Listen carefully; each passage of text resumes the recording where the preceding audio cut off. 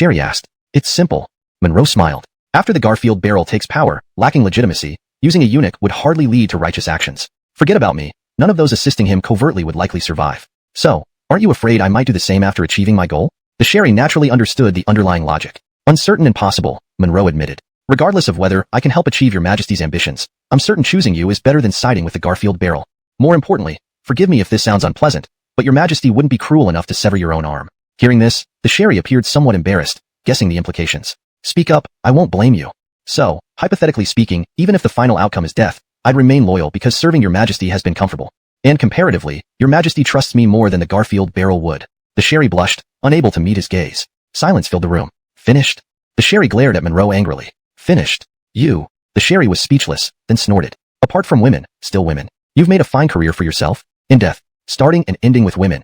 It must conclude with one. Otherwise, who else could muster such resolve? Especially since it was her Sherry who assigned him the task. Your Majesty, if I were to express my loyalty or devotion, would you believe it? Monroe chuckled freely. Besides, with your Majesty's wisdom, wouldn't flattery be too lowly? You don't know whether I believe you until you speak. The Sherry gave him a cold look. Your skill in flattery is impressive and formidable. Flattery is child's play compared to manipulation. Thank you for the praise. Monroe smiled, utterly unbothered. Moreover, his skin was thick. The Sherry pouted. She couldn't quite counter such audacity. All right, let's discuss other matters. Now, are you finally at ease and trust me more?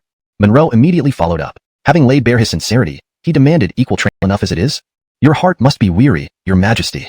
Monroe's face was one of bitterness. Looking at the bewildered Sherry, he inwardly smirked. She had never ridden a roller coaster, right? Heart weary? What exactly does that mean? Why can't I understand what you're trying to say at all? The Sherry was starting to feel anxious. Your Majesty, do you really want to know? Yes. The Sherry hurriedly responded. Since your Majesty wants to know, then I'll tell you. Monroe sighed. To put it simply, I no longer wish to continue with this job. What? The Sherry looked startled. You, repeat that for me.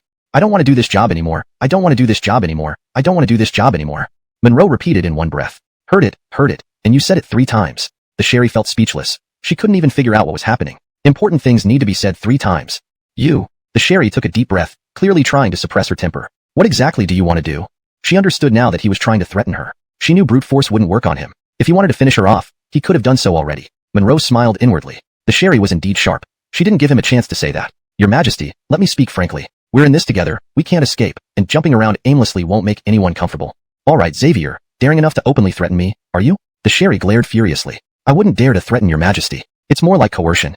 Monroe remained calm, wishing he could casually light a cigarette. What's the difference? The Sherry was momentarily speechless, then waved her hand listlessly. Fine, you nearly made me laugh in anger. Ask what you need to ask.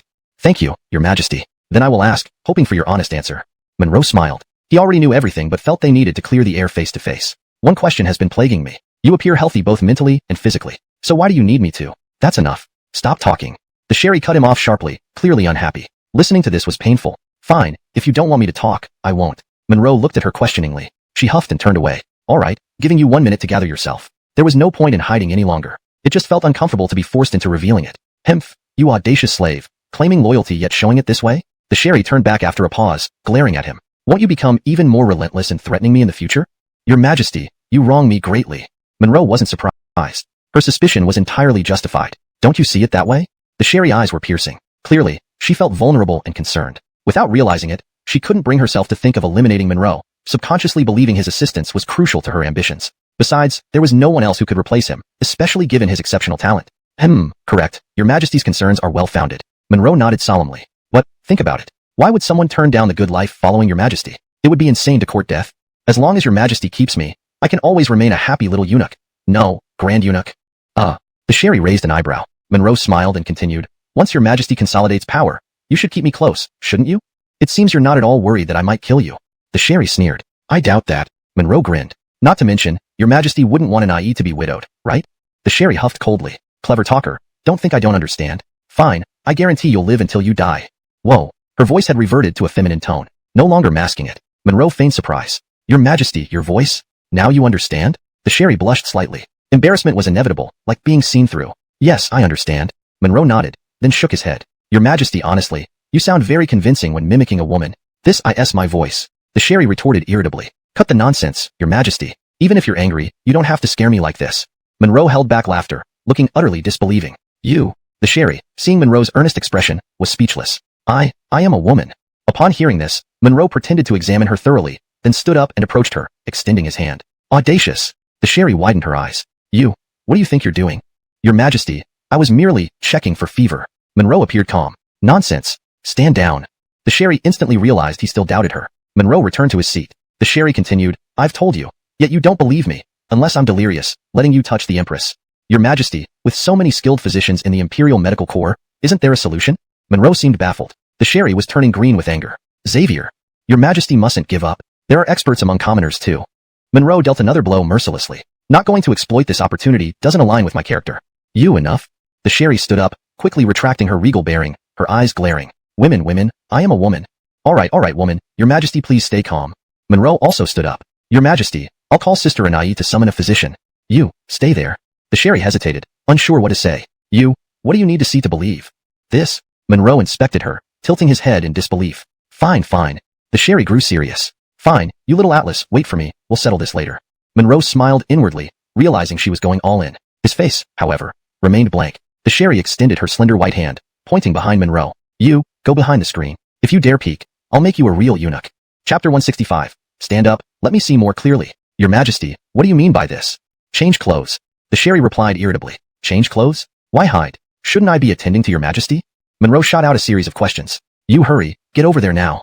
The Sherry glared with anger, but didn't dare yell too loudly. Elliot pressing her anger. She gritted her teeth and said word by word.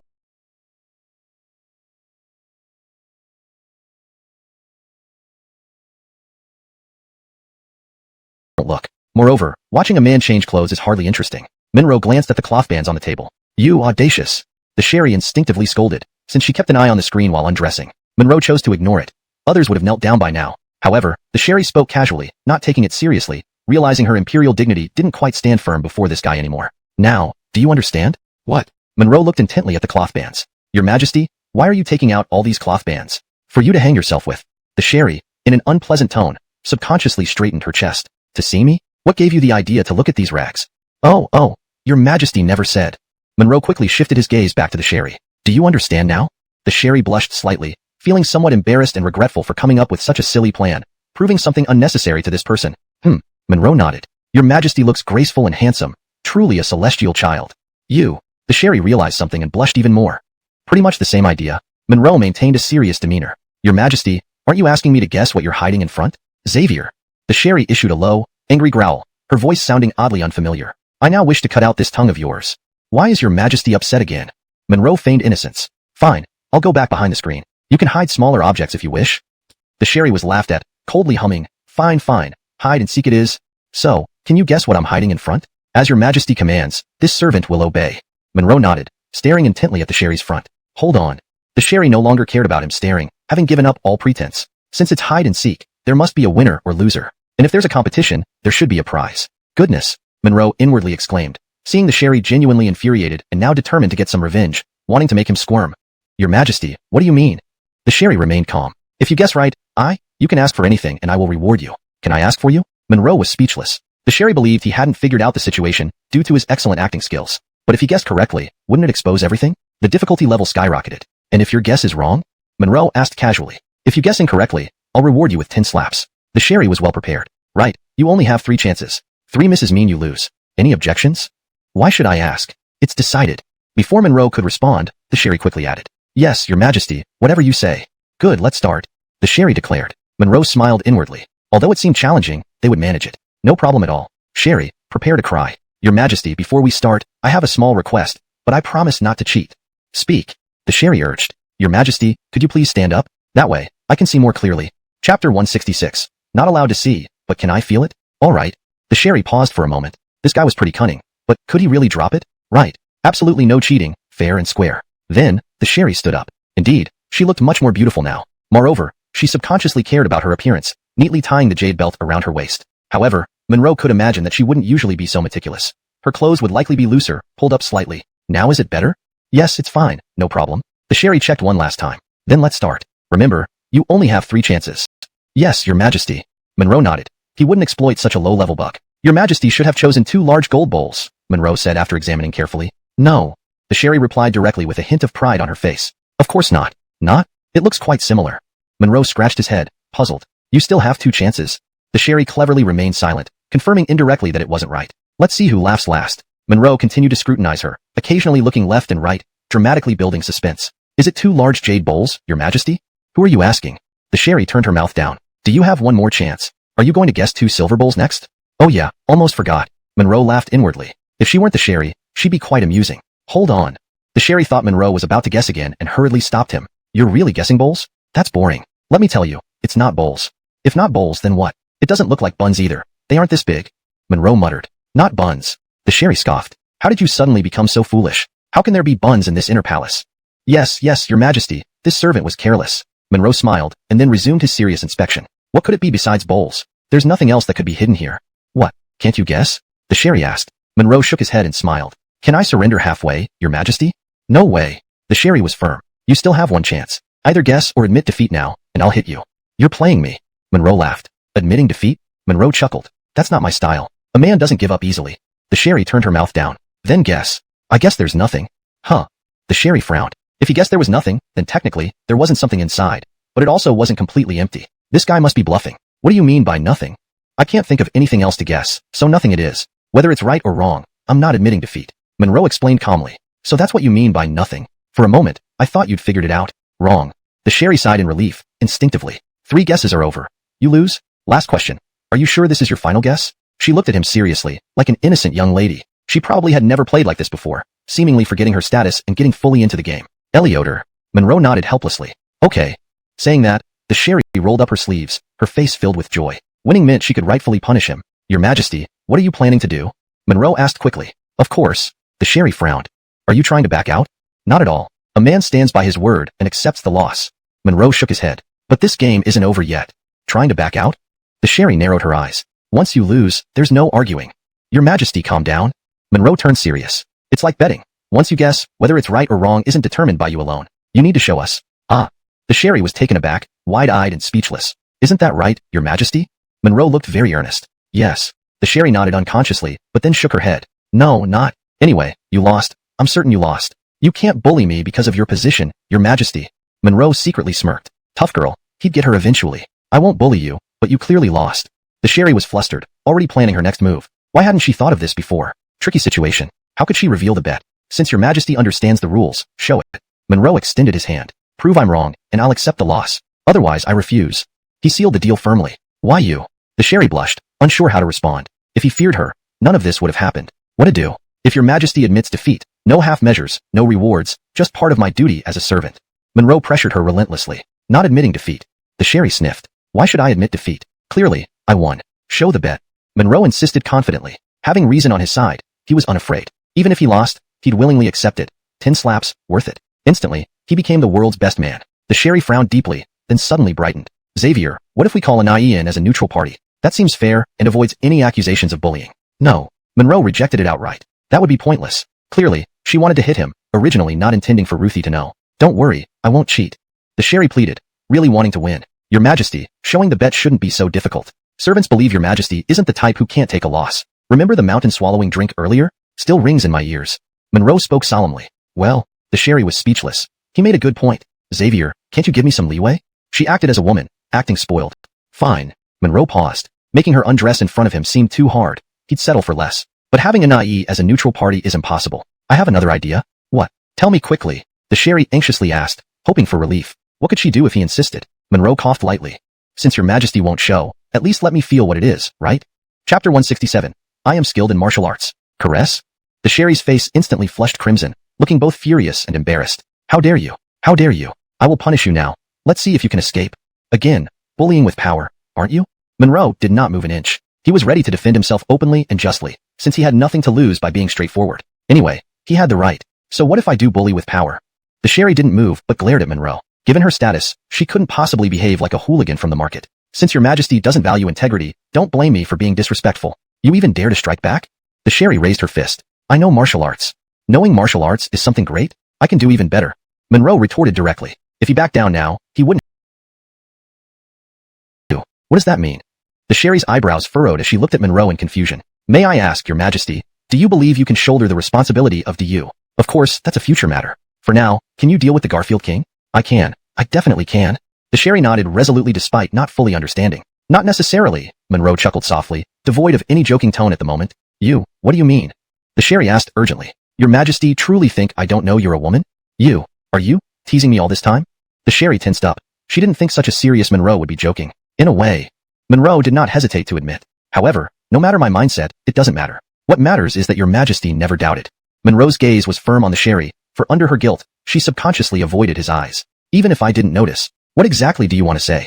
Though displeased, the Sherry sensed this wasn't Monroe's true intention. To put it bluntly, your Majesty couldn't handle this simple game. How can you expect to stand against the Garfield King and the struggles ahead? It's because I trusted you more. Is it the same?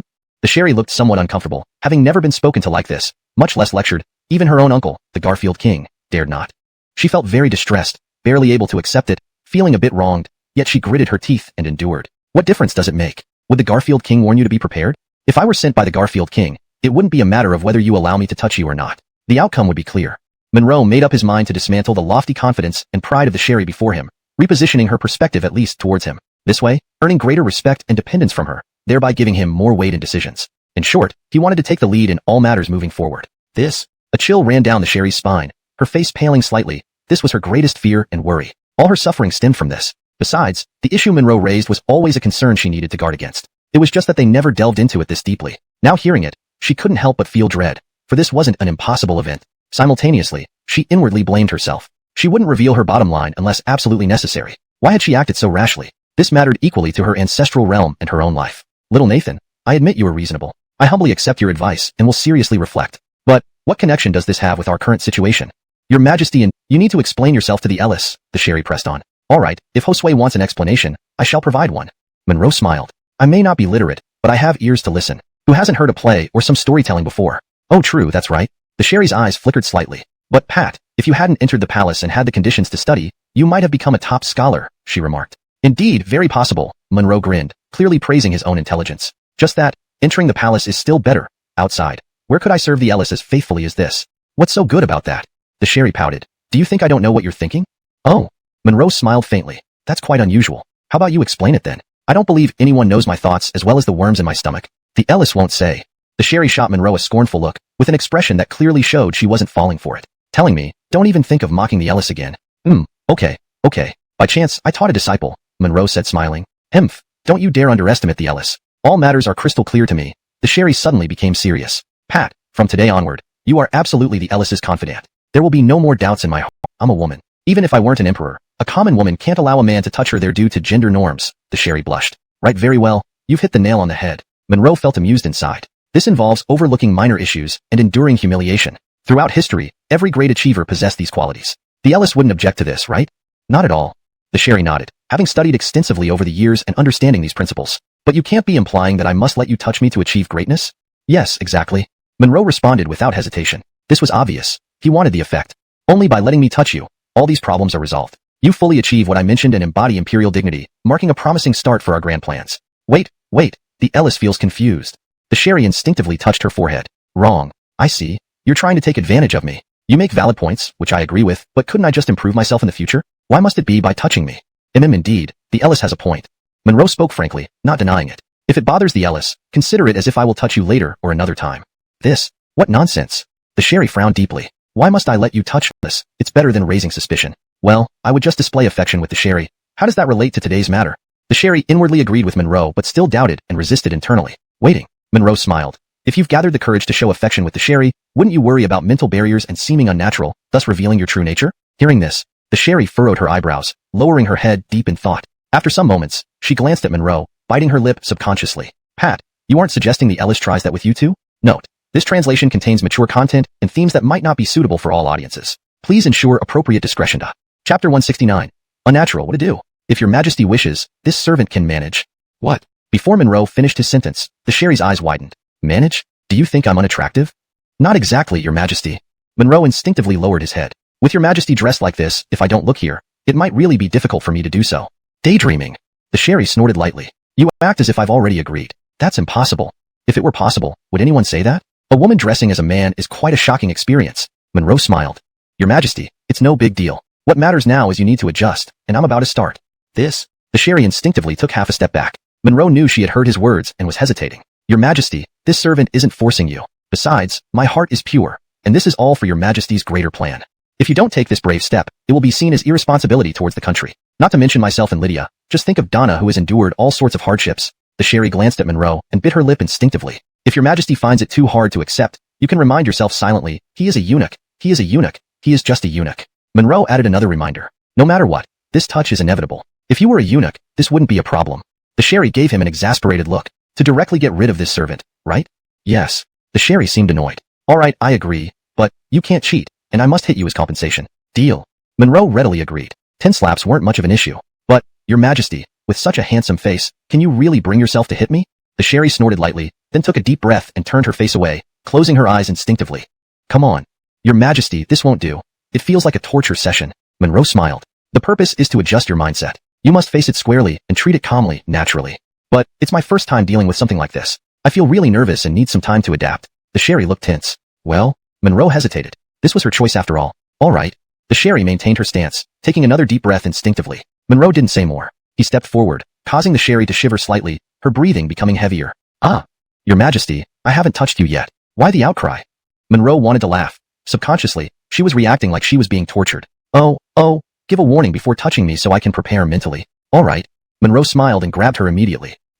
You. The Sherry frowned, feeling it instantly. You tricked me again. Your majesty, we haven't even started. Don't tell me you think this is over? Monroe continued.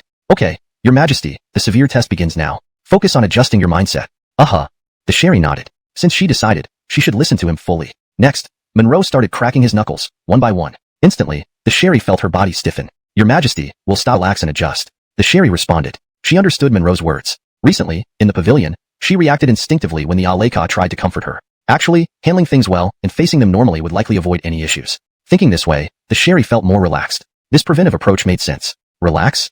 Monroe said to himself. Yes, I understand. Your majesty, I overlooked this. We shouldn't stand but lie on the bed instead. This? The Sherry instantly understood this wasn't a standing task. But, is it necessary? It's just practice. No, it's very necessary. Only by simulating real conditions can we achieve better results. Monroe insisted. Of course, if your majesty prefers standing, we'll spend more time. Don't worry, let's go to the bed. The Sherry opened her eyes and turned her head. Without waiting for Monroe, she moved away, then sighed in relief. Monroe smiled inwardly, following her. I hope you're innocent, your majesty. Soon, Monroe helped her take off her boots, and she lay on the bed, her body rising and falling with heavy breaths. Your majesty, you've been adapting for quite a while now. Closing your eyes is fine, but don't look so miserable. Tilting your head will hurt your neck. Hearing this, the Sherry turned her head. Baylor, why do I feel more nervous than before? Eleotor enough. Monroe saw her forehead sweating slightly. What? Monroe hadn't finished speaking when the Sherry glared at him. Still making it sound difficult? Am I not beautiful enough for you? Not really, your majesty. Monroe instinctively lowered his head and glanced down. With how you're dressed now, if I don't focus on this area, it might be impossible. Fat chance. The Sherry snorted. As if you could get me to agree to that. Impossible. If only that were possible. Disguising a woman as a man was always quite shocking. Monroe smiled. Your majesty, this isn't an issue. What's important now is adjusting your mindset because I'm about to start. This? The Sherry instinctively took a half step back. Monroe knew she had taken his words to heart and was struggling internally. Your majesty, it's not like I'm forcing you. Besides, my intentions are purely to consider your majesty's greater plans. If you don't muster the courage to take this step, it will be seen as irresponsibility towards our country. Don't even mention me or Lydia. Think of Alacia who has endured so much humiliation and wage. Revised. If you don't have the courage to take this step, it would be tantamount to being irresponsible to our country. Forget about me and Lydia. Just think about Donna who has endured all kinds of hardships and humiliations. The Sherry looked at Monroe and subconsciously bit her lip. If it's truly hard for your majesty to accept, you can tell yourself. He's a eunuch, just a eunuch. Monroe reminded her again. No matter what, touching was inevitable. If you were a eunuch, this would be easier. The Sherry shot a look at him. Directly chop off this servant, right? Yes. The Sherry looked irritable. Fine, I agree, but you can't go back on your word. I need to hit you in return, as compensation. Deal. Monroe readily agreed. It was just 10 slaps, no big deal. But, your majesty, with such a handsome face, can you really bring yourself to do it? The Sherry snorted, then breathed deeply, turning away and closing her eyes instinctively. Come on. Your majesty, this won't do. It feels like punishment. Monroe smiled. The purpose is to adjust your mindset, so you must face it squarely and treat it normally. It needs to feel natural. But, it's my first time encountering something like this. My heart is really anxious. I need some time to adapt. The Sherry appeared nervous. Well, Monroe hesitated. This was her choice after all. Alright then. The Sherry maintained her posture, but took another deep breath. Monroe didn't say more. He stepped forward, and the Sherry shivered involuntarily, her breathing becoming heavier. Ah! Your majesty, I haven't touched you yet. Why are you shouting? Monroe tried not to laugh. She was treating it like a torture session. Oh, give a warning before you start. Let me prepare mentally. Alright. Monroe smiled and grabbed her without hesitation. Huh? You? The Sherry frowned, feeling it immediately. You tricked me again. Your majesty, we haven't started yet. Eliotrala, you don't think this is it? Monroe continued. All right, Your Majesty, the real test begins now. Feel it, and gradually adjust your mindset. All right. The Sherry nodded. Since she had decided, she'd trust him. Next, Monroe began stretching his fingers, causing the Sherry's body to stiffen. Your Majesty, we'll stop when you say, but you must remember to adapt and adjust your mindset. The Sherry wanted to speak, but kept silent, biting her lower lip tightly. Why was this so uncomfortable? She felt suffocated, struggling to breathe. Your Majesty, tell me what's on your mind. Monroe suddenly asked. Sigh, I'm thinking about when we can stop. The Sherry's voice trembled. All right, I see. We need at least 15 minutes to adapt. Ah. The Sherry gasped, her lips trembling. Why? Simple, because you're not being natural. Monroe nodded. How do you know I'm not being natural? The Sherry raised an eyebrow. Even simpler, think about it. You should also know whether you should be this tense. Monroe responded. Hearing this, the Sherry pondered for a moment, relaxing her mind. She couldn't help but hum softly, covering her mouth upon realizing it. At the same time, she understood Monroe's point about knowing herself best. Thinking about the Sherry Dowager's cheerful voice resurfaced in her mind. So, you mean I shouldn't control myself? Exactly. Monroe nodded seriously. Only by letting go, deeply experiencing and even enjoying this feeling, will you not resist such situations in the future, and your demeanor will become more natural. All right, I'll try to relax. The Sherry acknowledged. She realized Monroe's words made sense, especially after jumping instinctively at the pavilion earlier when the Sherry Dowager tried to soothe her. Reflecting on it, handling things well and facing them normally would indeed help. Understanding this preventive approach made sense, she felt even more relaxed. Relaxation? Monroe said to himself. Right, I understand. Your Majesty, I missed this point. Instead of standing, we should have you lie down on the bed. This? The Sherry instantly realized it wasn't appropriate while standing. But, isn't that unnecessary? It's just a practice.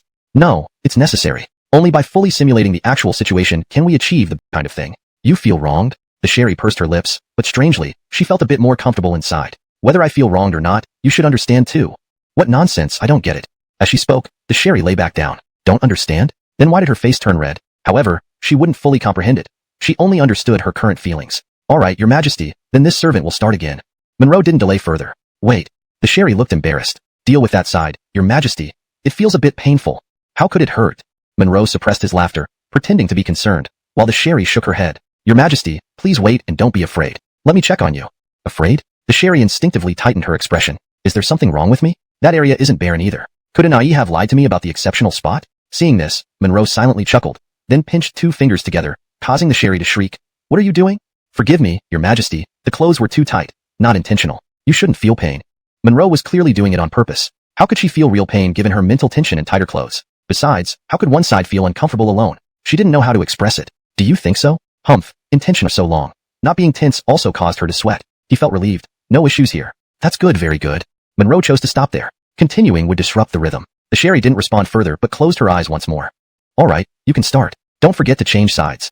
Even letting her hair loose might feel even better. She looked forward to seeing the Sherry dressed as a woman. Without hesitation, Monroe continued. Your Majesty, remember to stay natural.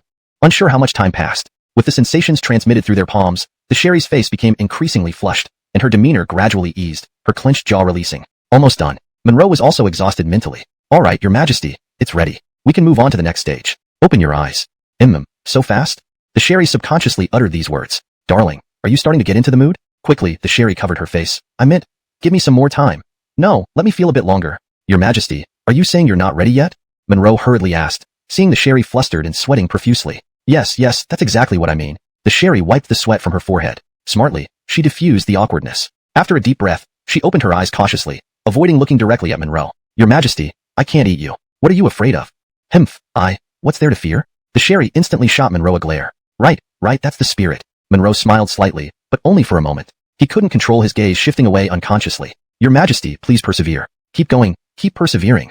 Monroe took a heavy breath. Your Majesty, don't hide it. I've been enduring and suppressing my feelings just like you. You nonsense. The Sherry turned away, fully aware of her own situation. After glancing at Monroe, he seemed more handsome, and she inexplicably wanted to hug him. Monroe smiled. All right, no more talk. Turn back.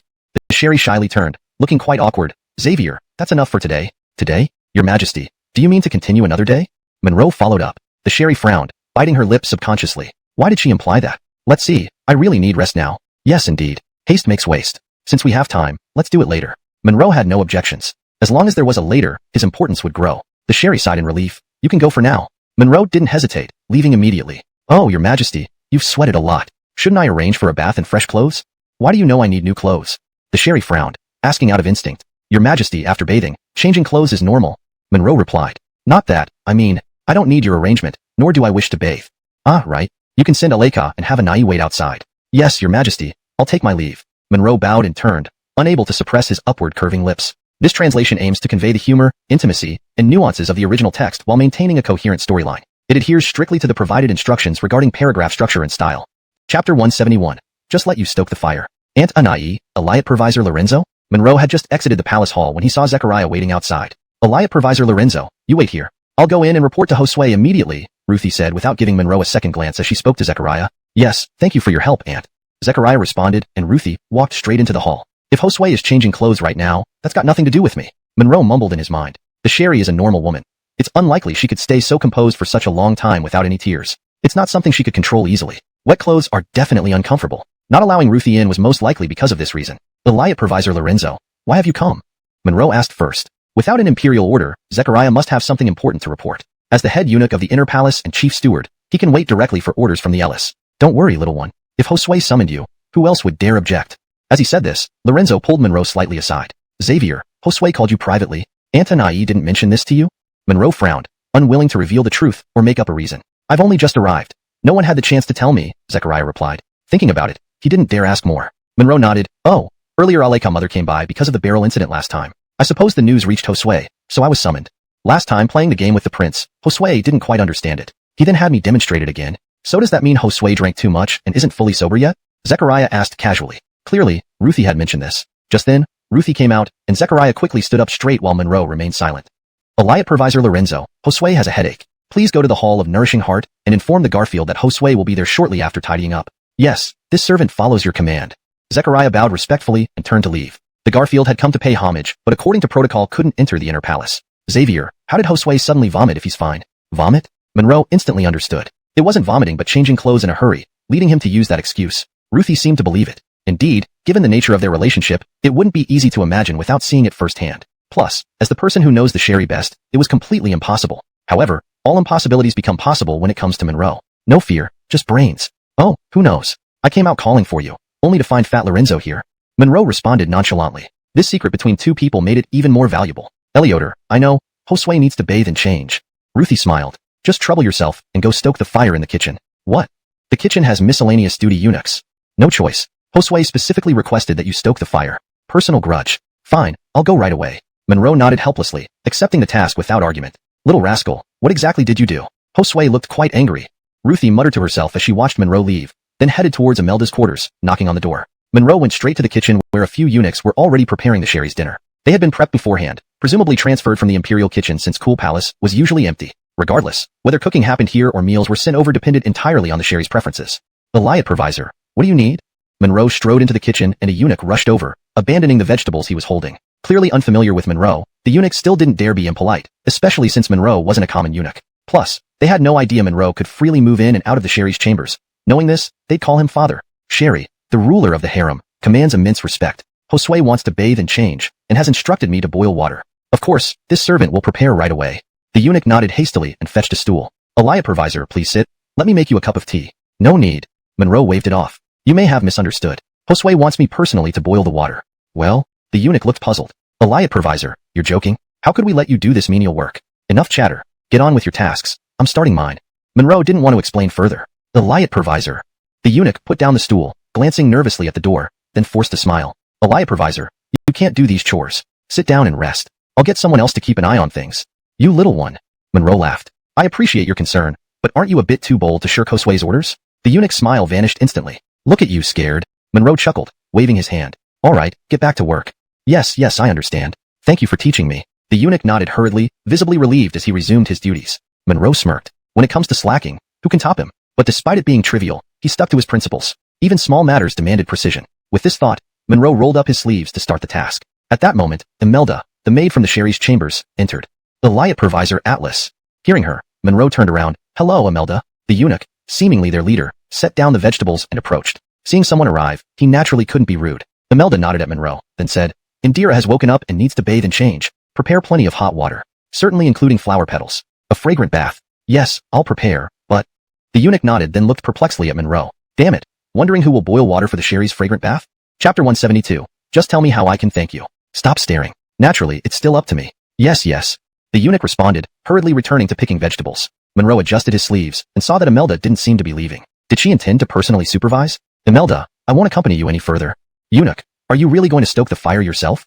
Imelda said softly. Of course. My loyalty to Josue is as clear as day. Monroe raised his clasped fists in a respectful gesture, looking solemn. Imelda's eyebrows flickered, then she whispered, Eunuch, there are a few words I wish to say to you. Imelda, this might not be possible. Matters entrusted by Josue cannot be delayed. Let's talk after I finish, Monroe said earnestly. Well, Eunuch, they can start the fire for you. Besides, Indira did not specify you must do it personally. That means having them start the fire for Indira? Monroe immediately understood her implication. No, I wouldn't dare. Imelda quickly waved her hands. Her meaning is also for your majesty. All right, Imelda, I understand. Your intentions are good. Monroe smiled. Don't worry, if you have urgent matters, just wait until I add the firewood. Imelda nodded but didn't leave. Monroe continued, Imelda, the smoke here is heavy. Why don't you wait outside? Eunuch, actually, Annie and I sent me to ask Aleka Sherry, and to stay here and watch over you. Imelda blushed slightly. So it's like this. Monroe pretended to frown. All right, I'll go tend the fire. He understood. The Sherry wanted to tease Monroe to vent, and Ruthie had told him that Imelda was likely sent by the Garfield King, wanting to see him tending the fire. A double agenda indeed. You all, stop what you're doing. Monroe pointed at the two stoves. Fill these 2 large pots with water. Hearing this, the eunuch looked puzzled. Eunuch, didn't you say Josue ordered you to stoke the fire personally? Why? Yes, correct. Monroe nodded. Josue asked me to tend the fire personally, but he didn't say I had to fill the water myself. Chuckles. Imelda couldn't help but laugh, covering her mouth as Monroe turned back to look. Oh, yes, I understand now. The eunuch finally got it. All right, everyone, stop working and fill those 2 large pots with water. Yes. The 3 eunuchs echoed in unison, then put down their work. 4 of them, including the leading eunuch, started filling the pots with water from the barrel, while the other 2 went out to fetch more. Without hesitation, Monroe added wood to the stoves, keeping the fire burning vigorously. He wasn't unfamiliar with this task, having grown up in the countryside and being the eldest child, so he knew exactly what to do. All right, Imelda, now we're done, and so are you. Imelda nodded, following Monroe out. She thought the same way the eunuch did earlier. They arrived at a corner of the yard. Imelda, why must you speak privately with me? Monroe asked first. Well, Imelda looked somewhat conflicted. Congratulations on becoming an inner court attendant of Taining Palace. Imelda, just say what's on your mind. No matter how high one rises, we are still servants. Monroe wouldn't believe it was just that simple. And Imelda, I guess Annie and I sent you to watch over me. Were you planning to turn a blind eye? Yes, indeed. Nothing escapes your notice. Imelda nodded, thinking about how fast Atlas Eunuch had risen, and how handsome he was. If only she could become his partner in the palace, that would give her great support. Imelda, what are you thinking? Oh, nothing. Imelda blushed even more, appearing flustered. I wonder if you will tell Auntie Anaya about my plans. What do you think? Monroe smiled. Imelda subconsciously shook her head. Do you see me as someone who would repay kindness with treachery? No, eunuch, I didn't mean that. Imelda quickly explained, waving her hands. Just wondering if you heard anything? Imelda seemed naive, but was very perceptive and strategic. After all, the Garfield King wouldn't employ someone not shrewd. She had seen him and Ruthie together in the pavilion recently and suspected Monroe might be the Garfield King's man, showing her astuteness in never revealing too much. Imelda, just spit it out. I won't tell anyone, but you're confusing me. Monroe acted confused, but clearly he was just pretending. Well, eunuch, I heard some rumors about you and Auntie and I. Imelda's face flushed red, knowing Monroe was playing dumb deliberately. Of course, Monroe had to play dumb. Publicly or privately, he couldn't tell anyone about such delicate matters. It made logical sense. Imelda, don't speak rashly. Monroe glanced around cautiously. But this time, I forgive you. I know you meant no harm, but don't spread such rumors again. Eunuch, I understand though. As she spoke, Imelda clamped her hand over her mouth in panic. Imelda, something's off. Monroe frowned, staring intently at her. Speak up. Why are you being so cryptic? Eunuch, at noon, I unintentionally saw you and Auntie Anai in the pavilion. Imelda stuttered. Monroe figured it out, his expression turning serious. Imelda, if you keep beating around the bush, I'm leaving. Eunuch, please don't misunderstand. I did see it, but I mean no harm. I only want to remind you since you'll be our supervisor in Taining Palace. Imelda rushed to explain. Eunuch, rest assured. I swear I won't tell anyone, but I worry if anyone else saw it. Smart move. Monroe understood. This could indeed be a powerful leverage. Sharing meals wasn't terrifying, but being caught secretly near Josue's chambers while he slept, that would be a different story. Imelda, just tell me, how can I thank you? Please note that this chapter contains mature content and hints at sensitive political intrigue within the palace. The translation aims to maintain the original tone and style while ensuring fluency and coherence in English. Chapter 173. The Garfield Barrel enters the palace. Ah. Imelda's expression was slightly surprised. I didn't mean to ask for anything from you, Your Excellency. I just hoped that no matter how high you rise, you wouldn't forget this humble servant. Alright, so she didn't expect anything in return, right? Imelda, you're such a sensible and lovely girl. As he spoke, Monroe suddenly pulled Imelda by her waist, causing her to shudder. Her face turned scarlet, and she subconsciously clutched at the corner of her clothes. Don't worry. Not only will I never forget you, but from today onwards, I will take good care of you. Relieved, Imelda took a deep breath and instinctively glanced around. Your Excellency, don't do this here. What if someone sees us? It's inappropriate. Monroe not only didn't let go but even squeezed Imelda's shapely bottom, which felt surprisingly elastic. Why be afraid? These few are nothing. Crushing them is as easy as squashing an ant. Your Excellency, we should go inside. After a startled cry, Imelda instinctively dodged, her face flushed with embarrassment. Yes, it's time to go in. Monroe smiled and walked straight toward the kitchen. Everyone seemed to be waiting for their own bowls. Huh? Good. All the better for the fun to come. After a while, Imelda recovered her composure and entered the kitchen. Once the water was ready, hot and cold water was promptly delivered to the Sherry bathing room. Unsurprisingly, only Ruthie was inside with Sherry, while the maids Matilda and Maya waited outside the grand hall on either side. It was clear these two maids were skilled in martial arts. Monroe had nothing much to do. Sherry Dowager Olivia was being attended by her own maids for her bath. Sir Atlas, you don't need to wait here with us. Lady Anai said you can wander around, but don't go too far. Elioter, thank you. You two have it tough. Monroe greeted them and went to sit in a pavilion nearby. A gentle breeze blew through, making it quite pleasant. Beside the pavilion lay a vast lake, its edges lost to the horizon. Somewhere far away, an island stood amidst the greenery. If only there were a boat and some beautiful company. What a life that would be. About half an hour later, the door to the grand hall opened, and the Sherry emerged with Ruthie. It looked like they were heading back to the Yangshin Palace. Monroe naturally couldn't remain seated and hurried over. Xavier, I'm going back to the Yangshin Palace. Stay here and attend to the Sherry Dowager when she's done. Yes, Your Majesty. Just then, Zechariah rushed over. Servant Zechariah pays respects to Your Majesty. Rise.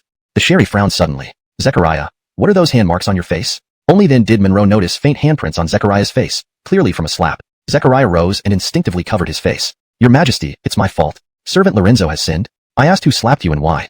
Your Majesty. Zechariah nodded hastily. Your Majesty, when I returned, Beryl Garfield asked about what happened here. He got angry and... Enough, let's go to the Yangshin Palace. The Sherry waved her hand, clearly understanding the situation. Your Majesty, the prince also asked me to bring Xavier to him for questioning. The Sherry hummed softly, said nothing, and continued walking, with Ruthie closely following. With that, Monroe and Zechariah had no Monroe beside him, waiting for further instructions rather than rewards. Uncle Holt, how is your health? The Sherry asked first. Blaine coughed lightly. Thank you for asking, Your Majesty. I only caught a minor cold, nothing serious anymore. Thank heavens. With so many affairs of state to manage, without Uncle Holt, I would be at a loss. Your Majesty speaks too highly. It's within my duties, entrusted by the late Emperor. Blaine sighed suddenly. Some words may be inappropriate for a minister to speak, but as the late Emperor's brother and Your Majesty's uncle, I must say them. Uncle Holt, formally we are ruler and subject. Privately you are my elder. Please speak freely. I shall remember your words carefully. Thank you, Your Majesty, for your understanding.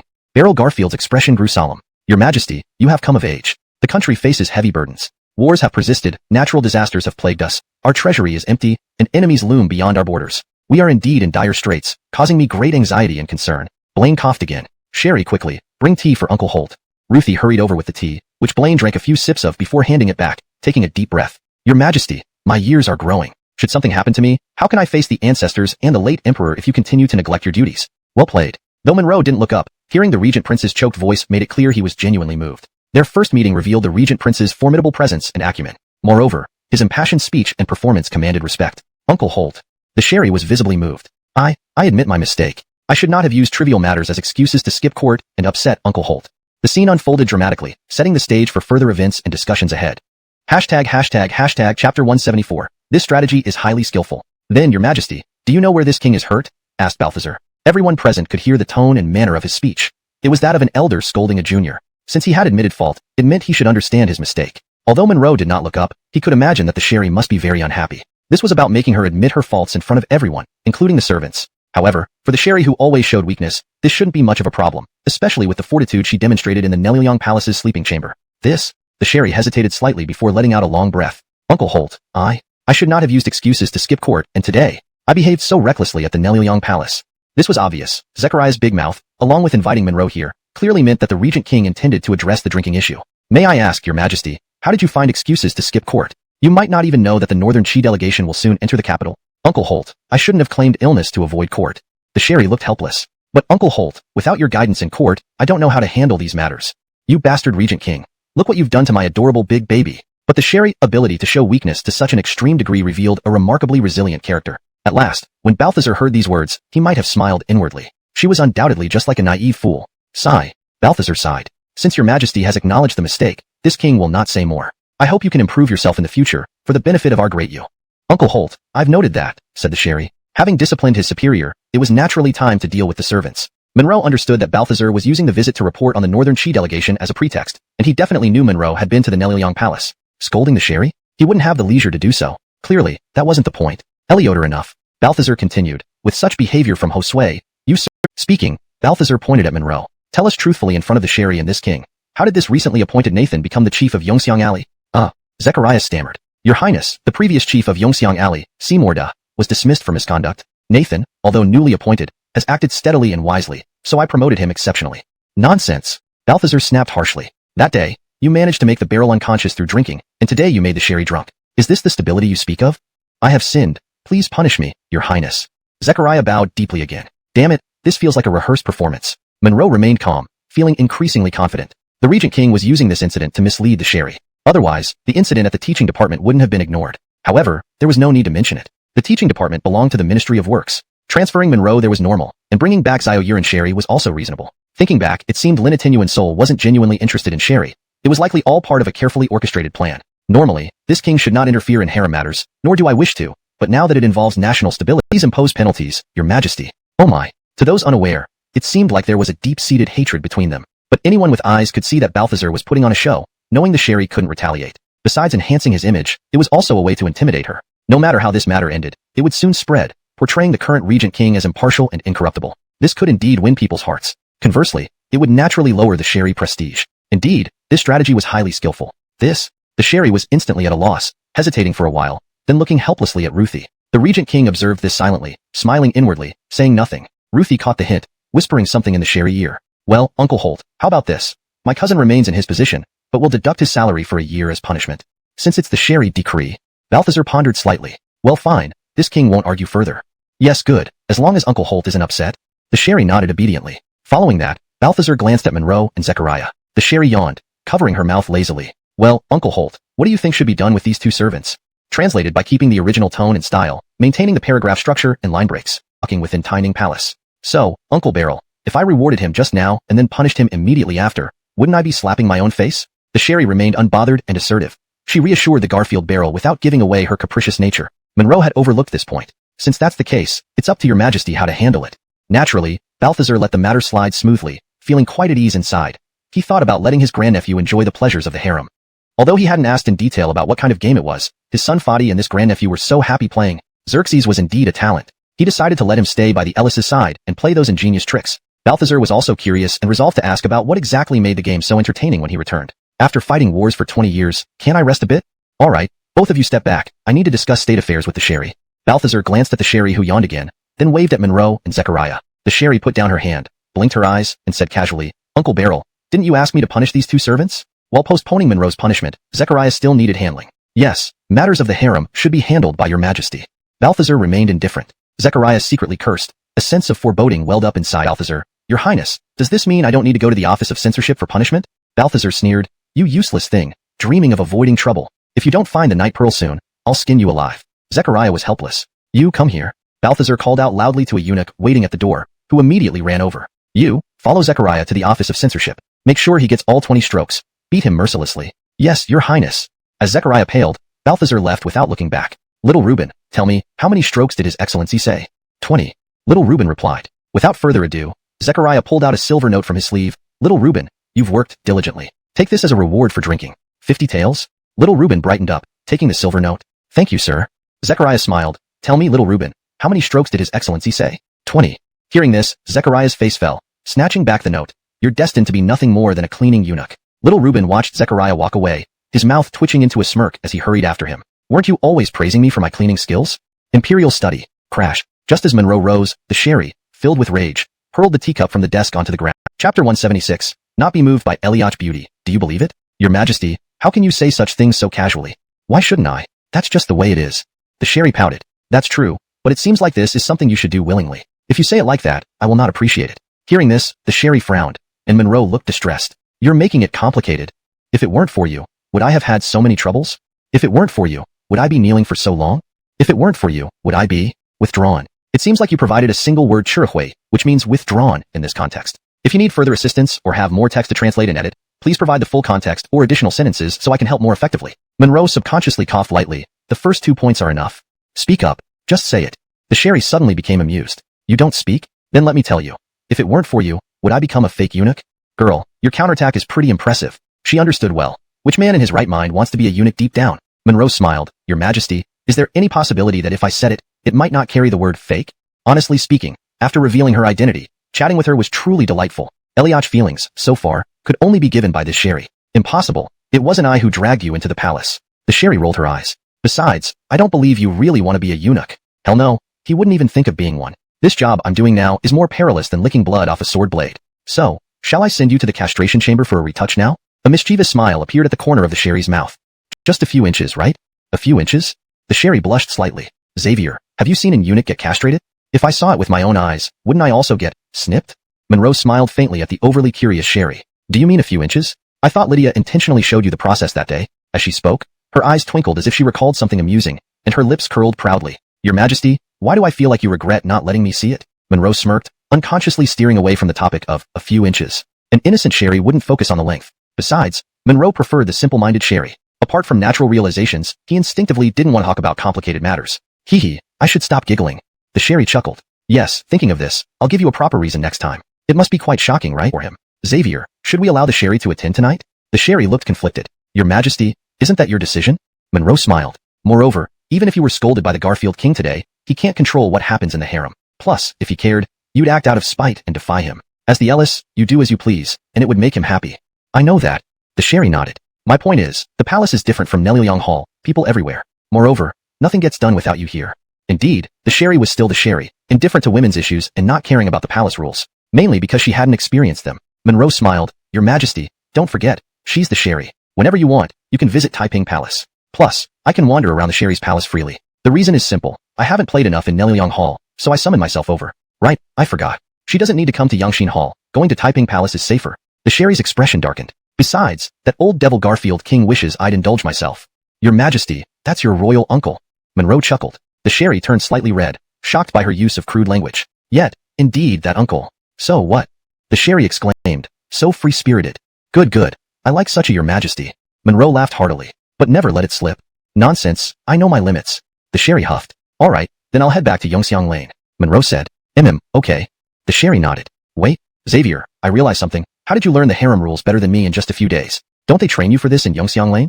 They don't need to know this in Yongxiang Lane, but I have to research. We're in a business that requires it. In his previous life, Monroe loved reading about the secrets of the harem, and besides, he genuinely sought advice from Ruthie and Donna, who knew it all too well. Kidding aside, one who cannot plan for eternity lacks foresight. Excuse-making. The Sherry pouted. You must truthfully tell me if you like the Sherry. Your Majesty, if I say that facing such beauty, a normal man remains unmoved, would you believe it? The Sherry was speechless. Chapter 177. Playing the long game. No way. The Sherry clicked her tongue, still blurting out these two words instinctively. Then why ask? Monroe asked with interest. I just wanted to ask, can you stop me? The Sherry pouted instinctively. Even Ellis wasn't being addressed formally anymore. Indeed, that word was probably a burden for her. With that weight temporarily off her shoulders, she could act on impulse. Can't be stopped, and seek your opinion. Thank you, Your Majesty. Monroe responded by sitting down again. It's still about those playing cards, as you said. There is indeed great business potential. Money was indispensable in the struggle for power. If the Sherry weren't interested, that would be absurd. But, after much thought, how can this be done? Even if I initiate it, all eyes in court, and even the entire capital are watching for Garfield King's moves. The money wouldn't come to me. Majesty is right. Your servant has thought about this already. Monroe replied. Oh. The Sherry glanced at Monroe, who seemed to be confident. Her eyes brightened. By the looks of it, do you have a good plan? Monroe nodded. With money comes people. Only by secretly accumulating wealth and rallying supporters can Josue qualify to contend with the Garfield King. Yes, that's correct. The Sherry smiled. Don't tell me, little Nathan. You don't seem serious. Cough. Ruthie frowned and coughed unconsciously. Luckily, the Sherry's voice wasn't too capricious. I'm just curious about little Nathan's insight. Continue. Ruthie acted subconsciously, not because of worry, but because the Sherry seemed so unusual today. It was her first time hearing her speak like this. Pursuing wealth isn't wrong, but Majesty absolutely cannot get involved directly. The only method is to have someone close handle it quietly, getting the money into Josue's hands without anyone knowing. My confidant? The Sherry pondered. Little Nathan, you're the best fit for this. That was obvious. Your servant is willing to help, but Majesty, this matter isn't simple. Whatever, this must be kept from the Garfield King. If he uses it, it will only add to his power. The Sherry sighed. This is my greatest concern. I'd rather let no one get the money than let Garfield King pocket it. It must be kept from the Garfield King, but this matter must involve Gideon. Gideon? The Sherry gaped. Isn't that the same? Please calm down, Majesty. Let me finish. Monroe was not surprised. There's no better way currently. Only by involving Gideon can we prevent suspicion if the Garfield King finds out. Moreover, only this method ensures Josue gains more wealth. Business was his forte. Little Nathan, the more you explain, the more confused I get. The Sherry turned to look at Ruthie, who shook her head, clearly equally bewildered. Anyone would think, even if the Garfield King didn't know, wouldn't the money still end up with Gideon? Besides, with so many spies around, they'd soon find out. However, Monroe wasn't worried. His strategy was to play the long game. Majesty, this issue isn't easily explained. And consider, I'm merely a small figure now. Without reliable people at hand, this matter must progress gradually. Monroe, hashtag chapter 178, establishing rules. Hashtag at the Garfield Barrels Manor. Gabriel had just sat down in his study when he summoned his trusted butler, Ilias. Has the gene in the County Magdalena returned? The County Magdalena returned not long ago, but the gene hasn't come back yet, Ilias replied. Impossible. Could it be that this brat actually managed to secure the Tatiana? No, Gene didn't even get inside the gate. Ilias reported truthfully. What? This boy is such a failure. Initially shocked, Gabriel's expression quickly turned less severe. This Tatiana is too arrogant. She doesn't even put this barrel in her eyes. Your Highness, please calm down. That Tatiana can be quite capricious. She gave a couplet challenge at the door, and even if Gene couldn't solve it, such treatment is not appropriate in our great U, Ilias explained hurriedly. At least we're spared embarrassment. If the 6th County Magdalena had also been turned away, it would have disgraced us. The news would tarnish the reputation of our great U. Although displeased, Gabriel had no one to blame. Well, where did Gene go if not here? Ah, Ilias hesitated. Gabriel snorted coldly. That little bastard probably went to Wanhulu again, didn't he? Ilias grinned sheepishly, confirming the assumption. Should I send someone to bring him back, Your Highness? Forget it, I'm too tired to deal with him. Gabriel waved him off irritably. Oh right, choose a large residence and visit the Imperial Music Bureau. Take those 4 women away without any explanation. Yes, Your Highness, as you wish. Hashtag in Yongxiang Lane. Did the Imperial Music Bureau send anyone today? As Monroe sat down, he turned to ask Irwin, who was pouring water. They were sent over shortly after you left, Atlas sir. Nodding, Irwin confirmed, they didn't say much, so I simply placed them in a room for now. All right. Monroe sipped his tea. Record the reason for their transfer as disobedience to management. Yes, Atlas sir. Irwin responded. By the way, I didn't see Seymour Gong. Was he taken away by Ximenzi? Yes, he was taken away. Irwin smiled. I checked on him around noon. A few eunuchs were playing cards and made Seymour Gong serve them, pouring tea, massaging legs. And it seems everyone there owes him money, so they torment him in various ways. His expression, well, let's just say he wished he were dead. It's hilarious. Killing someone emotionally is indeed effective. Monroe chuckled, vivid images forming in his mind. That Ximenzi has some interesting skills. Yeah, that guy really has some tricks. Irwin nodded, his enthusiasm somewhat dampened. If you approve, I could tell you more about him. Monroe glanced at Irwin, understanding what he meant. Irwin, remember this. Great achievements require patience and broad-mindedness. The same goes for employing people. Focus on their value to us, not whether you like or dislike them. You're right, Atlas sir. My thinking was narrow. Please punish me. Irwin knelt down. You each have your strengths. You might feel inferior to Ximenzi. Having abilities is important, but it's not the most crucial. Cleverness can last for a moment, but not forever. Eliach people often end up worse than the foolish ones. Remember what I told you the day you officially joined me? Wholeheartedly loyal service. Yes, I remember, Irwin stuttered nervously. Good. Monroe's demeanor softened. Remembering it shows your loyalty to me. One's capability can be lacking, but sincere loyalty is what I value most for my confidence. Yes, Atlas sir, I will keep it in mind. Fine, stand up. Monroe raised his hand. Previously, things were casual, but now rules must be established. Thank you, Atlas sir. Irwin stood up, breathing a sigh of relief, realizing his previous arrogance and impulsive actions. He needed to regard himself as a servant from now on. Monroe listened as Mike detailed Little Door's activities and reputation within the palace. It appeared that Little Door was adept at manipulating situations to his advantage, earning respect and favors despite his lowly position. His card skills were renowned, and many of the eunuchs in various departments owed him money, some for a long time. Notably, he was highly favored by head eunuch Lorenzo, handling matters privately that even Seymour the eunuch couldn't interfere with. Mike continued, Little Door, though low in rank, is more popular than Luke Seymour in the palace. He plays cards well, though who knows if he cheats, but almost every eunuch owes him money. Over time, he must have received no small amount of silver just from unpaid debts. Otherwise, the vegetable garden's accounts wouldn't be under his full control. He's also very much favored by eunuch Lorenzo, who handles things privately without letting Seymour the eunuch get involved. Talent indeed. Monroe hadn't known about these details before. He resolved then and there to bring Little Door into his fold. The connections alone were valuable, but more importantly, the vegetable garden business was immensely profitable. Who wouldn't be envious? That damn Zechariah probably siphoned off a fortune each year. However, it wasn't the right time yet to make any moves against Zechariah. Just then, there was a knock on the door. Mike opened it to find one of Zechariah's attendants. Eunuch Atlas, Master Lorenzo requests your also due to the lucrative business of the vegetable garden. Lorenzozi surely profited immensely from it. However, the time wasn't right to move against Lorenzozi. Just then, a knock came at the door. Opening it, Irwin recognized one of Lorenzozi's eunuchs. Atlas sir, Lord Lorenzo requests your presence. Elioter. Monroe got up, giving Irwin a meaningful look. Irwin understood and pulled out a silver ticket from his sleeve. 50 taels, neither too much nor too little. Congratulations on your promotion, Atlas sir. Thank you for the gift, the eunuch said, taking the ticket instinctively. No need to be formal. We all serve Lord Lorenzo. Just a token of appreciation. Thanks, Atlas sir. The eunuch stuffed the ticket into his pocket, smiling broadly. Spending a bit on bribery was necessary. Money can resolve many issues. As they stepped outside, little eunuch, do you know why Lord Lorenzo needs me? Please call me Zayaguzi, Atlas sir, he bowed respectfully. It was clear they were all accustomed to such behavior, explaining it naturally. Hashtag notes. Chapter 178. Establishing rules. At the Garfield Barrels mansion, as soon as Balthazar entered his study and sat down, he called over his trusted butler Ilias. Has the barrel and the County Magdalena returned? The County Magdalena returned not long ago. However, Jean hasn't come back yet, Ilias replied. No way. Could it be that this kid actually succeeded with the Tatiana? Balthazar's brows furrowed. Not at all, Your Highness. Jean didn't even get inside. Ilias truthfully reported. What? Even if this kid is a failure? Initially, Balthazar was astonished, but soon his expression turned more relaxed. This Tatiana is too arrogant, barely respecting this barrel. Please calm down, Your Highness. While the Tatiana is a bit headstrong, she did present a couplet when entering. Even if Jean couldn't match it, in our great you, this behavior isn't appropriate. Ilias hurriedly explained. At least, if the 6th County Magdalena had also been turned away, it would have been an embarrassment for us and brought shame to our great you. Although unhappy, Balthazar could find no reason to blame anyone further. So, where's Jean gone? Well, Ilias hesitated. Balthazar let out a cold snort. Did this little bastard go to 10,000 Flowers Tower again? Ilias's mouth twitched, silently confirming it. Should I send someone to fetch Jean back, Your Highness? Forget it. I don't feel like dealing with him anymore. Balthazar waved his hand dismissively. All right, select a large residence and visit the Imperial Harem Bureau. Don't say anything. Just take those 4 women away. Yes, Your Highness, I understand. In the long petty, please punish me. Sterling immediately knelt. You have your strengths, and Xiaominzi has his. You might think you're inferior. Skill is important, but not most crucial. Small tricks can only last a while, often ending up worse than fools. Sterling shivered slightly. Do you remember what I said when you first joined me? Why yes, loyal service. Sterling stuttered nervously. Good. Monroe softened a bit. Remembering this shows your loyalty. Skills can be lacking, but loyalty is what I value most for my confidence. Yes, Lord Atlas. I will remember. Sterling spoke solemnly. All right, stand up. Monroe gestured. Now, it was time to set the rules firmly. Thank you, Lord Atlas. After rising, Sterling sighed in relief, realizing his earlier arrogance. From now on, I'm a servant, and Lord Atlas is my master. Lord Atlas, though Xiaominzi's status is low, he's well liked in the Imperial Harem. He plays cards and likely cheats, making many eunuchs owe him silver. Over time, he probably received countless gifts, which is why he manages the kitchen garden's accounts without interference.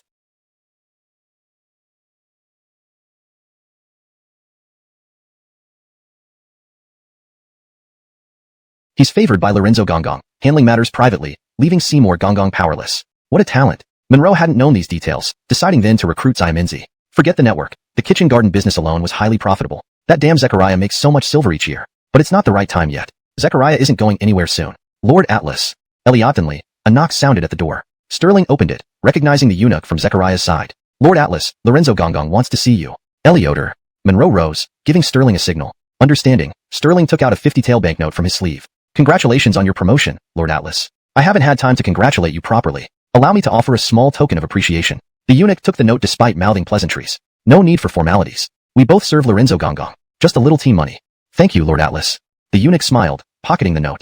Monroe had just become the head of a long corridor. Spending a bit on such an errand was expected. Money-solving problems is no problem. Then they headed out. Little eunuch, do you know why Lorenzo Gonggong wants to see me? Call me Little Dog. You're too kind, Lord Atlas. Little Dog bowed respectfully. Typical eunuchs, treating people differently based on bribes. Monroe frowned slightly as Little Dog grinned. Just like you guessed, my nickname is Air Dog. Seems they're used to it, explaining naturally.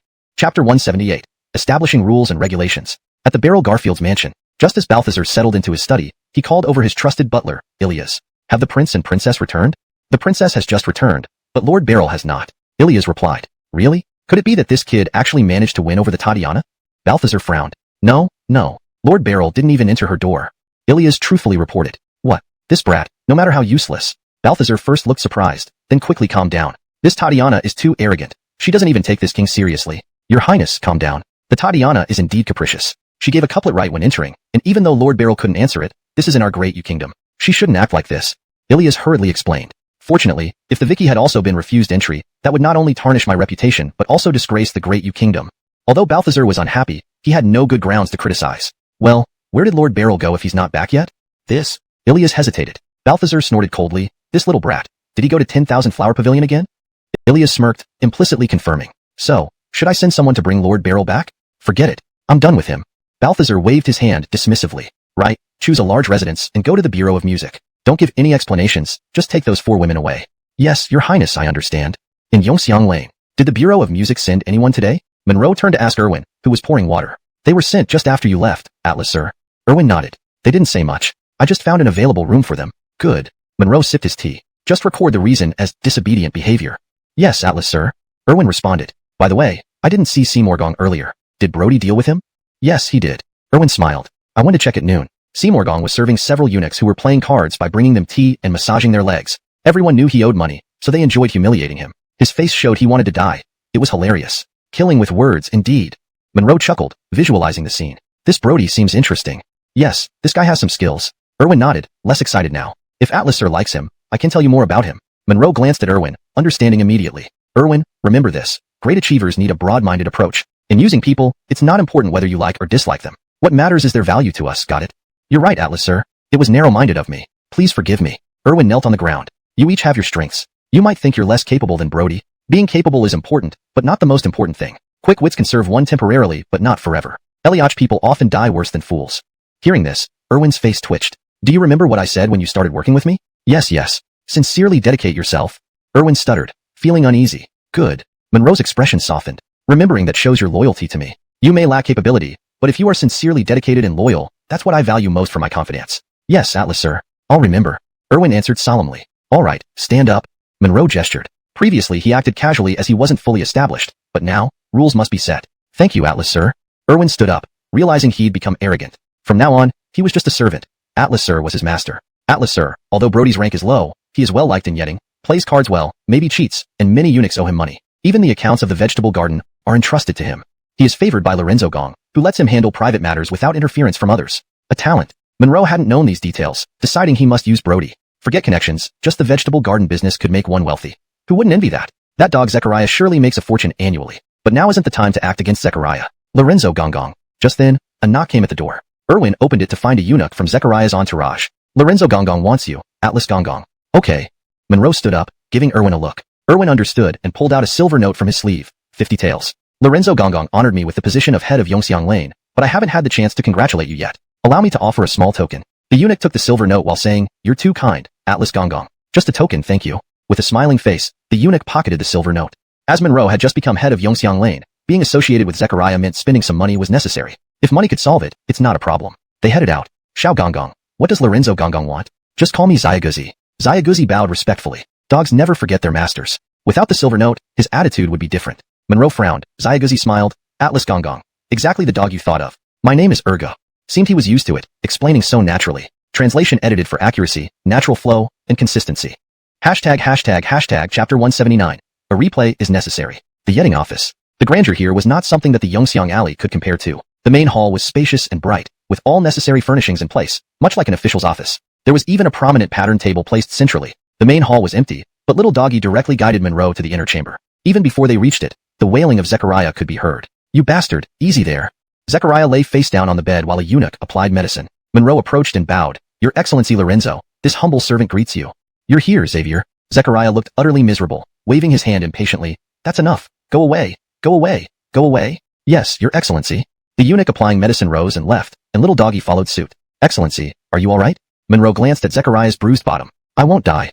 Zechariah moved slightly, immediately grimacing in pain. Please sit. Thank you, Excellency. Monroe acknowledged. I do. The prince wants the night pearl urgently. He suspects it might be with Coralie, so we must try to make her talk. Hearing this, Zechariah looked at Monroe and nodded approvingly. No wonder Leo the Crown Prince values you so highly. Now even the Emperor favors you. Xavier, your future is boundless. Excellency, you flatter me. No matter what, I won't forget your kindness. Monroe expressed gratitude sincerely. Good. I like your character. Zechariah smiled widely. Now that you understand, there's no need for more explanation, right? Rest assured, Excellency, I will do everything to make Coralie speak. Monroe nodded, not having much else to say. Only by following orders could he achieve his goals. Yes, I believe you will do your best. Zechariah sighed helplessly. Xavier, I'm not joking. If we can't find the night pearl soon, the prince will be furious. Losing our positions is minor compared to possibly losing our heads. These words carried weight. However, Lorenzo Fatty, you can't scare me. But it's your own fault if you lose your head. Monroe wasn't worried. The night pearl was already in his hands, and he understood the situation.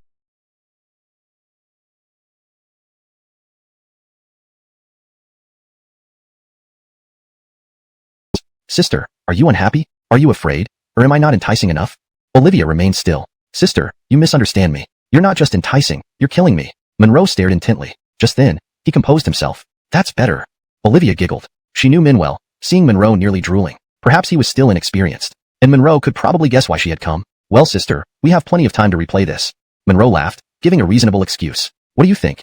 Olivia shot him a seductive glance, delighted her guesses were spot on. If you were a real man, I'd serve you well. A replay is necessary, and we must follow the original script. Saying this, Monroe stepped out again. Re-entering, he lunged forward in one swift motion, directly pouncing on her. Note: for context and consistency, names like Zechariah, Monroe, and Olivia are used throughout, and the story maintains its original tone and style. Chapter 180. Which decent man would confess voluntarily? Soon, Olivia flipped over. Hayward, you're so rough. Sister's heart is almost pounding out of her chest. Olivia pressed her hand against Monroe's chest, breathing heavily. Oh, how vexing. She sighed, then sat aside with a look of reluctance. Well, damn it, who wouldn't be excited? It was like having a bucket of cold water thrown over him, putting everything out. No need to ask. They were definitely heading to Taiping Palace now. Sister, you know we are about to leave. Isn't this just making yourself suffer? Humph, all because of you. If not for your delay in the yetting, I wouldn't have had to wait for you for so long. This revision maintains the original meaning while ensuring it reads more naturally in English. The term, yetting, is kept as it seems to be a specific location's name in the context of the story. Olivia had an expression filled with grievances. Otherwise, without any interruptions, they could have relaxed fully in their bliss. That damn Lorenzo Fatso ordered me there.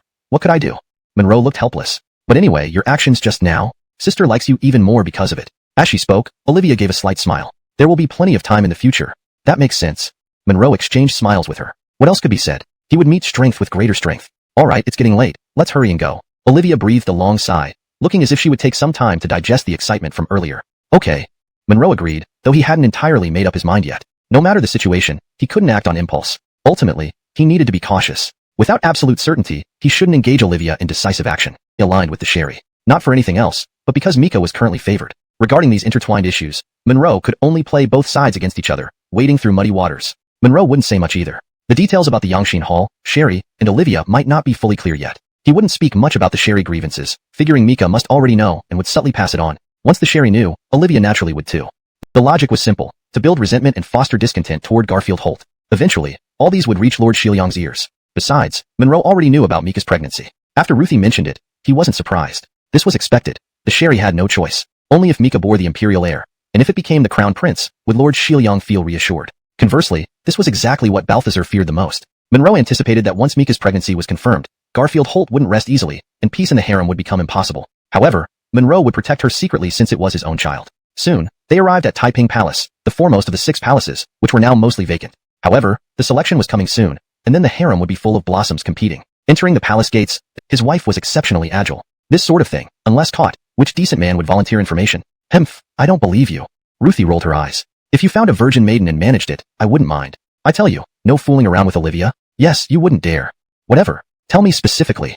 Monroe laughed beside Ruthie's ear, knowing even if seen, it wouldn't cause trouble. Olivia wouldn't care either. A jealous woman might devour you whole, leading to fiery passion.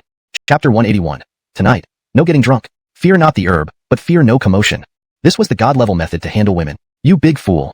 Ruthie pouted, displaying a demure demeanor. Anyway, be careful. Olivia is indeed alluring, but how old is she now? You think about it, could you still go that far? Dear, are you saying I have a thing for older women? Monroe stifled a laugh. Sometimes, it's better to remain naive. Olivia's charm couldn't be summarized with just one word like mature. Ruthie's fine brows knitted slightly. She had never heard such a term before. What do you mean by older? It sounds so unpleasant, but the meaning is correct. You don't know your husband isn't cultured enough? Monroe smiled. All right, my fierce lady, your husband will take care of it. At this moment, the door to the sleeping chamber opened, and the Sherry and the radiant Sherry Dowager emerged, followed only by Olivia. Your servant pays respects to your majesty and Indira, the Sherry. Rise. The Sherry raised her hand, looking somewhat indifferent. As an emperor, she couldn't pout or look unhappy. That would undermine her authority. Truth be told, the Sherry had it tough, always walking on eggshells. Your majesty, the imperial banquet has been ready for quite some time. Let's head over. Macau said softly. Yes, I'm indeed quite hungry. The Sherry nodded, and Macau looked pleased. Whether comforting or playing the lute, the Sherry seemed more contented now. The Sherry dining hall was spacious and luxurious, featuring a long table covered in yellow silk, symbolizing royal dignity and grandeur. A glance showed hundreds of dishes kept warm under golden lids. This arrangement adhered strictly to protocol. The Neliang Palace was simpler by design, clearly a deliberate choice by the Sherry. Here, though with many eyes watching, the Sherry wouldn't advise restraint. Luxurious displays were expected of a decadent ruler. In truth, this was for the Garfield's sake, showcasing her mediocrity as a form of weakness. The Sherry and the Sherry Dowager sat down opposite each other. There were no extra chairs, indicating no third person should join them. However, there was a shorter side table across from them for favored guests to sit at.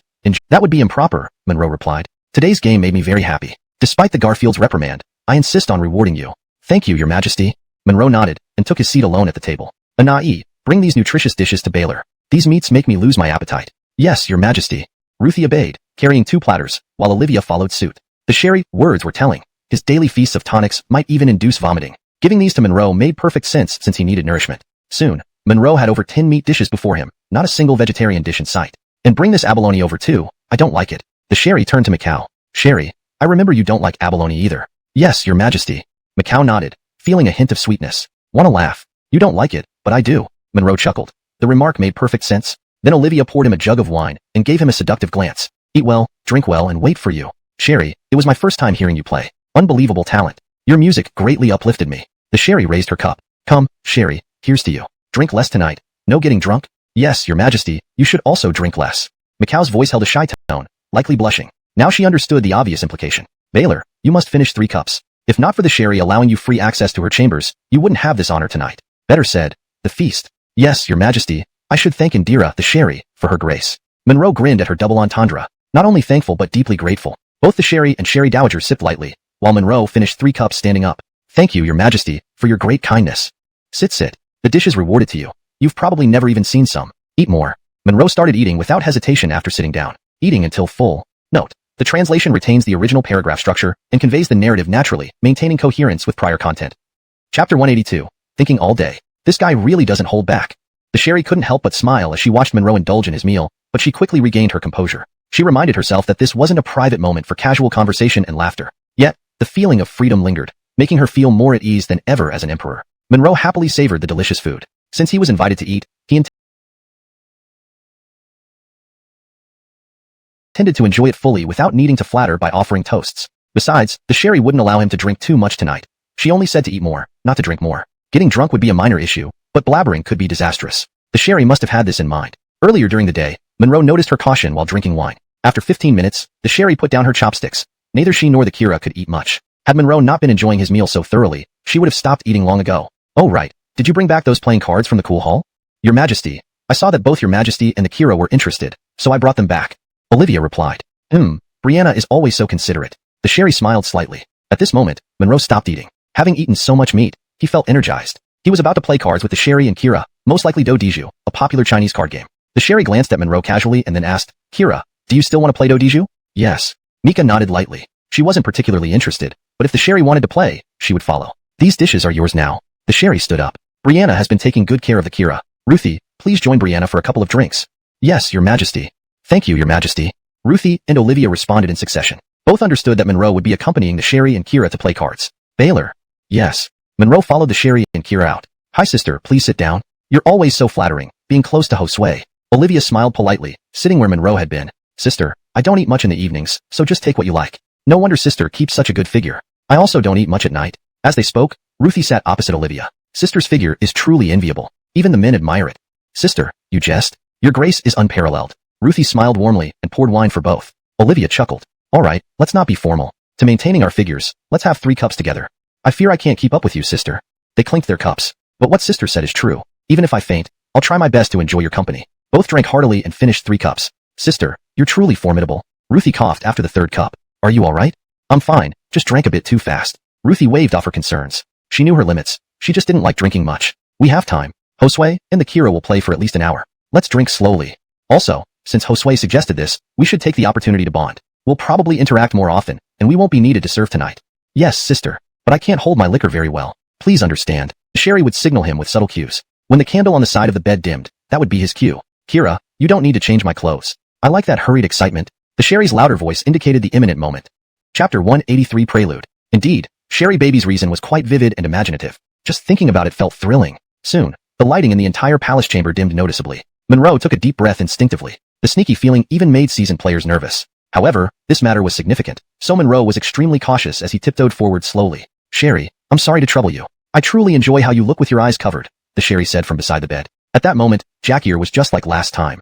Her eyes were tightly covered by a thick piece of black cloth. Poor Sherry. Yet, it seemed there wasn't any other choice. Your Majesty, this subject does not feel wronged. This subject also thinks this feeling is good. Quite stimulating. There's no need to be so reserved. That's good, then I can rest easy. As she spoke, the Sherry gestured to Monroe, who had already arrived. Sherry, here I come. We should have a crown prince sooner rather than later.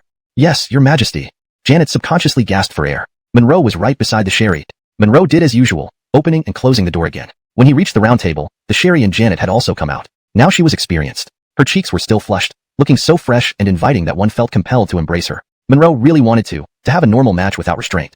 Throw that damned blindfold far, far away. Not exaggerating, every corner of the palace was filled with passion, but it could only remain a thought. Love blossoms over time. That saying has its wisdom. Next, it depended on how Sherry Baby would arrange things. Anyway, Monroe was somewhat frustrated, like facing a dead pig. Thinking about it, he might as well take advantage while it's hot, at least for the thrill. Damn, He gnashed his teeth but didn't dare make a sound. Sherry, you are aware of today's events. Let me return to review the reports. Morning court starts early tomorrow. Yes, your majesty, state affairs are important. Janet nodded obediently, already content. Truthfully, the Sherry dared not stay overnight either. Let's go see Lydia and High Nurse. Saying that, the Sherry led the way forward, with Monroe following behind, his eyes glued to Jack Ear's figure. Next time, there would definitely be some firm punishment. Soon, the trio arrived at the dining room. Ruthie and Olivia were blushing and somewhat tipsy. They immediately stood up. Your majesty, your highness. The Sherry waved and smiled lightly. It looks like you two haven't disappointed me. You've been chatting harmoniously. Anahai, you should learn more from Brianna. In certain aspects, well, I won't say more. Yes, your majesty, this servant remembers. Ruthie nodded. Everyone understood the meaning of the Sherry's words. They weren't scolding, so no one spoke. All right, it's rare to have this pleasant gathering. Continue enjoying yourselves. I shall return to the palace. Just as Ruthie was about to move, the Sherry added, Anahai, stay here tonight and return to the palace before court tomorrow. And remember, little Atlassi is now part of Tining Palace. You three should communicate well. For the harmony and peace of my harem, you will need to work together. With that, the Sherry left with the Aleka. Ruthie hesitated about staying or going. However, the Sherry had her reasons. After all, Xerxes appeared to be allied with the Garfield king. That speech indicated an attempt to rally support, encouraging unity among the three. Olivia, despite drinking, quickly caught on to this intention. Monroe guessed instantly. His position had risen significantly. Monroe was becoming the focal point between the Sherry and the Garfield king. Though the situation was complex, instruction, ostensibly allowing Ruthie to relax, but Monroe understood the hidden meaning. Ruthie's expression didn't reveal much, yet she must have also comprehended it fully. The underlying message was clear.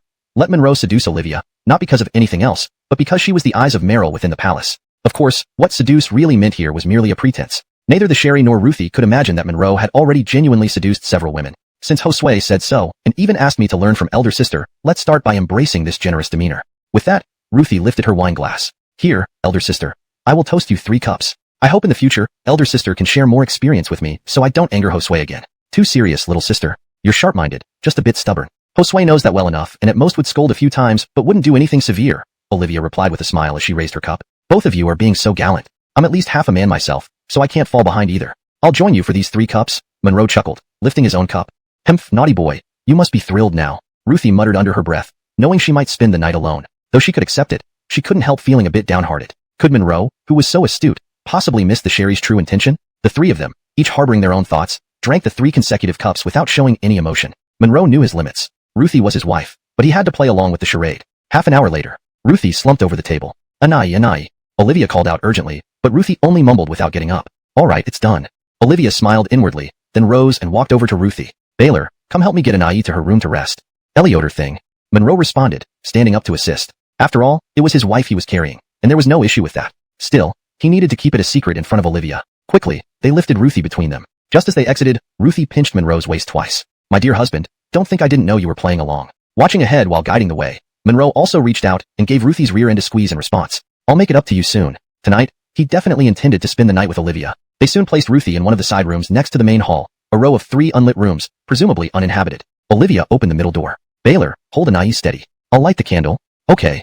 Monroe answered, gently holding Ruthie around the waist. Olivia entered, lantern in hand.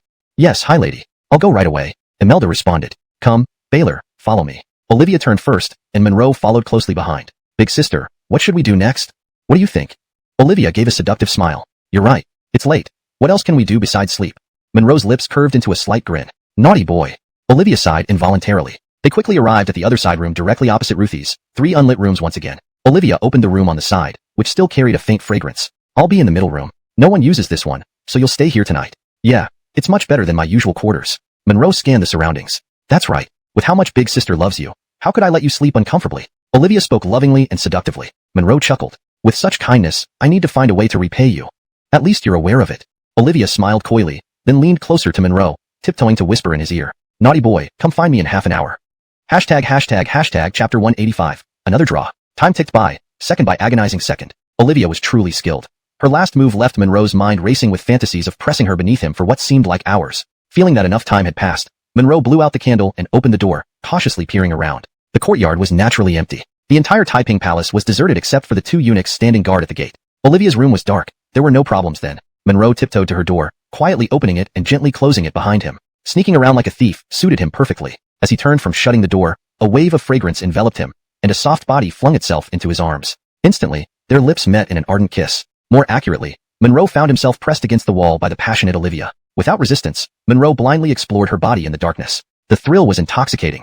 Stumbling together, they reached the 8 Immortals table. With a heavy breath, Olivia was pinned against the round table. Monroe wasted no time, forcefully pressing his body against hers and tearing at her clothes. And Monroe had taken no precautions. Olivia would soon notice. Eliotor enough, she quickly realized something was wrong. Her brows furrowed, and with a heavy exhale, she pushed Monroe away. Baylor, you have something inside your pants? Before Monroe could respond, Olivia grabbed at him, confirming her suspicions. Her tone grew more alarmed. You're not a eunuch? No wonder she was a seasoned woman, for she didn't panic. A trace of delight might even be mixed in her thoughts. Sister, I don't want to explain now. I just want you. You, me, yes. Instinctively, Olivia wrapped her arms around Monroe's neck again. Monroe smiled inwardly, proceeding without hesitation.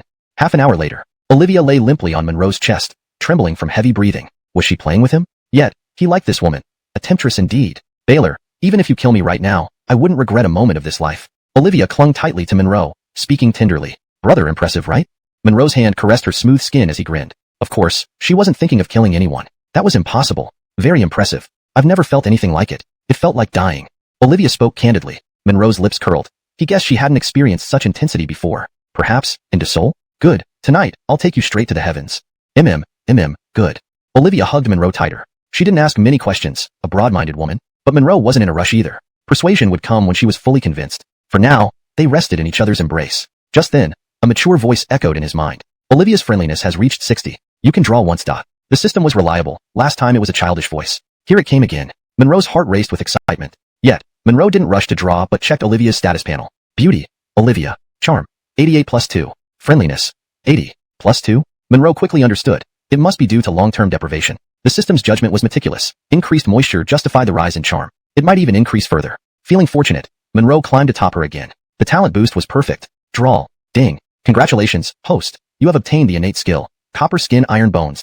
In an instant, Monroe felt an inexplicable power coursing through his body, enhancing every muscle and bone. He yearned to shout aloud, unleashing the formidable strength within.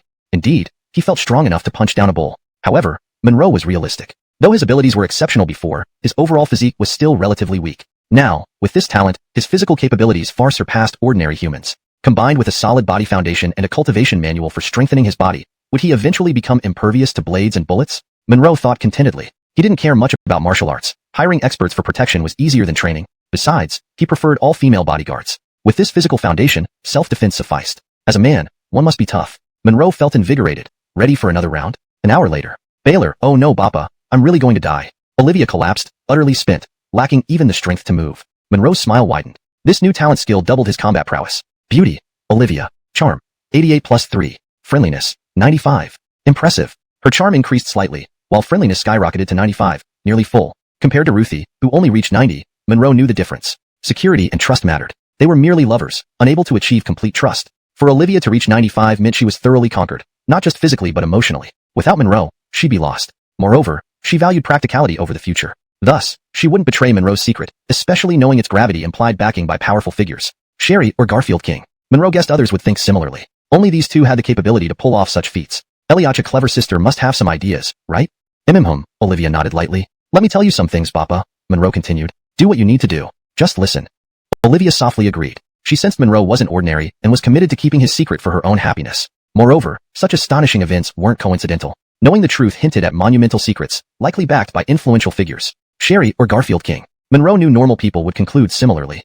Actually, this matter is still a mystery to me. Even now, I don't know what happened. When I woke up, it was already like this, and I still don't understand anything now. So, regarding this matter, currently, we can only say that it's known to heaven, earth, you, and me. Monroe felt it was better to be evasive. This approach would make Gao Meifeng more cautious. In other words, if anything were to happen to Monroe, the crime of harboring him would be sufficient for her. Olivia subconsciously raised her head, her expression filled with tenderness and affection. Baylor, no matter what, we are in this together now. If the worst comes to pass, your sister is willing to face it with you. Note, the name, Gao Meifeng, appears to be a different character from Olivia, based on the context provided. However, given the similarity and previous context, I've interpreted this as referring to Olivia. If they are indeed two different characters, please provide clarification. Chapter 186, Too Unexpected. Husband, I beg for mercy, I will never dare again. I'm really about to die. Olivia lay there motionless, her face flushed, and she spoke weakly. Didn't you say that even if I killed you, you would still be willing? Husband, I now wonder if you're not a god descended from heaven. I'm almost dead, yet you are still full of vigor. Olivia took a long breath. I don't mind dying, but it should be close to the end of the hour of the tiger, 3 to 5 a.m. The Sherry should be waking up soon. If you don't go back now, Imelda might come looking for you soon, which could cause trouble. You wicked woman, why didn't you tell me earlier?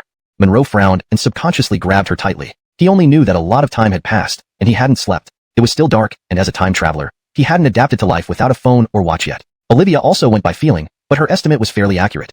It was almost the end of the hour of the tiger, around 5 a.m. This was the normal time for concubines to wake up. Servants had to rise even earlier. Though the women in the long alleyway got up at this time, Monroe had no such awareness. However, he roughly calculated that the time spent, 4 rounds, nearly 4 hours, about 8 hours, had passed. Last night, though he couldn't pinpoint the exact time, it was probably around 9 p.m. Calculating forward, it was indeed close to 5 a.m. Hadn't I just realized that too?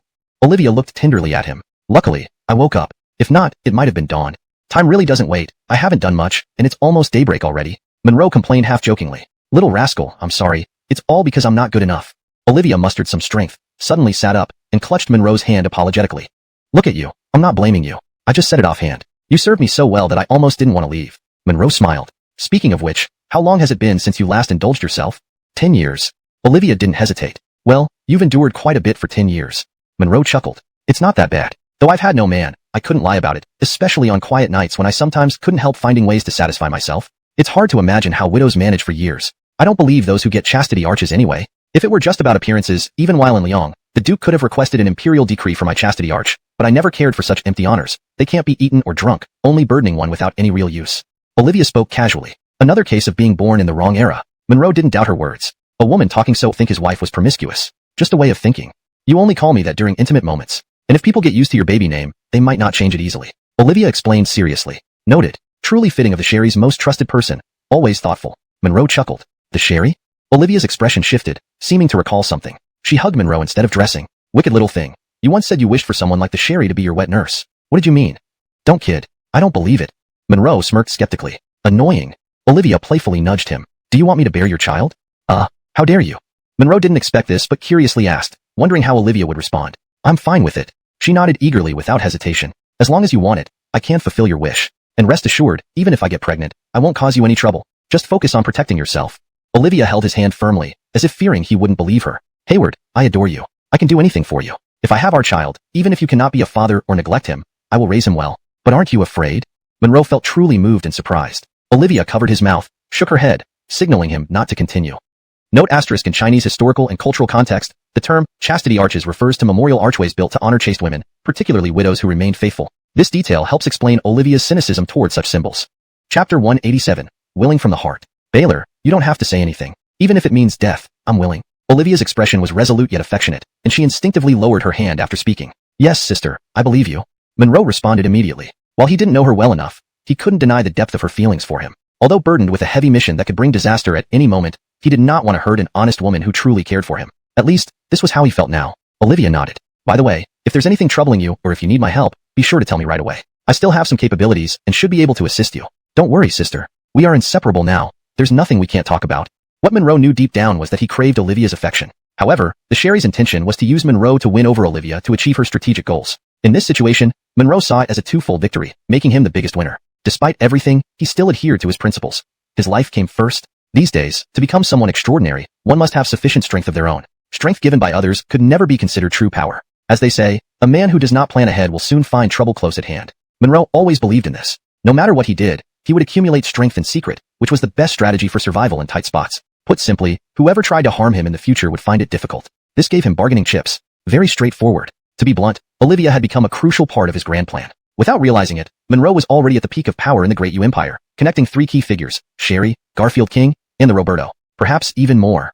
So, the most pressing issue for Monroe was that he needed more people around him to prop up this structure and prevent its collapse. Soon after, Olivia nodded contentedly and said nothing further. After dressing herself neatly, she tenderly helped Monroe get dressed too. He felt a little embarrassed but had thought better of his initial playful intentions. Indeed, Olivia lived up to her reputation as a devoted caretaker, proving just how exceptional she was. Monroe quickly returned to his room. Just then, the candle in Olivia's room was lit, creating a noticeable glow from outside. Speaking of which, Ruthie, who had been closely monitoring from a distance, had seen everything as he slipped out. However, the light in Ruthie's room had already been on. Monroe understood this wasn't much of an issue since Ruthie also had a good idea of what was happening. The only one unaware of all this was Olivia, who thought her actions were completely unnoticed. Monroe lit his candle as well. Though he wasn't sure of the exact time, judging by the absence of palace attendants and maidservants, it was still quite early. Whether Mika was awake or not, it was almost time for them to wake her up. With no concubines in the harem yet, things were quiet at Taiping Palace. Once more concubines arrived, every morning, they would gather to pay respects. If there were a dowager Sherry, things things would be even more complicated as Mika would need to lead them to pay respects there as well,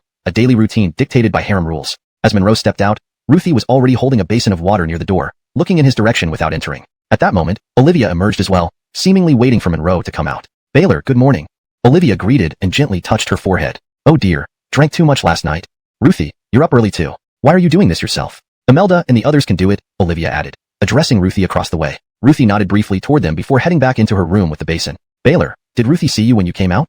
No, when I left, the light in her room had just turned on. Faced with Olivia's soft question, Monroe calmly replied. Eliach complex women. Monroe mused inwardly. If he weren't smart enough, he might not survive the first day. That's good, Olivia nodded. I need to freshen up and then go check on the sherry, she added. Elioter, hurry along. You really need to prepare well. Sherry is also a seasoned figure now, Monroe smiled. Annoying. Olivia rolled her eyes and swayed into her room, her hips moving gracefully. Monroe pondered for a moment and nodded, confirming his thoughts. Soon, Olivia emerged again, carrying a basin. Monroe stopped her and whispered something in her ear. She frowned slightly, hesitated, then nodded and headed towards the well. Monroe returned to his room, picked up a basin from the shelf, noting the well-equipped toiletries, green salt, soap nuts, and more. A small bucket of clear water stood beside him. Similar arrangements were found in Olivia and Ruthie's rooms. One might think this water was used for washing, but it was actually spring water transported daily from outside the palace, reserved for drinking and mouth rinsing. The harem didn't use well water, which was rumored to contain numerous corpses. For instance, the eunuch Monroe killed was thrown into a nearby well.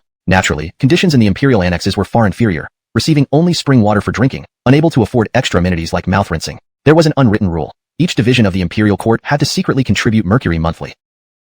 Eliach was the complexity of the palace, a place filled with mixed elements and secrets. Chapter 188. Indeed, he is quite likable. Nursemaid, you? Magdalena Mika saw Olivia with evident surprise. Your Majesty, what is it? Olivia felt a little awkward. Her cheerful demeanor couldn't hide the significant changes. Moreover, Monroe had instructed her not to conceal anything. Mika frowned. Nursemaid, didn't you rest well last night? No, probably because I drank too much wine last night, Olivia replied. Oh, that explains it. Mika nodded and sat down in front of the vanity. Olivia knew Mika must have noticed something. Concealing it would be easy if she wanted to. Later, when you see the sherry, don't hide anything from her. If she doesn't suspect, handle it as you see fit. Just let her know about us. These were Monroe's whispered instructions to Olivia. Though Olivia hadn't slept all night, she was radiant, her face glowing with happiness and contentment. Being a woman herself, Mika could easily notice these changes and felt naturally curious. After a while, Mika waved her hand backward, signaling Natalie to stop combing her hair. Natalie, you can leave now. Yes, Your Majesty. Natalie acknowledged and left the room. Nursemaid, are you hiding something from me? Mika turned around. Your Majesty, I... Olivia blushed. Did something happen between you and Xavier? Mika's eyes twinkled as she voiced her suspicions. Upon hearing this, Olivia knelt on the ground. Nursemaid, what are you doing? Get up quickly. Mika supported Olivia, acknowledging the situation implicitly. I don't blame you. Eliach pairings aren't uncommon in the palace. Even Josue's attendant, Ruthie, has similar arrangements. To be honest, Nursemaid, I noticed Xavier's handsome looks and sharp wit. With Josue's favor, he's become our Taiping Palace's inner walker. You've worked for my family for half your life, and since you don't want to marry, I thought of pairing you with Xavier to alleviate some boredom here. Mika smiled. It's good now. I didn't expect you to like Xavier so quickly. Sire, Xavier is indeed a rare talent. I'm happy for one reason, but more importantly, he can assist and ease your worries, Olivia responded. Nursemaid, you're right. Xavier is indeed quite likable. Mika couldn't agree more. Despite only a day's interaction, Josue's favor clearly pointed to his exceptional abilities. Last night, the Ellis might have also been giving Ruthie an opportunity. Mika knew about the rumors between Ruthie and Monroe.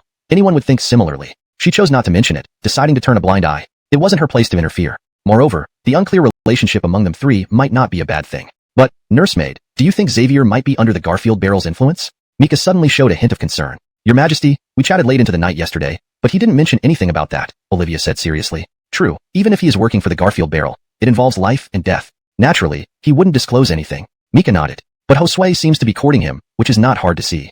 Indeed, Your Majesty. Regardless of whether Xavier works for the Garfield barrel or not, with this connection, I will find ways to make him ours, Olivia replied. Monroe hadn't given specific instructions. Such matters needed no deliberate planning. This was the outcome the Sherry hoped for, benefiting everyone, including Monroe, who could navigate ambiguities better. Well, Nursemaid, that's settled. Also, knowing this connection, I will take extra care of Xavier. Mika returned to the vanity. Also, tell Lydia and Xavier that there's nothing more to do here. Yes, Your Majesty. Olivia left. Meanwhile, Ruthie arrived outside the sleeping chamber, preparing to inform the Sherry before leaving for her duties. Monroe couldn't enter without being summoned, but Ruthie could. Seeing Ruthie approach, Olivia guessed she was heading back to Yangshin Hall. Lydia, the Sherry says you don't need to greet her. Go back and attend to Josue. Yes. Ruthie agreed, though feeling a twinge of jealousy seeing Olivia's satisfied expression. Yet, she felt superior, knowing true fulfillment came only to her. In short, no matter how content Olivia felt, she wasn't Monroe's real woman. That's fine, it's my duty, Olivia smiled, walking towards Monroe's door. At the door, they met Monroe coming out. Xavier, the Sherry said you can go now. Yes. Monroe replied. And take Lydia back for me, Olivia added. You're too kind. Ruthie politely answered, inwardly disdainful. Olivia left them both, heading back inside. Monroe and Ruthie walked together towards the palace gate. Xavier, why don't we go to the Nelyang Pavilion for a bit? Outside the palace, Ruthie suggested seductively. Why not? Monroe agreed, fully aware of her intentions. With his enhanced physique, he felt stronger than ever. Chapter 189. Come, hit me. Pa, in your dreams. Ruthie smiled with a tight-lipped grin. Just suffer it. Do you believe I won't push you down right now? Monroe wore a smile on his face. Ruthie might be very eager, but this was definitely a joke. By talking like this, it was clear Monroe had also spent a restless night. How could these little thoughts of hers escape the notice of her super-experienced partner? People will hear me screaming loud and clear. Ruthie wore a flirtatious smile. She too had tossed and turned all night without sleep. What should have been an intimate moment for two people had become a lonely, sleepless night for her. She also wanted to. I can see through you. You're doing this on purpose. No, we must go to the Nelyang Palace now. No, how about that bamboo grove over there? Monroe pointed not far ahead, appearing rather impatient. Ruthie's expression grew more relaxed, and she said with a smile, Elioter, let's go now. Really? You're sure you want to play for real? Monroe asked with a puzzled look. Why not, Himph? Do you think only you are uncomfortable? Ruthie shot him a glare. You need to make up for it thoroughly. There's no need to say anything more. Let's see if your prowess is as advertised. As he spoke, Monroe directly embraced Ruthie's slender waist. It was still dark, and he really did feel like slipping into that bamboo grove. While speaking, they reached the edge of the bamboo grove. In an instant, Ruthie slipped away from Monroe's grasp, giving a smug laugh. Hee hee, big bad wolf. You're so cute when you get anxious. Bitch, if you don't come with me to the bamboo grove next time, I'll change my last name to yours. Unbelievable, goodbye. With that, Ruthie giggled and ran off. Bitch. Monroe couldn't help but smile, knowing Ruthie was deliberately teasing him. However, what he just said was absolutely not a joke. Must go to the bamboo grove. Soon, Monroe returned to Yongxiang. Just as he arrived at the courtyard, he saw Alacia bent over wiping the table, the pose quite inviting. Monroe held his breath, tiptoeing closer until he was behind her, ready to pounce like a hungry wolf. The next second, Donna deftly dodged to one side. Damn. Monroe lunged forward and ended up sprawled across the table. Ouch. Monroe immediately clutched his lower back. Lunged too hard. Hurt my old back. Serves you right. Alacia chuckled. For trying to take advantage, next time I'll hit you. Real hit or fake hit? Monroe stood up and laughed. Of course real. Alacia made a fist. Do you think my skills were learned in vain? A sneak attack from behind? Fine. Today I really want to see what sister's moves are like. Monroe laughed heartily. Come on, let's go inside. You must hit me today. Huh. Alacia looked confused. Are you taking some kind of wrong medicine? No medicine, just feeling itchy all over. Saying this, Monroe merrily walked to the door and closed it. Donna still looked bewildered, wondering if she should check Monroe's temperature. Quickly, Monroe turned around and reached out to embrace her again, but she dodged once more. If you keep this up, I really will hit you. Why so stingy, sister? It's not like we haven't touched before. Monroe kept smiling as he walked into the room. But is it the same? Donna pursed her lips and followed him in. Once they stopped, come on, sister. Hit me hard. Monroe patted his chest. What exactly do you want? Donna was even more perplexed. He didn't seem to be joking. I just want you to hit me. Monroe smiled faintly. Come on, hit me harder. All right, you asked for it. Donna waved her fists. My punch might knock you off your feet. Come on, stop stalling. I'm serious, not joking. Monroe knew Donna had no intention of hitting him, just scaring him. Actually letting me hit you? Donna shook her head. Did you do something bad last night? As she spoke, she stepped closer to Monroe and gave him a light punch on the chest. Sister, you're underestimating me. How about rubbing my back instead? Monroe knew she still thought he was playing around and hadn't used any strength. It barely hurt compared to the playful punches women gave. One more time, use more force. Donna's eyes twinkled as she smiled. I didn't realize you had such strong muscles. Not strong, just hard. Monroe laughed heartily. He wanted to test the toughness of his copper skin iron bone strength without beating himself up. I see, tough mouth. Donna rolled her eyes, knowing Monroe couldn't speak well. Tough or not, you know deep down. Monroe wore a lecherous smile. You. Fine, be careful. This time I'll hit harder. Donna blushed, recalling the day she used her hands. All right, you've put up with me long enough. Use some internal strength, but not too much. Monroe reminded her, unsure how much power she could handle. As if I need your reminder, wanting to kill you with one punch. Donna pouted and then focused her energy, delivering a palm strike to Monroe's chest. Sister, that's still too light. Monroe only took a couple of steps back, patting his chest, not feeling pain at all. One more, harder. Okay. Donna nodded, realizing this guy had tough bones indeed. This time she added more power but dared not overdo it, fearing he might pretend to be tough and get hurt. And she understood that Monroe probably wanted to show off how tough he was. Which woman doesn't like a strong and healthy man? Sister, more strength? Monroe felt the increased force but remained within his limits. Enough, don't get too proud, sister knows you're tough. Donna didn't want to play anymore, afraid of hurting Monroe. Sister, one last time, try using 50% force. No, let's not increase more. Donna pouted. Last one, no more after that. Okay, here. Monroe nodded, satisfied with knowing his limits. If she pushed further, she might start to doubt. Monroe needed to know his limits, so this was enough. Pushing further would only make her suspicious. Chapter 190. Sister, what to say? Cough, cough. Donna's palm strike this time was at 40% strength. Monroe winced and instinctively coughed a few times. Are you alright? I told you not to show off. Donna hurriedly supported Monroe, looking worried as she inspected him. Monroe took a deep breath.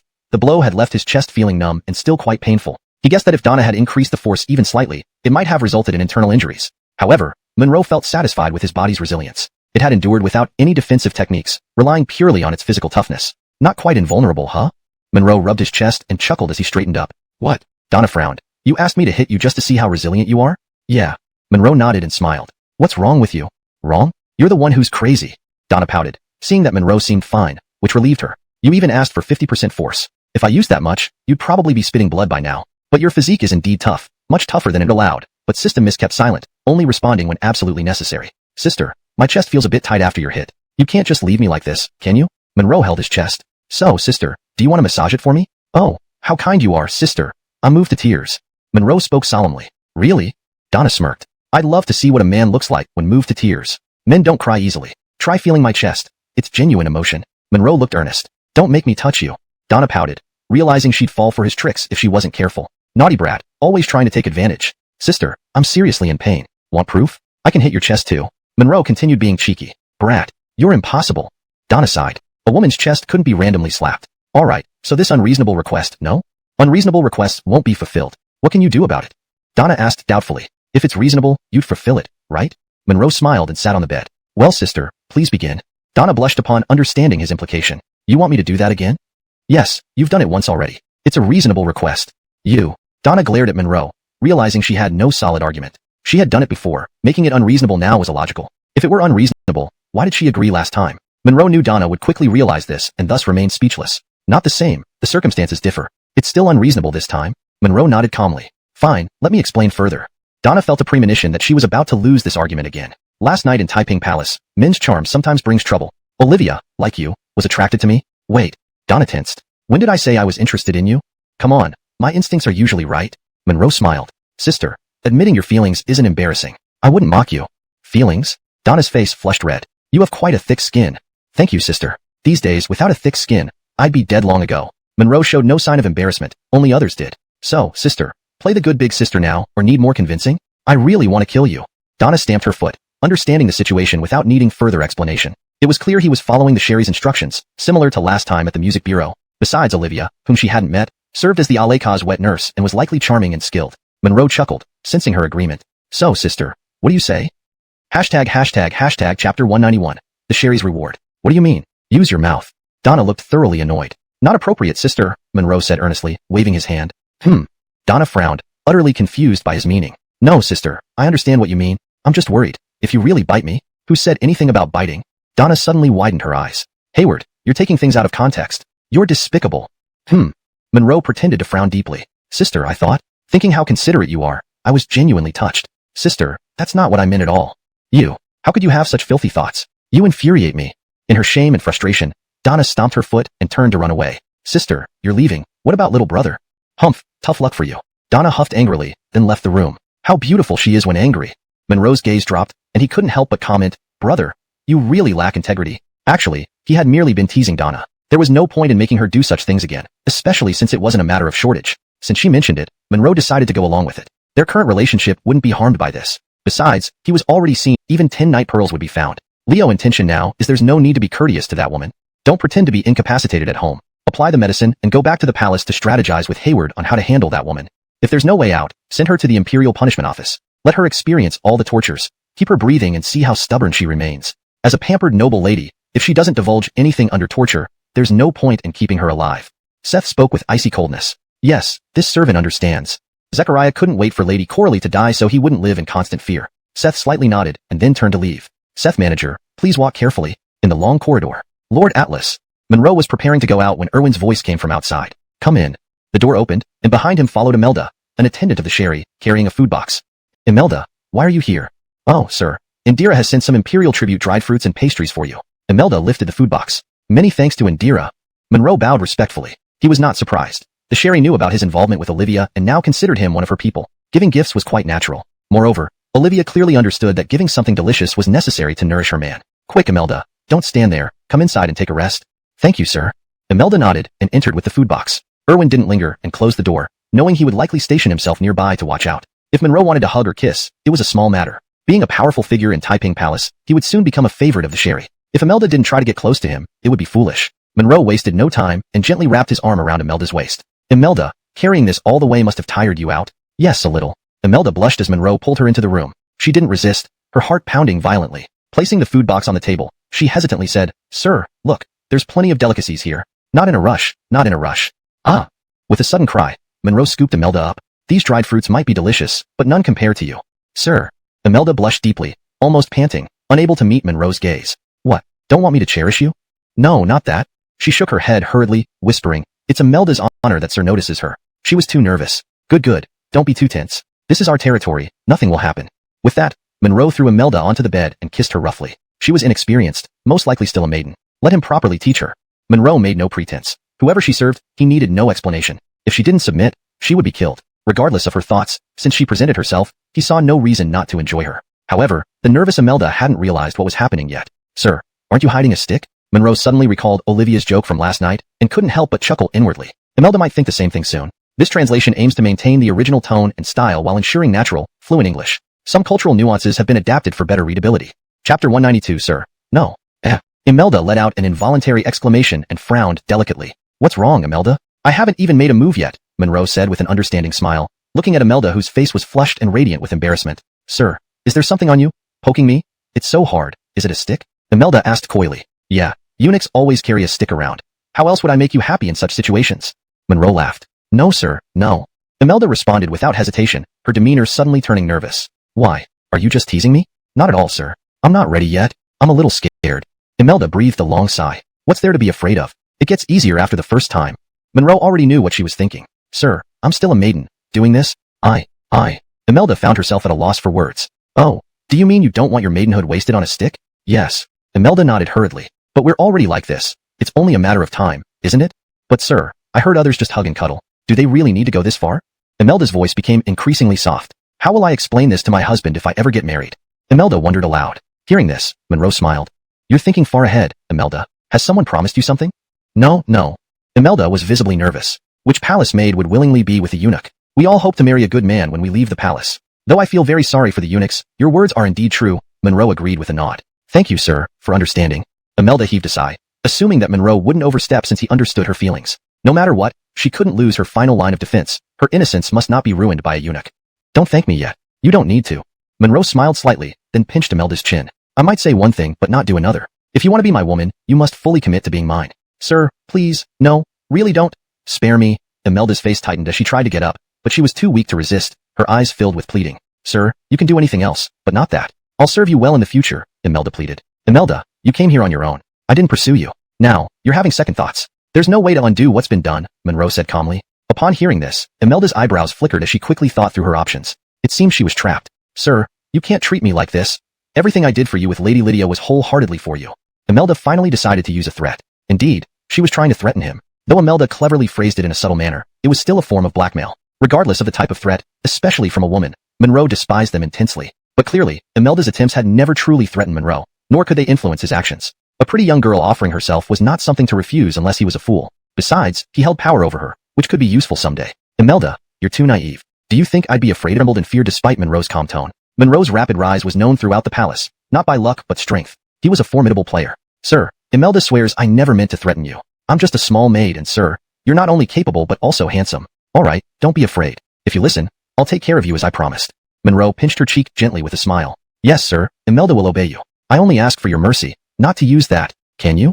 Fine, my poor dear. I promise not to use what you mentioned, Monroe agreed with a nod. If he were truly a eunuch, it would be unbearable. This translation has aimed to preserve the original tone and style while ensuring natural English and coherent storytelling. It follows the provided guidelines carefully, using appropriate language and maintaining the paragraph structure from the Chinese text.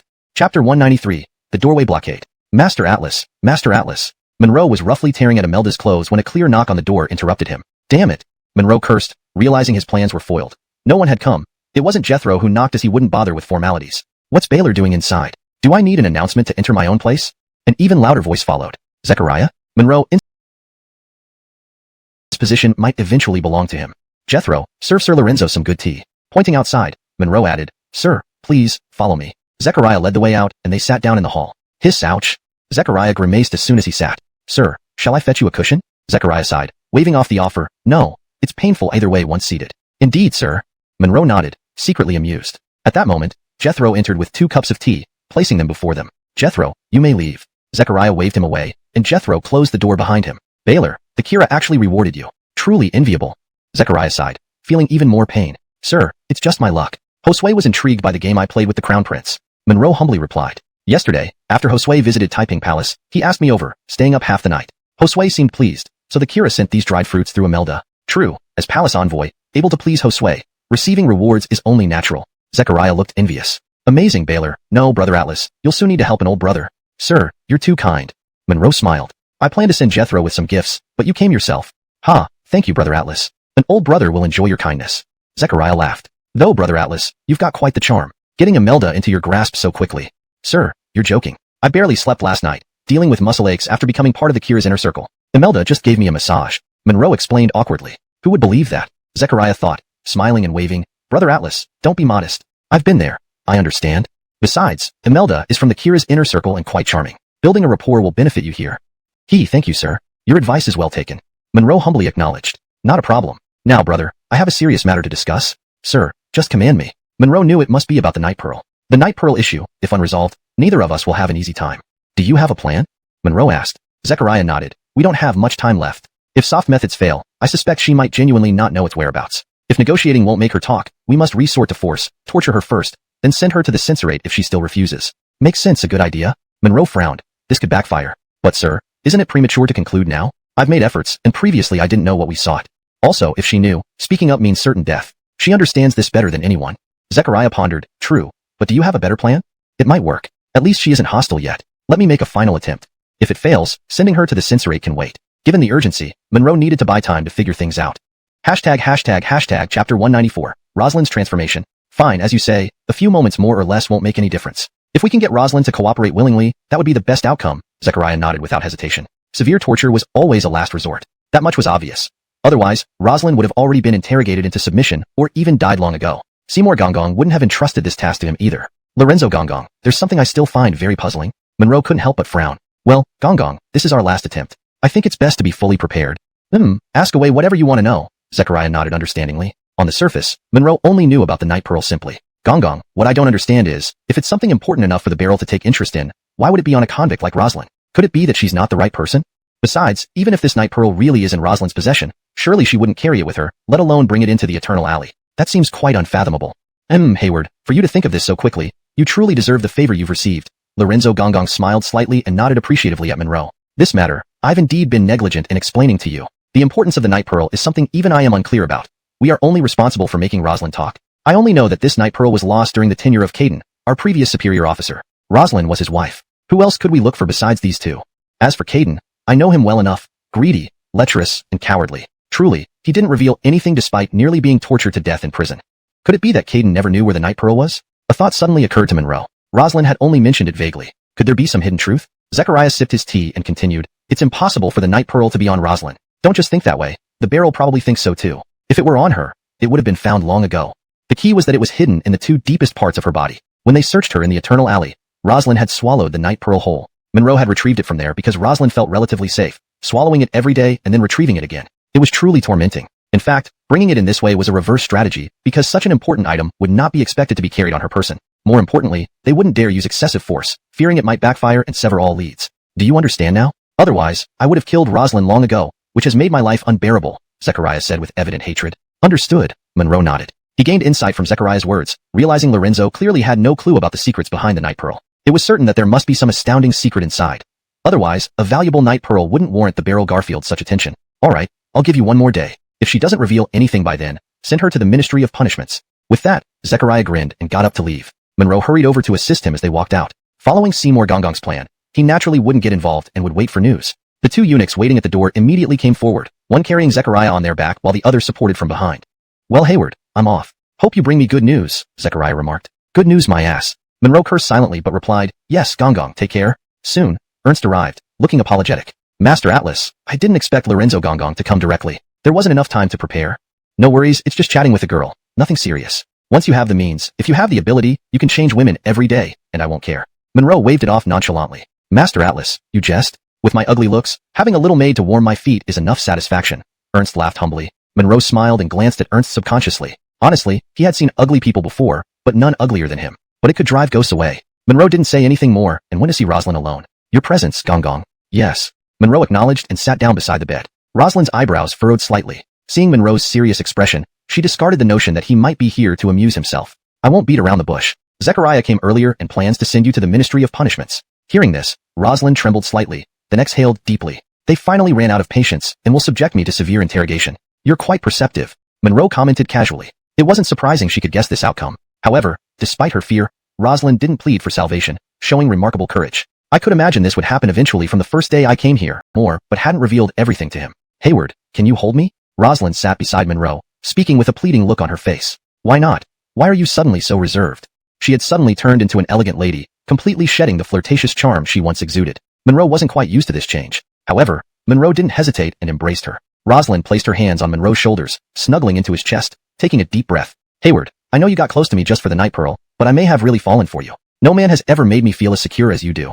You're actually quite a charming woman. Monroe was straightforward. Indeed, she was a very appealing woman. Regardless of whether it's true or not, I'm very happy. Rosalind sighed deeply. Alright, let's get to business. I'll tell you everything now.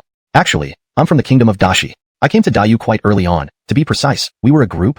There's no need to hide it anymore because the Dashi kingdom we were loyal to no longer exists. You should already be aware of this. Yes, Dayu also sent troops to assist in that conflict. Monroe nodded. The Garfield had personally led the troops, and those 4 captives Nelly Hua, Atlas Dayu were part of that operation. There was no need to ask further. Rosalind and her group had been spies within Dayu. The purpose was now less significant. I started as a servant in Irwin's residence. After Caden's original wife passed away, I rose to power. Looking back, although I have no feelings for Caden and he wasn't a good person, he treated me well and always catered to my wishes.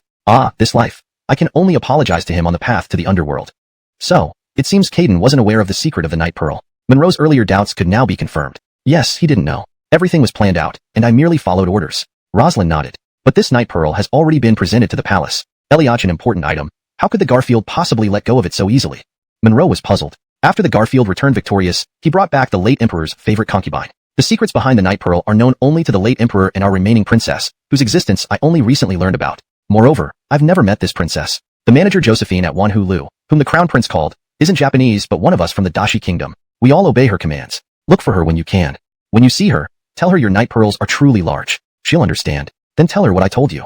According to what you're saying, the Garfield knows the secret because it was revealed by the concubine. Monroe looked skeptical. I also follow orders and was responsible for obtaining the night pearl. As for its secrets, I don't know them either. Rosalind sighed deeply. Alright, I've said everything I can. I only hope that one day your emperor will remove the Garfield, avenging me and letting me rest in peace. It was clear she wanted to die. Monroe patted her back. Don't be too pessimistic. I bought you some time, and now we know so much more. I'll try to find a way to save you. No. Rosalind suddenly hugged Monroe tightly. Your willingness to help means a lot to me, but you can't save me. It's a dead end from the start. From the moment I entered Yongxian, I knew there was no chance of survival. I've never been afraid. Monroe sighed. Given the situation, even if she had a mission and sought death, it was clear there was no simple way to save her. Even providing a swift execution was not an option, only delivering her to the Department of Punishment. If he hadn't encountered her or taken possession of the Night Pearl, what would have happened? Monroe harbored these questions but didn't pursue them further. She had already stated it was a certain death scenario, indicating there was a carefully laid plan. Rosalind was merely a pawn in the grand scheme, without any choice. Moreover, she only needed to complete her task. It was impossible that she was acting alone. Although Rosalind hadn't explicitly stated it, Monroe could infer that from the mysterious princess and the phrase she gave him. It seemed that with just this single Night Pearl, they couldn't uncover the entire secret. Considering this, Rosalind might have served as a decoy. Monroe put these thoughts aside. To explore further, he had to visit Wanhu and find the sensuous manager, Josephine. Do you have any last wishes? Rosalind shook her head. No, having you here feels like sending me off. There's no regret. And you don't need to delay handing me over to Lorenzo Chidu as soon as possible. Clearly, she feared complications or unfavorable suspicions arising. This woman deserved respect. Previously seen as superficial, this perception had changed. Monroe truly didn't want her to die so easily. 2 night pearls. Eliatinely, Monroe recalled his earlier speculation. If that were true, perhaps there was a slim chance of saving Rosalind. Rosalind, tell me honestly, is there another night pearl? I haven't received explicit information, but I feel this matter isn't simple. Rosalind frowned, looking at Monroe. You mustn't act recklessly. Reckless? Monroe smirked, then grabbed her tightly. Now, that's what you call reckless. Chapter 196, because I desire your body. It's not like we haven't been intimate before. Anyway, I am a woman who is about to die. Odessa blushed slightly, but made no attempt to refuse him. Monroe applied a little force, causing Odessa to let out a soft moan. You've confirmed the old saying, dying under the flowers, one remains a frivolous ghost. Right? These words aren't meant for women. Odessa frowned delicately. Furthermore, I am not a promiscuous woman. Previously, my flirtatiousness was just a means to an end. And now, at this point, I would rather stay true to myself and die honorably. But, you see, your body is very honest and can't control itself. Monroe chuckled. No, that's not it. Odessa's face turned crimson as she instinctively tried to pull away from Monroe's hands, only to be caught by his other hand and pushed down again. The reason I don't resist you is because of the sense of security you give me. I love you. I know, which is why I want to save you. Monroe continued earnestly. How can you still ask that? Odessa exhaled unconsciously. You mentioned saving me?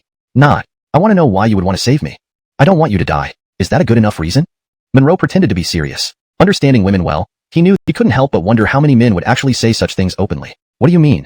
Just as it sounds, Monroe smiled. If I found you repulsive, would there even be a story? Odessa couldn't help but laugh. Seems logical. This honesty resonated with her. Without attraction, how could there be love? Honesty felt far more comforting than hypocritical pretensions. Elliot consciously, she felt more joy towards Monroe's frankness. Honestly, she knew little about him beyond a strong fondness. Do you understand now? Yes. Odessa's expression showed immense delight. So, do you want another round? Her cheeks flushed deeply. The atmosphere grew intense. Yet, Monroe unexpectedly released her, leaving her heart pounding. Follow me. Where are we going? Confused, Odessa felt her heart racing. Where else? Obviously back to my place for a proper treatment. Oh. Her face reddened, remembering it wasn't suitable here due to breakfast time approaching. Soon, they arrived at the courtyard. Sterling. Standing in the courtyard, Monroe shouted, surprising the eunuchs. Bringing a group over was common, but bringing one person openly puzzled everyone. Sterling rushed out from the room. Let Egbert deliver breakfast and prepare a fine meal.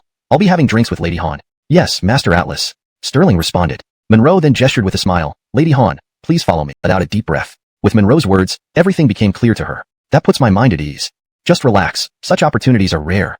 Monroe smiled. You've been on a vegetarian diet for so long. It's time to indulge in some meat. Meat? Odessa smirked and replied. I think you're being overly sentimental. Don't you like it? Yes, I do. Odessa's face beamed with contentment, a feeling she had never experienced before. Sweetness. As long as you like it. Monroe grinned and grabbed Odessa's hand. You'll like it even more soon. How annoying. Odessa blushed. Monroe smiled knowingly and then pulled her closer. In the next moment, Odessa's delicate eyebrows furrowed, her eyes widening in surprise. She stared at him in disbelief, her small hand instinctively clenching tightly. The truth was undeniable. She exhaled a long sigh of relief, a mixture of shock and joy filling her heart. You aren't actually? Odessa glanced cautiously towards the door, careful not to utter those two words. Elio surprised? Thrilled?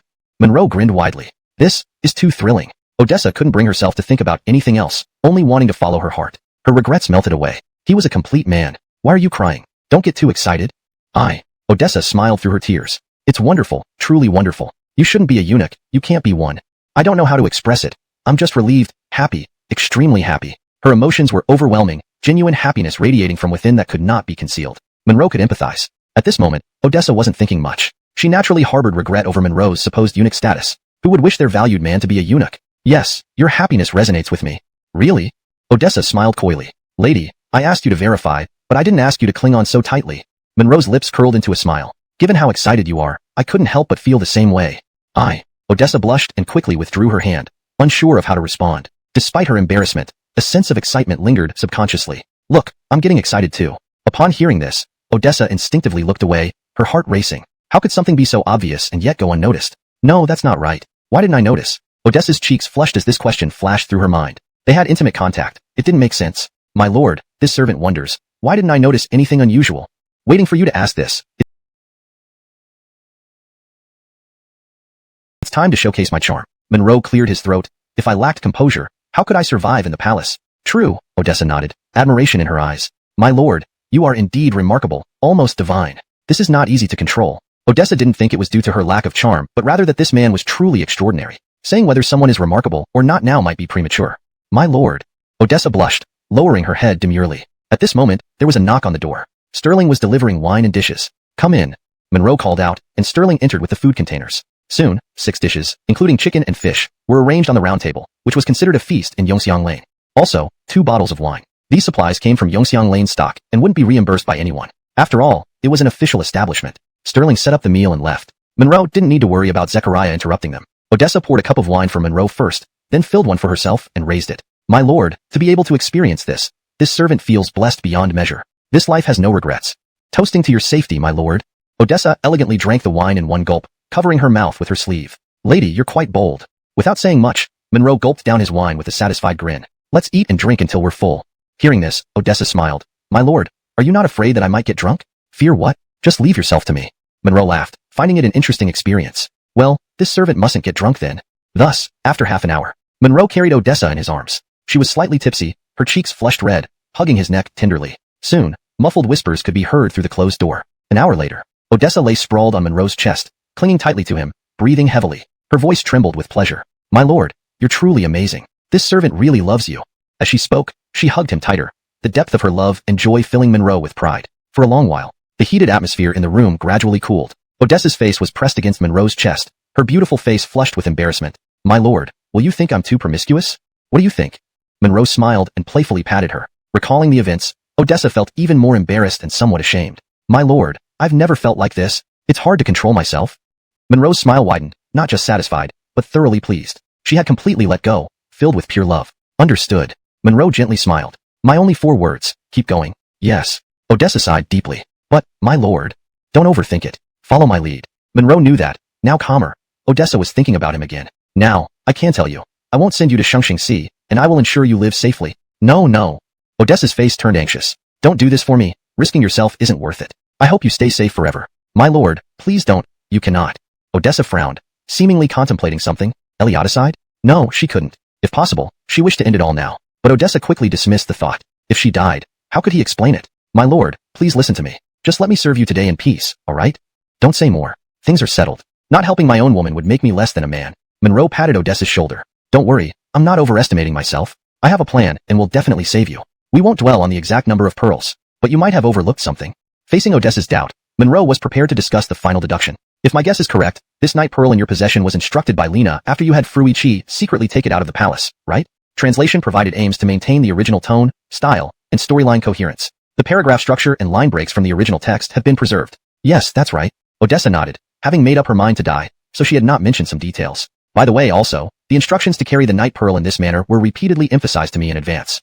"Fucking woman, without a little pampering, your brain isn't sharp enough, huh?" Monroe laughed heartily and playfully slapped Odessa's shapely buttocks. "This confirms it a bit more. Your princess truly wants to save your life." The translation maintains the original tone and style, preserving paragraph structure and line breaks as requested. The English is natural and fluent, ensuring the storyline and logic remain coherent with the previous content. ##### Chapter 198, First Encounter with the Garfield Aleka. How could that be possible? Rosalind's face was full of skepticism. "Since I entered this Yongxiang, all contact with the outside world has been cut off. I have just been waiting for this day to come. I was told to act opportunistically, and only when I met you did I realize that it was not part of the plan at all." "Foolish woman, that's precisely why you weren't informed of everything," Monroe said, seeing things very clearly. Rosalind pondered for a moment, and then seemed to grasp the point. "You mean Magdalena wanted to protect my life, and also as a precaution, she asked me to swear absolute secrecy for my own safety. It must be like that. Otherwise, she wouldn't have had you carry the pearl. The intention, I imagine, is that she hoped you might see Josue. Also, I am almost certain that even if the Garfield King gets this pearl, he will never be able to uncover its hidden secret. At least 2 pearls or more are needed. If you betray, the whole plan would fail. There's another thing. Your princess also seems to have a compassionate heart. Even if you hand over the pearl, the Garfield King won't kill you right away nor let you stay in Yongxiang. By then, your princess?" "Sir." Rosalind suddenly frowned, interrupting Monroe. "If we assume there might be 2 pearls, could it be that the princess's ultimate goal is to have me deliver this pearl to the Garfield King?" "You finally figured it out. There's definitely a possibility," Monroe smiled. "So, our opportunity lies in this matter." "But sir, it's all conjecture. I don't want to risk my life again and get you into danger." "Stupid woman, didn't you say I was sent from heaven? Of course, I can handle it. I have solutions." "Sir, I believe in you, but I still feel uneasy," Rosalind sighed deeply.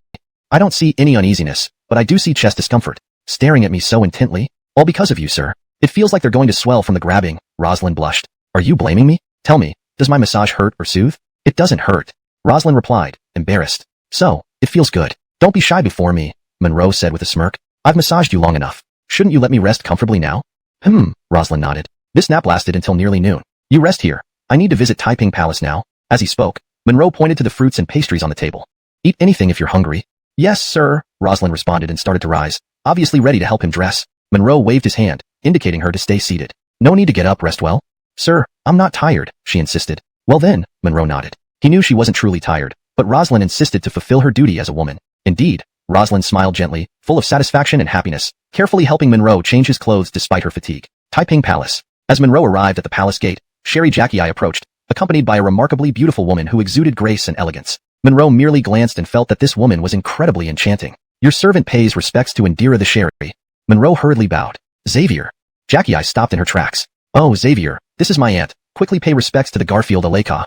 "Pay respects to your highness." Monroe quickly bowed to Lynn. No wonder she seemed familiar. Sherry Jackie took after her beautiful aunt. the consort of Garfield King Balthazar, and also the biological mother of Fadi. The Aleka's skin was white as snow, looking quite young. Standing next to each other, the aunt and niece resembled a pair of sisters. However, the Garfield Aleka emanated a mature charm that the current Sherry Jackie couldn't match, and her figure was fuller. What an exquisite beauty. Honestly speaking, few men could resist such allure. You're Xavier from Yongxiang? Lin followed up with a question. Monroe dared not raise his head, sensing some hostility in her tone. Yes, your highness. Aunt, how do you know Xavier? Jackie sensed the unease in Lin's tone. Just a little eunuch in the palace, nothing much. Except for your cousin's incident in Yongxiang. No wonder, this little eunuch indeed looks smart. So that was it. Monroe instantly understood. The anger stemmed from her precious son being intoxicated to oblivion. Given Fadi's lack of talent, this made matters worse. Oh, I see. Jackie nodded. Right, Xavier. What brings you here today? My sweet pet, not a waste of time indeed. Monroe realized Jackie was covering for him. Your Majesty, I came to thank you. I should have come earlier but got delayed by official business. I rushed here to show my gratitude. Lin frowned slightly, and Jackie explained, Aunt, Xavier served excellently yesterday. I rewarded him with some treats since Josue was pleased. Ah, one who can make Josue happy deserves a reward, Lin agreed, her tone smoothing considerably. As a distinguished Aleka, she wouldn't hold a grudge against a lowly eunuch. It would only invite ridicule. But on the surface, this was her mask. Surely, she remembered him internally. Even if it was resentment, to be remembered by such a beauty. I'm proud. Alright, I understand. Xavier, you may retire. Wait. Just as Monroe was about to leave, Lin's pleasant voice intervened. Xavier, since it's free time in Yongxiang now, do you have any urgent matters? No, none. Monroe answered, guessing the Aleka had something up her sleeve. But what could she do to him? Fear not, face whatever comes. Yai, since Xavier is here, let him come too. The maids lack strength to row the boat. The weather is so nice today, making me cheerful. Those two eunuchs behind don't look as competent as Xavier. Very well, as you wish, Aunt. Jackie naturally had no objections. Just rowing a boat. Monroe felt delighted. No problem, full of energy. You two, step aside. Jackie gestured to the two eunuchs, who promptly left. Thus, Monroe followed. Besides Jackie and the Aleka, Olivia and Catherine were also present. Kira and one man went boating, 3 of whom were his own. Chapter 199.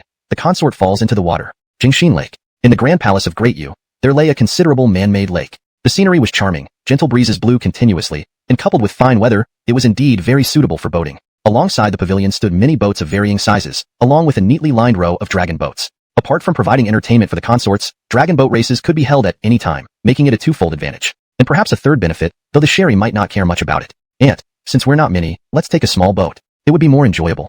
This was reasonable. A large boat couldn't be moved without 8 to 10 people. Agreed, that was my intention too, Lin smiled. Since Ebony mentioned enjoying ourselves, more people in a small boat would only lessen its tranquility. Let's just have Hayward accompany us. It'll add more ambience this way. Hayward, you must bear with it. Yes, good idea. Mika knew her aunt had an ulterior motive, but couldn't protest. Nurse, you and Catherine can either join us on another small boat or wait here. Your Highness, be cautious. Catherine and I will wait here. Olivia hadn't fully recovered from the exertion of last night.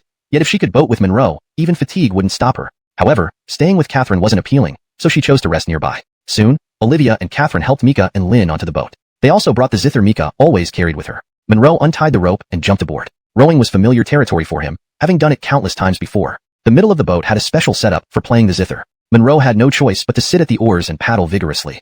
Hayward, don't slack off, go faster. That swift sensation is more comfortable and delightful. Yes, consort, I'll paddle hard. Monroe quickly responded and started rowing furiously. Right, like that. Lin smiled alluringly. Ebony, play a tune for your aunt, and see if you've improved. All right. Mika nodded and prepared herself. Do you have a particular piece in mind? 10 ambushes on all sides.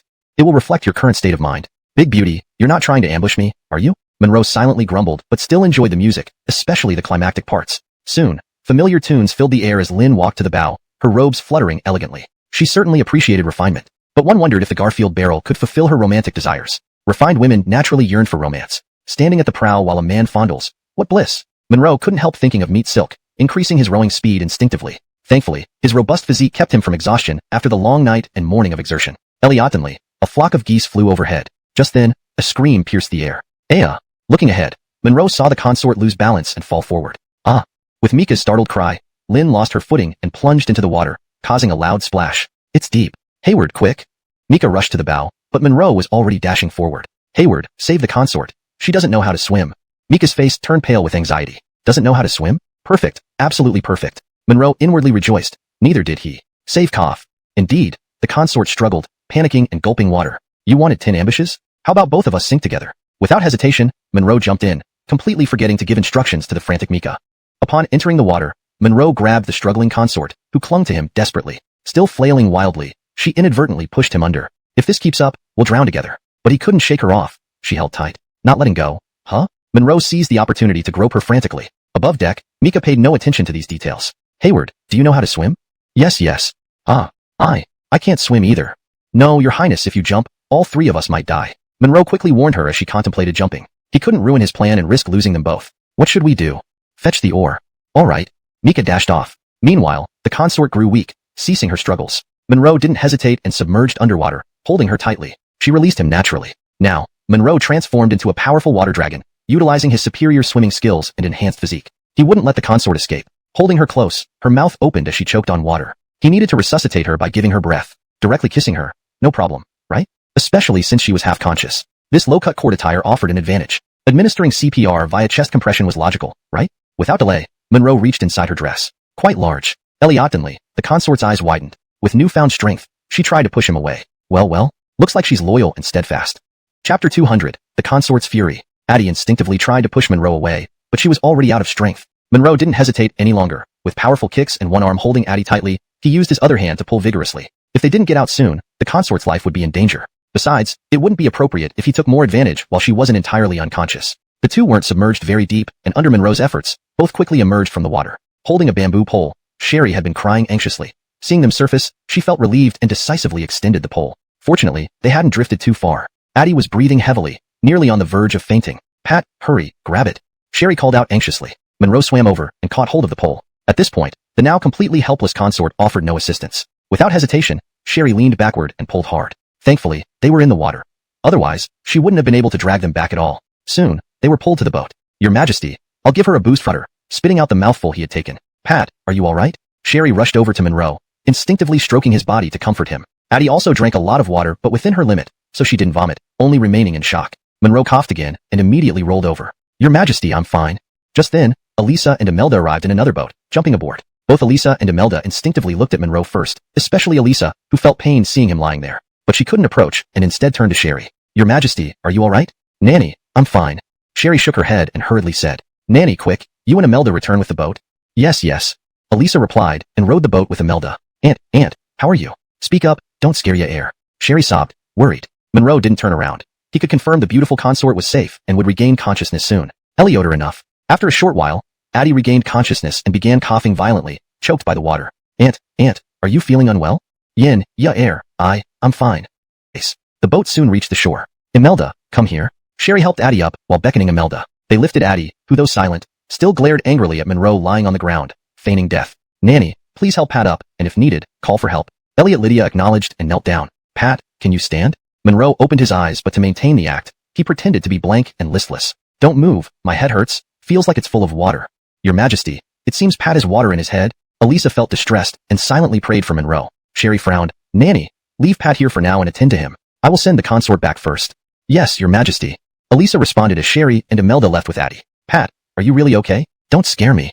Once Sherry was far enough, Elisa caressed Monroe's face with one hand and wiped the water droplets off with a handkerchief in the other. #### Chapter 201. Request for merit. I'm hungry. I want to eat milk. Monroe stifled a laugh. What? Olivia's expression tensed. Hayward, did you really get water in your head? Your head is the one that got waterlogged. Monroe couldn't hold back anymore, and with one swift move, he pinned Olivia beneath him. You're fine. You scared me half to death. Olivia exhaled a sigh of relief instinctively. And you said my head was waterlogged. I think it's yours that wants to get soaked. As he spoke, Monroe kissed her without hesitation, his hands roving freely. Before long, Olivia pushed him away. In broad daylight, someone might see us. Fear not. Even if Sherry Dowager saw, she wouldn't say anything. Besides, you were just giving me CPR. Olivia smirked. Is there such a thing as lying on top of someone while giving them CPR? Right, logical indeed. Monroe grinned and rolled over again. All right, now I'll be serious. I promise not to move an inch. Please begin your performance. You were busy all night yesterday. Isn't it enough already? Olivia chuckled. This sort of thing can never be enough, especially with such a charming woman beside me. Stop fooling around. Olivia gently tapped Monroe. Get up, let's return to the palace first. It was you who saved the princess consort, but something doesn't seem quite right about her. She might be the one whose head got waterlogged for real. Monroe laughed heartily. Then, they both got up. Before reaching Taiping Palace, they encountered two eunuchs carrying a sedan chair, which could be considered a stretcher at this moment. Olivia directly said, all right, both of you hurry back to the palace and report to Indira that Hayward has recovered. The two eunuchs responded and headed off with the sedan chair. Hayward, are you sure you're fine? Should we still find a physician? As they walked, Olivia asked with concern. Monroe waved his hand, indicating he was fine. Do you know, in my hometown, I'm known as a water dragon. Not boasting, but once I dive in, I can stay underwater for a couple of hours. My dear man, you're impressive. Olivia smiled admiringly. It's nothing. If you were thrown into water, you'd probably outdo me. Huh. Olivia raised an eyebrow. Don't joke. Look at Magdalena Consort and Sherry. While our Shilyang warriors excel on horseback, have you ever heard of us excelling in water? Don't underestimate yourself, Monroe chuckled. If you were thrown into water and discovered, you'd last a day, and if not, at least 3 days without surfacing. How could that be possible? I've never even been in water. As she spoke, Olivia rolled her eyes and pinched Monroe's waist. You ungrateful wretch. If I fall in water, would you not save me and let me float up on my own? Quick thinking. Monroe laughed. Just kidding. How could I not save you? Who else would treat me so tenderly and thoughtfully? That's more like it. Olivia smiled seductively, realizing Monroe was just teasing her, feeling momentarily like she was 20 again. Speaking of which, they had arrived at Taiping Palace. Mika, sitting in the outer hall, noticed Lin and Imelda were absent. Indira, enter water since. Little rascal. You really have it. Olivia silently praised, recalling his boast about being a water dragon. Your efforts were evident. You barely knew what you were doing, much like the princess consort. These details, I've explained to the princess consort on our way back. Perhaps that's why she agreed readily to have me recommend you for merit. You're not skilled in swimming, yet saved the princess consort risking your life. Both Josue and the Garfield barrel will certainly reward you greatly. Readily agreed? Impossible. Monroe knew the princess consort had ulterior motives. Imagining the Garfield barrel's reaction, he would surely summon him to the palace. While rewards were certain, Monroe worried about what challenges awaited him in the prince's domain. However, he was confident no one would learn of their private matters. No big deal. Monroe wasn't worried at all about going to the prince's residence. He would go there with complete composure. Thank you, your majesty. Mika nodded and, seeing Monroe still drenched, quickly instructed. Nurse, quickly find dry clothes for Hayward to change into, then dismiss yourself. No need, your majesty. This servant can change upon returning. Monroe intended to leave immediately. Given the regent prince consort's temper, it was best to avoid any confrontation unless ordered otherwise. Clearly, this wasn't likely. Forget bathing. She wouldn't even briefly and vaguely. That's good, that's good. Both Indira and the Magdalena consort are safe. Zechariah looked relieved, knowing that if something had truly gone wrong, he, as the deputy chief of the inner court, might have faced trouble too. Xavier, you've done a great job again. Zechariah sighed with relief, admiring Monroe's luck while feeling slightly envious. This boy was certainly favored by fortune, likely to receive heavy rewards. After all, these two ladies were the most respected women in the great Yu Empire. These are merely my duties, sir. If anything had gone wrong, I wouldn't have 9 lives to spare. This kid is level-headed and unpretentious, truly a rare talent. Zechariah inwardly praised and smiled. It turned out well, didn't it? Anyway, little brother Atlas has quite the luck. Whatever it is, this matter is a good one, and even makes me look good.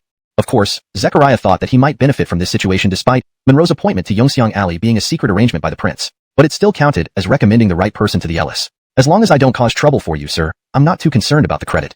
Monroe responded humbly. Zechariah nodded appreciatively. Right, Xavier, your presence means there's new information on that woman? Yes, sir. After you left, I treated her hospitably, keeping her company for the entire morning. Eventually, she confessed some things after trying every method I could think of. Quick, tell me what she said.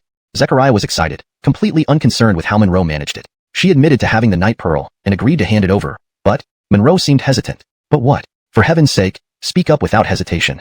She wants Seymour Gong's head, or else no deal.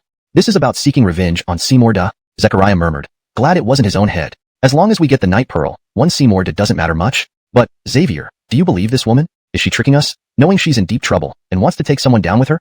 Not impossible, Monroe hesitated. But sir, I noticed Rosalind appeared fearless, very confident. She showed no fear of whatever we might do to her. Her attitude implied that if anything happens to her, no one will ever get the night pearl. Hearing this, Zechariah frowned deeply. Caden hasn't confessed either. Perhaps he genuinely doesn't know the whereabouts of the night pearl. I can't be sure, sir. I've reported back as quickly as possible. Either way, using a delaying tactic now was harmless, and taking this opportunity to eliminate Seymour Gong could be beneficial. The current Seymour Gong was detested by everyone. Leaving him around had no value.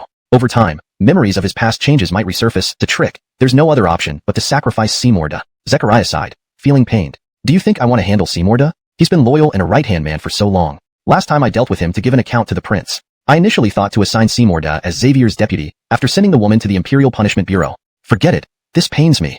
Sir, pardon me, since the prince ordered, why not directly send the woman to the Imperial Punishment Bureau, ending it all? Think I don't want to? Although we have clues, we don't know what's really happening. Mess it up, and I bear the blame. Zechariah sighed, helplessly. If only it were that simple. Xavier wants to gain merit before the prince. Besides, he's rising rapidly. How could I stop him? If the prince finds out, I'd be skinned alive. Understood, sir, your foresight. I'm at fault. Leave me alone. Let me have some peace and quiet. Zechariah looked miserable, sighed, and lay down. Chapter 203, Eunuch Seymour's Misfortune. In the prison chamber. Eunuch Seymour is being held in the prison chamber. I'll head over to inform the young lady first. You two can bring him directly. Yes, Lord Atlas. With that, Rosalind rose shakily. My lord, hurry up and take off those wet clothes. Monroe stood up, and Rosalind followed suit, helping him undress the wet clothes. Then, she picked up a dry cloth nearby and prepared to wipe the water droplets from Monroe's body. By the way, my lord, shall I assist you with your bath? I wish we could, but the people from Yeding will arrive soon. Monroe smiled. But later on, we'll definitely bathe. My tub here is large and spacious. Rosalind frowned slightly as Monroe continued explaining the situation. At this point, Rosalind knelt down, wiping the water stains off Monroe's thighs. My lord, you're really wicked. Rosalind blushed deeply. Monroe naturally knew that her thoughts were not about punishing Eunuch Seymour immediately. This atmosphere. Sigh, but they were about to arrive. Where exactly am I wicked? Speak up. Monroe deliberately prodded. My lord, you're detestable. Rosalind turned her face slightly and sighed softly. All right, we'll play later. For now, quickly get dressed. Rosalind nodded and stood up, causing a scene again. Soon, both of them were properly dressed and moved to the outer hall, with Monroe conveniently picking up some pastries along the way. Young lady, please be seated. Xavier. Rosalind giggled and sat facing the door. Clearly, she understood. Not long after Monroe opened the door, Rosalind's arrogance was likely related to the Night Pearl. Internally, he cursed bitterly. If this woman gained power, what good would be left for him? Young lady, now that I've brought him to you, how you torture him is up to you. Monroe spoke bluntly. Torture? Eunuch Seymour glared fiercely at Monroe. Xavier, you despicable scoundrel, how could you repay kindness like this? Slap him. Rosalind pursed her lips. She planned to slowly torment this loathed old eunuch. He's too noisy. It's annoying. Hatred ran deep. Executing him would be too merciful, perfectly reasonable. Monroe wanted this effect, knowing it wouldn't end today. Just then, Jethro arrived ostensibly to serve tea. Monroe smirked inwardly. This boy was likely attracted by the commotion. One of the eunuchs was about to release Eunuch Seymour, but Monroe waved his hand to stop them. Jethro, you do the dirty work of slapping him. Yes, Lord. Jethro placed 2 cups of tea and rolled up his sleeves, walking toward Eunuch Seymour. I must have been blind. Eunuch Seymour held no hope of leniency. Jethro, you ungrateful cur. I regret not getting rid of you sooner. Without responding, Jethro raised his hand high, striking with intense hatred. You old fool. You're truly courting resentment. Although Jethro wouldn't show mercy, he hated the thought of hitting you less. Quickly, a heavy them immediately drew a dagger from his waist. Aren't you both being bought off by little Nathan? Don't you recognize me anymore? Seymour Gongong, seeing the dagger, suddenly lost his composure. This was really happening. I'm Lord Lorenzo's godson, loyal to him. He wouldn't treat me like this. It's impossible. You two still have time to reconsider. Lord Lorenzo wouldn't do this. If you dare to kill me, none of you will live either. Seymour Gongong's words made the 2 eunuchs hesitate. The old fool. You're tough until the end. Monroe's face darkened. There was no need to be polite now since he was dealing with a dead man. You useless ones, are you going to make me do it myself? Yes, my lord, the eunuch holding the dagger responded. Little Nathan, you truly are something. I admire you. Just as he finished speaking, Seymour Gongong used his hidden strength to throw the eunuch who was restraining him across the room and stood up. Damn, Monroe cursed inwardly. Had the old man been hiding his true power all along? The eunuch who had fallen quickly got back up, and the one with the dagger did not hesitate. However, as soon as he approached Seymour Gongong, he was thrown back onto the ground and couldn't get up. Seeing Seymour Gongong heading,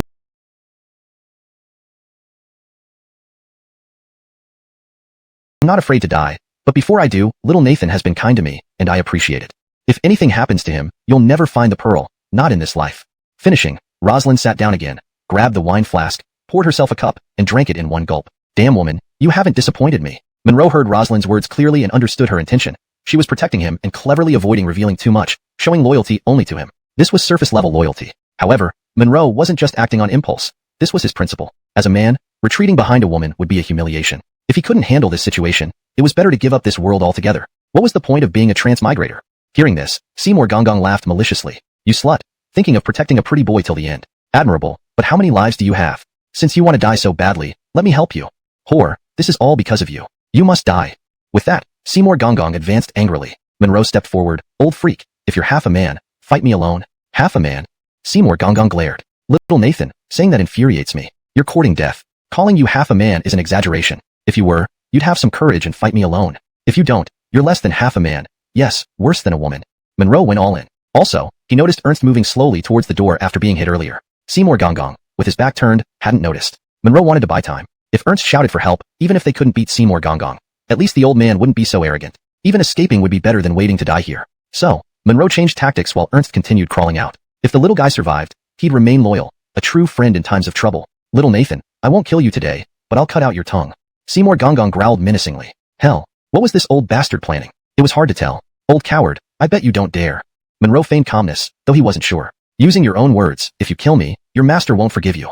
He hoped it would work. Given this old man's ability to hide for so long, he must have some status, but Monroe wasn't clear on the specifics. However, Monroe could gamble. If this old man could kill him, given his hatred, he wouldn't delay. Chapter 205. The Black-Clothed Ghost Face. Help! Help! There's an assassin!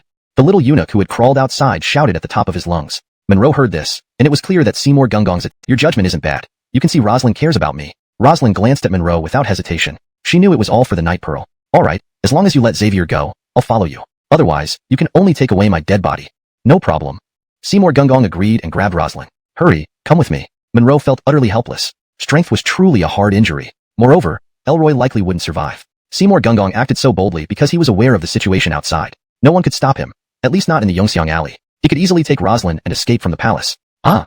Right then, a shocked scream reached Monroe's ears. He had barely the strength to keep his eyes open. It came from none other than Rosalind. Monroe looked over to see Seymour Gungong had thrown Rosalind aside. A black-clothed figure with a ghost face suddenly rushed in. Without needing to think twice, it was evident that Seymour Gungong was planning to leave with Rosalind when this new arrival attacked without a word. Seymour Gungong had no time to care for Rosalind anymore and engaged this attacker directly. Xavier, are you alright? Rosalind, who had fallen to the ground, got up and rushed to Monroe's side. Concern filled her face, completely forgetting her own safety. She shielded Monroe with her back, ready to use her body to protect him if anyone attacked. I don't care who you are, but ensure Elroy lives. Monroe shouted toward the door, causing himself to start coughing again. Rosalind quickly comforted him. Master, is this worth it? Why put yourself in harm's way for someone like me?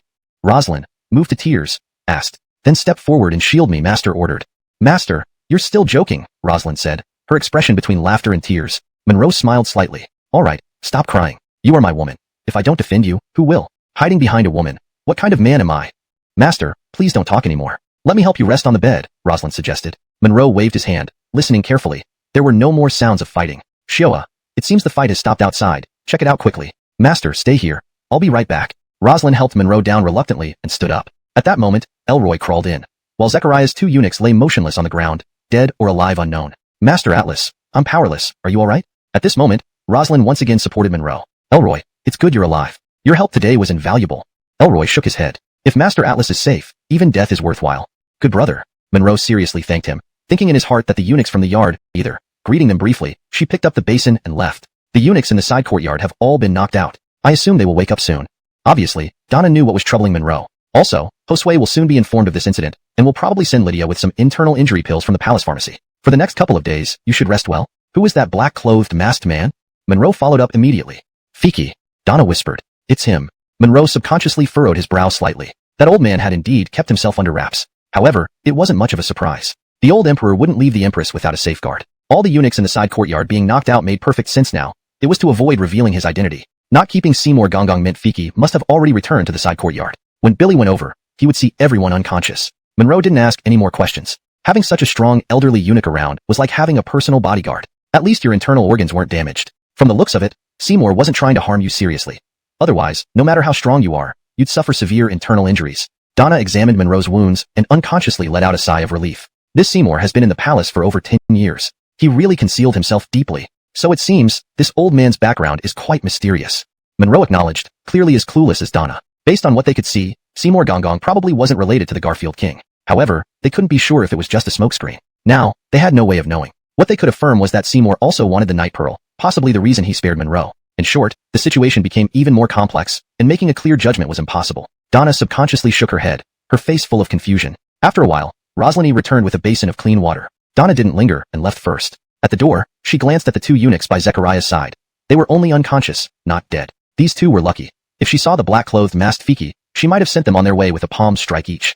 Yangxin Palace. Upon receiving news from Yongxiang Alley, Zechariah's heart raced, instantly forgetting his aching buttocks. Without hesitation, he rushed to Yangxin Palace. Eliach, an incident in the palace must be reported immediately. Meeting the Sherry, Zechariah reported everything truthfully, including the issue of the Night Pearl. Learning that Monroe only suffered internal injuries, the Sherry heaved a mental sigh of relief, but her expression remained stern and angry. Zechariah, how could such an event happen in the palace? I don't want to hear nonsense. Don't come to me until you've uncovered everything about Seymour.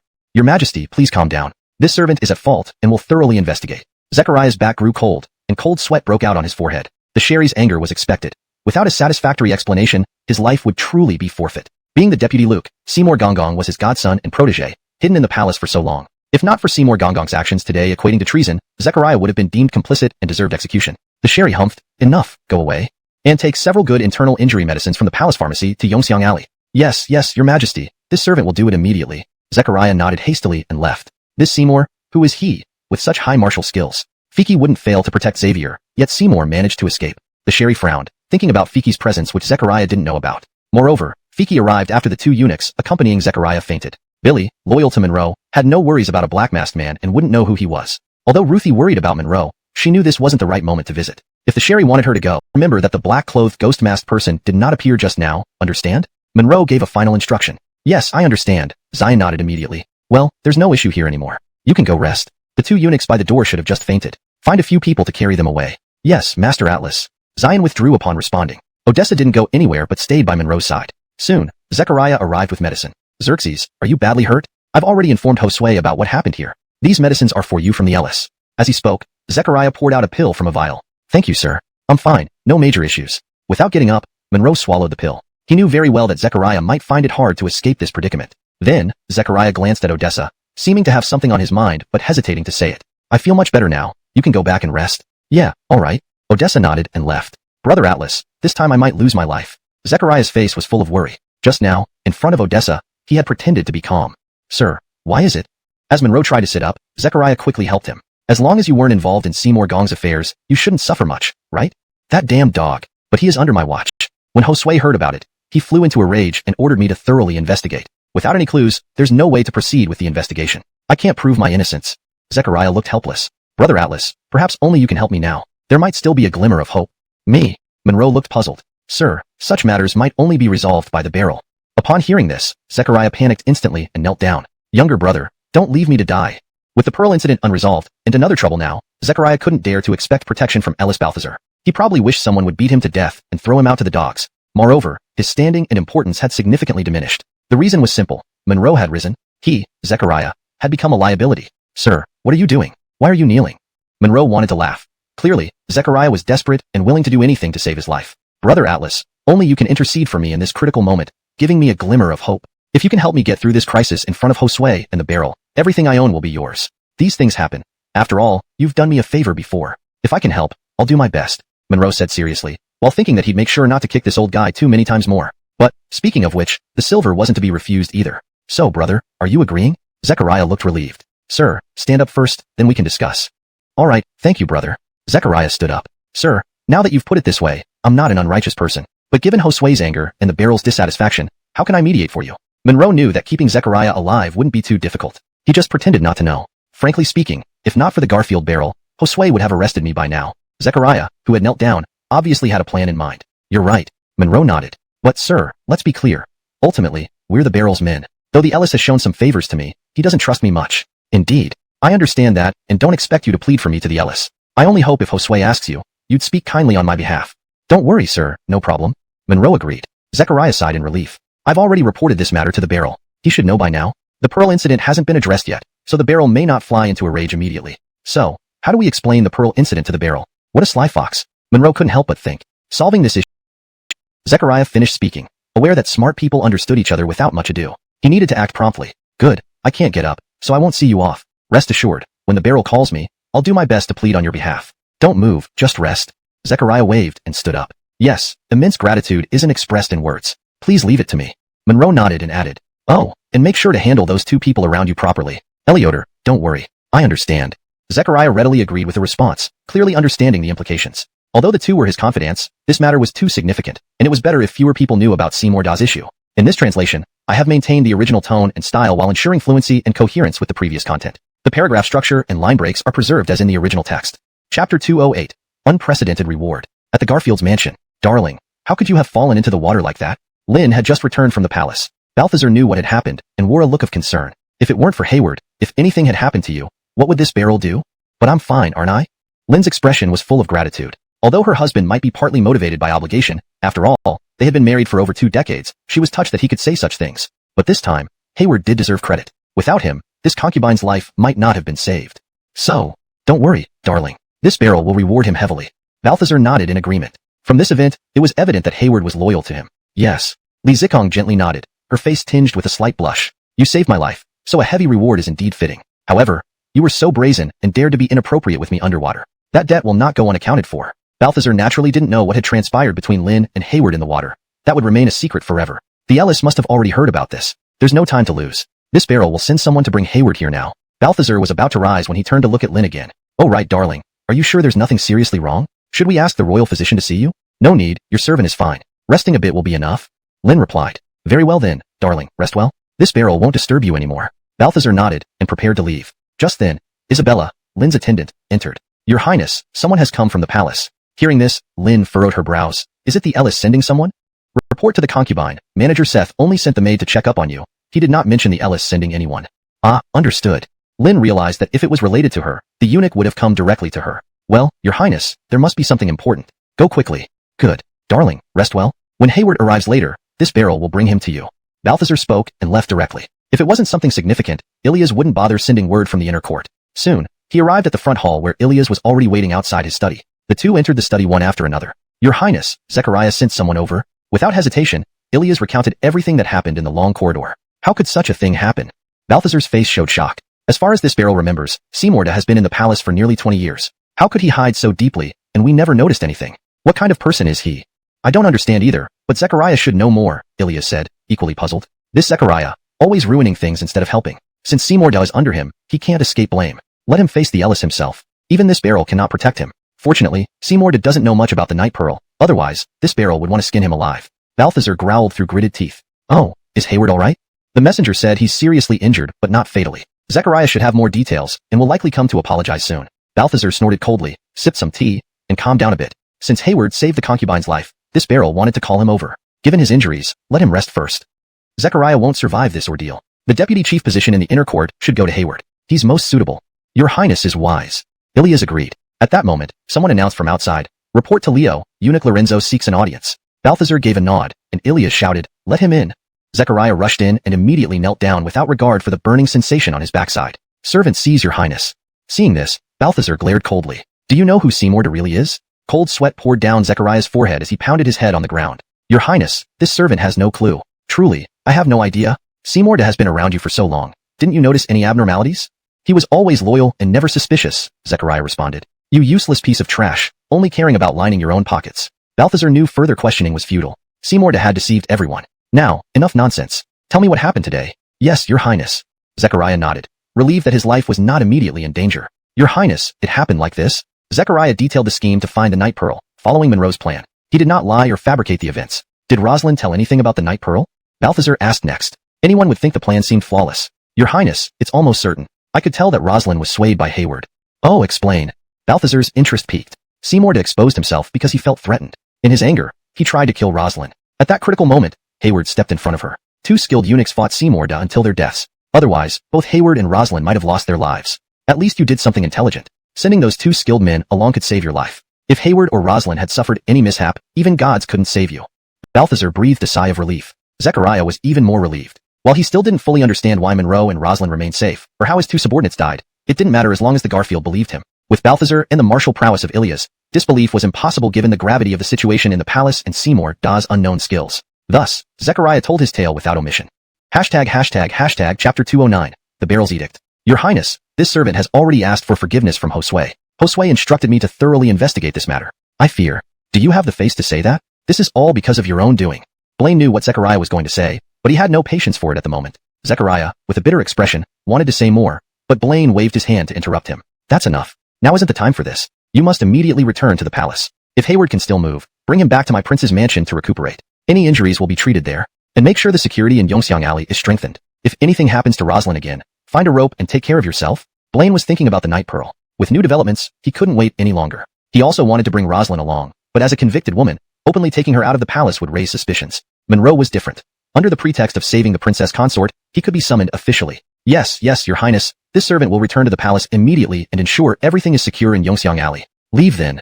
Blaine impatiently waved his hand, and Zechariah quickly got up and left. Yongxiang Alley. Remember to be cautious. Ruthie nodded. Although she didn't fully understand, she didn't pry further. Don't worry, there won't be any problems. Besides, aren't we protected by Mason? Also, besides Sterling, no one knows about Mason. Zechariah even eliminated his two subordinates involved, so they don't know either.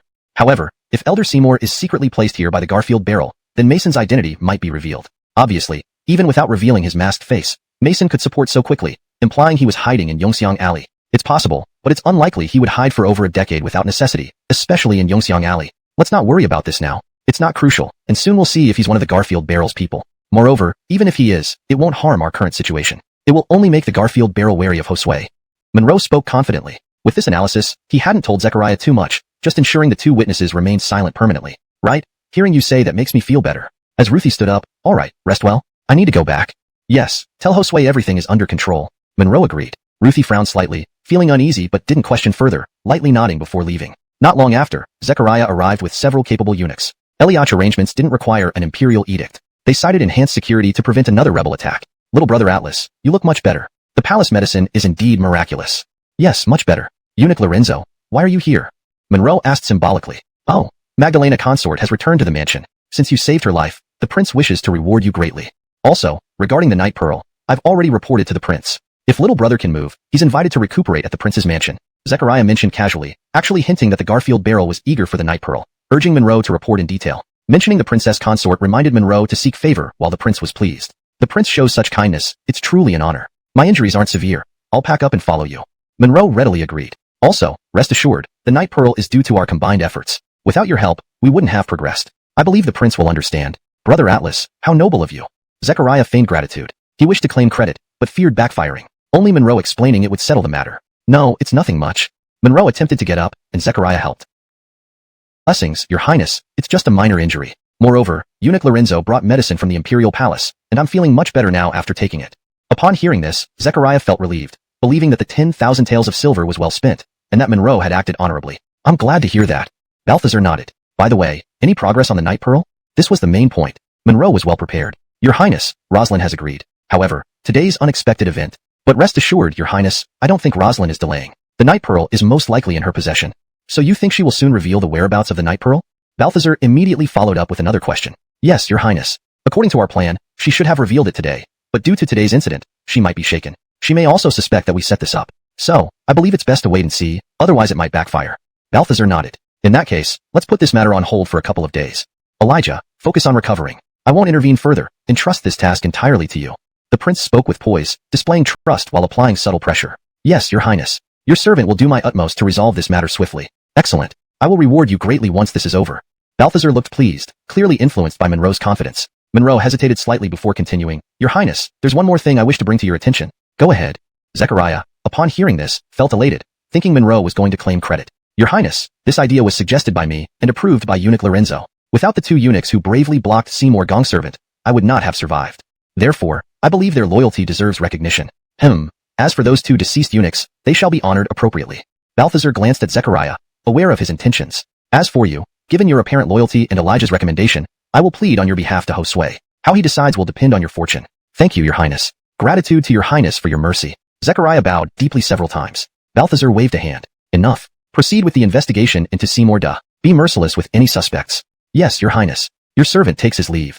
Relieved, Zechariah left, confident that his life was safe. He also knew he needed to make substantial amends and rely on Elijah's good words to regain favor. As for his positions as vice director and courtkeeper, he could only hope they would be retained. Monroe knew Zechariah would offer tribute without needing coercion. The reason was simple. He was completely under Monroe's control. Annoying Monroe could easily mean his downfall. Gaining a significant sum of silver was one benefit, and the Prince Regent didn't necessarily want him dead, especially since his positions were already insecure. More importantly, Balthazar was indeed pleased with Monroe's conduct, showcasing selflessness and magnanimity. This was behavior fit for a capable individual. In essence, Monroe had officially joined the Prince Regent's camp. With the Night Pearl matter resolved, his dual undercover career would officially begin. 2 days should suffice to uncover the truth. All right, Elijah, for saving the consort, I am very pleased. The consort is also appreciative. You will accompany me to her quarters. Standing up, Balthazar gestured. Yes. Monroe responded and stood up as well. Then they walked toward the rear courtyard. Steward Ilias couldn't enter the inner courtyard. Soon, they reached Nellie Ming Pavilion where Lin resided. In the main hall, Lin's complexion had returned to normal. Apart from inhaling some water, she was unharmed. Being accustomed to perilous situations, she only felt lingering shock. Your servant, Elijah, pays respects to her highness consort. Entering the room, Monroe greeted Lin. Rise. Lin then guided Balthazar to the principal seat and sat beside him. Noticing Monroe's condition, Lin frowned. Elijah, you're injured? Oh yes, Elijah, please sit. Balthazar indicated a seat. Thank you, your highness. Monroe complied, knowing Lin was unaware of the Long Alley incident. His internal injuries were evident. Faced with her concern, Balthazar explained, Dear, there was an accident in the Long Alley, and Elijah was attacked. I see. Lin showed little reaction but pondered silently. Since he's injured, let him recover first. Thank you for your concern, your highness. It's nothing serious. Steward Seth has checked on me, and I should be fine after a day or two. Facing her suspicion, Monroe knew anger lingered. Given his role as her savior and his handsome appearance, she might feel somewhat indebted. Dear, decide on rewarding Elijah. Yes. If not for Elijah's bravery, the outcome would have been dire. Remarkably, like me, he cannot swim. Lin hesitated. Your highness, given Elijah's injuries, he should not return to the palace today. Let him recuperate here. Just so, I haven't yet decided on his rewards. Agreed. Balthazar readily consented. It was reasonable. Matters within the inner court were the consort's responsibility, especially since Monroe was a eunuch. Chapter 211. If it's hard to explain, then tell the truth. After making up his mind, Balthazar left without further ado. Wilhelmina, prepare some mild tonics and medicine for muscle relaxation and healing. Lin instructed her nearby maid Wilhelmina, who promptly left as ordered. Hayward, follow me. Lin got up and approached, now much colder in attitude. Yes, Magdalena consort. Monroe responded immediately and followed Lin towards the inner chambers. Close the door behind us. Upon entering the room, Lin added. Monroe knew very well what was coming, likely a confrontation. Without hesitation, he closed the door. Walking to her seat, Lin motioned to the opposite chair once she sat down. Sit. Your servant dare not. I will stand, Monroe replied. You are feeling guilty? Lin frowned, raising an eyebrow. Monroe sighed inwardly. There was nothing to feel guilty about. It was probably the princess consort who was being overly sensitive. Your servant feels no guilt. If you don't feel guilty, then why won't you sit? You sat without hesitation when the prince asked you just now. Lin stared at Monroe, who was keeping his head slightly lowered. Indeed, Monroe was calm and collected, not showing any sign of guilt. Saving your life, enjoying a bit of advantage is understandable, especially when physical contact couldn't be avoided. In short, there was nothing to feel guilty about. The prince allowed me to sit, so I dared not refuse out of respect. Monroe spoke with utmost sincerity. But now, it seems that the princess consort has grievances against me, so I dare not sit. You really know how to sweet talk. Lin was clearly unimpressed, clearly taking advantage of her, yet acting so innocent. Though now, thinking back, her consciousness was rather unclear at the time. But she was certain Monroe's actions were deliberate. However, Monroe wasn't wrong. With no third party present, she naturally couldn't stay completely calm. Magdalena consort, this servant dares not. Monroe chuckled nervously, knowing exactly what she wanted and understanding that she couldn't harm him easily. He would handle things as they came. Enough small talk. Sit if I tell you to. Lin snorted lightly. But truly, I didn't mean for you to sit. Let's separate these issues. After all, you did save my life and are still injured. Thank you, Magdalena consort. Monroe didn't argue further and sat opposite her. To his credit, the regent princess consort had a clear sense of justice and seemed broad-minded. Hayward, confess truthfully, why did you take advantage of me? Lin looked embarrassed but asked bluntly.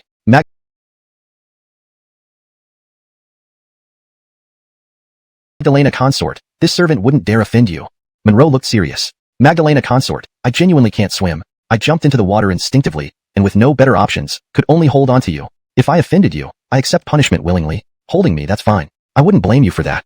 Lin was speechless. Holding her was necessary to save her. Avoiding the crux of the issue? Huh? Lin sighed, her face becoming rosier than before. Underwater, treating me like that, so casually, was it also out of necessity? Underwater? Monroe frowned, looking bewildered. Magdalena consort, please forgive my stupidity, but what exactly did I do? Are you playing dumb with me? Lin blushed, eyeing the seemingly innocent Monroe, her eyebrows flickering. Could he really have forgotten? Instantly, she recalled the scene, remembering more details. She concluded firmly, impossible. Hayward, I don't believe. You kissed me and forgot. Was it also for my own good? Lin pressed on relentlessly, determined to clarify the matter since landing ashore. Well, Monroe paused, contemplating. It seems so, but Magdalena consort, even if I did that, it must have been out of instinct. I had no intention to offend. Plus, choking on so much water left my mind muddled. In such a situation, it would be hard for her to him with visible embarrassment. Knowing the reasons as a grown woman, it was unsurprising. A young, vigorous boy losing control. Moreover, Monroe was a newly appointed eunuch. No need for excessive explanations. Lin understood. Furthermore, confident in her own charm, the matter was mostly cleared up. This servant was rash. Please pardon me. Monroe stood up, clutching his chest, ready to kneel and beg forgiveness, feigning pain. Enough with your pathetic act. Lin waved dismissively, displeased. Monroe remained standing, waiting for punishment. But, Magdalena consort, would you dare punish openly? In other words, this was a secret unspeakable. Could you risk any excessiveness? Hesitating, Lin said, Hayward, what punishment do you think is fitting? Understanding her transparency, Magdalena consort, perhaps it's best not to punish this servant. Humph, dreaming. Lin rolled her eyes. However, I will greatly reward you. And should anyone else learn of this, the consequences are obvious. Yes, Magdalena consort. This servant understands. Saving you is merely duty, and I am but a eunuch. Monroe replied earnestly. Humph, if you weren't a eunuch, I wouldn't need to lift a finger myself. Lin's expression was far from pleasant, yet her tone. This servant takes his leave. Monroe turned to leave as soon as he acknowledged. As he opened the door, Wilhelmina was already waiting at the door, looked at Monroe without saying a word, and then went inside. Your Highness, the Gene has come to pay respects. Eleoder, let him in quickly. Lin got up, supported by Wilhelmina, and headed towards the outer hall, as per the rules. No other man except Balthazar was allowed in the Alecom mother's private chambers, not even her own son. Monroe could enter since he was a eunuch, which didn't require much reservation. Xavier, wait before you leave. Yes, Your Highness. Monroe followed them out to the reception hall. After Lin sat down, Wilhelmina went to the door without offering a seat to Monroe, who stood waiting below. Soon, Wilhelmina led in Fadi. I greet my mother. Fadi glanced at Monroe but didn't seem surprised, then respectfully bowed to Lin. That's enough, don't be so formal. Lin's tone was gentle and calm. Mother, I heard you fell into the water in the palace. It worried me so much. Are you alright? Fadi straightened up, looking genuinely concerned at Lin. You have a caring heart, don't worry. Mother is fine. Lin responded with relief, indicating Monroe to sit. That's great, if Mother is safe, I can rest easy. Fadi nodded and sat down. Xavier, You've done a great job. The Jean appreciates your loyalty, Fadi continued. Both mother and I will reward you generously.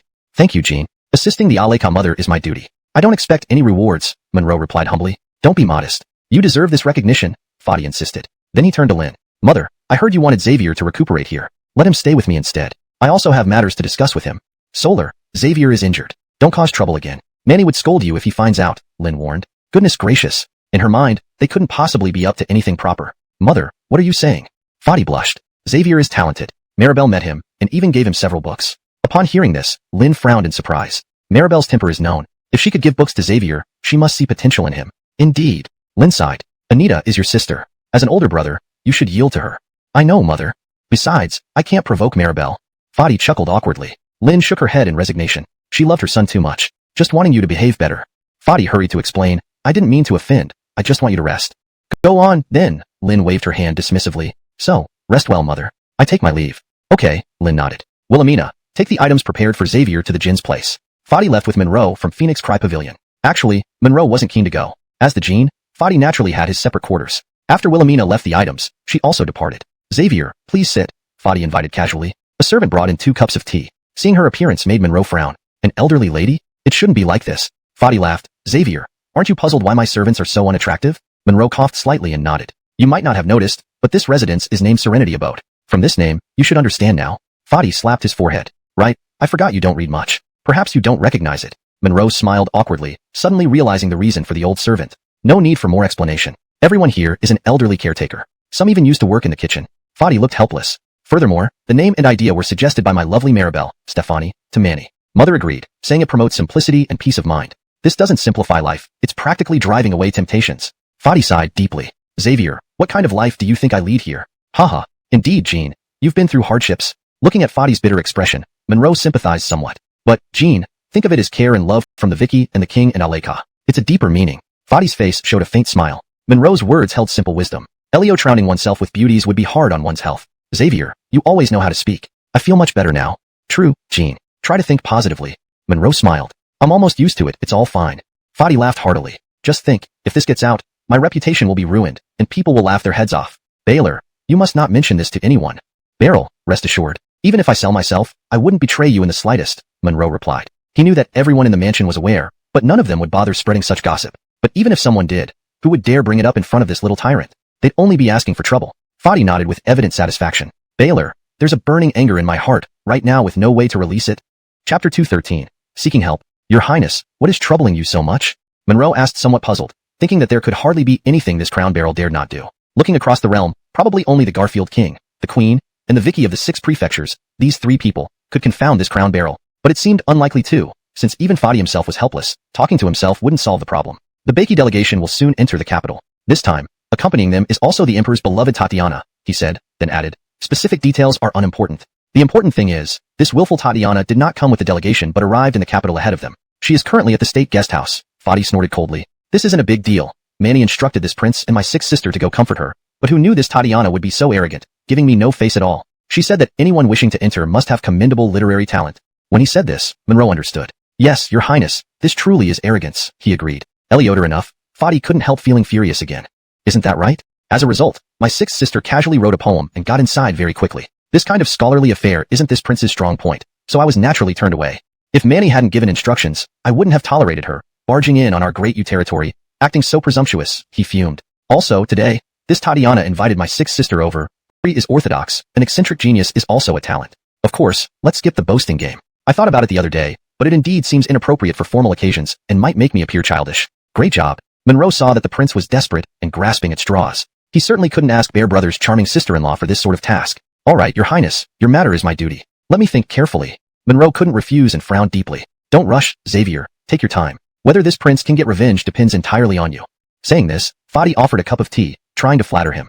There were many ways, but one couldn't show off too openly. Monroe didn't hesitate to accept the tea and sip 2 mouthfuls. By the way, Your Highness, remember the 3rd challenge at 10,000 Flower Tower? That question was quite extraordinary. Why didn't you pass it along then?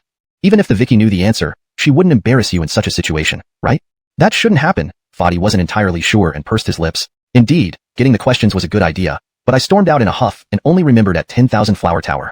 Also, I can't remember the exact question anymore. Brilliant. Monroe couldn't stop himself from sarcastically criticizing again. Forgetfulness, huh? What methods do you expect then? It's only fitting you vent at 10,000 Flower Tower.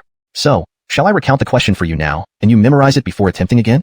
Let's try. But Xavier, you have hours to remember such a difficult problem. Fadi proudly glanced over the paper once more and tossed it aside. This intelligence, incredibly refreshing. You listen. Fadi recited confidently. Yes, this time your highness really remembers. Monroe nodded, although it was still somewhat mechanical. Then Xavier, if you're fit to travel, let's set off. Fadi stuffed the paper into his pocket and grinned. As long as we can leave, I'm fine. Monroe had nothing else to say. All right, then let's go. Fadi was visibly pleased. Yes. Monroe followed without further questions as they walked out together. Chapter 2:14.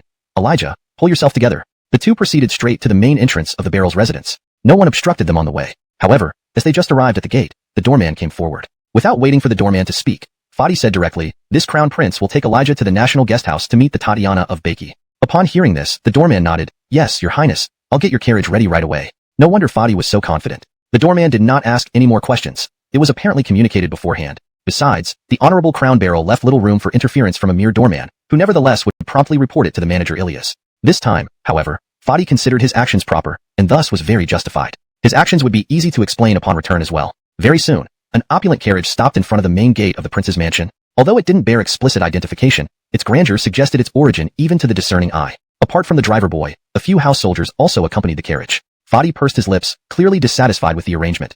He could guess this was likely orchestrated by his father, Balthazar. One reason was for protection, but the other was certainly to prevent Fadi from wandering around aimlessly. Ultimately, these guards were still following orders from his father, the Garfield King. Elijah, let's go. Fadi spoke somewhat unhappily and gestured to Monroe, who then climbed into the carriage with him. To the National Guest House. In the capital city of Dayu, there were two places for reception. The National Guest House was not where ordinary envoys stayed. Only royal princes and princesses had such privilege. Regular envoys had to stay at the Sifong Pavilion. Of course, the Sifong Pavilion was also very luxurious, given that it represented a nation's face. It was just a notch below the National Guest House. About half an hour later, the carriage stopped steadily. The servant boy and the great, thought Monroe. He probably forgot the exact wording. I won't forget a single word, your highness.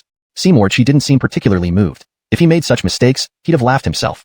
Fadi cleared his throat again. Listen carefully. Fortunately, he managed to say it correctly without issues. Please wait a moment, your highness. Seymour Chi nodded with a smile and went back inside. Monroe frowned, feeling that Seymour Chi's smile was off, almost mocking. He decided to keep quiet, as Seymour Chi had already entered. Moreover, Monroe was prepared to show his prowess. If he failed to get inside, he'd rather find a tofu block and bash his head against it. In the courtyard, two beautiful women were enjoying tea in a pavilion. One was Vicky Stefani, and the other was naturally the Tatiana of Bakey.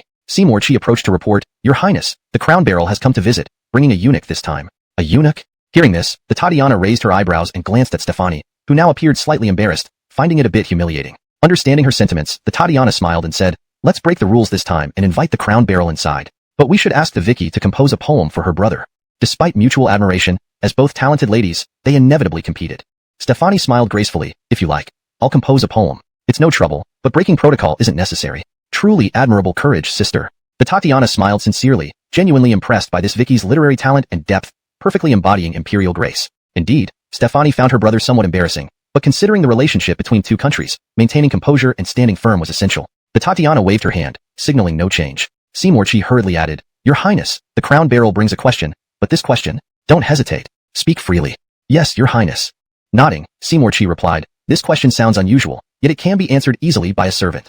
Oh, really? The Tatiana immediately recalled the question solved at the Wanhu Lu. Given that news about her visiting Wanhu Lu had not been revealed even to Stefani, she wasn't surprised Fadi dared bring it up. Believing the question originated from Stefani, she found it baffling that Fadi would attempt such a feat, questioning his intellect. Here was his talented sister, yet either he lacked sense or was incredibly thick-skinned. Having such an incapable brother was indeed sad. The Tatiana thought, and decided to preserve the esteemed Vicky's dignity. Answer the Crown Barrel outside. If there's nothing else worthwhile, ask him to go home and study some books. Yes, Your Highness. Seymour Chi left promptly. Stefani felt uneasy. She guessed the eunuch outside was Monroe. She hoped silently, Elijah, pull yourself together now. Translation ends here with maintaining paragraph structure and coherence with previous content. Chapter 2:15 Absolute. Very soon, Seymour Chi came from the courtyard to the gate. Your Highness, our princess said that your riddle is somewhat ingenious. But for her, it's a bit too simple. What? Fadi's eyes widened instantly. So you mean I still can't enter? Yes, Your Highness. Seymour Chi smiled politely. Monroe had a complicated expression. Such words were really slapping him in the face, weren't they? Moreover, while this kind of riddle was very easy for him, being able to solve it in such a short time here was truly unbelievable. Perhaps, it was exposed by the Vicky inside? Monroe ultimately leaned more towards the latter idea. Fadi naturally couldn't just turn around and leave. How could it be possible that even a scholar as talented as Aaliyah couldn't figure out the answer in such a short time? Since that's the case, then just give me the answer. Yes, Your Highness. Seymour Chi nodded and began to explain methodically. It was entirely correct. All right, your Tatiana is indeed formidable. Fadi's expression showed slight embarrassment, trying his best to maintain his composure. But I wasn't thinking of you. Delighted. Though he hadn't fully grasped its essence yet, he understood it much better than Seymour Chi, having some basic knowledge. Good, very good. This couplet is absolutely brilliant. Seymour Chi snapped back to reality, realizing he hadn't remembered it properly, blushing. Elder eunuch, I got distracted just now. Could you repeat it? Obviously, he no longer dared to look down on Monroe, reassessing him internally. No problem. Monroe grinned. Sir, listen carefully this time. There won't be a third repetition. Not again, Seymour Chi replied awkwardly. Then Monroe spoke slowly and clearly once more. Seymour Chi, do you remember it this time? Fadi watched Seymour Chi's serious face, feeling quite pleased, wearing a teasing smile. Yeah, remembered. Seymour Chi nodded. Repeat it. Don't let there be any errors when you report it to your princess, or it will become nonsense. Fadi continued immediately after. This punk, putting on airs. Monroe cursed inwardly but agreed, though not without reason. Seymour Chi felt mortified, extremely embarrassed. If Fist could solve this, he would have rushed up without a second thought. But he could only bear it reluctantly, because what Fadi said wasn't wrong. Subsequently, Seymour Chi recited it word for word without error. His memory seemed far better than this prince, remembering it accurately after just one more repetition. Seymour Chi's labored breathing, fully displaying his princely demeanor. Eliacha's personality was also commendable. At least he didn't throw unnecessary tantrums. Anyway, however capable, it was still his subordinates. Monroe interpreted Fadi's thoughts thus. He seemed a straightforward person, living without burden. Next, Seymour Chi led them to a pavilion. Two exquisitely beautiful princesses sat gracefully by a stone table, with tea and snacks laid out and maids standing quietly beside them. Approaching closely, Magdalena, greetings. Fadi bowed politely. Your Highness is too polite. The Tatiana rose and returned the bow, but her gaze fell on Monroe behind Fadi, who was slightly bowing his head. Then she waved and indicated, please sit, Your Highness. Oh yes. Thank you, Magdalena. Fadi nodded in agreement, his eyes fixed on the enchantingly beautiful face of the Tatiana. The Tatiana avoided Fadi's gaze. She kept observing Monroe either intentionally or unintentionally, her mind completely absorbed in the previous couplet Monroe gave, because both she and the Vicky Stefani found it incredibly intricate. More importantly, neither could come up with a matching lower line. They had been pondering it deeply since then. Chapter 216. A Banquet After Victory. Pat. Yes, Magdalena.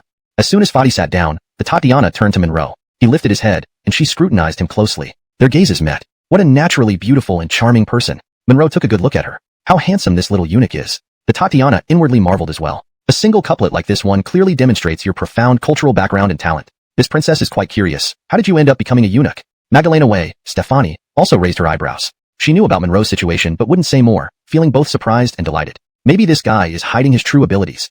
Fadi was only interested in admiring the beauty before him, paying no attention or listening to what they were discussing. Monroe wasn't surprised either.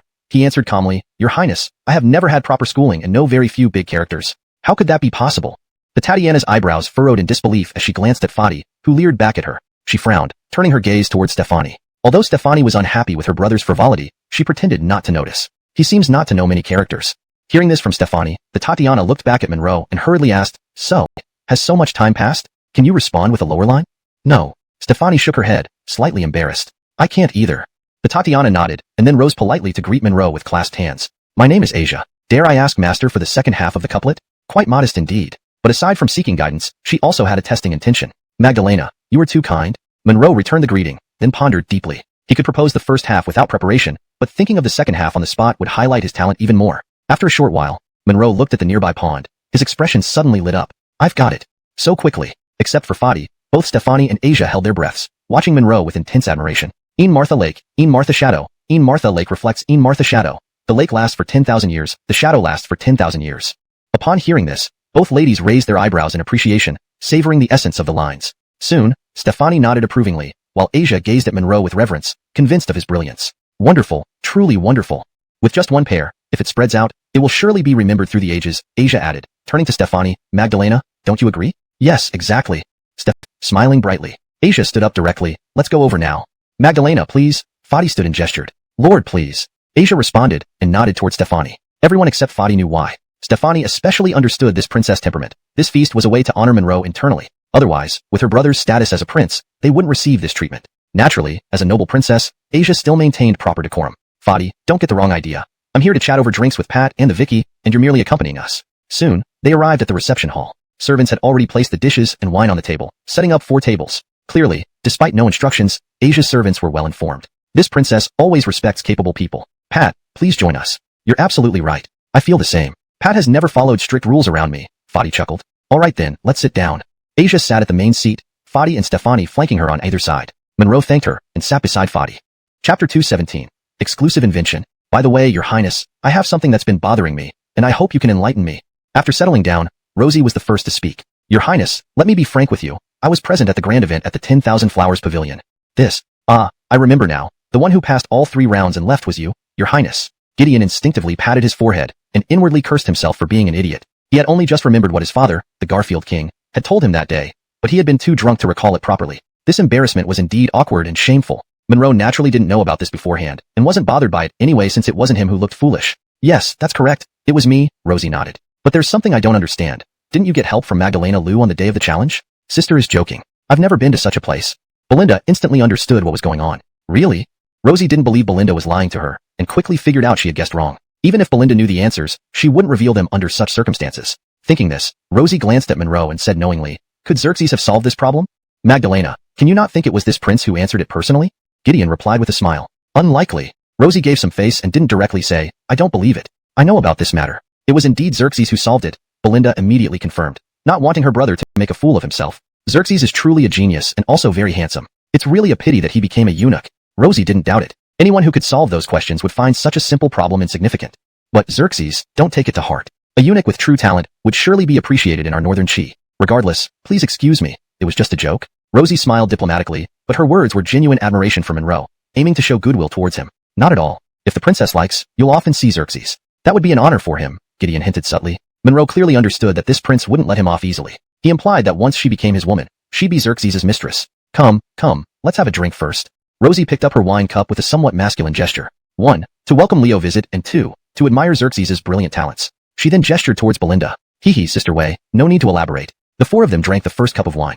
After several rounds of drinking, Gideon said, Magdalena, drinking like this is dull. I have an interesting game to liven things up. Are you interested? Monroe wasn't surprised at all. Claiming the invention as his own wasn't unexpected either. This prince loved showing off. Belinda remained composed, understanding the situation but uninterested in such games. She wouldn't expose her brother here. Gideon was also aware and confident that no one else knew he was proficient in it, hence his bold claim. Beryl, I can't hold my liquor well. Let's skip it today. Deadpan. She didn't want to play with him at all. Looking slightly confused, Gideon cleared his throat. Magdalena, this isn't an ordinary game. It's unlike anything you've heard before. Next time for sure. Rosie showed slight annoyance. She had given him enough face. How shameless could he be? Slightly agitated, Gideon persisted. Alright, since you're not interested, how about playing the exclusive drinking game invented by Xerxes? Damn, now he was clever. What's yours is mine. Always mine. Monroe internally critiqued Gideon but acknowledged the tactical move. Oh. Rosie raised an eyebrow hesitantly. Since Beryl enjoys this, let's play Xerxes' game. Oops. Gideon nodded awkwardly. Alright, no problem. Anyway, Xerxes would help the prince win first by getting her drunk. Xerxes, arrange your bluffing game. It's your setup. Yes, Your Highness. Monroe nodded, noting the reminder. He had more than one such unique game, but the others hadn't heard about them yet. Even without the reminder, certain games like Do Diju, Fight the Landlord, would offer big wins, so he wouldn't reveal them just yet. Magdalena, please have someone bring 4 sets of dice cups and dice over. Monroe turned to the princess. Also, for convenience, we should sit around together. Eleoter, no problem. Rosie nodded and signaled to a servant, who soon returned with 4 sets of dice cups and dice. 2 servants brought in a round table and placed 4 stools beside it. Once everything was ready, under Monroe's guidance, the 4 sat around the round table. Rosie took the seat of honor, with Gideon and Belinda on either side, and Monroe at the opposite end. They sat facing each other, east, west, north, south, like in a mahjong match. Okay, Xerxes, explain the rules of the game carefully to the princess and my sister. Gideon smiled and instructed. Monroe then demonstrated the gameplay while explaining the rules meticulously. Indeed, I've never heard of this before. It sounds quite fun. Rosie smiled sweetly. Both exceptionally intelligent, Belinda also grasped the rules and found them intriguing. Fun? Monroe smiled inwardly, knowing this fake eunuch made things even more entertaining. Chapter 218, Drugging. Sister Wei, I understand. Do you? Morag asked. Belinda nodded in response. Yes, I have pretty much figured it out. So, Xerxes, let's start then, Gideon smiled. Magdalena, there are many tricks in this game. If you lose, you'll have to drink. Why don't we practice a couple of rounds first? That's fine. Since we're playing, I will accept the outcome. Even if I end up drinking myself unconscious, I won't complain. Morag said proudly. Great. The Magdalena spirit is truly admirable. Gideon smiled again. To be honest with the Magdalena, I did the same on my first try. After hearing just once, I started to play and insisted that Xerxes not hold back at all. However, he didn't say that he ended up utterly drunk afterward. Morag looked at Monroe. This time is no different. Xerxes, you mustn't hold back either. This princess and your highness of the 6th prefecture do not like people being polite. Maribel, just enjoy the game. With Ng and Xerxes here, even if you drink too much, it's not a problem, Gideon said to Belinda. Let's start. Belinda calmly replied, well aware of her brother's intentions. Yet she felt reassured, knowing that as the prestigious Tatiana of Eider, and with Seymour Chi nearby, nothing untoward would happen. Magdalena, if we lose? Gideon pointed to the small cups before them. Just for show, 1 cup should suffice. Since we're playing, we might as well go all out. It's only a matter of drinking until we fall over. Remove the small cups and bring large bowls instead. This princess? Morag felt dizzy but hesitated to voice her needs openly. Wei sister, shall we go together? Yes, sure. Naturally, after so much alcohol, Belinda also needed to relieve herself. Gideon had only drunk a few bowls, using tricks to remain unaffected. Monroe drank even less, symbolically finishing 2 or 3 bowls. Next, the 2 captivating beauties were supported by maidservants to an inner chamber. Only these 2 maidservants were around. Once the 2 entered, Gideon took a small red bottle from his pocket and glanced outside subconsciously. Xerxes, pour this into the wine. Master, what is this? Monroe immediately guessed but asked anyway. It wasn't poison. A good thing. Gideon's face showed lewd intent. This is the Imperial Love Potion, effective on both men and women, causing a divine sensation. You, master, always carry such things with you. Monroe now understood, drugging the Tatiana. There was no other way. If the exceptional Seymour Chi wasn't summoned, she wouldn't come here. Even Belinda, who knew Gideon well, probably wouldn't imagine her brother daring to do something so bold. But, master, she is a princess of Eider. Doing this will have severe consequences. Moreover, the Vicky will inevitably drink the wine too. Xerxes, you're right. But don't worry. I know what I'm doing. Seeing Monroe's worried expression, Gideon explained. Don't be afraid. If this happens, the Tatiana can't speak out. She will have no choice but to marry me. And don't tell the Maribel. She would ruin everything. Just make sure she drinks it. There is an antidote. This drug has strong effects. Even a eunuch couldn't handle it. Without timely release, it could be fatal. Saying this, Gideon produced a small blue bottle from his pocket and handed it to Monroe. Keep this safe. Give it to the Maribel when the time comes. If you drink too much, take one as well. Monroe stowed away the blue bottle. Master, I still think this is... He felt conflicted. At least he could save the Vicky from poisoning. But this act might cost him his life. He was just a eunuch. Don't worry. This drug is colorless and tasteless. Once added, no one will detect it. If you keep delaying, they'll come out. Gideon mumbled, opened the red bottle, and poured half into the wine jug, shaking it slightly. He then hid the bottle and sat back down. Stay calm, Xerxes. Yes, master. Monroe nodded, realizing there was little he could do since the Beryl himself had drugged the wine. He had to wait and plan quickly for how to deal with the situation once the drugs took effect. Though not intoxicated, the drug's influence would impair judgment without erasing memories. Could he really watch this beautiful woman fall victim to Gideon? Monroe asked himself honestly, yet as a man, his answer was clear. It's touching today. I, your humble heir, am deeply moved. After all, you are a guest from afar. Sixth sister, Elijah, let's toast to the princess together. With that, Fadi picked up his bowl first. He was indeed adept at cunning schemes. The wine in the bowls had been refilled just when the maids left, which was laced with drugs. Regardless of what the Tatiana thought, this gesture would put people at ease subconsciously. Stefani frowned for a moment before picking up her bowl. Without a word, Monroe also picked up his bowl after seeing the others do so. Asia followed suit with a slight smile towards him. I'm quite happy today. Let's all finish this cup. With no turning back, they all downed their wine in one go. To Fadi, this wine tasted unusually sweet. Women, even when drunk, lost some clarity of mind. Their reserved nature determined how far out of line they could go. All right, let's continue. After setting down her bowl, Asia said boldly. Monroe refilled everyone's bowls. 3 more rounds quickly passed. Asia had another 2 cups, while Stefani had 1. The drug was evidently potent. Monroe already felt warmth spreading through his body. Asia, with her head slightly lowered, appeared visibly tipsy, her breathing heavier than before. A quick glance showed Stefani frowning deeply, clearly feeling unusual sensations. Magdalena, are you alright? Fadi, also reacting to the drug, stood up. My head hurts. I can't drink anymore. Kennedy, help me inside. Asia's head drooped further, almost resting on the table. Kennedy must be her maid's name. She had obviously left, meaning Asia was well intoxicated. Fadi breathed a sigh of relief, walking over to her. Magdalena, let me help you rest. Stefani also sighed heavily. She wasn't as drunk as Asia, but must have succumbed to the drug's effects. She licked her dry lips and unconsciously tugged at her collar. Just as Fadi reached out to help, Asia raised her head and shook it. Get away.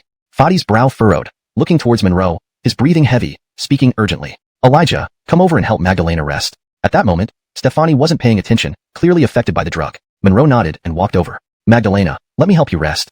Upon hearing this, Asia looked up again, her eyes glazed over with intoxication. All right, Elijah, take me in. Monroe gently supported Asia, leading her to the inner chamber. He struggled to control his heavy breathing and trembling hands, but managed to restrain himself. Eventually, he laid Asia on the bed. She sighed deeply, her chest rising and falling rhythmically. Monroe dared not look any longer, desperately wanting to tear her clothes off. Wait. Asia's eyes were closed, her breathing heavy, but she seemed only drunk, not under the drug's influence. Monroe's doubt lingered, but the urge to pounce on her surged once more. He didn't linger, decisively leaving the room where Fadi waited impatiently. Elijah, give Maribel the antidote. She won't last much longer. Beryl, wait. Monroe grabbed Fadi, whispering. The Tatiana seems not like she's under the drug's effect. Impossible.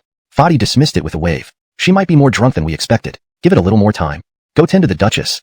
Saying this, Fadi entered, closing the door behind him. Goodness gracious. Stefani was breathing heavily, her collar already torn open. Combining her drunken state with the drug, she seemed about to lose her mind. Duchess, are you alright? Monroe approached her. Elijah, I'm so hot, so uncomfortable. Stefani looked at Monroe intensely, letting out an involuntary whimper. Duchess, you. Monroe was close to losing his own mind, torn between taking the antidote or, before he could decide, Stefani pulled him closer, their faces inches apart. An intoxicating scent enveloped him. Decisively, he took out the small blue medicine bottle. The antidote was not liquid but small pills. He quickly poured out one pill. Lady, come, quickly take it.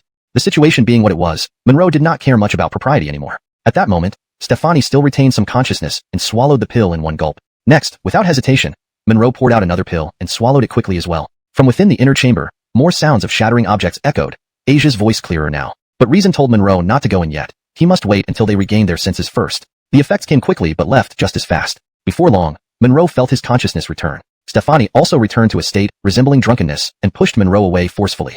Xavier, what exactly is going on? Her anger simmered under the surface. Clearly, she vaguely remembered what transpired. More sounds emanated from inside. Stefani sighed, this senseless fool. Speaking, Stefani forced herself to stand up. Monroe dared not help her. Why aren't you going in to check? In this situation, no explanation was needed. Everything was self-evident. Yes, lady, I will go. She already knew the wine had been drugged. Fadi breathed heavily as if he hadn't heard her. My dear, stop being stubborn. You're already poisoned. Further resistance might endanger your life. Just submit to me. We'll soon be very comfortable together. Humph, Fadi, you despicable scoundrel, to actually drug this princess. Seeing Stefani enter, Asia felt a little relief. Given Fadi's state, the wise Tatiana had suspected the wine was drugged from the start. But speaking to an irrational Fadi was futile. Only she herself knew why she wasn't poisoned. She had an innate immunity to toxins. Xavier, don't just stand there. Quickly give the heir the antidote. Stefani urged immediately, knowing there was no point in hiding anything anymore. Heir, please forgive. Monroe understood and directly took out the small medicine bottle, pouring out a pill. Then, he forcibly restrained Fadi. With his current physique, he was too strong for Fadi to resist. Amid Fadi's shouting, Monroe pried open his mouth and shoved the pill inside. Asia remained angry, still holding the porcelain bottle in her hand. Stefani momentarily didn't know how to explain and could only wait silently for her foolish brother to regain his senses. Thus, the scene fell silent. Soon, Fadi recovered his senses. He did not lose his memory. Looking at Asia, his face showed panic. Magdalena, this? Asia snorted. Cole already had close contact with him. She must feel indignant and distressed inside, but had to remain strong outwardly. Additionally, such a stunning beauty, upon physical contact, caused a stir in the portrait of beauties. Monroe hadn't checked it yet. Thereafter, there was nothing else to be said. Monroe followed Fadi out, dejectedly and furtively. Chapter 221.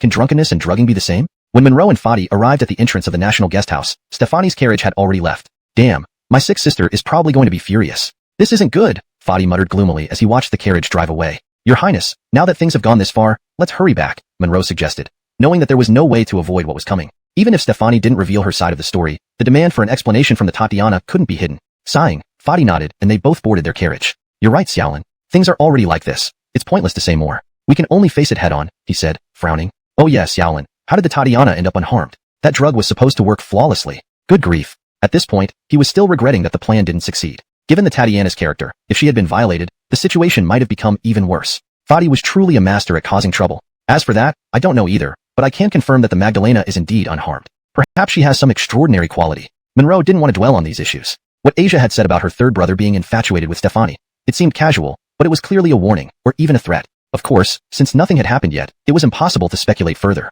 Alright, let's not talk about this. It just makes me angry, Fadi said, leaning back and closing his eyes. Beauty, Stefani. Charm value, 97. Friendship value, 2. Seeing this panel, Monroe frowned. Stefani's high charm value didn't surprise him.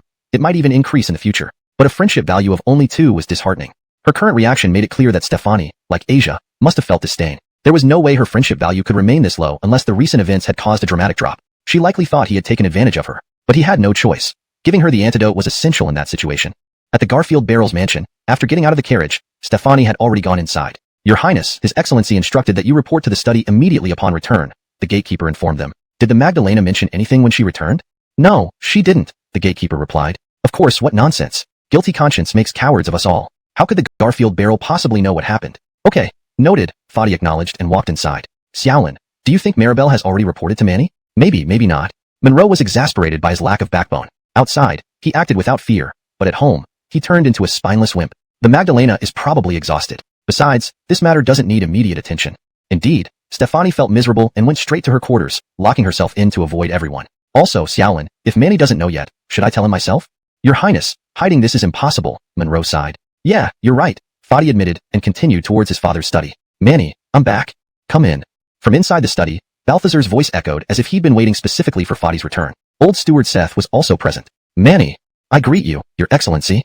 Fadi bowed respectfully and stood still. Balthazar glanced over, furrowing his brow. Something felt off. Usually, even after visiting the brothel, Fadi wasn't this cautious. Boy, you did go to the National Guest House, didn't you? Balthazar sensed something was amiss. Yes, Manny. I just returned from there. Ask the guards if you don't believe me, Fadi replied. Xiaolin, did anything happen at the National Guest House? Turning to Monroe, Balthazar was simply trying to understand why Fadi would bring an injured Monroe to such a place. Manny, please don't ask Xiaolin. Let me explain everything to you, Fadi interrupted, showing a rare sense of loyalty. All right, tell me what happened. Balthazar braced himself, sensing something significant had occurred. Manny, as you know, last time the Tatiana refused me. To restore my honor as the Garfield Barrel's son, I took Xiaolin with me. Get to the point. Balthazar snapped, already guessing the nature of the problem. The point is, during the banquet, I secretly drugged her drink. Drugged her? Balthazar's face darkened. And then? Did it fail and get exposed?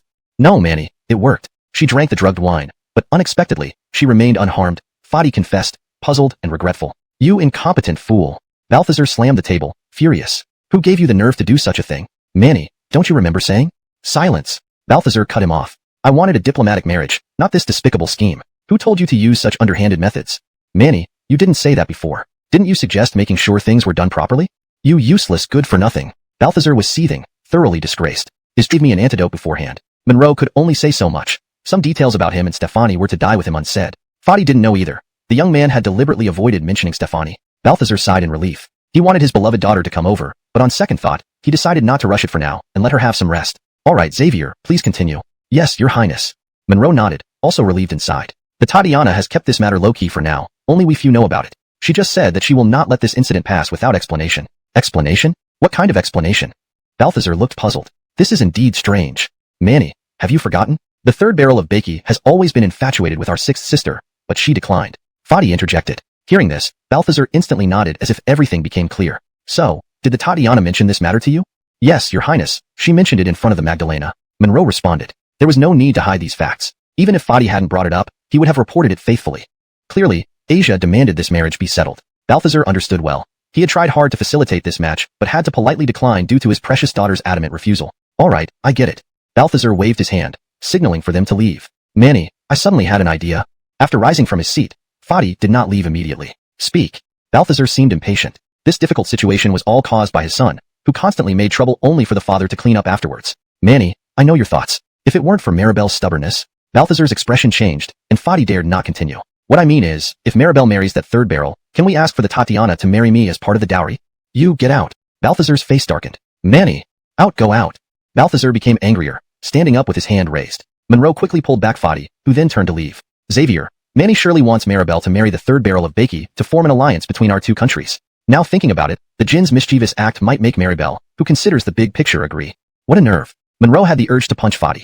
Having the Tatiana marry the Jin would bring double blessings, nothing wrong with it, right? Your Highness, did you see the look on the king's face? Monroe replied. What do you mean? Say another word, and Josue might strangle you. Monroe knew he could be frank since Fadi relied heavily on him. Elioter enough. Fadi paid no attention, laughing heartily. You're right, but Manny has only me as a son. No matter how angry he is, he can't do anything. And Manny is getting old. If he could have more sons, he would have done so years ago. Fadi showed an insolent smile, acting fearless. Let's talk less about such things, Monroe replied cautiously. Of course I know. Fadi scoffed. My inheritance will ultimately be mine. Just stay loyal and enjoy endless glory. I understand, sir. Monroe forced a smile in response. Fadi's intention was obvious, not questioning Monroe's loyalty but showcasing his unshakable position. What a total scoundrel. Even the Garfield couldn't compare. Like father, like son. Neither were good people. The Garfield likely hasn't abandoned his ambitions. Poor Vicky, to have such a brother. Evidently, Fadi had no sibling affection. To achieve his desires, he wouldn't consider his own sister's happiness. However, in ancient times, especially among imperial women, they were often political sacrifices. Monroe would not stand idly by but needed to act carefully, taking each step wisely. Xavier, I'm sure that while Manny doesn't say it, he must want Maribel to marry the third barrel of Bakey. Though not the eldest son, everyone knows that he is the best and most outstanding son of the Ellis of Bakey, with potential to become emperor.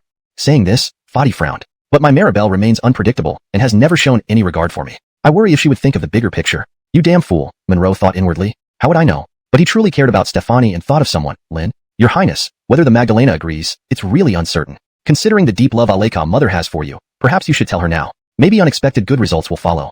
Sooner or later, the Queen Mother, being the birth mother of Stefani, would find out. But without a conclusion, Balthazar probably wouldn't inform her so soon. Better to let her know early, maybe leading to unforeseen outcomes. Besides, Monroe noticed that Stefani's character mirrored Lynn's. Agreeing, Fadi nodded. You're right. Mother won't let me fall into peril. Let's go to Mother now, Xavier. With that, They headed towards the Queen Mother's quarters. Chapter 223. The Magdalena consort got angry again. The relationship between Beiki and our Great Yu has always been tense. The primary purpose of the Beiki delegation's visit this time is probably due to the situation with the Dashi Kingdom. Xiao Holtbaden doing such a thing that gives them leverage at this moment means we will be at a disadvantage no matter how we handle it. Balthazar sighed heavily. My lord, since the incident has happened, you should remain calm and not let it affect your health. Matters of this magnitude still need your decision. The old steward Seth consoled him beside. Magdalena Tin put forth this condition.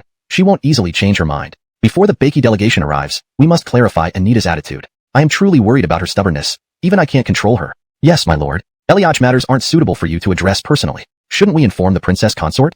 Anita has always had strong opinions. It would be good if the princess consort could intervene, but I cannot tell her about this. Who knows how much she will scold me. She respects Anita's marriage deeply and might think I'm pushing her for national interests. Balthazar looked helpless. However, I do understand Xiao Holtbaden well. He might very likely seek help from the princess consort. Just what he doesn't know is how fiercely his mother opposes such actions. Phoenix Song Pavilion. Beryl, earlier the princess consort instructed me to advise you more. Should I go in first to apologize to her, then wait until she calms down before you enter? Hayward, you're really a good friend. Fadi patted Monroe's shoulder, looking satisfied. I appreciate your concern, but it's unnecessary. You don't know how much mother loves me. Often, she speaks up for me even Manny doesn't dare say much. Do you know why I act arrogantly before Manny? But it depends on the situation. Following the sharp slap, a crisp sound indicated the strength of the hit. Did the princess consort's delicate hand hurt from the impact? Moments later, Fadi emerged with clear handprints on his face, accompanied by the maid Wilhelmina. Beryl, what happened? Embarrassed, Fadi replied, nothing. Mother sent me to reflect in the ancestral hall. Atlas Gongong, the princess consort wants to see you. Wilhelmina spoke, then followed Fadi to supervise him in the ancestral hall. For real? I don't believe it for a second. Monroe entered, closing the door behind him. Lin sat in the chair, visibly fuming. Greetings, Magdalena consort. Monroe bowed respectfully before her, though inwardly, he wasn't scared at all. Lin glared at him and coldly ordered, kneel down. Magdalena consort, I'm still injured. As he said this, Monroe instinctively covered his chest, diverting her attention. If he knelt, it would be admitting guilt, making her angrier. You still dare to claim injuries when you went out with the prince despite them? Lin sounded unamused, overlooking Monroe's boldness subconsciously. It wasn't that she couldn't question it, but inexplicably, she felt some unease herself. Besides, she couldn't quite view Monroe as just a servant. Magdalena consort, I had to obey Beryl's orders. Moreover, I didn't expect this to happen, Monroe responded. How did I instruct you to watch over the prince? Did you forget already, treating my words as mere wind in your ears? Lin's tone was biting. Magdalena consort, I must listen to both Beryl and you. Flattery. Lin snorted. If Beryl told you to die, would you go without hesitation? If Magdalena consort wants me dead, I would do so right now, Monroe replied without hesitation. You're saying that because you know it's impossible. Lin didn't believe him, finding him smooth-talking and somewhat lecherous. Magdalena consort, you should know the truth better than anyone. When you fell into the water, I hesitated not a moment to save you. Monroe skillfully brought up the incident again. Lin's expression changed slightly. She remembered the embarrassing encounter and the person right in front of her. Monroe knew well that no matter how he explained or acted dumb, Lin wouldn't believe him fully. Once formed, an opinion is hard to shake. Of course, Monroe firmly believed it wasn't necessarily bad. Enough. I don't want to hear your excuses, Lin waved her hand dismissively, unwilling to revisit this uncomfortable topic. I won't blame you for accompanying the prince, but why didn't you stop him, especially with the princess present? If you had acted wisely, you could have handled it better. There are other methods to deal with the consequences. Magdalena consort, the matter has occurred. I don't wish to over-explain. What can I do to ease your anger? Monroe understood that Lin was upset internally and wouldn't gain anything by focusing on blame. Chapter 224. She actually refuses to see? I wish I could beat you to death. Lin glared at Monroe. But what good would that do? It won't solve anything. Thank you, Your Highness Magdalena. You shouldn't be too pleased. If this matter isn't properly resolved, I will settle accounts with you as well. What does Her Highness wish me to do? Monroe hurriedly asked. Lin shot him a glance. It's not about me telling you what to do, but rather you should think of how to redeem yourself by performing meritorious service. I am fully aware of your background. A newly entered eunuch can rise so quickly within the palace. It proves you are clever and capable. So, do you have any good ideas regarding this matter? Indeed. Monroe had already guessed this much. Lin clearly understood that the key to resolving the issue rested on her daughter, Stephanie. In such matters, it was more appropriate for her as the mother to intervene rather than Ellis Balthazar as the father. Therefore, Lin did not intend to consult Balthazar first but was ready to take immediate action. Monroe straightened his demeanor, becoming more serious. Your Highness, the problem lies clearly with the Vicky. The solution is simple. It depends on whether the Vicky agrees. Yes, you're right. Lin nodded in agreement, striking the core of the matter. As for Anita's attitude, you might have heard some things. My daughter has always been very independent. Normally, if she dislikes someone, no one can force her. However, under these circumstances, many issues don't need explanation. She is as clear as day. She can imagine the severe consequences if she disagrees. Speaking of this, Lin sighed deeply, her expression filled with sorrow. And regarding the previous refusal of marriage, you must know about it. Beryl's soul brought you here to seek my advice to persuade Anita. But my stance is firm. Even if the situation is difficult, I refuse to let my daughter marry like this. Not being with the one she loves means she will never be happy, and I would feel guilty for life. Saying this, Lin's eyes turned slightly red. Monroe could tell from this incident, evidenced by the slap he just received, and her words suggested she likely harbored significant resentment toward Balthazar but maintained respect without mentioning it. So, can you understand my thoughts? Understood. Monroe nodded. They had the same goal, so how could he not understand? Your Highness doesn't want the princess to marry the third barrel of Bakey and wants to aim for this purpose. Yes, exactly. Lin's delicate brunter, Stefani, could not possibly be indifferent. She might have been enduring silently due to the circumstances. From her current friendly behavior toward Monroe, he could infer she probably hated him intensely for causing her this distress. So, what do you suggest? Lin speculated. Since your Highness feels it's inappropriate to visit now, and I am here, the princess indeed needs comforting. Allow me to check on her mood and condition. Even just talking to her might improve her state of mind. Monroe stated his thoughts, genuinely wanting to help. Releasing her pent-up anger sooner was better. Moreover, since the incident, Monroe hadn't had a chance for a private conversation yet. You going isn't a bad idea. Lin murmured, nodding firmly. All right, go now. Yes, your Highness. Monroe responded, turning to leave. If only this little Atlas weren't a eunuch, he'd be perfect. Handsome beyond reproach and pleasant disposition, quite a match for Anita. Lin thought to herself as she watched Monroe leave, feeling a bit disappointed. Longfeng Pavilion. Monroe proceeded without hindrance. Everyone in the mansion recognized him for saving the princess. After explaining his purpose, a maid led him to the pavilion and went in to inform the princess. Monroe looked up at the plaque, Longfeng Pavilion. An intriguing name. Mistress, this is what Sir Atlas just wrote and asked me to give to you. Walking up to the desk, the maid respectfully presented the paper. Belinda glanced at the folded sheet, her eyebrows flickering before she took it and opened it. Her brows furrowed as she read. Clouds resemble attire, flowers resemble beauty, spring breeze strokes the railing, dew shines bright under the moonlight. If not seen atop Jade Mountain, one must have met on the Jade Terrace under the moon. Belinda pondered over these lines for a while, and quickly grasped their meaning. Enterprise and shyness filled her expression. Monroe's poetry compared her to a celestial maiden, revealing his admiration. More importantly, the verses were beautifully crafted, making Belinda subconsciously treasure them. After a long silence, Belinda sighed deeply, thinking, perhaps this is fate. Her demeanor became calm and resolute, as if she had made up her mind. Without hesitation, Belinda walked straight to her dressing table. She had been crying earlier and needed to freshen up. After the maid helped her, she went out. When Monroe saw Belinda come out, although confused, he felt relieved. Showing his talent again wasn't a spur-of-the-moment decision, but rather an unavoidable move compared to disrespecting the princess outright, which was trivial. You, follow me. Approaching Monroe, Belinda said coldly, they agreed to see them. Entering the parlor and taking their seats, Asia asked curiously, Wei sister, did you come so quickly to resolve things? Yes. Belinda nodded without hesitation. Under Asia's intense gaze, Belinda continued, Magdalena, you know I have no feelings for my brother, the third barrel. I, Belinda, am not someone who would treat my lifetime affairs as a joke or a bet. So, your decision remains unchanged? You won't marry my brother? Asia frowned, puzzled. Yet, she wasn't too shocked, believing Belinda wouldn't act rashly and that there was more to come. Yes, my heart remains unchanged. Please understand, Magdalena. Belinda remained solemn and determined. But regarding my brother's disrespect towards you, I will give you an account today. How so? Asia pressed, feeling bewildered. Everything had seemed clear. Belinda glanced at Monroe. I will marry him. Eliak in a breath. Not only Monroe, but Asia also gasped involuntarily, staring at the resolute Belinda, astonished. Wait, sister, you're not joking, are you? No, I'm not joking. Belinda shook her head seriously.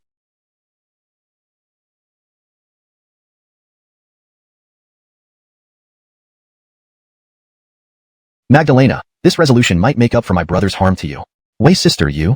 Asia was at a loss for words. Though somewhat displeased that Belinda preferred marrying a eunuch over a prince of Iter, she felt deep admiration. Belinda's integrity and virtue were evident. Marrying a eunuch meant she would never marry anyone else. Moreover, it was an immense resolution, deserving respect and understanding, impossible to refuse rationally. Even marrying a commoner would scandalize the world for a beloved princess of the regent of Great Yu, let alone a lowly eunuch.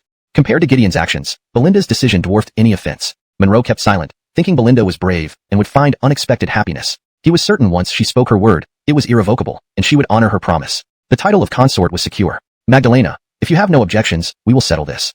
Belinda asked earnestly. If you've gone to such lengths, I have nothing more to say. Let's drop the matter. Asia replied sincerely. Good, then let's settle it this way. Belinda nodded. Rest assured, Magdalena, I will honor my word and resolve this soon. With that, Belinda rose to leave. Wait. Asia stood up hurriedly. Wei sister, today's events truly opened my eyes. I admire you deeply. Treat this as a jest from the crown barrel and let it can never be atoned for. If it weren't for my concern for you, I'd have no face left to meet you again. Monroe's remorse was evident, his eyes reddening from regret. Hearing this, Belinda subconsciously bit her lip, her gaze reflecting deep thought. She knew all too well that in such a situation, neither of them could control their actions. Her cheeks flushed red as she recalled how she had kissed him of her own accord. Coupled with Monroe's sincere explanation, her resentment began to dissipate significantly. More importantly, she had decided to marry him, finally giving herself some peace of mind. That's enough, let's not talk about this anymore, Belinda sighed softly. And under any circumstances, do not mention this again. Erase it from your memory, pretend it never happened, even when my father or mother ask you about it. Yes, Magdalena, I will remember that. Monroe nodded, understanding her intentions. It was easy to see that she would soon tell her father and mother about this major event. Belinda then fell silent, and Monroe didn't speak either, confident that he was a genuine man, but others were unaware. For a noble and beautiful princess, making such a decision required immense courage. Monroe understood that this decision meant lifelong commitment for her, forsaking any chance of happiness by remaining a widow for life. Of course, that was impossible, unbeknownst to Belinda. Back at the palace, you go rest. In the courtyard, Belinda spoke first, but then added, or you can come with me. Manny will surely want to see you anyway. Indeed, she was going straight to talk to Marcus about this. Monroe nodded, and they went to the study together. Fortunately, Marcus was still in his study, so they entered directly. Old steward Seth wasn't there. Anita, what brings you here? Marcus was puzzled. His daughter rarely visited his study, especially with Monroe. Holty. Belinda bowed respectfully. Greetings, your highness. Marcus waved, signaling for her to continue. Anita, what's troubling you? Sit down and talk. Thank you, Manny, but I prefer standing. Belinda remained standing. Marcus was even more confused but couldn't detect anything unusual from her expression. Well then, Anita, tell me what's on your mind. His tone was unusually gentle, showing how much he cherished her. Yes, Manny. Just now, Anita and Xerxes visited the state guest house to see Magdalena Tin. Today's matter has been resolved. Magdalena Tin has promised not to pursue it further. Really? Marcus found it hard to believe and frowned. But Anita, how did you manage that? Logically, Magdalena Tin shouldn't let it go so easily over her brother's honor. Manny, I told her that I would marry Xerxes, as a form of resolution. Magdalena Tin agreed. What? Marcus's eyes widened in shock. Anita, are you jesting? Right, you're stalling, aren't you? He speculated. No, Manny, it's true. I've made up my mind to marry Xerxes. I truly like him, and I ask for your blessing to give him my hand in marriage. With that, she knelt down, and Monroe followed suit. This was one of the most satisfying times of kneeling for him. Not only was he gaining an incomparably beautiful wife, but also bowing to his future father-in-law. It was worth it. How? Anita? Marcus's face darkened. You are a respected princess. How can you marry Xerxes? How can I show my face before others? It would be a laughingstock for all. No, Manny, absolutely not. I won't marry the northern Chi-Barrel unless I choose. I won't force myself. Even if this provokes a war between our two countries, I absolutely won't allow you to do this. Manny, I don't care about Xerxes' background. I truly love him and disregard others' opinions. In this life, besides him, I won't marry anyone else. Belinda's resolve was unshakable. You, Anita, my dear child, please reconsider. Ask for anything else, and I'll grant it, all right? Manny, throughout my life, I've never asked for anything. Please agree to this, Belinda insisted. Monroe knew she wasn't doing this out of love alone. Primarily, it was to avoid marrying the Northern Chi Prince and maintain the big picture. Her sincerity was unswerving. Refusing the Northern Chi Prince and committing to Magdalena Tin face-to-face, her decisions showed unwavering commitment. Monroe felt immensely relieved. This felt like a dream come true. An Atlas sister falling from the sky. Fuming with anger, Marcus couldn't find the right words, turning his gaze to Monroe. Xerxes, if the princess dares to marry, would you dare to marry her? Chapter 227. A mother knows her daughter best. Who are you trying to intimidate? Without hesitation, Monroe spoke with an unchanging expression. Your Highness, being favored by the Magdalena is the greatest blessing of my life. Even if I die for it, I have no regrets. Monroe intentionally did not refer to himself as a servant. He was standing here already, what else could he say? Of course, at this moment, when Marcus heard these words, it was almost a mockery and made him even angrier. You have guts. Marcus had not expected this, really doubting whether his precious daughter had truly fallen for this boy, perhaps even privately silently, sensing the shift in momentum. After a long pause, Marcus sighed deeply. Since you are resolute, what more can I say, daughter? But, Anita, there are consequences to this decision that you must be aware of. Upon hearing this, Belinda hesitated, but quickly nodded resolutely. I understand, and I am willing to bear all consequences. Marcus exhaled heavily, his heart filled with complex emotions, feeling utterly helpless. Belinda's body trembled slightly. She wanted to cry but forced herself to remain strong. Go to your mother. If she agrees, I have no objections. With those words, Marcus waved them off, clearly weary. Thank you, Manny. Belinda bowed and immediately stood up, leaving without looking back. Monroe didn't speak, following closely behind. Though he couldn't see her face, he could imagine how much pain she was enduring inside. Magdalena, are you all right? Catching up to her, Monroe saw Belinda barely holding back her emotions, and his heart ached. I'm fine. Belinda shook her head firmly. Magdalena, why don't you rest a bit before going to the Magdalena Dowager? Monroe suggested as they approached the Magdalena Dowager's quarters. No need. Let's get this settled early. All right then. Monroe didn't argue, knowing from his experience that Addie would likely agree given her daughter's resolve. Wei, my dearest, Linda wiped away her tears. Mother, there's something I need to tell you and ask for your approval. Yes, go ahead. Addie readily agreed. Mother, I've chosen Xavier. I've already informed Manny, please approve our marriage. What? Addie was taken aback, turning to look at Monroe in disbelief. Anita, did Mother hear that right? Addie stared at Belinda, incredulous. Mother, it's true. I willingly wish to marry Xavier. Why you can't possibly? Addie drew a sharp breath. Wait, you told Manny? Did he agree? Her expression was filled with anger. Belinda hastened to explain. Mother, it's not as you think. Manny only reluctantly agreed because I am determined. Addie seemed to question Marcus's character, doubting he'd agree to such a ridiculous marriage for political reasons. Understanding this, Addie paused, taking a deep breath. Anita, Mother understands. Is this genuine? Mother, it's sincere. Belinda, you're my child. Your father might not see it, but you can't hide from me. Addie scrutinized her daughter closely. Mother knows you consider the bigger picture and understands your thoughts. If you truly love Xavier and you find happiness with him, Mother wouldn't care about others' judgments. But if this isn't genuine, Mother cannot approve. Mother-in-law, your daughter will soon fall in love with me. Please don't. Mother, logically, that makes sense. But looking around the capital, there really isn't anyone who meets my standards, Belinda said frankly. Lynn was momentarily speechless, as the reality was undeniable. And Mother, I've already visited the National Hotel and informed the Tatiana about this matter, Belinda hurriedly added. Hearing this, Lynn's expression darkened. She knew her daughter's character well, just as much as she did herself. Anita, how could you make such a big decision without discussing it with me? Clearly, Lynn was moved. Mother, I'm not acting impulsively. This is a decision I've made with utmost deliberation. Please grant us your blessings. Lynn glanced at her daughter's solemn expression and then at Monroe, her expression torn. Why must Hayward be a eunuch? What a twisted fate. After a moment's silence, Lynn sighed deeply. Anita, even if your father relents and reluctantly agrees, have you thought about how this will impact him as our Garfield king? Where will his dignity be placed? Mother, thinking about this, I am heartbroken too. But now that things have reached this point, I cannot turn back. No matter what consequences arise, I am willing to bear them. Tears involuntarily streamed down Belinda's cheeks. Lynn's eyes were also red, and she tenderly hugged her daughter, both sobbing together. Apart from heartache, Monroe felt helpless at this moment, unable to offer any comforting words. After a while, Lynn ceased sobbing and gently patted Belinda while turning to look at Monroe. Hayward, do you understand the consequences if the lady marries you? Lady, no matter the consequences, I am willing to bear them together with the lady. Monroe answered without hesitation. At this moment, he would not retreat even half a step, otherwise, it would be unfair to Belinda's painstaking efforts. Lynn didn't refute him and continued. Once the lady marries you, even if the king loves her dearly, for the royal family's dignity and his remaining face, before your marriage, they will strip Anita of her imperial lineage, demote her to a commoner, announce it to the world, and sever their father-daughter relationship permanently. Moreover, expect them to expel you from the palace as well. Belinda becoming a commoner was inevitable, which Monroe didn't care about. But not allowing him to stay in the palace wasn't possible. Lynn didn't know how deeply involved he was. It was merely for show to maintain appearances. Even the Sherry wouldn't let him go. Marcus wouldn't willingly lose him either, especially when he was becoming an important confidant and now, son-in-law. There was no way he would abandon such a crucial relationship. Lady, no matter what happened, compatible with you. Since you agreed, I believe she won't make things difficult for you.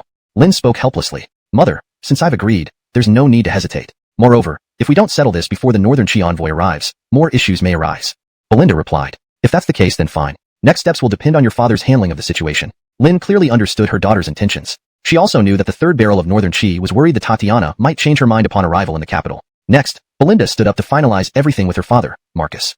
Chapter 229. Do you want to lie down and give up? Manny, Mother has already agreed. Soon, Stefani and Monroe returned to Balthazar's study. Sigh, your father will not say more. Balthazar seemed to have anticipated this outcome. Also, since the situation is irreversible, it's better not to delay. Tomorrow, your father will go to the palace and discuss this matter with Josue. Anita, let me tell you one last time. If you change your mind now, everything can still be undone, and your father will handle everything. Once your father enters the palace tomorrow, there will be no turning back. Thank you for your concern, Manny. I have thought it through clearly. Stefani replied without hesitation. All right, then this matter is settled, Balthazar said weakly, waving his hand. Go rest now, Anita. This king has some things to discuss with Hayward. Okay. Stefani nodded and left the room. Hayward, you're truly blessed. Visibly pained for his precious daughter. Of course, mishandling this could ignite war between the two countries. Admitting their strength over us? You're quite likable. If not for being a eunuch, as long as Anita liked you, this king would surely have supported you. Saying this, Balthazar's face turned serious, filled with anger. Thinking of this makes me want to kill you immediately. But truthfully, you show promise. More importantly, I understand Anita's character. Refusing you could make things worse. Indeed. Monroe listened intently to these bottled-up feelings Balthazar finally expressed. It was beneficial for him. Being told this openly meant acknowledging him as a son-in-law, increasing trust and reliance on him. With the lady by my side, I will work even harder, Monroe assured. Enough of such useless words. Balthazar waved his hand, understanding Monroe's meaning. Only they knew he would serve wholeheartedly. Frankly, starting tomorrow, the lady will be expelled from the royal family and become a commoner, no longer my daughter. But listen, Hayward, if you dare to upset the lady in the slightest, I'll tear your head off and kick it around like a ball. My lord, please rest assured. I will treat the lady like an ancestor. Monroe responded solemnly. Furthermore, Zechariah cannot escape blame regarding Seymour Da. Even if Josue considers my face, he cannot remain Luke. I had considered appointing you, but now you cannot either. You will also be temporarily exiled from the palace. My lord, as long as I live, I will take good care of the lady. Monroe deliberately feigned ignorance. Balthazar glared at him. Nonsense. My most beloved daughter goes to you, and you plan to lie down and give up.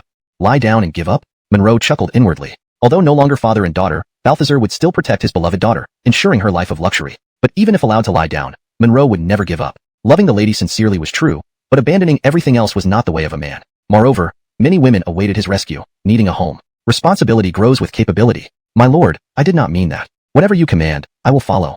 All I mean is to obey whatever my lord arranges. Monroe quickly explained. That's better.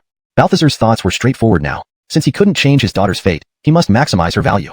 Otherwise, he'd feel guilty toward her and himself for raising her so carefully. This logic was clear to Monroe too. After presenting this to Josue tomorrow, although you lose your position, entering and leaving the palace won't be hard, considering the ongoing matters require your initial arrangements.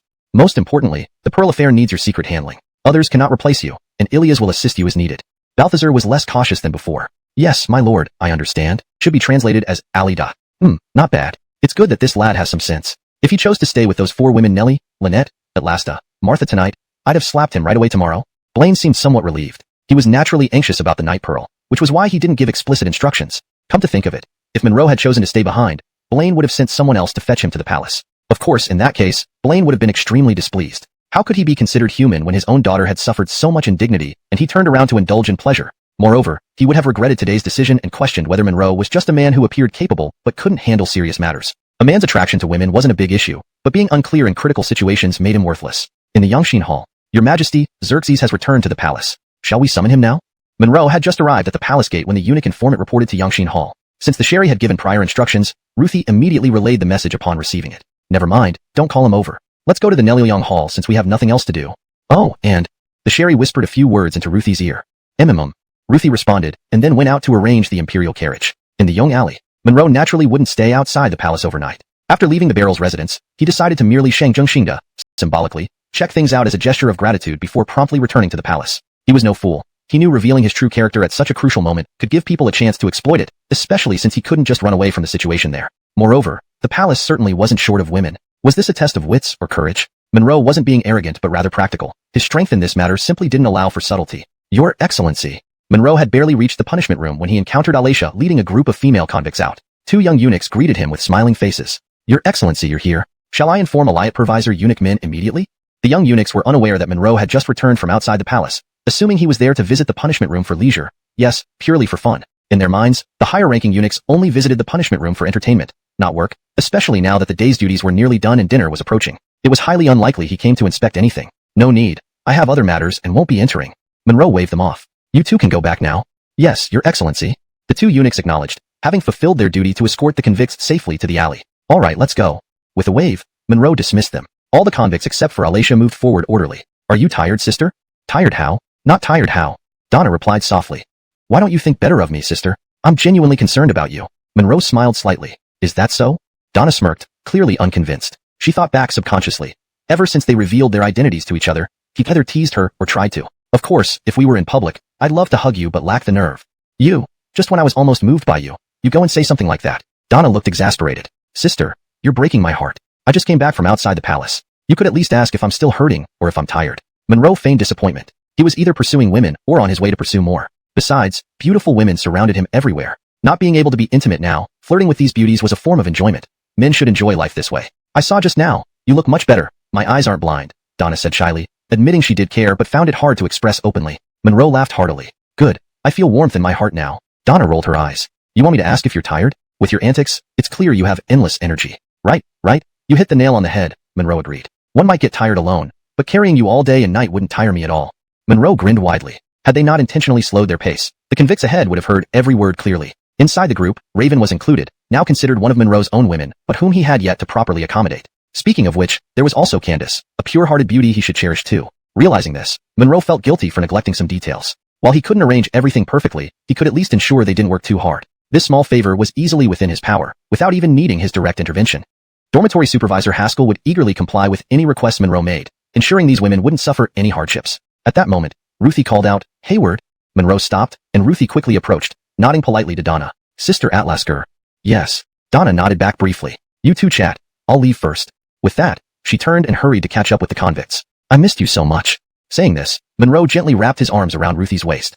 Hmph, saying sweet nothings to flatter me. Ruthie remembered that night with lingering resentment, but didn't pull away, knowing their relationship had already become an unspoken secret. Even if seen together, it wouldn't cause trouble now. Whether I'm flattering you will be evident once we're in the room, Monroe chuckled. No.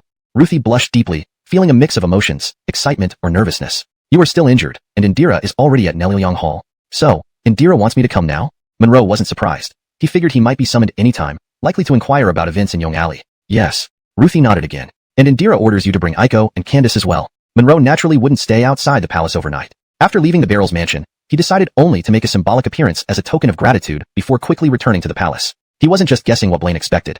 He knew it was essential not to expose his true nature and potentially give others leverage against him, especially when he couldn't escape if needed. Moreover, the palace certainly wasn't short of women. Was this a battle of wits or bravery? Monroe wasn't arrogant. In this area, strength did not allow for modesty. Greetings, sir. As Monroe approached the Boucher area, he encountered Donna leading a group of female convicts. Two little eunuchs smiled warmly and greeted him.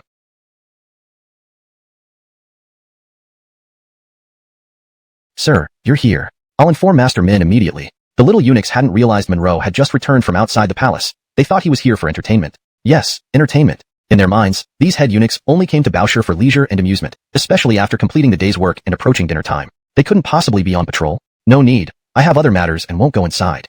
Monroe waved them off. You two don't need to go through either. Just go back. Yes, sir.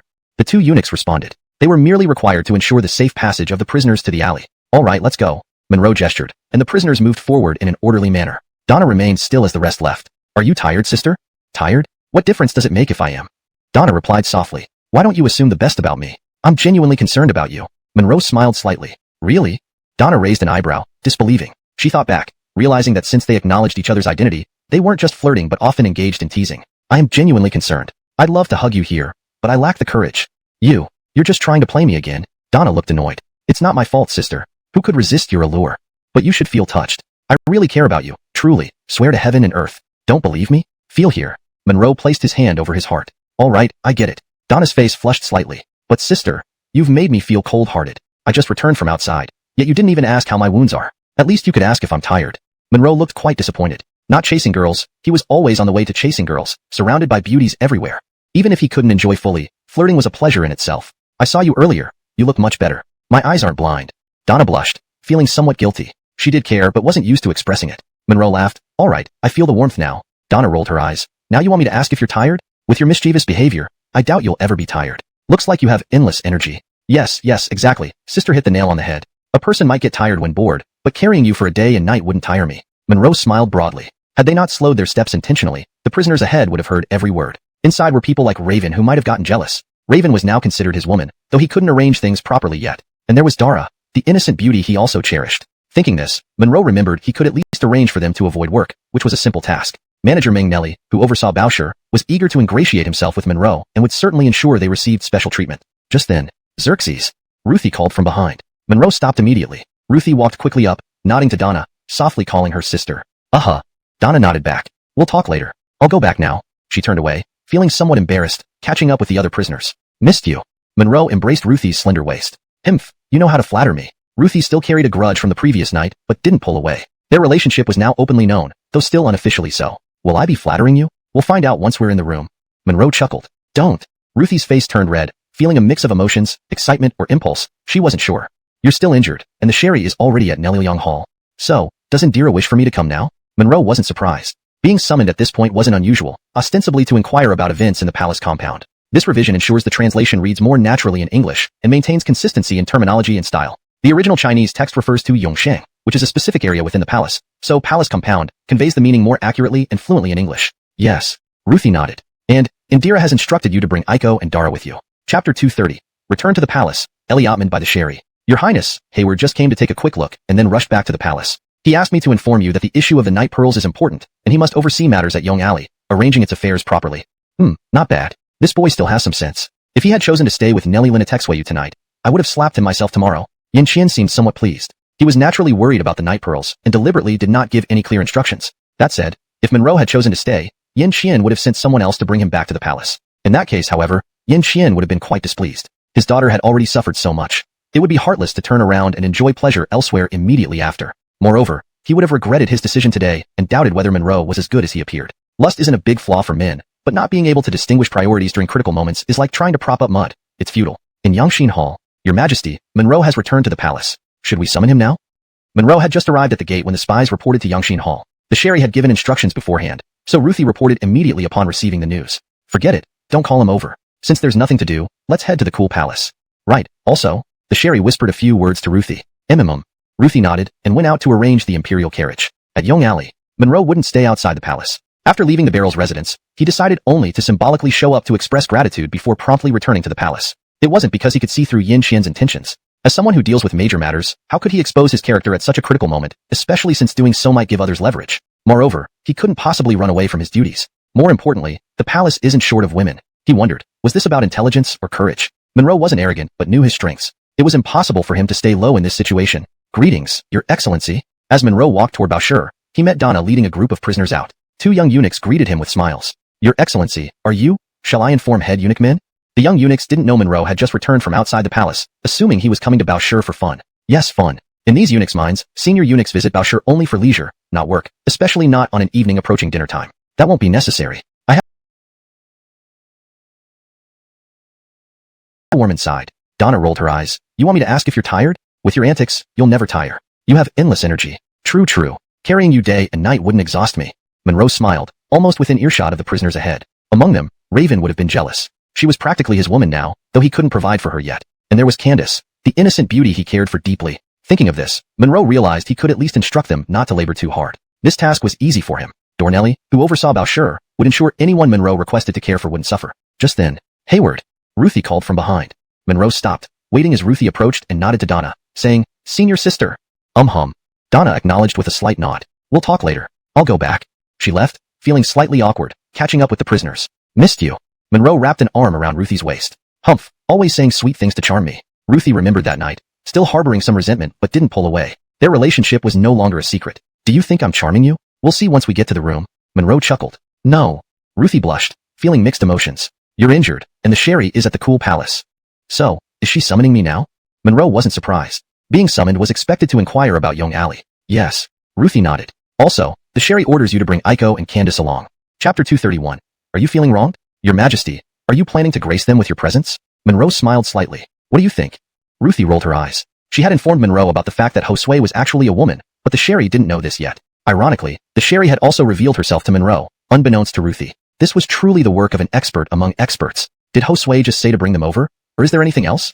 Are you trying to ask if there's something good for you as well? Ruthie said, pursing her lips. Without a doubt, there wouldn't be any such arrangements. Obviously, Aiko and Candace were people the Sherry painstakingly wanted to protect and would not easily go against their wishes. TSK, another beautiful lady getting jealous. Monroe wore a satisfied look on his face. Pa. Ruthie shot him a glare. As they spoke, they arrived at the palace way. Soon, Ruthie followed Monroe to bring out Aiko and Candace, both of whom had fed their children who were now fast asleep. The implications of sending them to the cool hall were not lost on these women from noble families. Especially Aiko. However, they could hardly control their own fates. Monroe understood Aiko's thoughts. He knew she must have been unwilling, probably even angry, inwardly cursing the Sherry as a tyrant. Candace, on the other hand, remained much calmer. As a naive young girl, she showed visible delight upon seeing Murong Nelichin, though they had never met despite living in the same area. Cool hall. They quickly arrived at the main hall. Miss Anai, Josue instructed that they should first bathe and change clothes. Miss Anai will watch over the children. Eunuch Atlas, Josue has asked you to come in. Yes. Monroe acknowledged and entered the grand hall alone. The Sherry wasn't in the outer hall. All her close attendants were outside, so she must be waiting for him in the inner chamber. Naturally, speaking in the inner chamber offered more privacy. Walking around the screen, he saw the Sherry seated there. Monroe didn't hesitate to sit down opposite her. Oh dear, I almost forgot to greet your Majesty. With that, Monroe gave a slight smile, pretending to get up formally. Cut it out, isn't it too late to greet me now? Thank you, your Majesty. Monroe smiled, feeling like he was back home, treated like family. Clearly, the Sherry appreciated this. The Sherry pouted. Anyone who doesn't know better would think this palace is your home. Regardless, she felt most relaxed when alone with Monroe, feeling genuinely delighted. Don't dare, I really don't. The palace naturally belongs to your Majesty, and so do I. Honestly, every inch of my skin belongs to your Majesty. Monroe replied earnestly. That's more like it. The Sherry's expression brightened. But I only want your heart, forget the skin. Pretty much, it's basically the same. Monroe chuckled. Alright, let's get down to business. Tell me about your visit to the Barrel's residence. The Sherry became serious. The rewards aren't important now. There's a major event, brace yourself for some shock. Monroe teased. She would find out tomorrow anyway. Tisich, what's all the fuss? What kind of shocking news could it be? The Sherry looked incredulous. It's nothing unusual. Saving the Barrel's consort deserves recognition. Plus, the Seymour de incident made you take Zechariah's position. Do you underestimate me? A mere deputy chief can warrant such drama? The Sherry frowned, bewildered. Alright, stop teasing. What's the real deal? Listen carefully, no jumping up.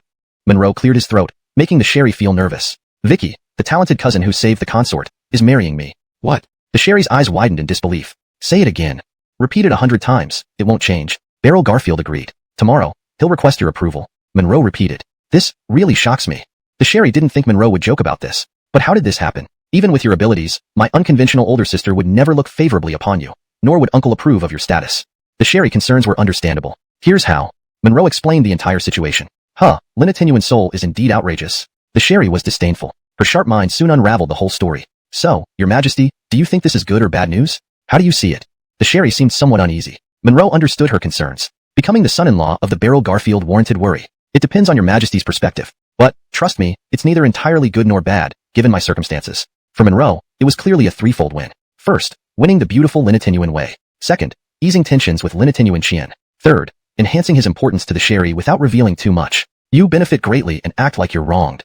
The Sherry pouted, finding it absurd. Deep down, she knew it was settled once the Beryl Garfield agreed. She couldn't afford to refuse and had already become entangled. In essence, the Sherry had no choice. She could no longer fully control Monroe. Your Majesty, saying that feels unjust. Elliot surviving between you and the Beryl Garfield is akin to walking a tightrope. One misstep, and I plummet into an abyss.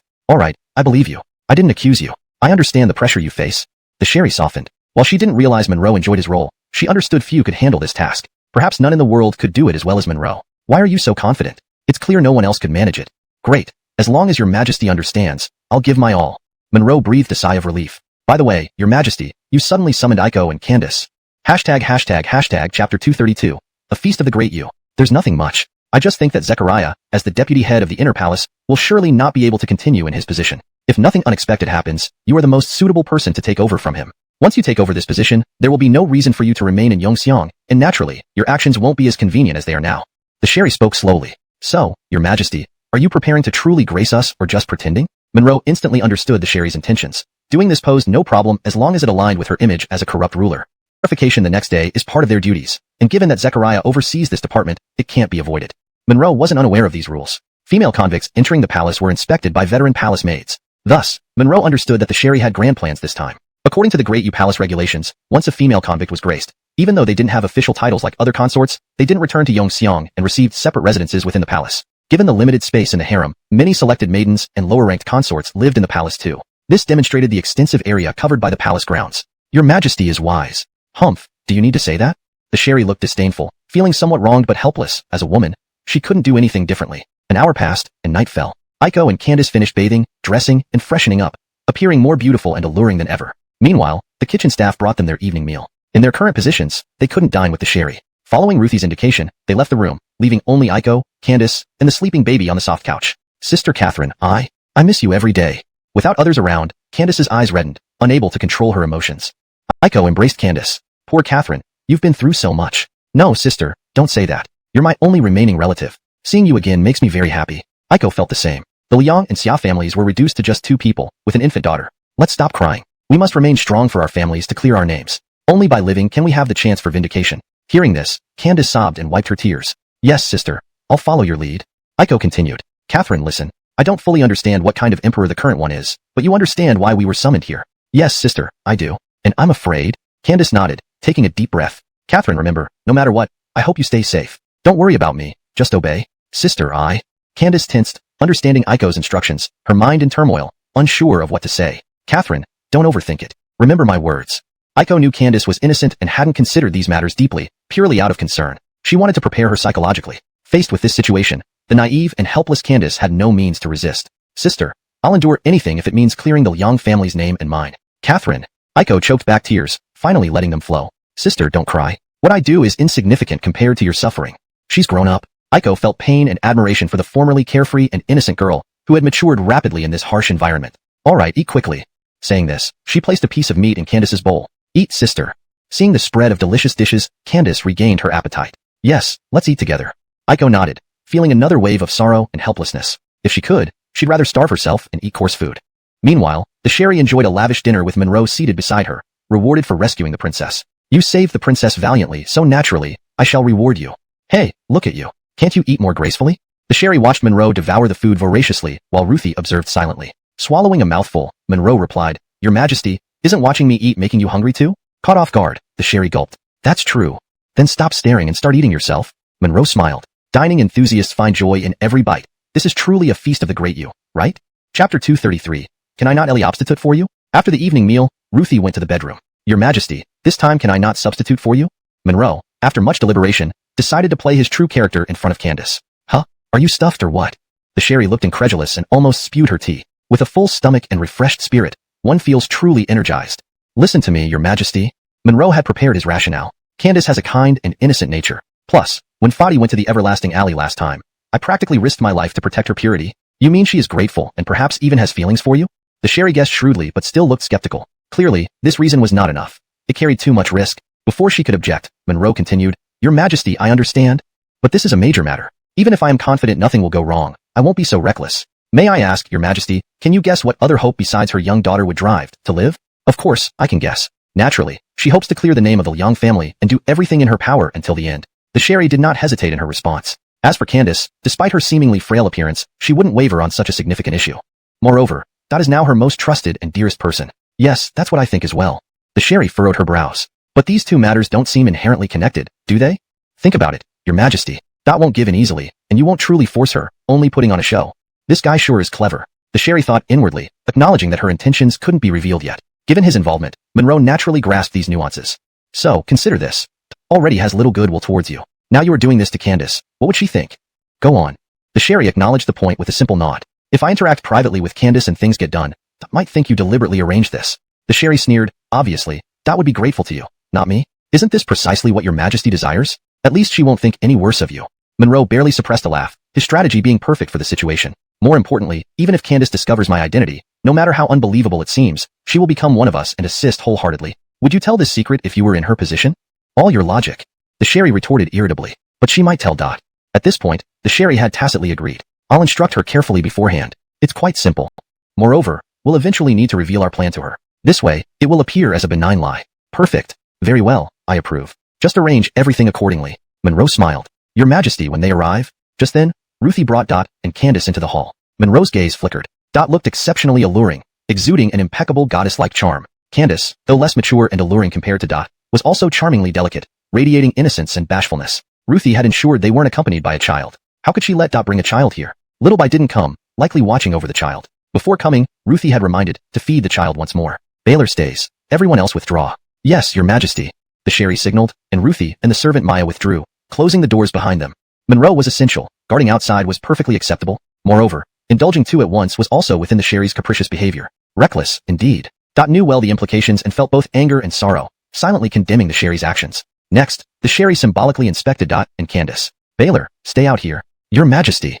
Dot kneeled before Monroe could respond, with Candace following suit. Attend to the Sherry immediately. As he spoke, Candace hesitated, unsure of what to do next. Hashtag chapter 234, Persuasion. Baylor, what's going on? After Monroe led Aiko away, Ruthie, who was waiting outside the door, had a pretty good idea of what was happening but still asked in a symbolic manner. Oh, Anne and I, nothing serious. She suddenly didn't feel well, and Josue asked me to take her to rest for a while. You go ahead. Ruthie replied without further questions. Soon, the two arrived at a nearby bedroom. The child was still sound asleep, oblivious to her mother's anguish and suffering. Matilda hadn't been lazy. She seemed fond of the child, sitting next to the crib watching the baby sleep. Hearing the noise, she stood up. Sister Matilda, you can go rest now. Yes, thank you. Matilda said without asking more and left. Brother Atlas, thank you. Aiko spoke with a gentle tone. But you shouldn't have done this for me. Those people are close to the Ellis. If the Ellis rebukes you, it will be hard on me too. Monroe had fabricated an imperial order, which could be considered a major offense. It's fine. I know what I'm doing. However, sister, I must say something. Your actions earlier were rash. Think about your child. What if something happened to you? Even if she's safe, she's so young, and her father is already gone. Losing her mother would make her so pitiful.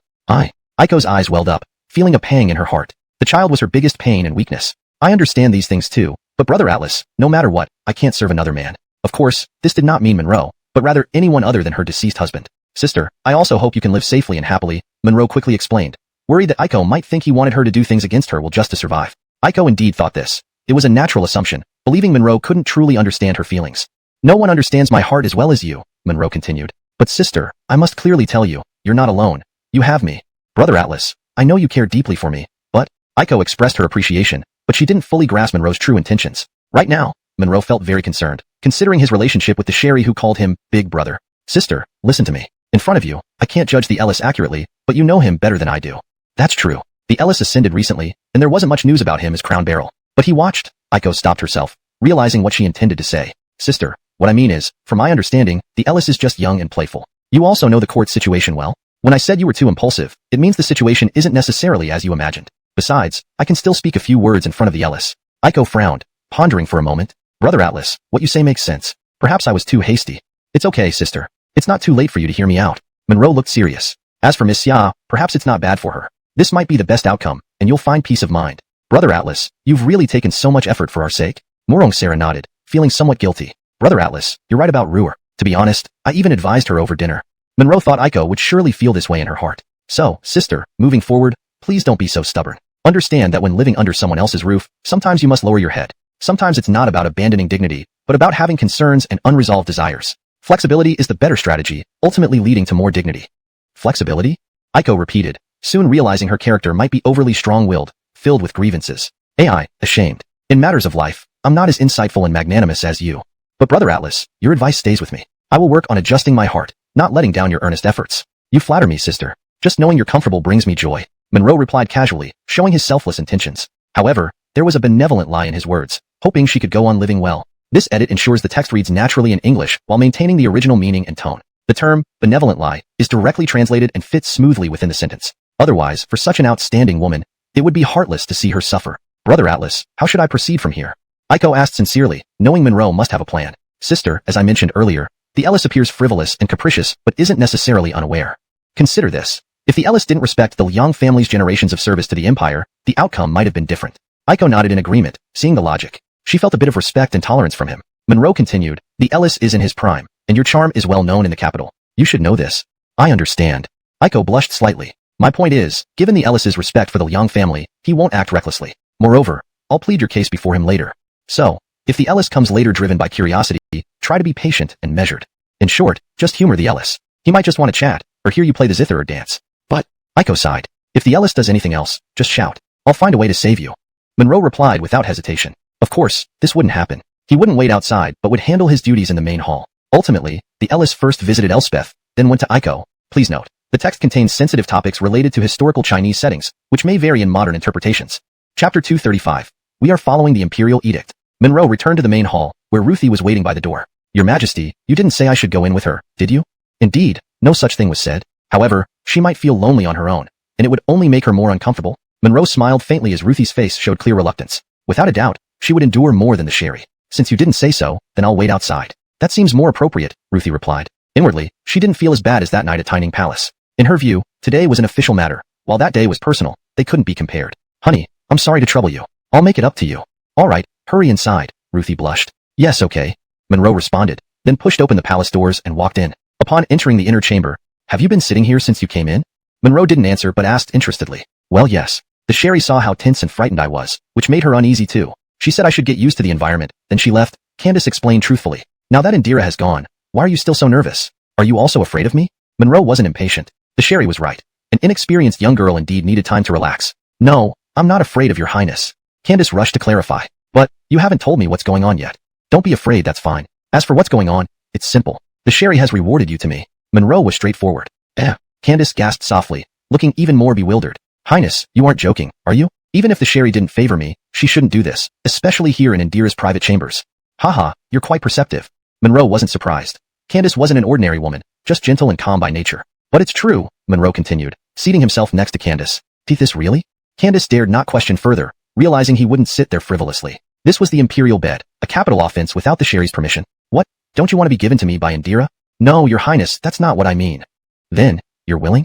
This. Candace looked conflicted. I don't know, but I know you're a good person.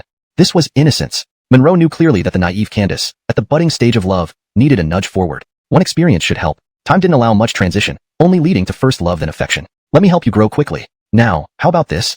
Monroe suddenly pulled Candace into his embrace.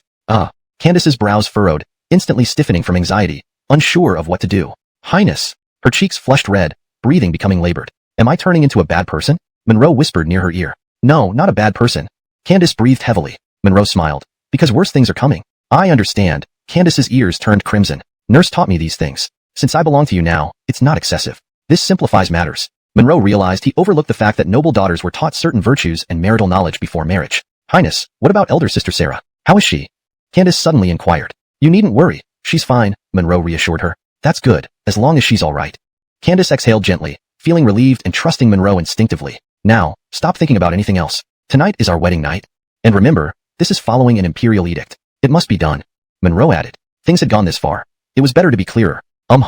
Candace nodded lightly, her tone less anxious than before. At this moment, the term, imperial edict, left her without any doubts. Swiftly, without unnecessary ado, the yellow silk bed curtains opened fully. Translation provided, maintaining the original narrative style, tone, and structure. Chapter 236, Change of Person. The Sherry, reclining on a couch in the outer chamber, suddenly sat up, her brows furrowed in concentration as she listened more intently. A moment ago, even plugging her ears hadn't stopped the noise, as if the melody had reached its peak. The Sherry's eyebrows flickered twice, muttering, "It seems to have stopped."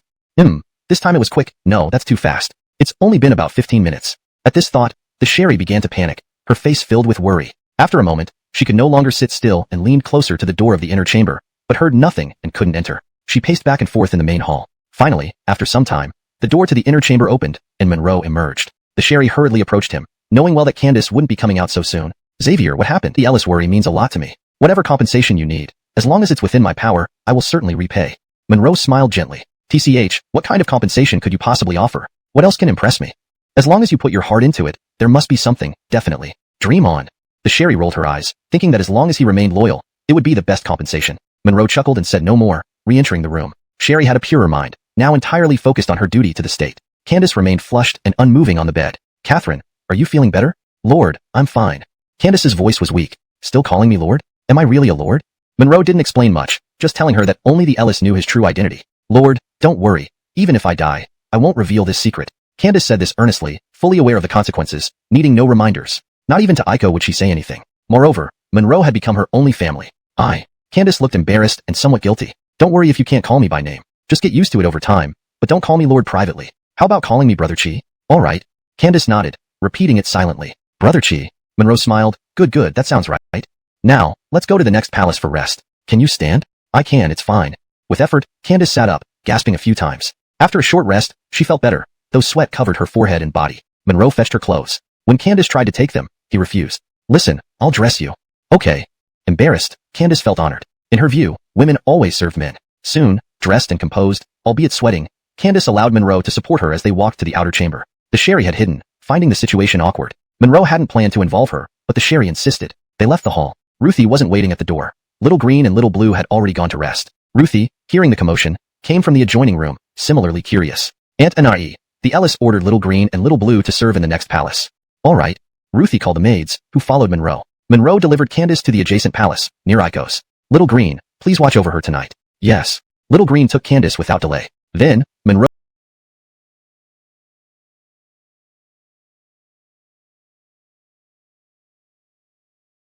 and Matilda went to Aiko's quarters. Explaining beforehand, Aiko no longer resisted. "Brother Atlas, about Catherine?" Outside, Aiko asked. "She has been favored by the Ellis and is resting next door. Hopefully, she has a bright future." Aiko sighed in relief. Inside, the Sherry sat alone by the bed. Monroe brought Aiko directly before her. "Xavier, you may leave." "Yes, your majesty." Monroe left, leaving them to chat or play chess. He headed for a tonic prepared by Ruthie. Candace's affinity was now 60, and one reward had arrived. Chapter 237, Dragon Needle Dominance Technique. Elspeth's friendship level has reached 60. The host can draw a lottery once. "Hayward, your internal injuries seem to have healed, but you finished so quickly just now. Is something wrong?" Monroe had just put his arms around Ruthie's waist when she voiced her worry. If he truly couldn't perform anymore, that would be terrible. However, the Sherry's concern stemmed from private thoughts, whereas Ruthie genuinely cared for him. She had already been completely won over by him. Who wouldn't feel a bit down if things were not as good as before? "I'm obviously not feeling well," Monroe said seriously. What happened? Don't scare me." Ruthie grew more anxious. Monroe didn't answer. Instead, he lay down on the bed spread-eagled. She sized him up and frowned. "Are you sure this isn't another joke?"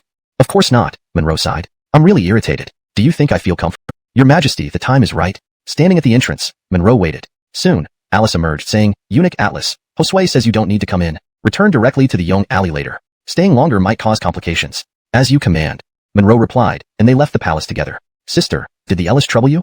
"No." After entering, Josue was reading. "He only told me to read whatever books I liked until now." Alice looked puzzled. "Elder brother Atlas, the Ellis's actions are truly confusing. Perhaps congratulations are in order. The Ellis may have genuine feelings for you." "Me?" Alice frowned, clearly unsure if this was good news. "Sister, this could be a great blessing for you." Monroe smiled. "The Ellis kept you with him for so long without speaking or acting. That means he doesn't wish to force you. He also didn't ask you to return with me to the Young Alley. What do you think that implies?" After a pause, Alice responded, "Josue wants me to stay here permanently?" According to the palace protocol, this was likely true. From what I see, it's highly probable. If he still respects you after your defiance, it shows his consideration. Though this seems respectful, I don't understand why he's doing this. Alice shook her head, confused. Maybe due to past hatreds, understanding was hard for her. Besides, she might believe it was merely usual for him. Hearing Zechariah was inside piqued Monroe's interest. He sent 10,000 taels for reimbursement. Lead the way. Yes, eunuch. The eunuch took the lantern and led respectfully. Monroe smiled inwardly. An opportunity to make money shouldn't be missed. Chapter 238. Even IOUS count. Younger brother Atlas, you are a rare visitor indeed. Elite Provisor Lorenzo stood up first, followed by the other eunuchs. Except for Calhoun, they were all chief eunuchs of various departments or offices under the palace. Although Atlas wasn't very familiar with these eunuchs, his reputation now echoed throughout the entire palace. Elite Provisor Lorenzo knew that Monroe had been to the Nelyong Palace, and he was somewhat surprised to see him come in but didn't say much about it instinctively. Elite Provisor Lorenzo, gentlemen, am I disturbing your leisure? The eunuch who guided the way bowed out after closing the door, while Monroe approached with a smile. Young brother Atlas, you shouldn't say that. This is your territory after all, and even our presence here is thanks to you. Elite Provisor Lorenzo gave ample respect, which everyone present recognized. Yes, that's true. The other eunuchs chimed in, all smiling cordially. Elite Provisor Lorenzo, that's not quite right. It's indeed my area, but it's also yours. Monroe, though he could afford to ignore Elite Provisor Lorenzo now, with such a greedy superior like Lorenzo, these eunuchs would naturally not be wealthy, let alone considering their penchant for gambling. Even ants have legs made of meat. Lorenzo was certainly the type for this, and he clearly understood that he probably wouldn't hold this position for long. So, he intended to seize what he could. With the region uncertain, he sent money asking Monroe for help. All Lorenzo hoped was to secure his life. Still, Lorenzo felt he had some grounds, thinking his loyalty might spare him from any harsh punishment from Marcus. You seem to be having a good day, Elite Provisor Lorenzo. Monroe smiled as he glanced at the stack of banknotes. Yeah, actually, the luck has been pretty good today. Maybe it's because young brother Atlas arrived, bringing us good fortune. Lorenzo laughed heartily. To tell you the truth, right before you came in, they lost all the banknotes they brought to me. So, this means it's over? Responded Monroe. With you here, young brother Atlas, it's far from over. Lorenzo smirked slightly. Why not end with a final bet between us two, using these banknotes as the stake? What do you say? This? Monroe pretended to think, inwardly believing Lorenzo was sending him the money willingly. Fine, since Elite Provisor Lorenzo is so generous, I won't refuse. Saying that, Monroe slammed the 10,000 taels of silver note onto the table. There was no need to be modest. Everyone clearly saw it. Pulling out 10,000 taels at once suggested that Elite Provisor Atlas hadn't accumulated much wealth recently, proving him to be someone who loved money. Calhoun mused that his last gift of 2,000 taels might have been insufficient. The other eunuchs thought they too needed to prepare more money for this Atlas public official. Seeing the notes, Lorenzo felt another pang of pain but hid it well. Young brother Atlas, straightforward. Despite the pain, Lorenzo remained composed. Will you object if I act as the banker, young brother Atlas? Eleotor. No problem, Elite Provisor, please go ahead. Monroe had no objections. He wanted to see how Lorenzo would manage to get the money into his pocket. Let's try something different this time. You place the bet first, then I'll shake the dice. Lorenzo continued. It was trivial either way. Each had their own thoughts. Monroe nodded, placing the notes in the middle. Fine. I'll bet on high. It had to be high. Okay, let me start shaking the dice then. As Lorenzo picked up the dice cup and started shaking, an accident happened. The cup fell to the ground by mistake. A slip up, Lorenzo muttered, while Calhoun immediately stood up but didn't pick it up right away. 3, 4, 6, it's high. Do you think this counts, Elite Provisor?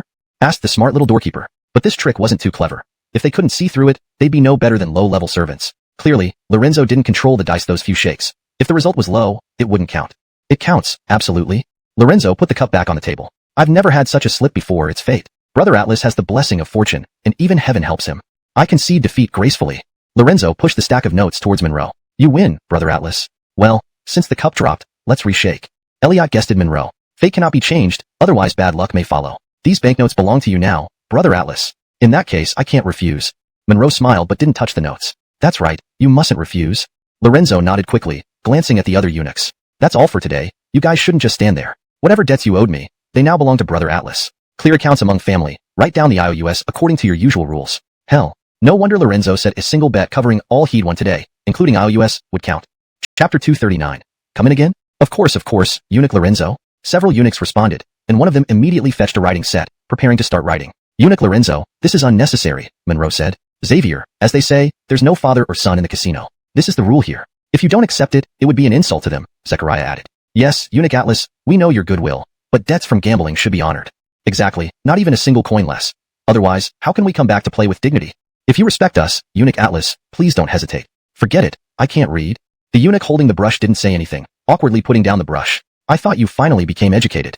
One of the eunuchs picked up the brush and started writing. Fine, you win. Monroe shook his head. But let me just say this, one point, you don't need to rush to repay the money. Whenever you're in better shape, you can settle it then. No rush. Generous, eunuch Atlas. With such kindness, if we can assist you in the future, just ask. While that's true, we can't impose and should repay the debt soon. They all chattered back and forth. We're family, no need to be so formal. Monroe said it half-heartedly, knowing he'd be expelled from the palace tomorrow. Repayment was something for later, and even if he wanted to repay, it would take some time. Zechariah didn't elaborate much either, making sure Monroe knew these silver notes were intentionally given. This favor, Monroe truly couldn't accept. It felt too cheap. Duh. But clearly that wasn't possible now. Rosalind or Raven? Just the two of them. Together? Why not? Decided, Monroe walked toward the lane, first reaching Rosalind's room where she was already asleep. A swift touch woke her. Master, you've returned? How did you know it was me? Monroe asked, intrigued in the dark. Who else but you would dare? And you smell different, Master. Makes sense. Another grab. Get up, I'm back. Can't let you sleep on this hard bed. Rosalind quickly dressed, and both left the room. Go ahead. Elioder. She didn't ask questions, disappearing into the night. Monroe knew she wouldn't inquire. She and Raven knew each other but nothing about their private lives.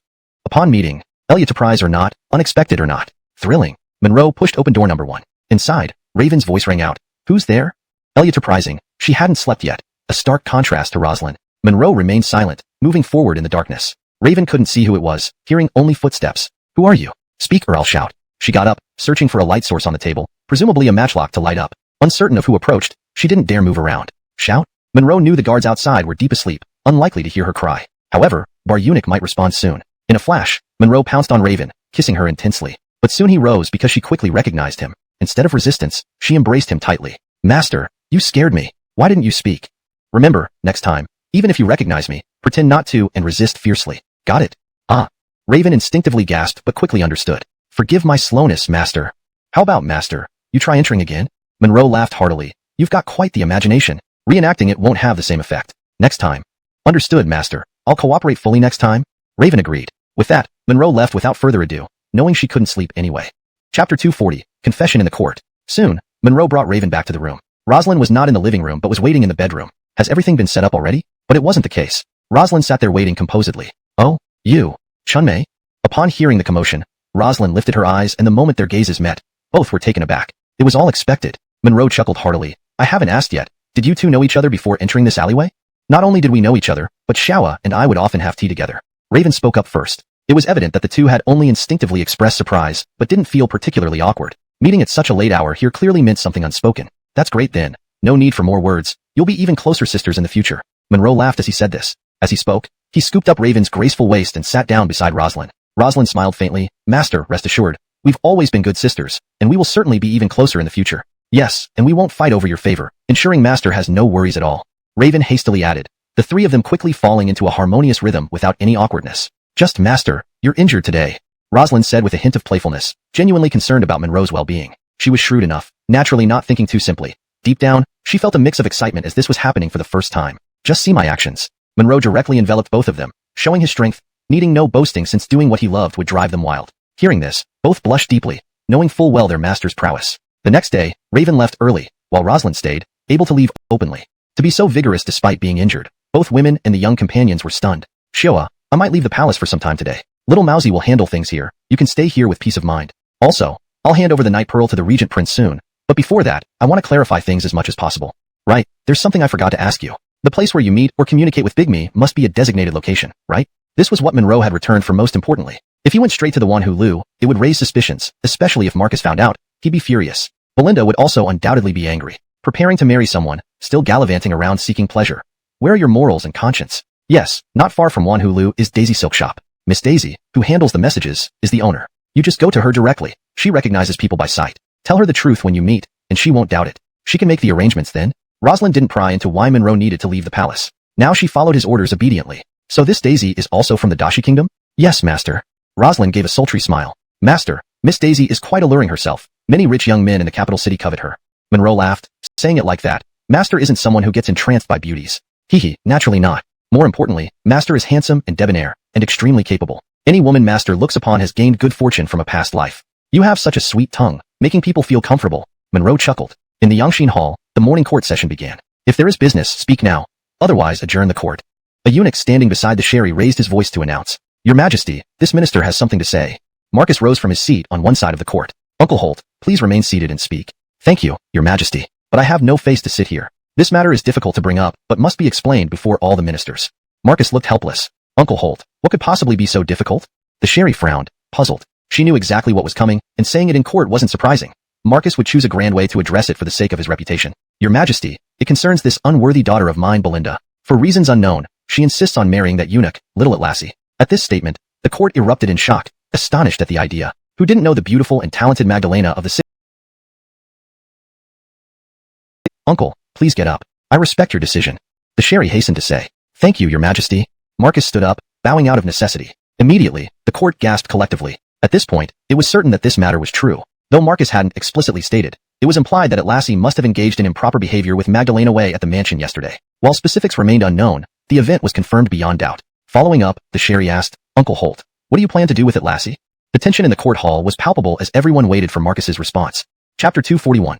Expelled from the palace. Upon hearing this, Marcus sneered coldly with anger.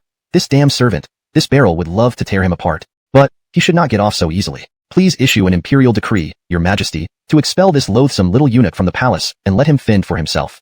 At this statement, the ministers knew what was coming. The Garfield did indeed hate little Nathan, and if circumstances allowed, the eunuch would be dead for sure. However, for his daughter's sake, he had no choice but to let him go. All right, as you wish, Uncle. I will issue the order immediately. The Sherry agreed without much hesitation, considering it was only a eunuch and didn't warrant further discussion. Adjourned. After the eunuch's announcement, the Sherry left her throne. As the civil and military officials knelt to see her off, Marcus stood up and quickly left the hall. No one dared to say anything more about this embarrassing incident or comfort the infuriated Garfield. Little Nathan, if you dare to disappoint me, I'll have you castrated again, Marcus muttered under his breath, knowing this humiliation would soon spread throughout the city and beyond. Laugh all you want. If I don't become emperor, today's disgrace will be for naught. In the long alley, after the court adjourned, Ruthie went straight to Monroe with the Sherry's decree. She briefly explained the situation in court before hurriedly asking, what on earth is going on? Clearly, the Sherry hadn't told her the details, but Ruthie guessed that Monroe must have already reported yesterday. Where there's a child without a mother, there's a long story to tell. Monroe smiled. Are you upset because you're worried the princess might belong to me now? Or do you just not want me to leave the palace? Pfft, look at you getting ahead of yourself, Ruthie retorted, though inwardly she felt a pang of genuine regret. It would be harder to see each other outside the palace, and she knew he probably wouldn't return anytime soon. Don't worry. The position of chief of the long alley naturally went to Sterling without any suspense. With the Sherry and Garfield silent on the matter, and Zechariah still in charge of the harem, nothing unexpected would happen. This move would cause quite a stir within the palace. This eunuch Monroe was truly an extraordinary person. A eunuch who managed to marry the sixth princess renowned for her beauty and became the son-in-law of the regent. Expelled from the palace? What difference did it make to him now? Belinda had already arrived at the residence with 2 maids in tow. It wasn't surprising that she brought them along for personal service. After leaving the palace, Monroe did not go home first, but instead headed to Daisy's silk shop, dressed as an ordinary person. Stepping into the shop, he saw a somewhat attractive woman, who definitely wasn't Daisy. Sir, what can I do for you? Our Daisy silk shop. I'm sorry, I didn't come here to buy anything, Monroe interrupted with a smile. So, sir, why did you come? The woman frowned slightly, sizing up Monroe. She thought he seemed too stingy and straightforward, wanting to court their young miss without buying anything. Yet, among all the admirers she'd seen, Monroe was undoubtedly the most handsome. Miss, please tell your young miss that an old acquaintance is visiting and wishes to see her.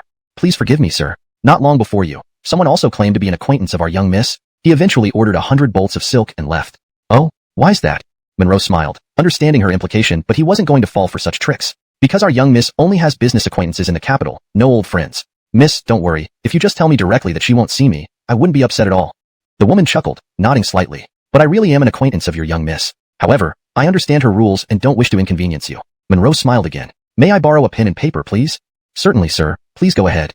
Without a word, the woman pointed to the writing materials on the counter. Thank you. Monroe nodded in gratitude and wrote a few words on the paper. Nadine Leong, Night Pearl. He folded the note and handed it to the woman. Miss, please give this to your young miss. If she refuses to see me after reading it. As he spoke, Monroe took out a 10,000 tael banknote and handed it to her. These 10,000 taels are not for silk, but as a gift to you, Mississippi. Sir, you shouldn't waste this money, and our young miss wouldn't accept it. The woman felt flattered, but was clear-minded enough to know the offer was more likely aimed at impressing her than at genuine generosity. No trouble at all. Instructed us that she only has business acquaintances in the capital, no old friends. Miss, you're too kind. I won't be offended if you simply refuse to see me. The woman smirked slightly, acknowledging the truth in his words. But, I am truly an old friend of your young miss. However, I respect her rules and don't want to trouble you. Monroe smiled gently. In that case, may I borrow pen and paper? Certainly, sir. Please. The woman gestured toward the writing materials on the counter. Thank you. Monroe nodded gratefully and wrote a few words on the paper. Tiana, Night Pearl. Folding the note, he handed it to the woman. Please deliver this to your young miss. I won't trouble you further, but if she refuses to see me. Monroe then pulled out a silver ticket worth 10,000 taels and handed it to her. These 10,000 taels are for you. No strings attached. Sir, you really shouldn't waste this money. My young miss won't accept it either. The woman felt comfortable, but she knew better than to believe such generosity was real. Monroe smiled. No harm done. You are so beautiful and graceful. This gift is worth it. The woman blushed slightly, wondering if this handsome man had come to woo her instead. She hesitated but took the silver ticket. Very well, sir. Please wait a moment while I inform her. Etiquette. Seymour Daisy greeted apologetically. Not bad. A beauty indeed. No need for such formalities, Miss Daisy. Monroe smiled in response. Please, take a seat. Thank you. Monroe sat down opposite her. The maid then brought in tea, placed it, and left quietly, closing the door behind her. Sir, please have some tea. Seymour Daisy gestured courteously. Miss, no need for such formality. Monroe replied without picking up the teacup since he wasn't thirsty yet. Seymour Daisy nodded. May I ask, sir, about this document on the table? There's something I don't understand. Please enlighten me. She pointed to the paper Monroe had written earlier. Though not in the government, I've heard some things. The Rosalind mentioned by sir, could she be the former director of the Palace Workshop's wife? That's correct. Monroe nodded and didn't wait for her to speak again. Miss Daisy, I prefer being straightforward. Let's get right to the point. Sir, please tell me what's on your mind. Seymour Daisy remained cautious. I won't explain further about the night pearl. This visit is to inquire about certain matters. If Miss Daisy can't decide or knows little, please call your superior. The big Mimi of Wanhua, if you will, that's all I know. Monroe spoke bluntly. However, why look there when talking? Even though she was quite impressive, Seymour Daisy's face turned red. It's nothing, sir. Just resigned as commander of the Yongxiang. This? Seymour Daisy looked puzzled. You needn't doubt. My affairs aren't urgent. Moreover, Rosalind hasn't betrayed you. Only I know her true identity. The night pearl is in my possession. You should understand I come with no ill intent, otherwise, I wouldn't sit here allowing you to gauge my intentions. You might wonder why, as a court official or even regent's man, I am here. Don't speculate. I won't reveal that either. But, you can consider me a partner. To be blunt, you have no choice. That's indeed true. Seymour Daisy agreed, acknowledging their exposure and potential repercussions. Good, no need for further talk. What I most want to know is, are there 2 night pearls? Monroe asked next. If that's the question, there's no need for elaborate arrangements. I happen to know. Yes, sir, you're correct. They are a pair. Seymour Daisy appeared calm. Then, the other one is with your princess? Monroe asked, thinking she might not know but wanted to solidify trust. This secret, known only to core agents, added credibility. I'm unsure about that. Fine, let's end here today. If anything arises, I'll visit again. Monroe felt relieved, confident in her honesty as there was no reason to lie. Confirming this, he could confidently hand over the pearl to Balthazar. As for the rest, only time would tell. Clearly, the other pearl wouldn't be easy for Balthazar to obtain. Next, muddying the waters further was needed. Yes, sir, feel free to drop by. Seymour Daisy got up. By the way, Miss Daisy, do you deliver? Monroe smiled. I don't want people thinking I came here just for your beauty. Buying some silk is necessary. Yes. Seymour Daisy agreed but realized men usually do both. So, 100 pieces first. Enough? Yes. Monroe nodded smilingly. Sir, allow me to arrange it personally. Thanks, Miss Daisy. Monroe acknowledged and walked forward with Seymour Daisy closely, following them toward the front hall. Chapter 243. Return to the manor. Cambria, prepare 100 bolts of the finest silk for Gene Atlas and send them to his residence. Yes, Mississippi. Upon arriving at the front hall, Seymour Daisy immediately gave instructions. Gene, will you be using these silks yourself, or? Cambria asked promptly. Oh, my apologies. 10 bolts for men's styles, the rest for women's. Monroe smiled gently. These are for my lady. They must be the most luxurious and vibrant kinds. I want her dressed beautifully. Jan, you truly are an exceptional man. Seymour Daisy said with a slight smile. Eunuchs having multiple wives was not unusual, especially one as capable and powerful as him. Miss Seymour, thank you for the compliment. All right, let's calculate the total cost, but please don't give me any discounts. Monroe waved his hand, preparing to pay. Jean, you jest. It's our honor to serve such a distinguished guest. Moreover, your affection towards Lady Atlas is deeply admired by all. These 100 bolts of silk are but a token of appreciation from us. Seymour Daisy smiled charmingly. Even if it were more than just silk, she wouldn't mind giving it all away. Monroe had similar thoughts, but for now, he decided to hold back. Since Miss Seymour puts it so kindly, I won't decline. I promise to support your business in the future. Monroe wasn't hesitant. There was no need for pretense. He exuded confidence. Thank you, Jean. I hope you will continue to support us in the future. Seymour Daisy responded sincerely, her smile radiating authority. It really wasn't much. Agreed. Let's have a fruitful collaboration, Miss Seymour. With that, Monroe extended his right hand. Yes, a successful partnership. Seymour Daisy hesitated briefly before extending her hand, somewhat shyly. Thus, Monroe successfully obtained information about Seymour Daisy through physical contact, and she was recorded in the beauty catalog. Beauty, Seymour Daisy. Charm value, 93. Friendship value, 30. For a first meeting, this level of friendship was impressive. There was no denying the effect of good looks. From ancient times, heroes favored beauty, and beautiful women naturally loved handsome heroes. If Monroe weren't a eunuch, their friendship might have been even stronger. Who would willingly marry a man who looked good but couldn't provide? Jan, I assume you'd like to wait until the silks are loaded before heading back. Before Monroe could speak, Seymour Daisy answered with a warm smile. Miss Seymour, not only are you beautiful, but also considerate and understanding. Monroe smiled. He intended to take these silks openly. Given Balthazar's numerous informants, he might already know Monroe had come here. By returning with the silk, he wouldn't raise suspicion. These were items for his beloved daughter. Balthazar wouldn't have anything to say. Moreover, Balthazar would likely praise him for being thoughtful. Clearly, since Stephanie had severed ties with her father, she couldn't bring anything when leaving the manor. Jean flatters me. Your lady will surely be overjoyed and touched.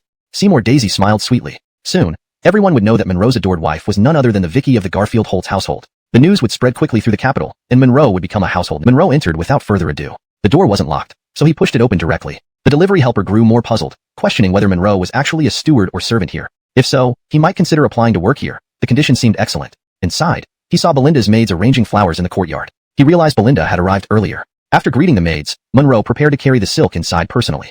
Chapter 244, 3 Agreements. Outside the door, Monroe didn't say a word and immediately rolled up his sleeves to start moving the silk. The delivery boy, though brimming with doubts, didn't dare ask more. Just as he was about to assist, Monroe spoke up to stop him. "Little brother, you don't need to move it. Stand there and wait. I'll handle it alone." The boy scratched his head, glanced through the open door, but saw no one inside. The maidservants around Stefani had already gone to inform their mistress of Monroe's return. "Sir, forgive me for being nosy, but this is indeed something new to me. It's the first time I've seen someone like you doing servant's work. Had you seen it before, wouldn't that make me just another commoner?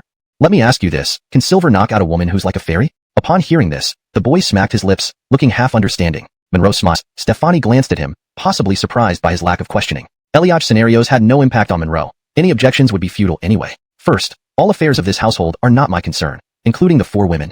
Second, they live in the middle courtyard, while I stay at the back. Without my permission, you cannot go there either. Third, what happens between us must not be told to anyone, not even the 4 women. You should understand my meaning. Agreed. No problem.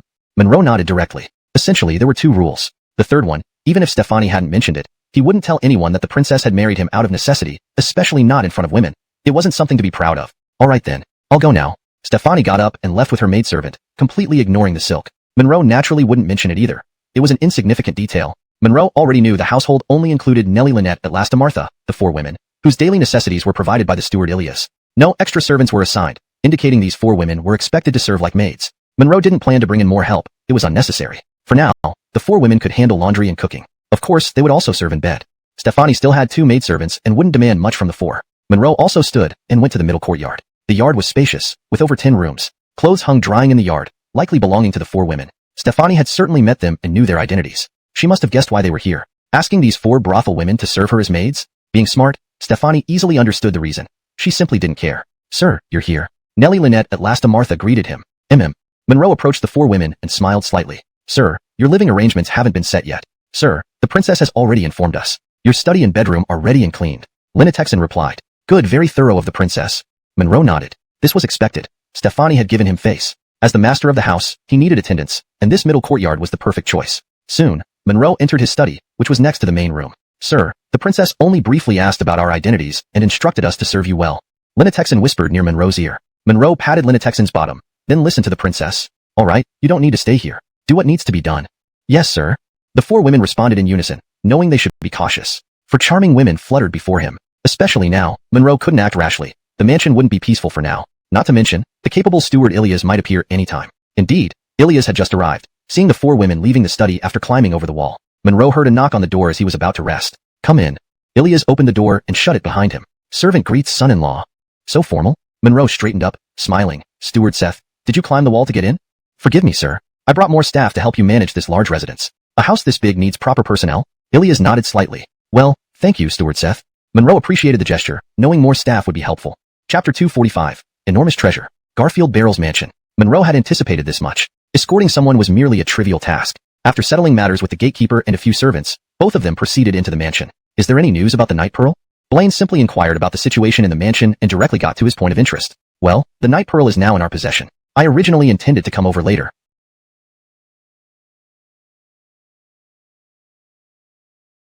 Without hesitation, Monroe retrieved the box containing the Night Pearl from within his garments. Upon hearing this, Blaine's excitement was palpable. He stood up instinctively. He received it from Monroe's hands and immediately opened the box, revealing the same appearance as before, covered by an opaque layer of black cloth. Soon, Blaine removed the black cloth himself, exposing the true appearance of the Night Pearl. It was Monroe's first time seeing it. It was snow-white and translucent, shimmering even in the daylight. "Indeed, it's this one, absolutely this one," Blaine said, after closely examining it. "Hayward, you've done a great service. Even with all your achievements, winning the heart of the princess, it cannot be better than this." Monroe let out a breath of relief. "If it's what Leo desires, I have been anxious overnight." "Yes, no mistake at all. It was personally delivered into the palace by this king's hands. There's no way it could be wrong." As he spoke, Blaine thought of something, his expression suddenly turning a bit puzzled. "Right, Hayward, did you retrieve this Night Pearl from inside the palace?" "Yes, your highness. This Night Pearl has always been concealed on Rosalind." Monroe responded frankly. "This is impossible," Blaine replied, disbelief written across his face. Monroe continued, "Your highness might not know, but as you witnessed just now, the Night Pearl's glow was hidden under black fabric. Before entering the palace, Rosalind swallowed it whole." Blaine paused momentarily, then exclaimed with sudden clarity, "Truly, even I could not imagine that she would so simply swallow it whole to carry it into the palace. She truly is an extraordinary woman." "Your Majesty, indeed," Monroe affirmed without further explanation. Clearly, Blaine understood the process involved. If not, he wouldn't commend Rosalind like that. She had guts and courage. More importantly, before becoming the wife of Irwin, Rosalind was seen as nothing more than a noblewoman. So, when Blaine ordered her not to be overly tormented, but instead, softened with sweet words, it was evident he held reservations. Now that we have the Night Pearl, Hayward, how do you suggest we deal with Rosalind? Your Highness, in my view, Rosalind is now merely a lowly prisoner who surrendered the Night Pearl willingly. Monroe replied. You are correct. I believe she's an intelligent woman, so let her remain in the Young Alley for now. Blaine interjected before Monroe finished speaking. Your Highness, there's something I find uneasy. Somehow, I feel that this matter isn't as simple as it seems. Do you sense anything unusual about Rosalind? Blaine asked directly, frowning. All details were clear to their loyal steward Rupert. Monroe knew his position well, perhaps only gaining enough trust to maneuver freely here. Your Highness, I just feel that Rosalind may still be hiding something deeper. This is the part that perplexes me the most. Why did she go through such lengths with the Night Pearl? Could there be a hidden secret? I appreciate your caution, but you're overthinking this. Rosalind knows nothing secretive, Blaine mused. I'm aware of your concerns since everyone, including Zechariah, has many questions given my attention to this Night Pearl. Now I can reveal to you that this Night Pearl is not ordinary. It's the key to an enormous treasure secretly hidden by the Dashi Kingdom's royal family. The details will be shared with you later. Yes, thank you for your trust, Your Highness. Monroe nodded, no longer doubting anything. This immense wealth seemed to give Blaine a significant advantage. And clearly, the current rulers of Dashi didn't know about it. Unbeknownst to Blaine, a mysterious princess held another Night Pearl, making it impossible for him to obtain the treasure easily. Moreover, Rosalind being from Dashi complicated matters further. Monroe became more convinced that the Night Pearl's secret was deliberately revealed to Blaine via Rosalind. As for the mysterious princess's objectives, they remained unknown. However, it would surface soon. With Blaine obtaining the Night Pearl, he would likely seek to unlock the treasure. His plans would unfold sooner rather than later. Patience was key, and Monroe felt assured that the mysterious princess already knew about his existence. Moreover, considering the present circumstances, he found himself at the center of events, so waiting was inevitable. And who willingly shares their treasure with others? It must be for some form of exploitation. Well, Hayward, there's nothing else. From today on, you shouldn't visit this mansion so casually. Matters will be relayed through Rupert. Also, stay home for the coming days and spend time with the princess. Everything else will be handled by this king. With that, Blaine gestured dismissively. Yes, Your Highness, I shall take my leave. Monroe agreed but was halted again by Blaine. Since you're here, greet the queen and reassure her about your safety. Note, for clarity, Dashi refers to the Arab Abbasid Caliphate as known in Chinese historical context. Chapter 246. Do you like this woman or not? Nellie Ming Pavilion. Atlas, Lord Consort. In the courtyard, a maidservant who was tending to the flowers bowed respectfully as Monroe approached. Monroe smiled faintly. Calling me this way is rather inappropriate now. The Lady Lucia has instructed that the Magdalena will always be our Magdalena, so no need to worry, I was just speaking casually. You can keep calling me that. Monroe thought Lucia's instruction wasn't wrong, but it ultimately came from Lynn. Yes. The maidservant nodded. Lord Consort Chi hasn't left after greeting. Should I report your arrival? Consort Chi? Monroe's brows furrowed slightly. He didn't know who it was but knew she must be one of Beryl Balthazar's women. Yes. The Beryl brought her back from the Great Food Kingdom. The maidservant whispered. Actually, Monroe had not intended to inquire further. As the current Lord Consort, if he were still eunuch Atlas, the maidservant wouldn't dare speak more. Monroe nodded. Fine, go ahead and report. Yes. The maidservant acknowledged and put down her work before hurrying off. The maidservants here were all close to Lynn. Monroe stayed in the courtyard, waiting. Soon, the door to the main hall opened, and an elegant and charming woman emerged, followed by a lively-looking maidservant. The maid who had gone to report also came out behind them, obviously not daring to run over first. Monroe didn't move, waiting for the maidservant to inform him that the Magdalena consort requested his presence. Tiara walked gracefully towards Monroe and gave a captivating smile. The Lord Consort of the Vicky is indeed handsome and refined. Unfortunately, he's a eunuch. Greetings, Nadine. Monroe greeted politely. Logically, being only a concubine, she should have bowed to the Lord Consort. But Tiara simply nodded and left with her maidservant. Lord Consort, the Magdalena consort invites you inside. All right, Monroe replied and strode forward into the open hall. Lynn sat on a cushion above, with maidservant Lucia standing beside her. What should I call her? Consort or mother-in-law? While walking forward, Monroe pondered. Greetings, Magdalena consort. Monroe chose to be modest and greeted in the middle of the room. Sit. Lynn indicated, then turned slightly. Lucia, leave us. Yes, Magdalena consort. Lucia retreated quickly but did not close the door behind her. Not because she was unaware, but closing the door would have been unusual. Do you like the woman who just left? Taken aback by Lynn's abrupt question, Monroe raised an eyebrow. Magdalena consort, what do you mean? You saw her clearly, didn't you? Do you like her or not? Lynn reiterated. I wonder if I do. Don't play word games. Eliach a beautiful woman. Most men would like her, wouldn't they? Why ask if you already know? Monroe was unsure of her intentions. She is beautiful, but compared to you, Magdalena consort, she falls far short. Sly talker. Despite frowning, Lynn felt quite satisfied. Enough beating around the bush. I plan to gift her to you as a reward for saving this palace. Magdalena consort. Monroe's eyes widened. He couldn't believe she would make such a joke. What a spineless look. Lynn rolled her eyes. She's just a concubine, captured from the Great Food Kingdom. Gifting her to you should be fine. Would the Beryl agree? Just think carefully, Magdalena consort. Monroe said this symbolically. Why hesitate? I'll handle the barrel. However, I warn you, she's no good woman. When she's in your residence, don't touch her. Remember, if I find out otherwise, I won't forgive you. Lin was very serious. Yes, understood. I won't touch her. Monroe responded solemnly. He'd consider accepting this once. His mother-in-law should hurry up and send the woman. He'd bow gratefully right away. As for Weyer, I won't say much. If you bully her or make her suffer, I'll deal with you.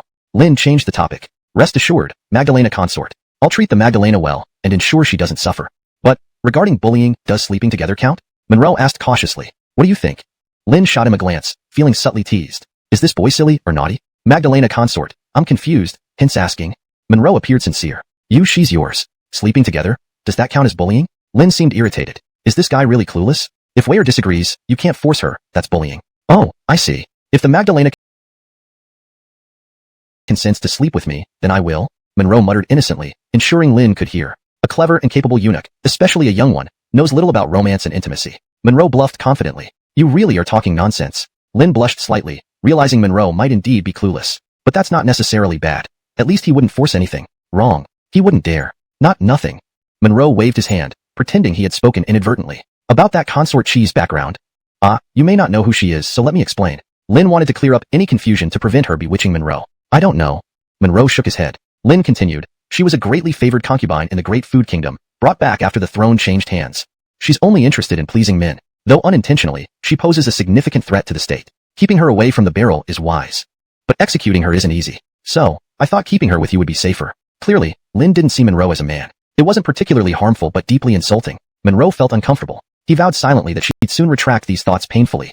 Chapter 247. The Reluctant Balthazar. Lady, Leo has gone to the Shanghai Pavilion. As soon as Monroe left, the maid Wilhelmina rushed in to report. Upon hearing this, Lin's face immediately flushed with anger. He went there in broad daylight, didn't he?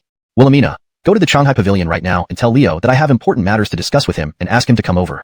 Yes, lady. Wilhelmina replied quickly and hurried away. At the Shanghai Pavilion. Your Highness, would you like me to give you a massage? Just as Balthazar had seated himself on the soft couch, Callista sat beside him, her expression filled with flirtatious charm. Not so fast.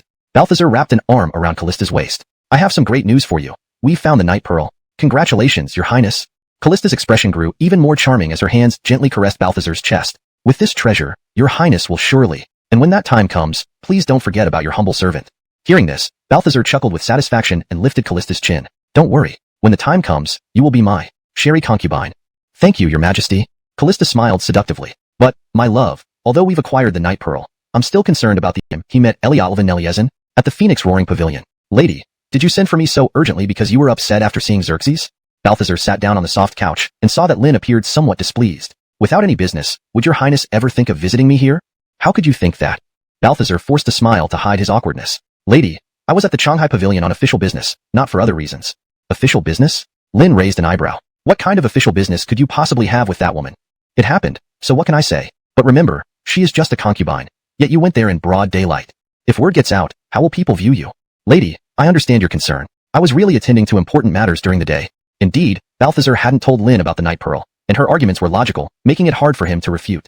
Xerxes came earlier, and I rewarded her with a woman as thanks for saving me. That's a trivial matter. Lady, you may decide. Balthazar smiled. I see. This is for Weyer, correct? Being a eunuch, Xerxes probably won't share the same room with Weyer, given her high pride. Speaking of this, I've been thinking about finding a suitable match for Weyer when the time is right. As for Xerxes, I'll compensate him generously then. You decide, Your Highness. Though Lin spoke calmly, she thought differently inside. Her daughter was not that kind of person, and such actions would indeed be insulting. If you have no objections, I will send Callista over later. Her? Balthazar widened his eyes. Lady, are you joking, or trying to provoke me? Your Highness, I am not joking, nor am I provoking you. As a mere concubine, can't she be rewarded to someone who deserves it? Lin spoke with conviction, knowing this logic couldn't be faulted. Well, it is possible. Balthazar felt anxious. The lady seemed serious. But, I haven't thought of rewarding her. Maybe another choice? Indeed, besides being generous and graceful, Lin held a significant personal charm. Over the years, Balthazar had always respected her greatly. More importantly, she was the sister of Lord Xiliangho. Thus, even within the mansion, many servants believed that the lady could control the lord. To put it bluntly, Balthazar was slightly afraid of her. Actually, I wanted to speak with you about something. She's just a captive, and perhaps an ominous one. Considering your daily burdens for the court, I let it slide and thought it might serve as entertainment. But it's been quite some time. Eliatrelai, you're not genuinely infatuated with her? Lin concluded that Balthazar wouldn't admit it publicly or privately. Eliodor enough. Balthazar shook his head without hesitation. How could that be? In that case, I request your approval for my decision, which is made for your own good. Please consider my earnest intentions. Balthazar hesitated. He figured Xerxes would listen to him, so this shouldn't be an issue. Fine, do as you wish. Translation complete. Maintaining original paragraph structure and tone. Chapter 248. Men have temper. Monroe returned from the Barrels mansion straight to his so-called mansion, which wasn't truly his own in a strict sense. To put it nicely, it was the dowry that came with his wife. However, this title didn't make it sound much better either. In essence, he had become a son-in-law who lived in his wife's family home. The crucial point was that aside from Stephanie and her two maids, those few people sent over by Ilias were all informants. However, it was also indifferent to Monroe, who could almost ignore them as he would eventually stand at the pinnacle of power. Arriving at the entrance of the mansion, the signboard above had already been hung up. Had it not been inscribed with Atlas Family Mansion, one might have thought he was at the wrong place. Two servants guarded the main gate. Although their attire was plain, they couldn't fool Monroe. Their military stance clearly indicated they were soldiers, most likely from within the Barrels mansion. Sir County Duke. As soon as Monroe reached the doorstep, the two guards called out in unison. Fine, let it pass today, but you shouldn't call me like that anymore in the future, understand? Monroe sternly replied. Yes, Sir Atlas. The guards responded promptly. Upon hearing this, Monroe didn't say anything further. They were indeed soldiers who only knew how to follow orders. Obviously, someone had given instructions ahead of time. This first greeting was precious enough. Of course, there was no need to quarrel with these two guards. It was merely evident that they, although not entirely loyal to the Garfield Barrel, were all trained by Ilias. No significant difference existed. Despite this, Monroe still felt somewhat displeased inside. The Sherry herself had now become a gentle and adorable young beauty in front of him. Even low-ranking soldiers dared to be arrogant before him. But ultimately, the towering pillar behind everything was still Garfield Barrel Balthazar. For that reason alone, he had to take him down sooner rather than later. Otherwise, it would end in humiliation. Monroe had this thought clear in mind, though he hadn't voiced it, nor would the Sherry say it aloud. Even if Balthazar offered Lynn to him, he wouldn't let him become Ellis. When that happened, more than just humiliation awaited. Balthazar's fate would be akin to that of a treasured bow being discarded after its usefulness ended. Only the Sherry could keep him fully engaged, increasingly reliant on him. In no time, Monroe passed through the second courtyard and arrived at the third courtyard where Stephanie resided. This residence wasn't small. Monroe had already toured around once. Behind the third courtyard lay a garden, followed by service quarters at the back, where the servants lived. No one was in the courtyard, so Monroe walked straight to the main room door, knocking symbolically twice. Magdalena, are you inside? Hearing this from the neighboring study room, where both maidservants were present, Stephanie muttered, This fellow. Let him in. Stephanie gestured to the maid, then quickly collected the papers on her desk and replaced them with a blank sheet. She had just finished writing down Monroe's couplet from the National Guest House and had yet to come up with a suitable bottom half. Even without writing it down, Monroe's response had already been engraved in her heart. It was just as Monroe arrived, leading her to mutter under her breath. Soon, the nearby door opened, and Monroe looked over. County Duke, Magdalena is in the study. Please go in. A maid bowed and spoke. Monroe went over and entered the room directly without a word, while the maid followed, closing the door behind him. Under Stephanie's gaze, Monroe approached the writing desk. Do you have something to talk about? Hearing this, Monroe didn't answer but slowly said, You two can leave. I have something to discuss with Magdalena. Yes. The two maids responded but eyed Stephanie without moving. Damn it. Monroe suddenly grew irritated, his face turning dark. Leave. Are you saying you can't follow my orders? Upon hearing this, Stephanie raised an eyebrow, feeling puzzled about Monroe's sudden change in demeanor. She had never seen him lose his temper like this before. It was somewhat domineering. You two may leave. Yes. After Stephanie spoke, the two maids departed. Once the door closed, Stephanie wore a disgruntled expression. I gave you all the respect just now in front of the maids. Why did you get so angry? And, don't forget, less one word. Are you venting at the maids, or at this Magdalena? Monroe retorted. Upon hearing this, Stephanie felt a bit embarrassed. Did you mean to vent at me? So, am I venting at you? Monroe asked directly. He was genuinely slightly annoyed, but not to the extent of making a big fuss. This was also an opportunity to establish his authority without any fault to find. Did you go to the Barrels mansion earlier? Were you wronged? Stephanie asked. Knowing this, she found nothing strange about it. Does it matter whether I was wronged or not? Monroe asked with interest. Of course it matters. Stephanie said seriously. Our issues can always be discussed, but your visit to the Barrels mansion was none of your doing. I've made it clear that there's no reason to blame you. You had quite the attitude just now, didn't you? And such bravery too. Besides, you're now my county duke. Even if Manny tried to give you a hard time, why didn't you stand your ground? My two maids dared to laugh in my face. Before the Barrel and Magdalena, what was there for me to fight for? In addition, in front of my father and mother, what was there to argue? Monroe said with composure. You're talking nonsense. Stephanie's face reddened slightly. We haven't even married yet. How can you refer to them as my parents-in-law? Not soon enough anyway. And I didn't say it just to you. Monroe wouldn't reveal that her father, the Garfield Barrel, had already acknowledged it. Well, it seems you're still blaming me, aren't you? Or maybe you think my maids are disrespectful. Stephanie didn't dwell on the titles. Magdalena, do you see me as a petty person? Monroe asked. Well, I don't know you well enough to say. Stephanie ambiguously replied. Though she didn't know Monroe well, judging by the grand couplet, he was surely someone with a great perspective and unlikely to fuss over maids. Because you don't know me well, that's why I want you to understand me better. As for me, although I haven't known you long, I feel I inherently understand you deeply. The way you wanted me to gain understanding, I could guess some parts. Men naturally value their pride. Having a temper isn't abnormal. That's also why I didn't respond earlier. But when you say you understand me, it leaves me somewhat puzzled. What specifically do you mean? Translation provided adheres to requested guidelines including paragraph structure and tone consistency. Chapter 249. Eliach, a kindred spirit. Your Highness, your beauty and talent are unmatched. There's no need to repeat these praises. Your character is best reflected in how you treat us too. However, your Highness's sense of righteousness and willingness to sacrifice for the greater good show an admirable spirit that even men should be ashamed of. This is what I respect most about you, Monroe said with deep sincerity. This matter. In truth, it's not entirely as you imagine. While I admire the talent and intelligence you've shown, I might have acted as I did, but I wouldn't have made up my mind so quickly. You might have heard that over all these years, I haven't favored any man. To be blunt, they were all inferior to me. Only you have made me feel inadequate for the first time. The 10th princess of Northern Qi is also a rare talent. The way you performed that day was both a significant gain and a blow to her. I can assure you she won't forget this. If she ever comes up with a matching couplet, she will surely seek you out for another contest. So, your Highness, what do you think? Monroe smiled and asked. Don't ask such obvious questions. Didn't you say you understand me? Belinda pouted. This wasn't contradictory. Clearly, she knew Monroe was teasing her. Whenever literature was mentioned, she became visibly excited. At that moment, they could engage in a timeless duel of wits and see if it brought any surprises. So, have you thought of a brilliant response yet? I haven't. If I had, wouldn't I tell you? Belinda replied. Yes, of course. If you had one, you would definitely tell me immediately. Are you afraid? Do you want me to come up with one or not? Belinda asked seriously. Monroe knew they were talking about two different things, one about literary skills and the other about marital life. Of course, I hope you come up with one as soon as possible. Then you would challenge me, and I could spend countless days and nights honing my skills with you. Fine, you said it. I really wonder if you're only that good, Belinda said, looking pleased. And better yet, invite the 10th princess to join us in the competition. No, I must beat her to it, and then we can all compete together. Monroe smiled. Competing together isn't a problem. Just be afraid that the two of you together still aren't a match for me. Himph, look at you being so proud. Belinda looked unconvinced. Hee, you'll see when the time comes. I hope that day arrives quickly. Monroe laughed. By the way, your Highness, I've just thought of another brilliant response to that couplet. Want to hear it now? Absolutely don't tell me. Belinda instinctively covered her ears, looking slightly indignant. All right, I won't say then. As he spoke, Monroe naturally reached out to grab her delicate white hand covering her ears. However, just as his hand extended, Belinda let go, subconsciously pulling away. If you don't want to hear it, fine. Why do you still look upset? Monroe followed up. You have already created two responses that amazed everyone. What else do you want? Belinda snapped irritably. In this regard, she was genuinely competitive, living up to her reputation as a true talent. I'll stop mentioning it. I'll wait for you to come up with a response. We can talk more about it then. Monroe chuckled. All right, I will try my best to come up with a good response soon. Belinda nodded. By the way, about your sudden anger earlier. That's right, your Highness, you haven't explained. Now I'm confused. Monroe interjected quickly, knowing this was important. Testing me? Belinda pursed her lips. I may not know everything about you, but I understand your personality. I believe you're not petty. Even if you were upset earlier, it wouldn't mean much. That's your true nature, someone who is very competitive inside. But you don't get bogged down by trivialities and are always cautious depending on the situation. This is why you have risen so quickly in such a short time. Your Highness, may I hug you? Monroe asked sincerely. No. Even if you touch on my heart, that doesn't mean a hug is necessary. We aren't even married yet, Belinda refused understandingly. So, after we marry, what will happen during our wedding night? Why do you mention that? Belinda blushed slightly, then sighed. I wasn't finished. Pat, if you weren't a eunuch, you would undoubtedly become a great asset to our great Yu dynasty. But that's a hypothetical. Since I've chosen to marry you, nothing will change.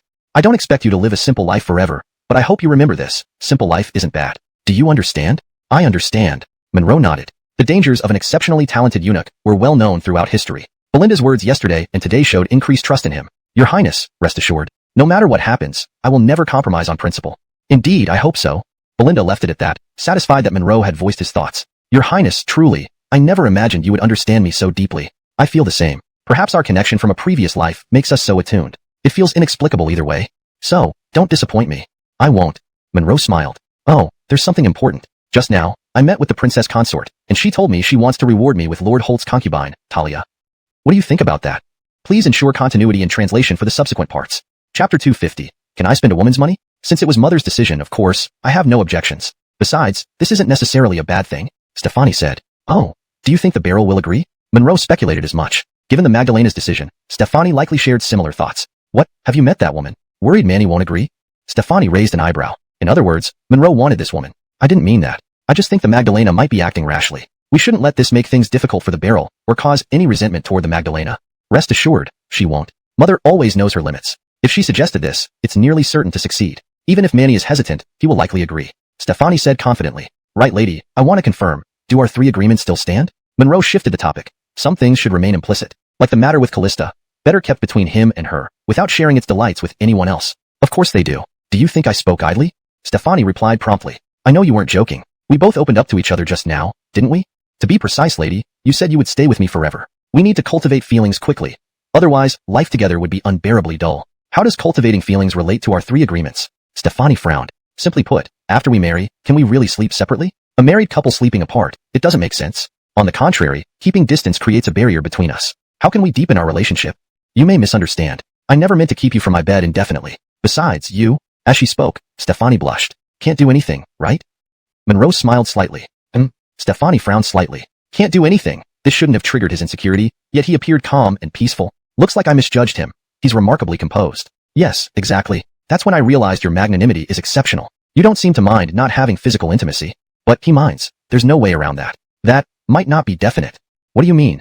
Stefani looked puzzled. Monroe grinned. I mean, I won't force you. Regarding us sharing a bed, I'll make sure you're willing, truly wanting me by your side. Upon hearing this, Stefani pursed her lips. How could this be possible? Even as a normal couple, she wouldn't be so bold. Monroe continued, however, tomorrow night, on our wedding night, we must sleep together. Lady, is this too much to ask? Stefani hesitated, but felt warmer toward him after their conversation. Fine. Great, then it's settled. Monroe looked satisfied. Well, lady, I won't disturb your preparations. I'll have people buy what we need for tomorrow's wedding immediately. It doesn't have to be complicated. The silk you bought me suffices as a dowry. Yes, mother arranged our clothes for tomorrow. They should arrive early morning. You see, even your mother-in-law thought ahead. Monroe chuckled. But lady, though our wedding may lack grandeur, I don't want you to feel shortchanged. Within limited time, I'll make it as splendid as possible. Even if it can't be too extravagant, it must be celebratory. What are you planning? Stefani asked eagerly. Lady, do you believe your brother, my future brother-in-law, will definitely come to celebrate? Are you so sure? Monroe smiled. If you doubt me, let's bet. If I win, you give me a kiss. Hearing this, Stefani felt uneasy, recalling their embrace at the hotel. Thinking about it made her somewhat nervous. And if I win? Simple and fair. If you win, you get a kiss from me. Monroe said calmly. Whatever, no difference. Stefani looked annoyed. I won't bet. Fadi will probably come anyway, not affecting the overall situation. Hehe, same here. Since he's coming, let's make it more festive. Given that it's common knowledge, there's no point in hiding. I won't formally invite guests, but news of our wedding will spread. Whoever comes will be treated well. If so, I agree. Stefani stood up. Follow me. Where? Bedroom. Why the bedroom? Are you ready already? Monroe joked. Don't be ridiculous. Stefani rolled her eyes. Soon, they reached her adjacent bedroom. Without a word, she took a beautiful box from her vanity, withdrew a banknote, and handed it to Monroe. This is what mother secretly gave me when I left. It read 200,000 taels. Monroe saw the prominent amount instantly. This is the Magdalena's personal money. Why give it to me? I'm a man, not for you to spend. Stefani understood Monroe's hesitation, feeling a warm sentiment. You're preparing for the wedding. After entering the palace, how much silver do you even have? She paused, frowning. That's not right. Your tone just now suggests you aren't short on money. Tell me honestly, did you take much silver from Yongxiang? Lady, I admit, I'm not short of money. Tomorrow's ceremony expenses are covered. Monroe didn't hide anything, it was clear. But the silver I have is ill-gotten gains. Might as well use it for good. While those scoundrels squander it selfishly, in my hands, it can serve a better purpose. How so? Stefani asked. Monroe explained, I noticed many beggars in the city. For our wedding, I'd like to invite them for a meal, but realistically, it might cause trouble. My idea is direct charity, 5 taels per beggar in the city. Your intention is good, but doing this arbitrarily could create chaos. Definitely not under the pretense of our wedding. Stefani pointed out. You're right. I don't seek recognition. It's just to make you happy and do a bit of charity. So, what's your plan? Stefani looked appreciative. Rest assured, I've got it covered. Tomorrow, you can praise me or give me a big reward. Monroe smiled reassuringly. Monroe was already confident in his plan. Not only would he handle things beautifully, but he would also find a scapegoat to foot the bill for this silver. Chapter 251. A visit to Zechariah's mansion. The gatekeeper of Monroe's residence made arrangements for purchasing items needed for the next day's wedding, and then left the mansion. At the very least, every corner inside and outside the mansion had to be festively decorated. The gatekeeper was a shrewd individual who didn't need Monroe to elaborate on the details. He handled all matters concerning the banquet and other trivialities meticulously. The important point was that Monroe didn't have to spend any money. Even when offered silver notes, he didn't take them because Ilias had already provided the funds in advance. It seemed everyone thought Monroe was short on cash. However, Monroe didn't refuse the money, accepting his current financial situation. He reasoned that since Balthazar had given him the money, he should use it. Soon, Monroe rode his horse to Zechariah's residence, knowing that Zechariah was resting at home. He had been on duty in the palace last night and couldn't go back. Sherry Seymour had instructed him to thoroughly investigate the matter of Seymourda. So although he hadn't found any leads, he couldn't neglect the task entirely. Please inform him that Xavier wishes to see public Grand Lorenzo. This was Monroe's first visit to Zechariah's mansion. Are you Master Atlas? The gatekeeper sized up Monroe carefully. Monroe wasn't a eunuch, and Zechariah wouldn't dare keep a group of eunuchs in his residence. That would be considered treason. It's me, Monroe nodded. Sir Atlas, Master Lorenzo has instructed us that if you come, there's no need for announcement. Please proceed inside, the gatekeeper said respectfully as he ushered Monroe Indiana. Soon, an attendant girl was called over, a pretty young maid, clearly indicating that despite Zechariah's disability, he still maintained high standards due to his wealth and power. Knocked on the bedroom door. Master. There was no response initially, but soon the door opened. What is it? I've only been asleep for a little while. A woman in light clothing opened the door. Monroe's lips curved into a smile. Indeed, just as he had guessed, Zechariah wouldn't sleep alone without a beautiful woman beside him. Why did you bring someone here? The woman's face showed anger and confusion. She noticed Monroe sitting by the round table, dressed lightly, without embarrassment or hesitation, even looking him over a few times. What a shameless woman. Additionally, following Zechariah must have been stifling for her. Got it. The woman retracted her gaze, closing the door. What? Xavier is in the outer room? Hearing this, Zechariah immediately sat up. Don't just stand there. Help me dress quickly. Zechariah's voice was loud enough for Monroe to hear clearly from outside. Clearly, Monroe's sudden arrival had flustered Zechariah, wondering if something serious had happened. Shortly, Zechariah emerged, though his clothes were still somewhat disheveled. He waved the maid away. Little brother Atlas, why are you here? Looks like public Grand Lorenzo isn't too welcoming. Monroe smiled. No, brother, you misunderstood. I didn't mean it like that, Zechariah explained hastily. You're always so unpredictable, little brother. I was worried about embarrassing you. Embarrass me? What did I see? Monroe played along. Oh, you're talking about sister-in-law. Indeed, public Grand Lorenzo is fortunate. Not at all, little brother Atlas, you jest. With your status, any woman you want would come running. These women in my mansion are nothing more than common beauties. Zechariah chuckled. Public Grand Lorenzo is modest. Besides, what status do I have now? I've been banished from the palace. If things get tough in the future, I'll need your help. Monroe sighed. My dear brother, others might not understand, but I know you better. This is only temporary. You'll rise again in time. Zechariah knew this better than anyone. Monroe smiled. I hope so, with public Grand Lorenzo's good wishes. I wonder, what brings you here suddenly? Is there anything I can assist you with? Yes, there is something, but it's not urgent. However, my sudden arrival might have startled sister-in-law. Out of courtesy, I'd like to apologize in person. Very thoughtful of you, little brother. Zechariah didn't quite understand but guessed that perhaps Monroe missed female company. Since little brother isn't a stranger, you two can come out. Note, some parts may have slight variations to ensure natural flow and readability. Chapter 252. Am I that kind of person? 2? Damn it, Fat Lorenzo really lives quite luxuriously. Having one on each side indeed makes for a comfortable night. Soon, the two women, now fully dressed, came out. One had been seen before, and the other was equally beautiful. The two women shared a common trait. They looked like spring water rippling. Both were bewitching types. Zechariah Wu did not have many options. This suited him just fine. You two, haven't you greeted young brother Atlas yet? Zechariah Wu said first. We, lowly concubines, greet Lord Atlas. The two women bowed simultaneously. Monroe smiled and also stood up to return the greeting. Greetings, sister-in-laws. This term, sister-in-law, made Zechariah Wu feel quite at ease. His little brother was helping his big brother after all. Little brother Atlas, do you see? Should we? Zechariah Wu knew Monroe wasn't here without reason. He surely didn't come just to check if he was sleeping with women. I've disturbed the two sister-in-laws. Monroe didn't sit down either. This wasn't the place for conversation. Zechariah Wu also stood up, and the two went directly to the front yard's reception hall. Lord Lorenzo, your mansion is much larger than mine. Upon hearing this, Zechariah's brows furrowed, unsure how to respond. Lord Lorenzo, don't misunderstand me. I'm not after your residence. Monroe said with a smile. Ha, little brother, you're joking? Zechariah Wu chuckled. He wouldn't dare say that Monroe could have it if he liked it, not out of reluctance, but because things weren't settled yet. Over 100,000 taels of silver had already gone out. Monroe didn't plan to take Zechariah's residence immediately, merely laying the groundwork for upcoming events. Taking the mansion now would be inappropriate and too domineering. However, when the time came for extortion, Monroe wouldn't hesitate. Soon, they sat down in the reception hall, and maidservants brought 2 cups of tea. Little brother Atlas, I'm not stingy. Were those 2 women acceptable?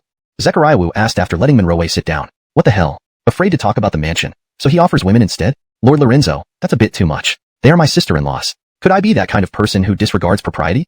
Monroe said seriously. Just 2 women, Zechariah Wu replied. No can do, Lord Lorenzo. I appreciate your intention. Monroe smiled. Besides, it wouldn't be good to face ridicule or upset the princess. Yes, indeed. You speak truly, little brother Atlas. Zechariah Wu understood. It wasn't that he didn't want to offer, but he dared not. Even though he was fond of beauties, he still felt somewhat reluctant inside. So, little brother Atlas, come visit more often. Here, treat it as your own home. Come whenever you wish. Zechariah Wu said earnestly. It was fine to keep Monroe around for a while longer. He wondered if Monroe minded. Zechariah Wu certainly didn't. All right, enough about that. Monroe waved his hand. Continuing wouldn't serve any purpose. Zechariah's mindset was too narrow. Everything here would eventually belong to him. Good. What else, little brother? Speak up. Zechariah Wu nodded, certain there was something else. As you know, I am getting married to the princess tomorrow. Under normal circumstances, you'd definitely attend, but right now, it might not be appropriate for you to come. Since you can't attend, I must personally deliver the gift. Monroe laid down the first trap. Yes, apologies, little brother. Few people would dare to attend at this moment. Thank you for considering this etiquette. We're preparing this matter too. As he spoke, Zechariah Wu pulled out a silver note from his waist and handed it over.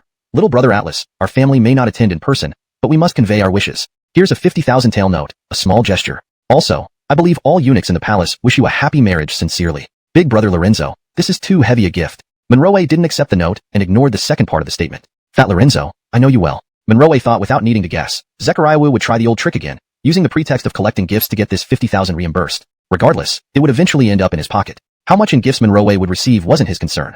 The goodwill couldn't be stopped. Please accept it, little brother Atlas. This is for Magdalena Xiao. As her servant, I shouldn't forget my duties. Zechariah Wu added. In that case, I'll accept it on behalf of the princess. I'll inform her of your kindness. Monroe put the note in his pocket. Income, 50,000 taels. He wouldn't tell Belinda. She wouldn't like this at all. Back home, 20,000 taels felt like paper in her hands, void of any materialistic attitude. Monroe naturally wouldn't want it either. When being chivalrous was necessary, one had to be chivalrous. In the end, Belinda didn't press the issue. Thus, 50,000 taels entered Monroe's personal vault. To repay your thoughtfulness, I must think for you. Monroe prepared to lay the second trap. The princess and I will marry tomorrow. Though we can't have a grand ceremony, I don't want it to be too meager. So, I suggested a charitable donation under the princess's name. Each beggar in the capital receives 5 taels. The princess agreed wholeheartedly but worries if it's proper under her name. Yes, it seems too high profile and could invite criticism. But, not doing it would disappoint the princess. Monroe showed slight helplessness. I disturb your rest because you're experienced. Could you help think of a middle ground? This is indeed tricky. But since it brings joy to the princess, we must find a way. It shows your love for her. Zechariah Wu said, but inside he secretly groaned. This wasn't a favor request. Monroe seemed to genuinely need advice. He, clever little Nathan, appeared unbeatable. Was Zechariah Wu supposed to give genuine advice? Elliot Trelaine Monroe wanted reimbursement. Great. At least 8,000 beggars in the capital, 5 taels per person. That's 35,000 taels. Combined with the earlier 50,000, that's 85,000 taels already spent, even before starting. It pained him deeply. Monroe anticipated Zechariah Wu's thoughts. He wouldn't blindly ask for money. He aimed to win by virtue. Hashtag chapter 253, winning with morality. Do you have a good plan, sir? Brother Atlas, this matter is actually quite simple. The capital magistrate is quite familiar to me, and since it's for the county lady, I can assure you that nothing will go wrong if I entrust this task to him. Brother Atlas, with so many people involved, only an official from the government can handle this without causing any trouble. Zechariah spoke in a calm and organized manner. This was something Monroe had already considered. Official action was necessary, no other option. Experience does come with age indeed. Sir Lorenzo, you are truly wise and considerate. Monroe offered some flattery. And Brother Atlas, if the county lady doesn't want to cause additional issues, giving out so much silver might not make the officials grateful, nor would they recognize it as her benevolence. If done in your name, it would also be inappropriate. This is a considerable expense that could invite unnecessary rumors, Zechariah added immediately after. Sir, what you say makes sense. However, the county lady doesn't particularly care about being thanked. She just wants to feel at peace. Monroe decided not to beat around the bush. Sir, after hearing you, I have a rather good idea. Not only will it please the county lady, but it might also help resolve your current predicament. Please, Brother Atlas, go on. Zechariah thought to himself that things were finally settling down. The money would still be his, but he felt relieved as long as he remained safe and retained his position, even if demoted slightly. Spending 200,000 taels would be worth it. It's like this. Monroe nodded. Who in the capital doesn't know that our barrel never follows conventional ways? If everything goes as expected, tomorrow when the county lady and I get married, that prince will surely come to join the festivities. Of course, there's no issue here. The king and queen won't stop him. After all, he represents the bride's family. In that case, let's conduct this charitable act in the barrel's name. This way, the king will also be pleased. So, Brother Atlas, you mean? Zechariah seemed to catch on. Monroe smiled warmly. If Zechariah couldn't understand by now, he wouldn't have risen to his current position. You mean, you want me to arrange everything under the guise of paying tribute to the barrel and the king? Yes, precisely. Monroe's expression turned serious. I will report everything to the barrel, and he will certainly approve, possibly even speak well of you to the king and queen. When the king and queen learn of this, they will understand the situation. This will enhance the king's reputation, and more broadly, it will benefit the court as well. Therefore, even if the king doesn't comment right away, with my encouragement, he will certainly stand up for Sir Lorenzo in front of Josue. Brilliant, Brother Atlas, truly brilliant. Zechariah appeared delighted, clasping his hands together towards Monroe. Thank you, Brother Atlas. Leave this to me. I promise to handle it impeccably. Monroe waved his hand modestly. Sir, you're too kind. It's a minor task. I'll head to the capital magistrate soon to prepare. Good, thank you for your efforts, sir. Well, I won't disturb your rest further. I have some matters to attend to. Once these 2 days are over, to Monroe anyway, even if told the truth. Of course, Monroe wouldn't reveal everything, but would still operate under Gideon's banner to gradually gather these people. Talent should be utilized appropriately, and Monroe was confident that Gideon wouldn't disclose these activities. Money was essential for organizing people and forming a commercial empire. Just as Monroe exited Lorenzo's residence, a smart-looking servant boy approached him. Master, my miss wishes to see you at Miao Jin's silk shop. Understood. I'll go right away. Yes, master. Please excuse me. The servant boy quickly left. Monroe mounted his horse and headed toward his residence first, making a roundabout trip. Seymour Daisy? She definitely had some skills. By sending someone to wait for him here, she wanted to showcase their capabilities. Most likely, she had received new instructions or sent someone else over. Note: I've maintained the paragraph structure and style as requested. Any characters or names that appear to be proper nouns, like Gideon or Seymour Daisy, have been kept in pinyin form. Chapter 254, Blue Kimono. Adley, it's been a few days since I saw you, and you seem to have grown, even more beautiful. Master, you are truly fond of jesting. Adley wore her usual flirtation.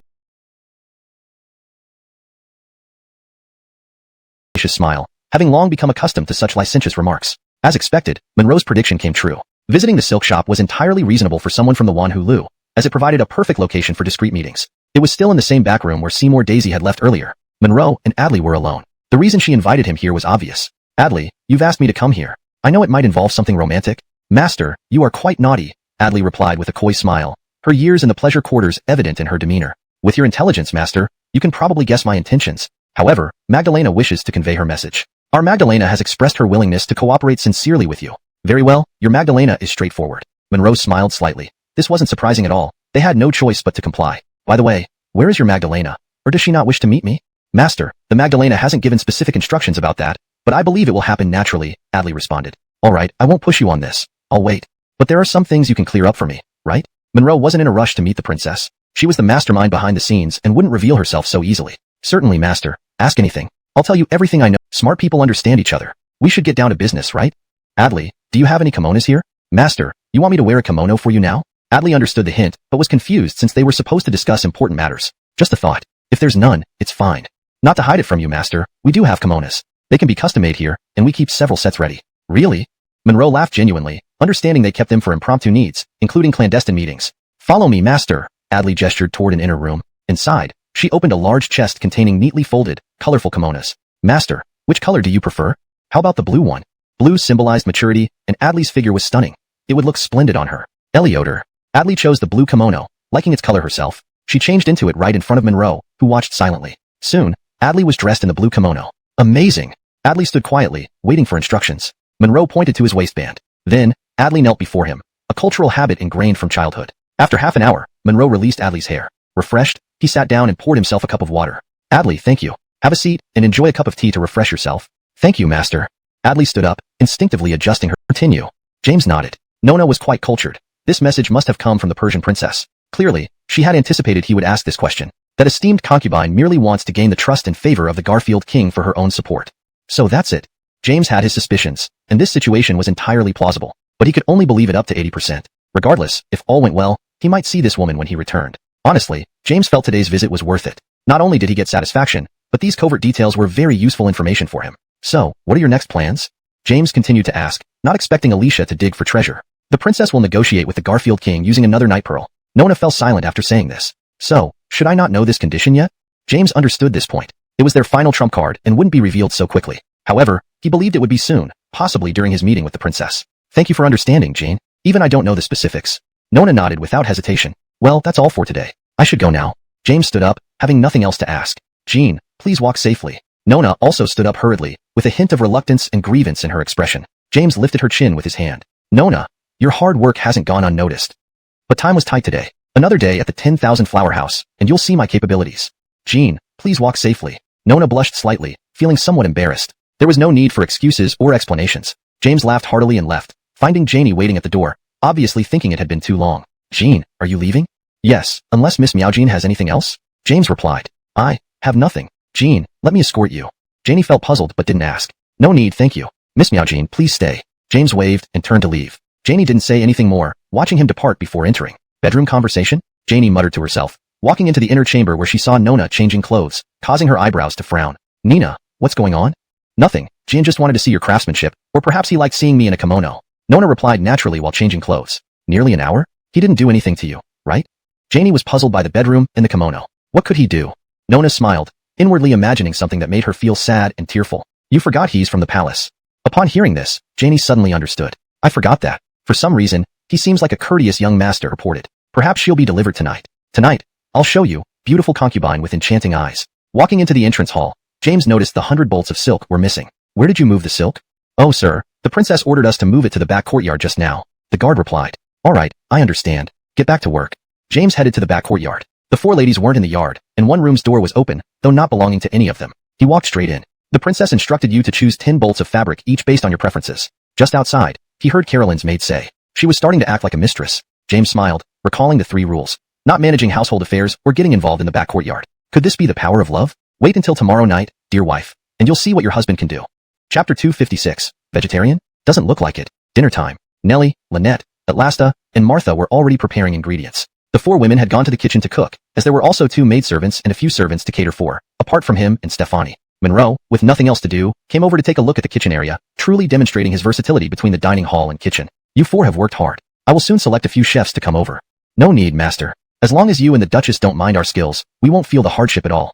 That's not right. You are not ordinary maids. You are my women. Doing this once is fine, but it can't be a regular chore for you, lest people mock me. All right, master, you should rest outside. This kitchen isn't a place for you to stay. After Monroe said that, although the four didn't say anything verbally, their expressions were filled with warmth and gratitude. Fine then. You work away, and I'll be waiting to taste your dishes. Monroe left with a smile. As soon as he exited the kitchen, Stefani also had her two maidservants come over. The mansion indeed didn't have any chefs yet, so these two entered the kitchen again to help. Over half an hour later, dinner was ready. These four took special care to prepare more than 10 dishes meticulously for Monroe and Stefani specifically. Monroe understood that by having Stefani give each of them 10 bolts of silk, they would undoubtedly feel grateful. They may not have been thrilled by the materials themselves, being former ladies of standing who wouldn't chase after such things. Clearly, it was about respect and dignity. Considering they were exiled foreigners, Stefani's simple act made a significant impact on them. Monroe didn't say much either, appreciating their effort as a thank you to Stefani.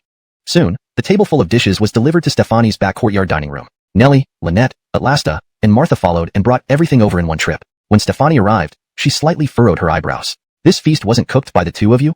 Duchess, it was these four sisters who did the cooking. We just helped out on the side. One must acknowledge that in a prince's residence, close attendants might not necessarily know how to cook. One of the maids mentioned the Duke asked us to check on his dinner, so the four sisters started cooking. Duchess eats vegetarian meals and has a very simple diet usually. Duke probably won't be used to it. Two maids spoke one after another. Duchess, we've specially prepared some vegetarian dishes for you. Linetexan had obviously heard this from the two maids earlier. Thank you for your efforts. Stefani nodded and gestured. There's quite a spread here. Come, let's all sit down to eat. Thank you, Duchess. This was specially prepared for you and the Duke. There's more prepared elsewhere for us. Linetexan replied quickly. All right then. Stefani nodded and turned to look at the two maids. You two needn't wait here. Go join them too. Yes, Duchess. The two maids answered and followed Nellie, Lynette, Atlasta, and Martha out. Do you really eat vegetarian? After sitting down, Monroe smiled and looked at Stefani. What's wrong? Is there an issue? Stefani was puzzled. What was there to joke about? Not at all. You just don't look like someone who eats vegetarian. Huh? What kind of lie? Exactly. Monroe stared intently. Shut up. Stefani, embarrassed and angry, grabbed her chopsticks and sat next to Monroe. If you keep looking, forget about tomorrow. Monroe picked up a piece of meat. Duchess, do you really not eat any meat at all? Don't eat. Stefani huffed, wondering if letting him sleep in her room tonight was such a good idea. Why not? Even if you follow Buddhism, you don't have to be so devout, right? Monroe put the meat in his bowl and casually commented, really not turning around. Piousness is in the heart, unrelated to eating meat. I just don't like meat.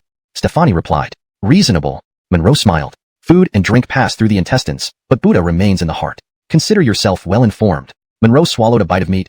Duchess, you must say, the four of them are quite skilled. Hearing this, Stefani put some vegetables on her plate and tried them, nodding in agreement. They really are good. There's a little too much food. Since it tastes good, you should eat more. Absolutely, waste is a huge sin. Moreover, this meal is partly due to your grace. Otherwise, it wouldn't be so abundant and so thoughtful in every detail. How do you say that? Stefani suddenly realized what he meant. You mean because I had someone give them some silk? From their attitude toward you, it seems so. They may not say it. Given to a eunuch, naturally made her unhappy. Moreover, what bothered her more was the incomprehensibility of the decision. The Magdalena always looked unfavorably upon her, but why would the Beryl do this? If she really stayed with the eunuch, not only would she never be ennobled due to her childbearing status, but she might never have children in her entire life. However, despite her confusion, Corinne still believed this was likely just a temporary strategy by Balthazar. Entering the room, Monroe gestured for Fadi to sit down. Even before the tea was served, Fadi picked up the teapot, poured himself a cup of plain water, and drank 2 cups in one breath, finally exhaling comfortably. Beryl, were you not allowed to drink water all day? Monroe understood the situation. Yes, mother was really harsh this time, making me kneel in the ancestral hall all day without food or even water. Fadi had a look of resentment. If not for delivering this woman, I wouldn't know how much longer I would have to kneel. Monroe now understood. Since Fadi engaged in such despicable activities, Lynn didn't want to let him off lightly. But in her heart, she was still worried about her son, so she gave him this task. Beryl, did the Magdalena say anything about not allowing you to eat? Monroe smiled faintly. Haha, Baylor, do you think I'm foolish? Delivering a woman doesn't require my personal attention. Mother is merely giving herself a way out, endearing today. Always unconventional, he was very relatable. Monroe laughed heartily. To brother-in-law, cheers. They clinked their glasses. Fadi finished his drink in one gulp. All right, I like that. Honest and straightforward. But don't use these terms in front of Manny, Mother, and Janine. Don't worry, big brother-in-law, completely understood. Monroe grinned, refilling their glasses. For calling me big brother-in-law, we must share 3 more glasses. No problem, cheers. Thus, they had 2 more rounds. All right, Baylor, I'm full. Can't drink too much. I still need to report back to Mother. Right, everyone knows about your wedding with Janine tomorrow. No matter what others think, she's my beloved sister and you're my good brother. Not even the heavenly Ellis can stop me from attending your wedding. Furthermore, all 8 young masters of the capital must attend, and none can come empty-handed. Whoever dares not bring a heavy gift, I'll skin him alive. And before I came, I discussed this with Mother, and she agreed. You're truly impressive, Beryl, big brother-in-law, Monroe said respectfully. Indeed, Fadi would thrive in the world outside if he ever chose that path. Loyalty was his greatest strength and shining point. All right, I won't visit Janine now. Fadi stood up, ready to leave. Monroe knew that what Zechariah was supposed to handle would Monroe declared, the two words leaving his lips with satisfaction. Chapter 258. Sleep if you want. What? How dare you? Callisto exclaimed in surprise. You are now my concubine. Your life is mine. What do I not dare to do? Monroe stated directly. You. Callisto was momentarily speechless. The fact was undeniable, leaving no room for rebuttal. Are you sure you want to treat me this way? Trying to bluff him again? Monroe's expression remained unchanged. Undress. Fine, I'll undress. Seeing that her tactic failed and she had no other options, Callisto realized shouting wouldn't help. I don't believe a eunuch can do much more to me. Also, I will report everything you've done to Leo. Callista's hand was already at her waist, but she hesitated without moving. Hurry up, I don't want to say it a third time. Monroe seemed impatient. Callista glanced at Monroe again, let out a deep breath, and stopped procrastinating. Soon, her outer robe fell to the ground, revealing her undergarments that barely concealed her voluptuous figure. Take them off. Monroe couldn't help but chuckle inside. Are you done yet? Callista's face tightened, feeling even more confused. Though she admired the handsome young man before her, he could not provide her with the status she desired. Yet another eunuch. Why did he humiliate her like this? Lynn, you're truly hateful. Thinking of this, Callista silently cursed Ellis Balthazar. What about the promise of becoming a noble consort? Hurry, whether I'm done or not, you certainly aren't. Monroe replied casually. Callista turned back, pulling down her undergarments perhaps due to her habitual pride, offering no resistance. There, satisfied now? Feeling irritable, she couldn't think of anything else. Monroe stood up, lifting her chin. Come, let me have a good look at how beautiful you are. Beauty, Callista. Charm, 96. Friendliness, 10. Indeed, you are a great beauty and very fragrant. Monroe took a breath, feeling refreshed. What exactly do you want to do? Callista felt exasperated, though her tone wasn't as forceful as before. Beauty, can you stop asking such naive questions? Didn't you understand what I wanted from the start? Saying this, Monroe embraced her slender waist, feeling the smooth and elastic skin. When did I ever say I understood? You're here like this and still claim you don't know? Monroe couldn't help but laugh. Would you listen to me if I said I didn't want this? Callista replied somewhat helplessly. The crucial point is that you didn't say so. Monroe looked shameless. Callista scowled. This man, no, this despicable eunuch, was truly wicked. Now saying it is too late, right? Clever beauty, you've been beaten to the punch, full dead eunuch. What do you want me like this for? Just to humiliate and mock me? You are my concubine. This is natural. Do you call this humiliation? Monroe asked earnestly. Besides, I leave you a question. Why did I do this? Think about it carefully. Tomorrow, I will test you. If you get it right, there will be rewards. If not, think about it yourself. After speaking, Monroe turned around and left the room. Haha, this boy really knows his stuff. Monroe opened the door and exited, a shadow slipping away quietly. Damn, too much pin-up frustration. Monroe breathed deeply, heading to the study. Be cautious, but release when necessary. Not a big deal. The study door was left open, and soon Lynna Texan entered with a basin of foot-washing water, closing the door behind her. Sir, let me serve you to wash your feet.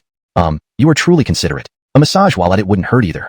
Monroe smirked. An hour of indulgence shouldn't be too much, right? At the Beryl Garfield's palace. Your Highness. Ilias returned, took off his nightgear, and went straight to Balthazar's study. What happened? Balthazar asked. Your Highness, Xavier didn't do anything outrageous, only insulted Talia a bit. Ilias detailed the events he witnessed to Balthazar. This Xavier doesn't understand how to cherish women. If he treats Anita like this, any palace affairs today. Your Highness, this old servant saw that your Highness was in a bad mood all day, so I didn't report. Ilias decided to report now as Marcus seemed slightly better. Quickly, what happened? Your Highness, last night, Josue went to the Neliliang Hall and asked Hayward, Marquis Lord, to send America and Adelina to him. Ilias hurriedly said. And then? Marcus's face darkened. They did not return to Yongxiang today, but were settled by Josue in Yeting Palace. What? Why did Hayward? Right, he wouldn't know. The Marquis had already been sent back to Yongxiang. Ilias nodded. Well, what about the registry office? Marcus anxiously questioned. How could you? It seems there's nothing wrong with it. Ever since the sherry, this guy has gotten a taste for it. Marcus thought to himself, before he had time to think of a plan. This kid already made his move. But it doesn't matter. The registry office has verified the evidence. Fine, I see. Marcus sighed with relief. Things have happened. Saying anything else is futile. I ask for your Highness's forgiveness. I should have reported earlier. That's fine. You may leave. Marcus waved a hand and fell into deep thought. Phoenix Roost Pavilion. Marcus had been contemplating for a long while and finally arrived at this place he hadn't visited for a long time. Your Highness, why have you come to me suddenly today? Lynn was surprised. This evening, I will go nowhere else. I will stay and accompany you. Marcus waved a hand and little Lotus left. Your Highness, it's not because of today's matter, so you? Lynn felt uncomfortable. If it was because Callista was gone that he came here, she would rather he hadn't. Magdalena consort, how can you misunderstand me after all these years? I know your character. Marcus explained. Love, I know it's been a long time, and I've neglected you. You must have some complaints. Your Highness, I do have some resentment. I'm a woman. Every woman would have these little thoughts. But please don't take it to heart. I'm not petty. Lynn spoke frankly. Marcus observed Lynn, gazing at her beautiful face. You are as radiant as ever, Magdalena consort. I understand truly. To make my love suffer like this, how could I not be moved by your charm? But, Your Highness, what is it? Lin frowned, guessing something in her heart. She wasn't too hard to guess. She knew her own appeal, but it had been a very long time. Marcus's expression turned uneasy, looking like he had something difficult to say. He resolved to come, yet finding the words was hard. Your Highness, there's nothing you can't say to me. Even if something huge happens, I will face it with you. Lin confirmed in her heart. My beloved, you are indeed a good consort. Marcus sighed deeply. You can guess the reason, right? I never touched that Callista. Your Highness, why didn't you tell me sooner? Lin felt somewhat relieved. After all, she was the Magdalena consort of the Garfield barrel. My love, it's truly hard for me to speak of it. For nearly a year, I secretly tried countless methods and remedies, but to no avail. Marcus said bitterly. Thankfully, all essential things remain. Age catching up, desire for power growing. Otherwise, who could bear such a blow? But no matter how old, he was still a man. With a ray of hope, one cannot become useless. Laughing at Hayward, he hoped the same for himself. Sigh. Your Highness, how did it come to this suddenly? Lin was shocked. He usually consumed many tonics. My love, over these years of battles, I've suffered countless injuries. Marcus's expression changed slightly. For your throne, brother, I fought and bled. Shouldn't the throne belong to me? Why let a mere boy inherit easily? Why? This throne, I must seize back. Thinking of his injuries, he hated even more. Your Highness, don't be sad, nor worry too much. There might be a solution. Lin comforted him, unsure of his thoughts. She dared not say she wouldn't blame him if there were no solutions. My love, I am sorry to you. Marcus patted Lin's hand and sighed deeply. Your Highness, don't say that. I won't blame you. Lin stopped just in time. There's something troubling me greatly. I want to talk about it. Please say on. Lin looked over. Marcus continued. My love, when I met America, strangely, Callista, an enchanting beauty, failed. America was his only hope. Lin's eyes flickered. She understood. Knowing what kind of woman America was helped her gauge the situation. Your Highness, I believe it might happen. But I wonder what your Highness plans to do? Lin asked. My love, uncertain. I sought your counsel. Marcus showed a helpless look. Lin realized this was crucial. Your Highness, court matters I never involve myself in, as you know. I know, my wise consort, always my aid. Marcus nodded. My point is, since your Highness has hesitated for so long, there must be a reason. Why not wait? Perhaps soon, you'll find a miracle doctor. Lin said seriously. My love, you? Marcus sighed again. I understand, not just, I can't wait anymore. Chapter 260. Willing to live as a widowed wife? Why can't we wait anymore all of a sudden? Lin asked, puzzled. My beloved, I won't hide it from you. Josue favored America last night and has already released her from Yongxiang today, the prince explained. This was something I did not anticipate either. However, while it hasn't become public yet, I thought, Your Highness. Lin's face turned displeased. Now that Josue has done this, you still want? Your Highness, you are Josue's elder. She clearly understood that if Balthazar disregarded his reputation and the criticisms of the people, there was nothing much the young emperor could do about it. Moreover, how could he bring himself to do such a thing? Lin kept silent, but Balthazar's image in her mind plummeted to rock bottom. How utterly inhumane. My beloved, can you bear to see me like this? And my beloved, are you willing to live the rest of your life as a widowed wife? Replied Balthazar. I do not wish to be a widowed wife, but if it means doing something dishonorable, I'd rather live my life as I do now. Living a simple life is better than being condemned by others even after 100 years, she said sharply. You. Balthazar's expression darkened. My beloved, these matters, I need not consult with you. It is out of respect for you and consideration of your feelings. Do you understand? It was only Lin who would have received such treatment. Another woman would have already been slapped. Your Highness, on other matters, I may turn a blind eye, but concerning issues of honor, I cannot agree to this no matter what. Lin's demeanor was for being overly serious and stubborn. After Balthazar left, Lucia, who had been waiting outside, hurried inside. Lucia, the crown prince should be back. Check on him and ask him to come over if he's returned. Yes, Magdalena consort. Lucia responded and headed out. She encountered Nicky returning just outside the courtyard, heading back to give his mother an update. Mr. Crown Barrel, Her Highness sent me to check if you've returned. Lucia bowed and guided Nicky into the room. Mother, I'm back. Sit down. Lin emerged from the inner chamber and indicated they sit down. Mother, I have delivered the person and had some food and drinks there. That was minor this time. See if you learn your lesson. Lin's tone was stern. Mother, I will heed your teachings carefully. Fadi nodded. He might disregard his father's words, but he always took his mother's seriously. I hope you stick to your word. You're grown up now and should know better. I don't expect you to surpass others, but at least refrain from committing heinous acts and act according to principles of righteousness. Lin lectured earnestly. She believed Balthazar wouldn't go against her wishes completely, considering her brother, Lord Shiliang. Besides, she meant what she said. If he didn't listen, she would return to Shiliang immediately. What worried her most was her somewhat incompetent son. Why couldn't he be like Anita, taking after her personality? Thinking of Balthazar again, she realized the saying, like father, like son, wasn't unfounded. Balthazar's proposal earlier was despicable. But despite everything, he was still her biological son, and she wanted him to be sensible and wise. She wished to give him all her effort, even if it meant average achievements. Yes, mother. Fadi agreed again, knowing he had heard this countless times. However, he believed he hadn't committed any grave offenses or been a malefactor. If you can listen, that's enough for now. Oh, mother, I met Manny when I came back. He seemed upset. Did you have a fight with him? Fadi asked first. Hearing this, Li Ziking gave him a glance with a bit of impatience. Can you speak like this? These crude words are beneath a prince. Aren't you ashamed? Mother, I was just a bit too rushed. Fadi appeared slightly embarrassed. Is everything alright between you and Manny? It's fine, but there's something I need you to do. Lin gestured, and Fadi leaned closer to listen. Mother, Manny? Don't ask more. Just do as I say. Fadi nodded.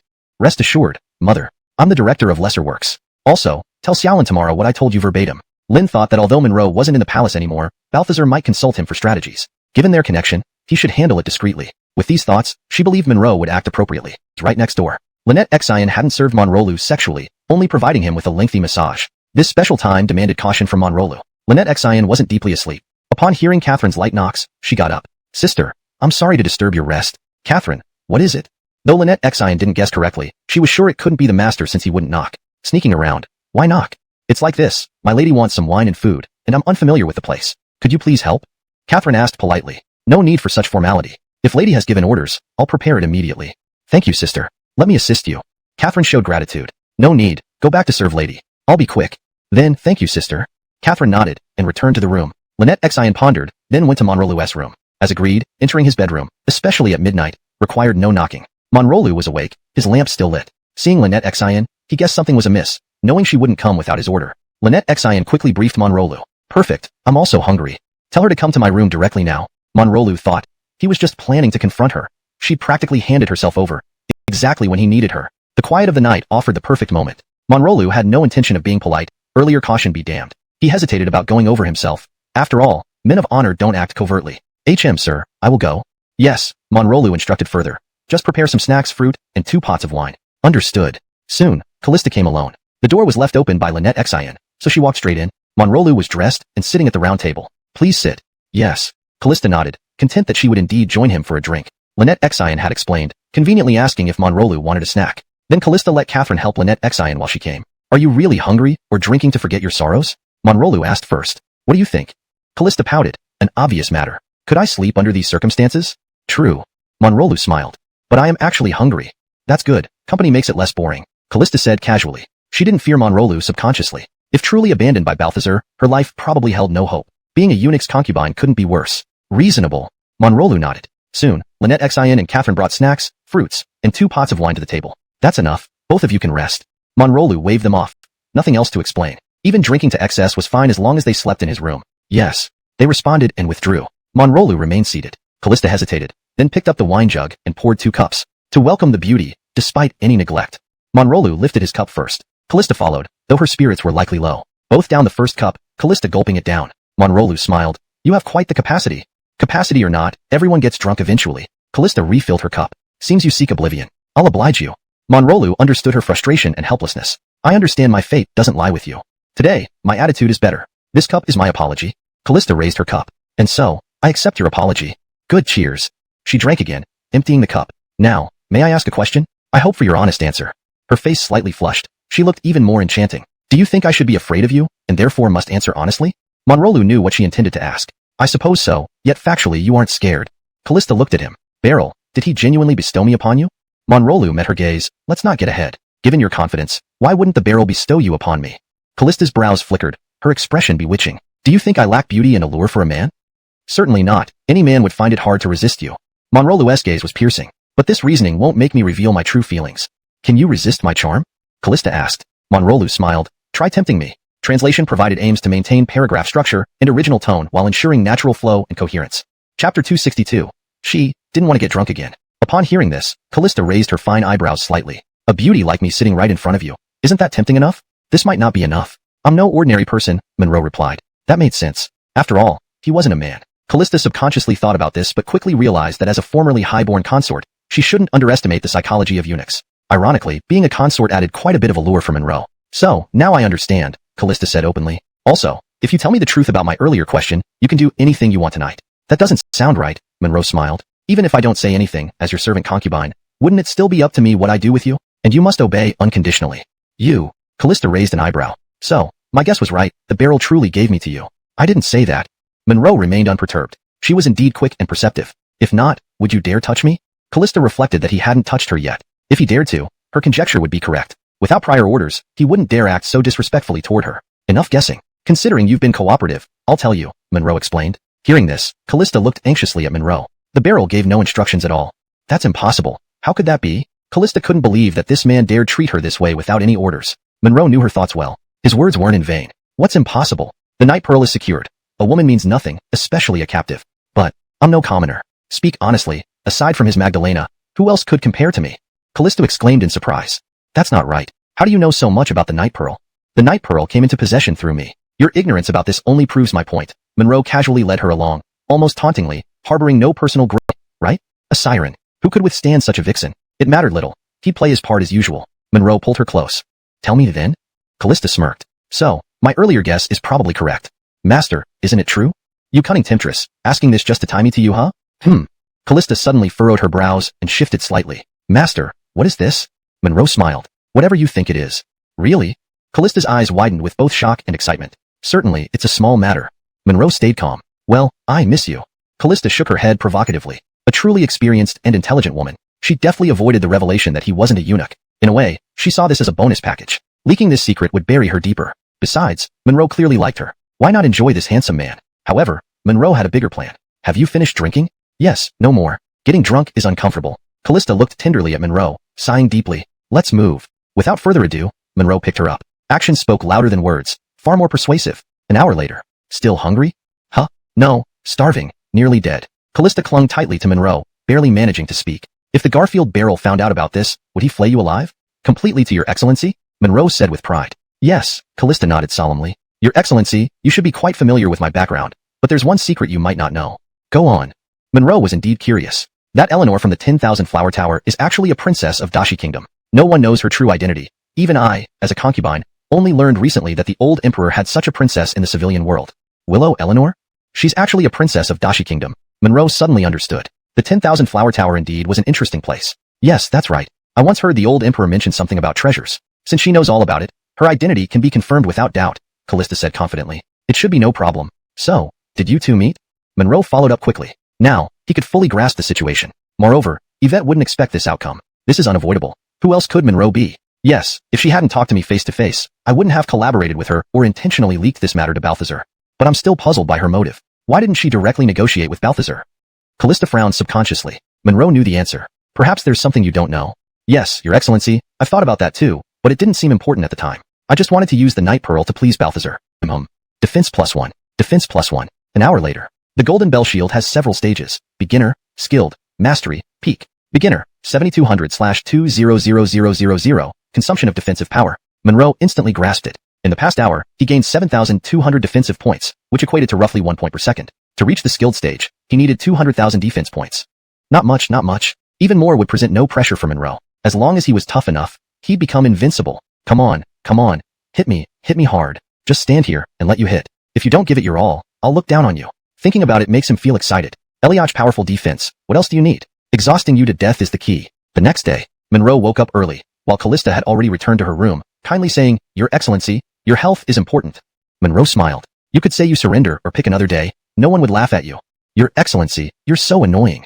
Callista pouted cutely and left. She realized that the women in this courtyard were very enchanting, definitely not servants. Fortunately, there were no issues. Today was a great day. The official wedding day between Monroe and Stefani. He was eagerly anticipating last night's draw, hoping for more surprises. Looking forward to it. The entire residence was decorated with red flowers and willows, brimming with festive joy. The four beauties woke up earlier than Monroe, serving him with breakfast promptly. Catherine, Callista's maid, also got up but hesitated outside Callista's door, not entering as her mistress hadn't risen yet. Catherine, if your mistress isn't in a good mood, you don't need to call her. Wait for her to summon you, Monroe instructed. Catherine followed the four beauties into the kitchen. This wasn't the palace, so breakfast had to be prepared early. At this moment, two maids from the mansion arrived. The gatekeeper didn't dare bring them to the back courtyard. Since there were no maids waiting in the front yard, nobody came to report first. These two maids brought the wedding attire and accessories for both of them.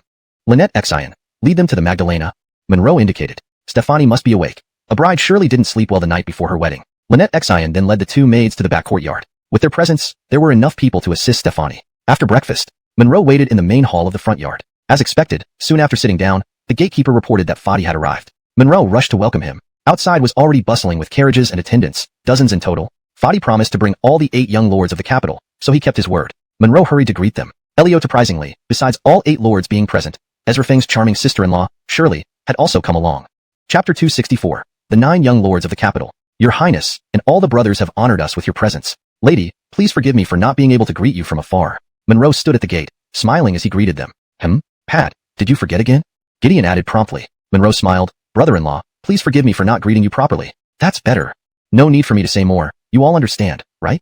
Gideon turned to address the others. Haha, this brother-in-law sounds truly comfortable and fits perfectly with our 8 young lords of the capital. Old 3, that's not quite right. From now on, it'll be the 9 young lords of the capital. Basil and Ezra chimed in one after another. Yes, 6 brother, you're spot on. Let's go inside first.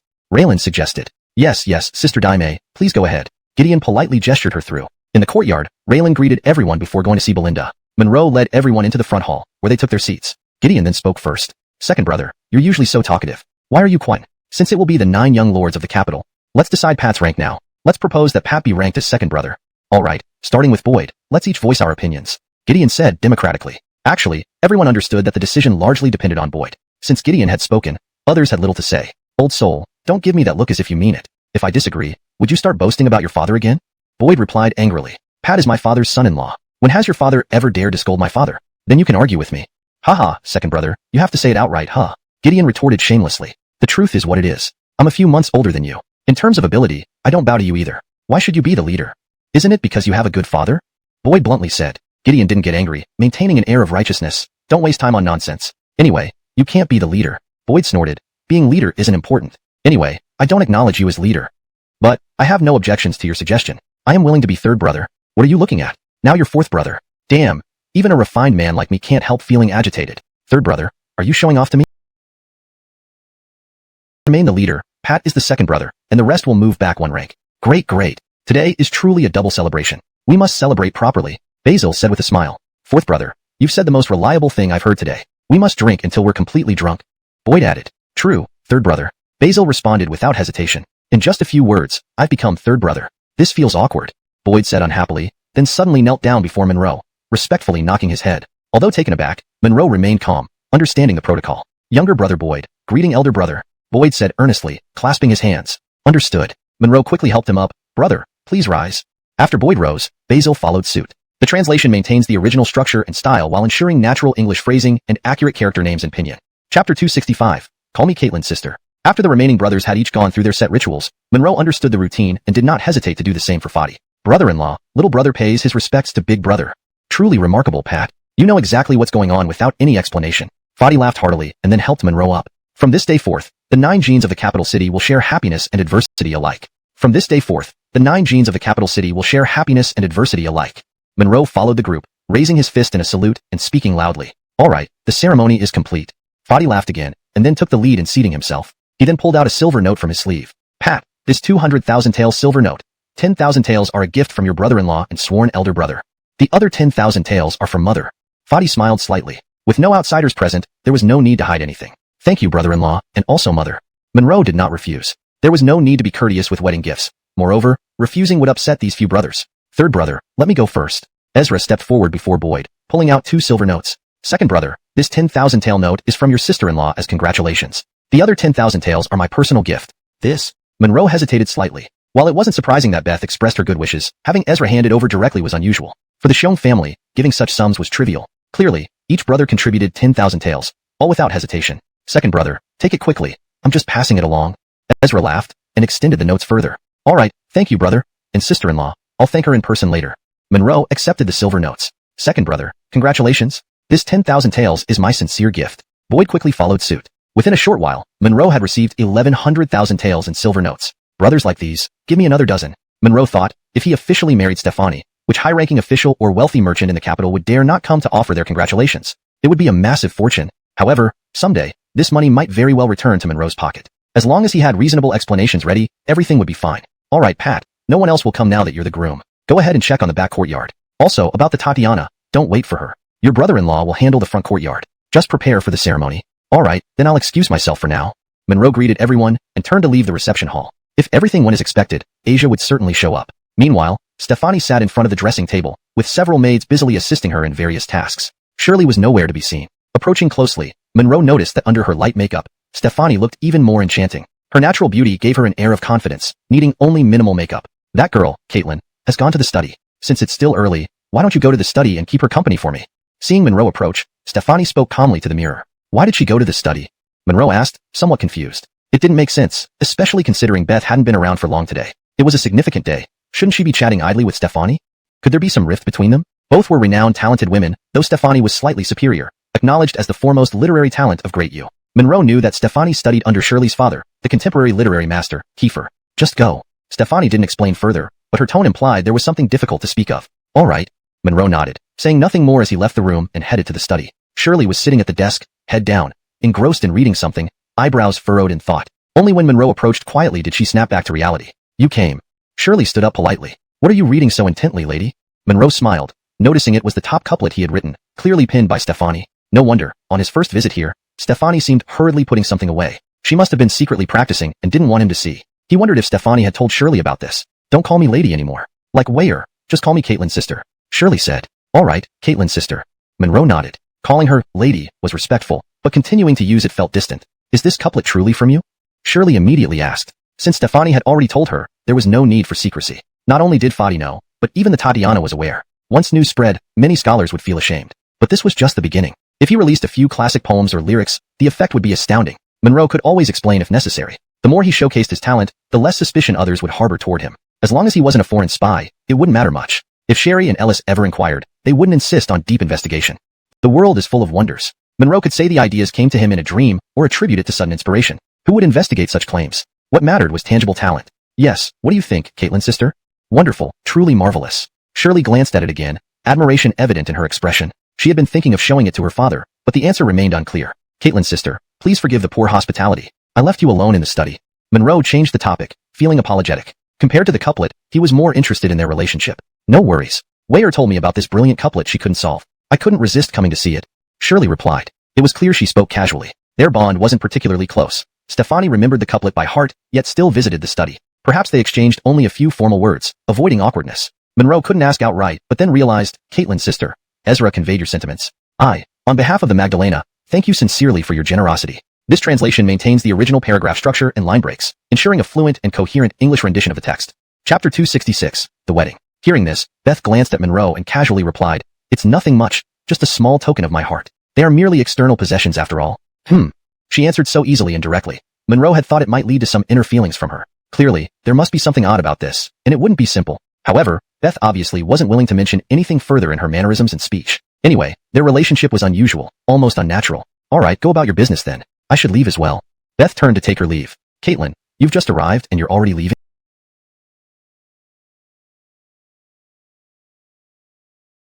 You should stay for some entertainment. Monroe quickly said. No, I always prefer peace and quiet. I just came by to see. I won't greet Brandy either. You can convey my greetings for me. Beth's attitude was very resolute. To think, she was a pitiful person. Her brother-in-law Ezra didn't even get to set foot on the bridal bed before heading off to war and dying in battle. Given today's lively scene, Beth may still be somewhat sensitively wary of such matters. Well then, all right.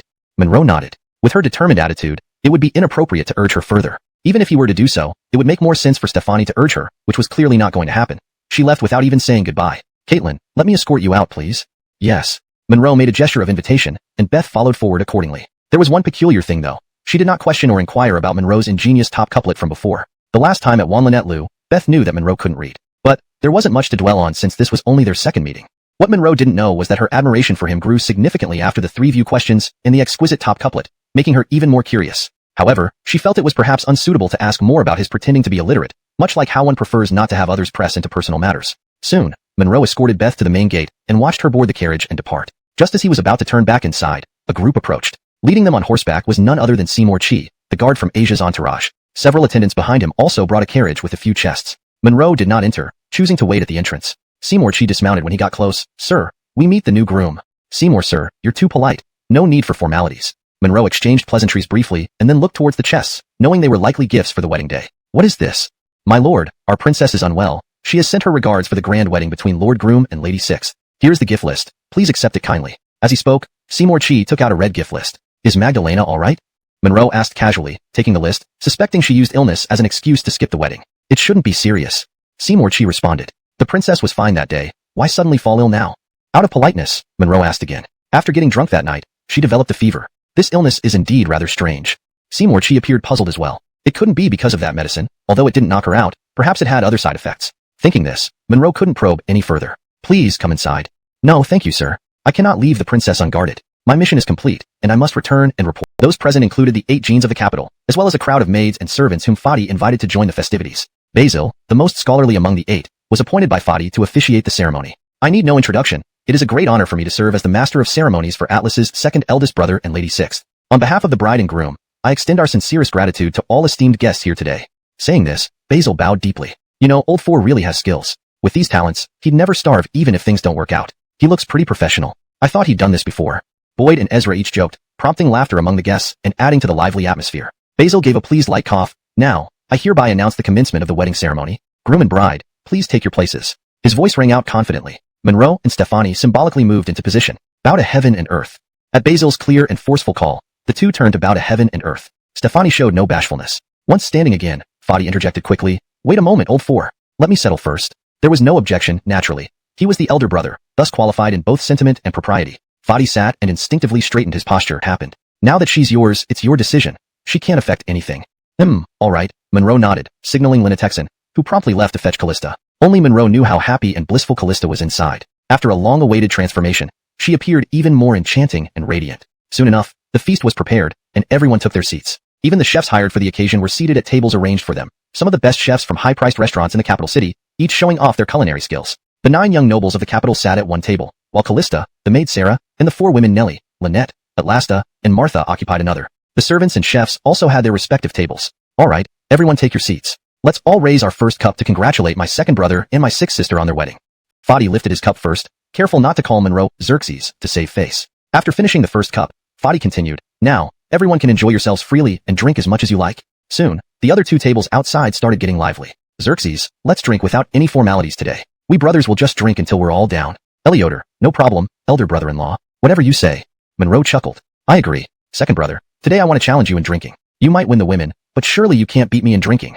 Boyd picked up a wine jar with one hand, pouring large bowls of wine for both Monroe and himself. Without servants to serve them, today would let these young masters experience the joy of serving themselves. Second brother, since the princess chose you, I have nothing else to say. One word, I yield. Boyd thought simply, admiring the princess who chose a eunuch over him. There was nothing else he could do but yield. If he didn't, he would be inferior to a eunuch. To this point, I must admire you. Let's start with 6 big bowls, Boyd said. It truly felt like a drinking contest. Everyone smiled, none interrupting. Fine, no problem. For 3 younger brothers' toast, 100 cups are acceptable. Monroe lifted his bowl, clinking it against Boyd's. Forgiveness and a smile. Monroe knew that Boyd was a straightforward man. Today, he must make him drink until he passed out to ensure he moved on. This drinking session might erase any lingering feelings. Take it and let it go. They quickly finished 6 bowls each. Boyd's alcohol tolerance was impressive, unaffected after finishing 6 bowls swiftly. Not bad, second brother. You can really drink. Looks like I've met my match, Boyd admitted. Monroe drank the 6 bowls without faking it at all, emptying every last drop.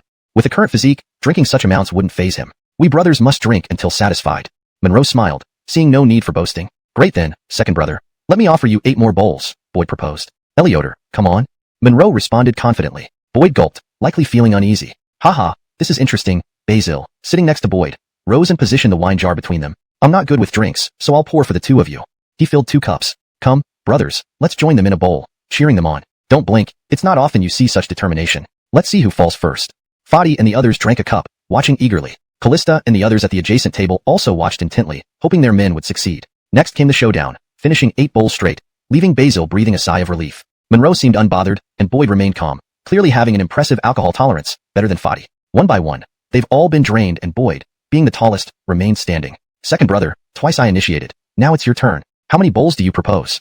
Boyd asked. Anyone could see the fading confidence, especially with Monroe's serene demeanor, deep and inscrutable. Fourth brother, indeed, the quantity should increase each time, Monroe said ambiguously. You decide, second brother. No matter how many you drink, I'll follow unless I collapse. Boyd responded, clearly uncertain. Fadi, before Monroe spoke, interjected, I have a suggestion. How about 18 bowls this time? Second brother, what do you think of eldest brother's idea? Boyd asked Monroe, unsure of surviving 18 bowls. If fourth brother has no objections, neither do I. Let's proceed. Monroe knew that with 18 bowls, Boyd might not last. Well, if second brother agrees, then so do I. Let's do it. Boyd tried to appear composed but couldn't avoid showing hesitation. I have a suggestion. Instead of bowl by bowl, let's drink continuously. Being the elder, I'll go first. If I don't reach 18 bowls, I lose. Monroe suggested. Agreed, second brother. Boyd hesitated but eventually nodded, recognizing Monroe's gesture. Simultaneously, Monroe's bravery earned Boyd's respect. Basil was equally astonished, ready to pour the wine but halted by Monroe. This jar holds roughly 9. Nodded hurriedly. Yes, second brother, I'm no match for you. I admit my defeat. I really am convinced. Don't drink so much on your big day that you can't enter the bridal chamber. Otherwise, how will we face you, second brother? Monroe opened the seal on the vat and picked it up again with a smile. A man must keep his word, and also not lose face for the 9 young lords of the capital. And, second brother, rest assured, I will surely be able to enter the bridal chamber smoothly and won't let the princess down. Boyd didn't know what to say. He was genuinely convinced. Even Quentin couldn't resist, let alone anyone else in the capital who might have some grievances. They wouldn't yield no matter how superior the person was, even if they were 10,000 times stronger. Up until now, Monroe was the first person who made Boyd genuinely submit from the heart. The only consolation was that in terms of womanizing, Boyd was confident he would win, and not even need to compete to secure the victory. Thus, under everyone's incredulous gazes, Monroe once again finished the entire vat of wine without any leftovers. Apart from being slightly stuffed, he looked just as he did earlier. After drinking several pounds, he oddly didn't feel like urinating, which puzzled Monroe. He could only attribute it to his unique constitution. Second brother, you're simply like a little water monster. Just how much can you drink?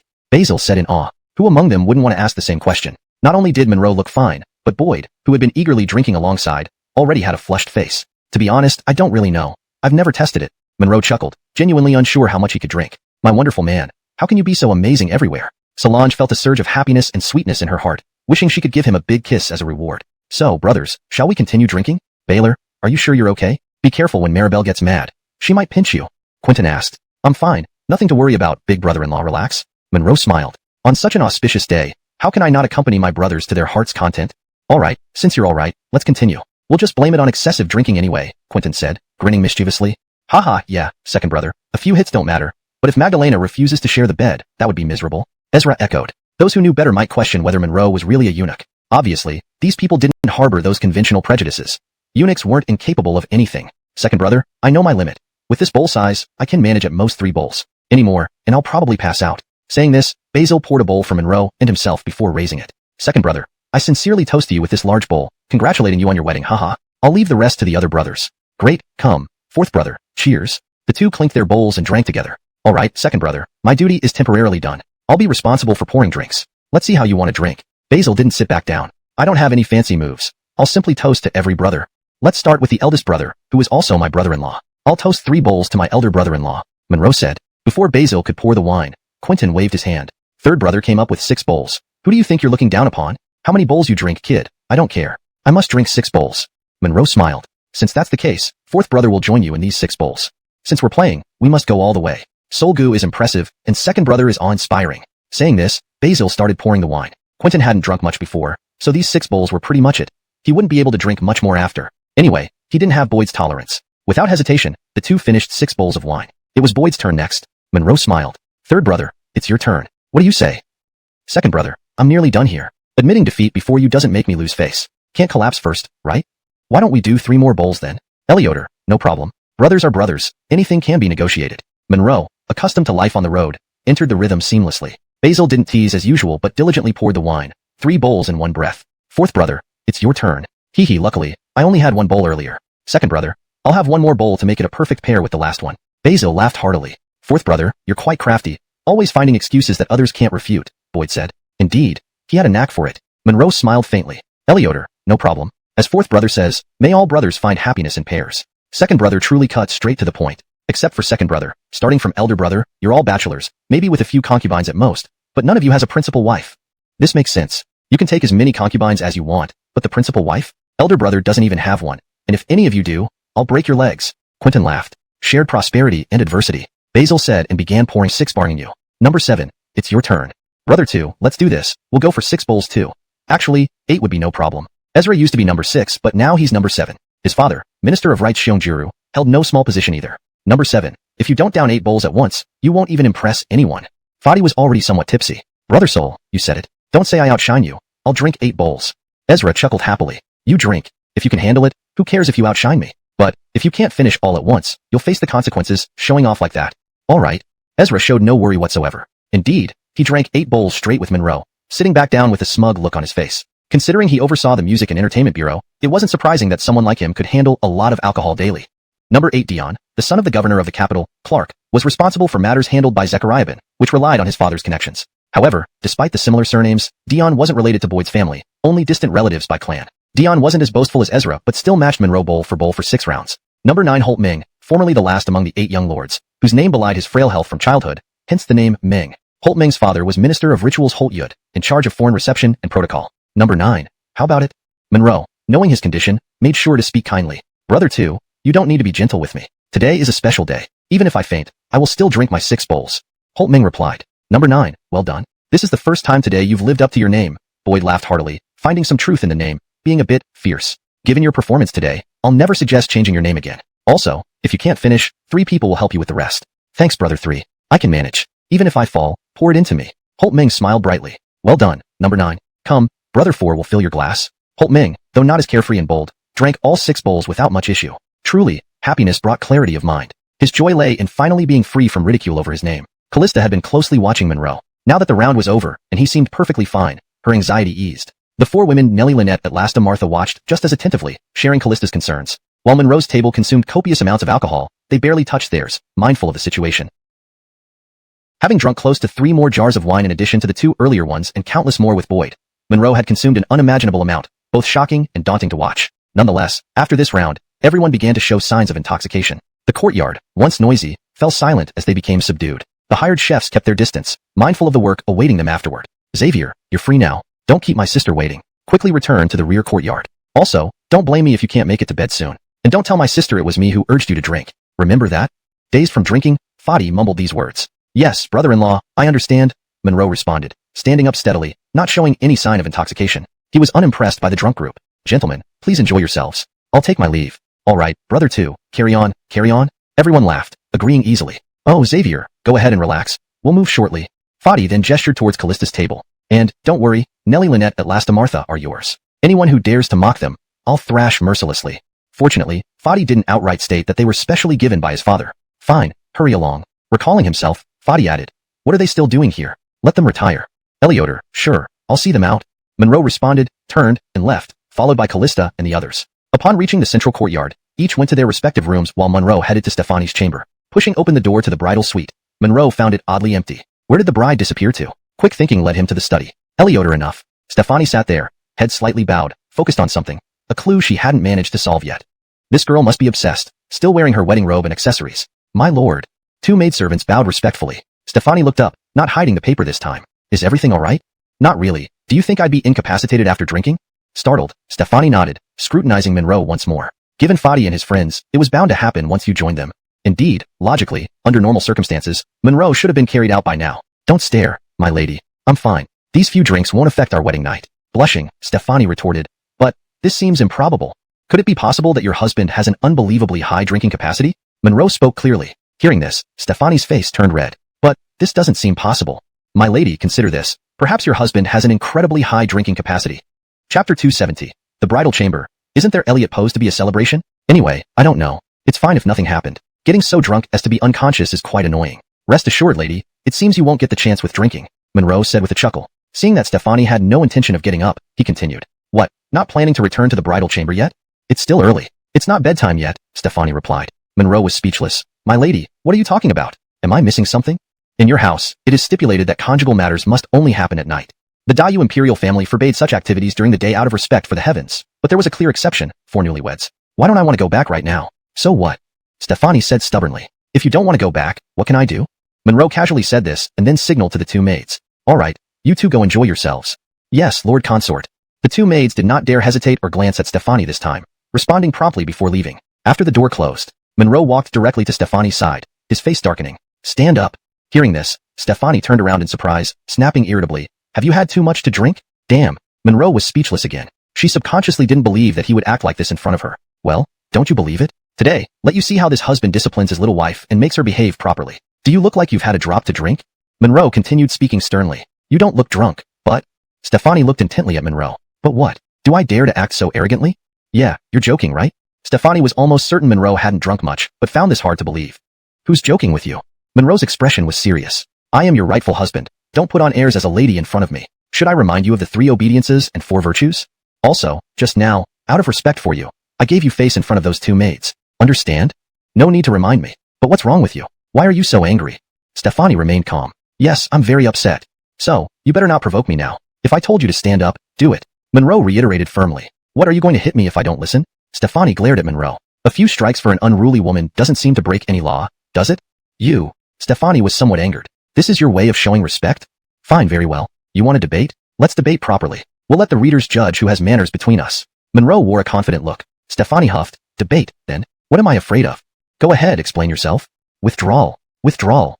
Monroe playfully started with this line, earning Stefani an eye roll. Today is our wedding day. Etiquette and customs, you've probably been steeped in them, perhaps even more than me. You took off the red veil yourself, acting freely without adhering strictly to tradition. I understand you might feel a bit stifled, but there's nothing wrong with that. Don't expect me to sit obediently beside the bed waiting for you. At least stay within the bridal chamber, even lying down would be fine. But you ran off before the groom entered the chamber. Although you came here to the study, the implication isn't important. Important is this your idea of respect? I didn't mean to disrespect you. I just thought you would come back completely drunk. Stefani seemed slightly guilty. Now? Surprised? This is all your self-assumption. Monroe didn't give in. If he was disciplining, it should be thorough, making her submit both mind and body. Stefani was speechless, feeling furious. This was the first time she faced such accusations. Neither Balthazar nor Lynn ever spoke to her like this, let alone scolded her so severely. Of course, Stefani was always measured and never did anything blameworthy. Well, if I'm wrong, refute me. Defend yourself? Monroe pressed on. Humph. Stefani wore a sullen look, naturally having nothing to defend against being labeled unreasonable. Though unintentional, she knew she was being capricious. Monroe calling herself righteous was indeed true. Do you know you were wrong? Monroe followed up immediately, maintaining decorum in their debate, aiming to convince with virtue. Fine, I admit, these issues I didn't consider fully. Stefani conceded. Are you wrong or not? Fine, I was wrong. For this matter, I apologize. Okay. Stefani sincerely admitted. Knowing you were wrong is good. No need to apologize formally. After all, I'm your husband. A man shouldn't fuss over a woman. Upon hearing this, Stefani's face fell. Naturally, she wouldn't delve into the subtleties behind these words. Monroe continued, and I sincerely accept your apology. Since you've acknowledged your mistake, let's put this behind us forever. All right, don't say I didn't respect you. That's everything I had to say. Do you have any objections, or anything to add? None. Stefani pouted. But shouldn't you explain your behavior just now? So, you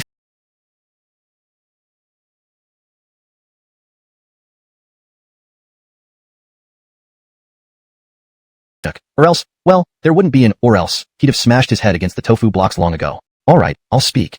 Belinda bit her lip gently. To begin with, I've never disrespected you, nor do I think less of you. In fact, I believe you're extraordinary and respect and like you. Otherwise, I wouldn't have committed my entire life to this. Hearing this, Monroe stayed silent, knowing she had more to say. He felt a touch moved and comforted. Belinda flickered her eyebrows, her expression carrying a hint of sadness. But, I am still a woman who dreams of a beautiful, happy love. A perfect man who understands and loves me. Of course, once I decide something, I won't regret it. My thoughts on these matters aren't shallow.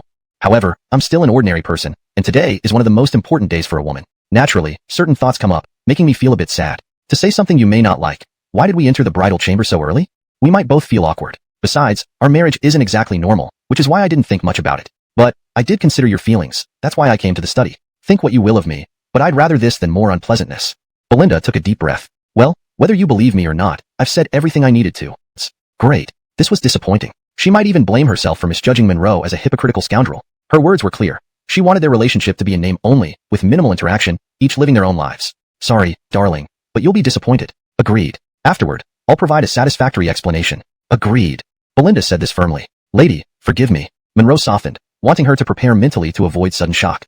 Belinda didn't reply, only exhaling deeply. Without hesitation, Monroe swept Belinda into his arms. She gasped instinctively, grabbing onto his shoulders. From this posture alone, one could see her reluctance. Had she willingly consented, she would have quickly wrapped her arms around his neck, blushing and leaning into him. Clearly, Belinda felt obligated and showed some disdain. Once she regained her balance, she wanted to let go. Lady, it's best not to let go. If possible, wrap your arms around my neck. It'll be more comfortable, and this step is necessary. Upon hearing this, Belinda hesitated but complied, wrapping her arms around his neck because she had promised to agree to any request. For Monroe, this gesture from a beloved woman brought a unique feeling. It was the first time he held Belinda so closely, and many more firsts were yet to come. Belinda knew where they were heading. Where else but the bridal chamber? True enough, Monroe, with his hands occupied, used his feet to close the door, gently placed aside indifferently. If I couldn't even perceive this much, how could I be worthy of being your husband? Stefani turned her head as if to speak, but Monroe interrupted her immediately. Don't say I'm no longer worthy. There's just some things you don't know yet. I promise to explain everything reasonably, and we'll resolve all matters today. Fine, I don't want to hear anymore. If you want to do something, hurry up. I'll try my best to accommodate you. Stefani sounded impatient. No rush, let's chat for a bit. That should ease your tension and reduce your discomfort. Monroe said. She was indeed suffering, though it was more mental than physical. Why waste time talking? A quick resolution is better than prolonged pain. If we suffer today, there will be no lingering pain tomorrow. I guarantee, you won't hurt anymore tomorrow, and you'll feel quite comfortable. Monroe chuckled inwardly. Although they both felt pain, their levels of it were incomparable. Stop being so presumptuous. Those were your words, now given back to you. Stefani didn't care. All right, returning favors, right? Monroe laughed. I won't explain now but want to warn you seriously. Soon you'll realize if I'm presumptuous or not. Remember, it'll be tested later. Stefani looked at Monroe with confusion. I really don't understand what you're trying to do. What do you want from me? Given our situation, aren't you just waiting to take liberties with me? What else could you be waiting for? And I won't change my mind. That's not right, princess. You can't go back on your word. It's only because I haven't explained reasonably enough that you'd react this way.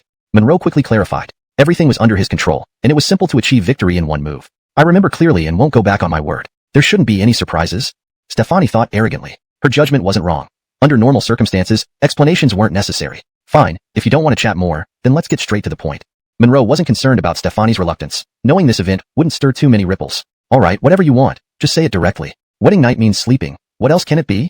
Monroe bluntly answered. Gross. Stefani muttered unconsciously. Monroe just smiled, realizing that sometimes when someone dislikes you, everything you do feels wrong. Perhaps this talented lady preferred refined activities like poetry and literature. But he was pragmatic. Why complicate the wedding night? Just sleep? Aren't you going to undress?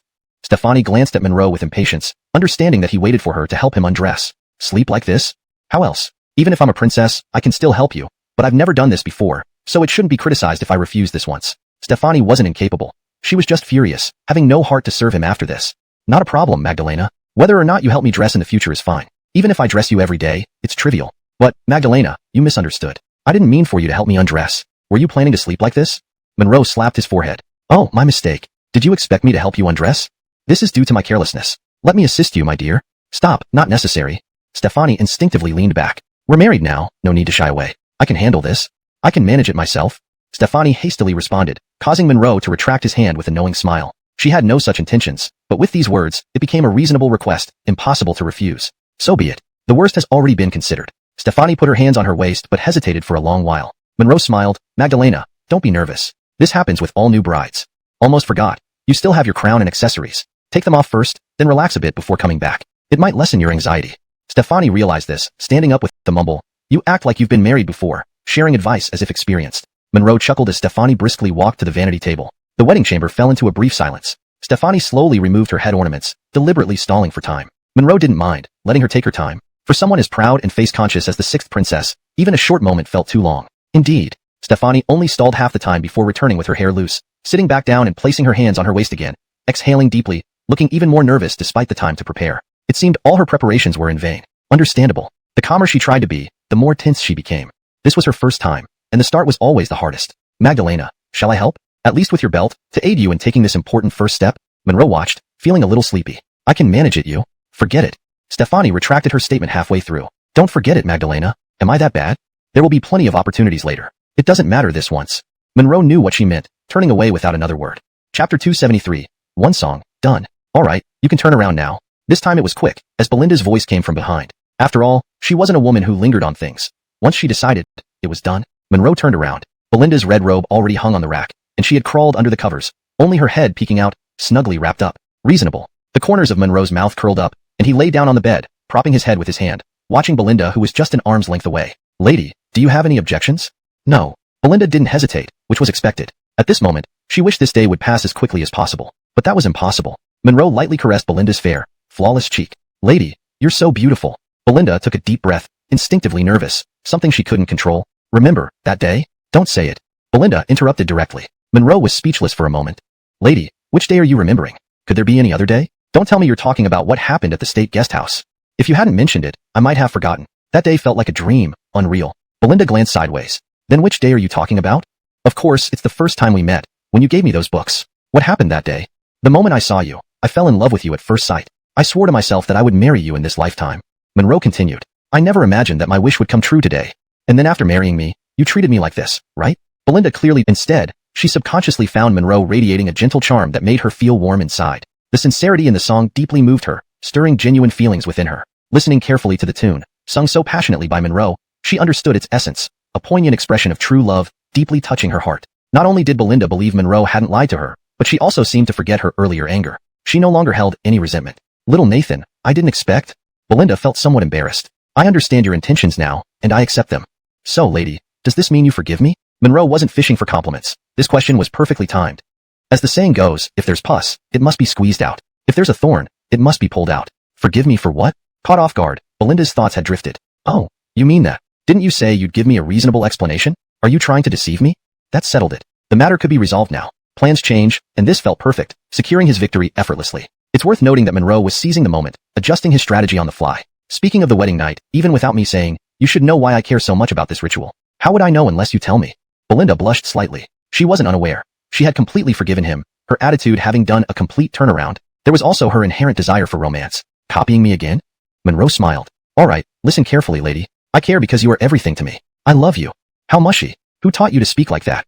Belinda's face grew even redder, her heart pounding inexplicably. So, does this count as a reasonable explanation?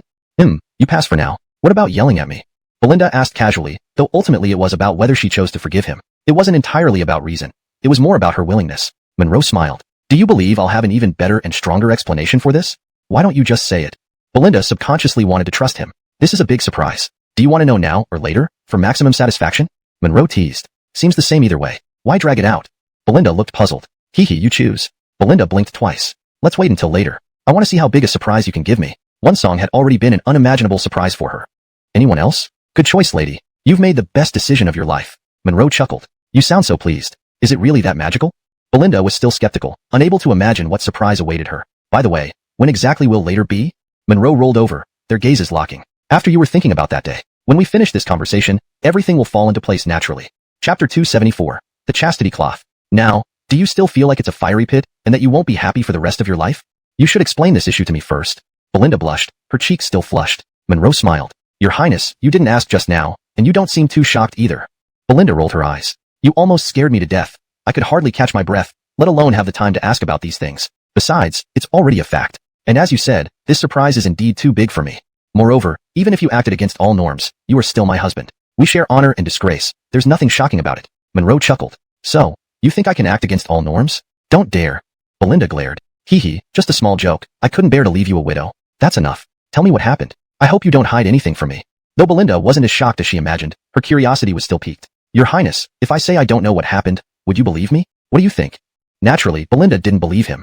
Belinda knew something was happening, but such matters were beyond her control. Whatever happens, it shouldn't involve her. Belinda's choice to stop probing showed wisdom. She knew what was bound to happen would happen. Outwardly, Marcus and the Sherry remained calm, not reaching that critical point yet. When it does, Belinda likely wouldn't stand idly by. Given her character, Belinda held strong principles and might not entirely agree with her father's actions. For now, this was enough. Future events would unfold later. I believe you, Belinda replied softly. Monroe held her tightly. This kind of life is more comfortable. Wife, children, a warm bed. Why go back to the palace? Daydreaming. Where are the children coming from? Belinda laughed, though she understood this peaceful life wouldn't last long. He couldn't stay idle forever. Just have one, then you'll have a child. I'm not having one. It hurts too much. Belinda blushed. Even if I dared to have one, would you dare to accept it? No fear here. If you dare to have one, I'll accept 10 or 8 without hesitation. Monroe said confidently. Look at you, boasting. I'd never risk becoming a laughingstock, with people gossiping behind our backs. Belinda looked helpless, but she knew every woman desired motherhood. Childbirth pain, though severe, brings immense joy. Do you guys hear that? Vicky, who married Lord Atlas, is pregnant. Anybody know who dared do this to her family's honor? Monroe imitated in a gruff voice. Stop it. Belinda glared and pinched his waist instinctively. Chinese civilization, profound and deep, moved 2 characters of endearment. This perfectly described Monroe and Belinda. The world's greatest distance isn't lack of internet, but only love without unity. Making friends and becoming close, all logical steps. At this moment, Belinda couldn't help but feel love. She couldn't be blamed. Monroe's true identity made him an even perfect man. A Prince Charming turned into a dragon emperor bestowed by heaven. Absolutely, the biggest surprise of her life. Monroe whispered in her ear, do you still hurt? At least not like childbirth.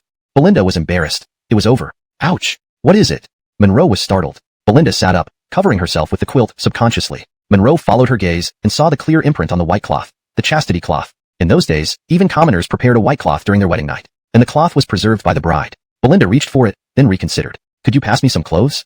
Monroe understood immediately. She probably wanted to put it away to avoid unnecessary trouble. Elioder. Quickly, Belinda dressed while blushing furiously, shy but unable to let her husband turn away again. Her perfect figure was a feast for the eyes. Then, she neatly folded the cloth and placed it in a rosewood box at her dressing table, locking it. I feel a bit uncomfortable. I want to bathe. Ha, Your Highness, you're acting more like a new bride, Monroe teased. Well, I also need to freshen up. What do we do? Chapter 275. Aaliyah's Resentment. Stefani was also quite surprised. She just wanted to take a bath. But why did she have to ask for his opinion all of a sudden? Had she really changed and become such a delicate little woman? Alright, since the princess hasn't objected, let's enjoy some lovey-dovey fun then, Monroe said with a smile. Lovey-dovey fun?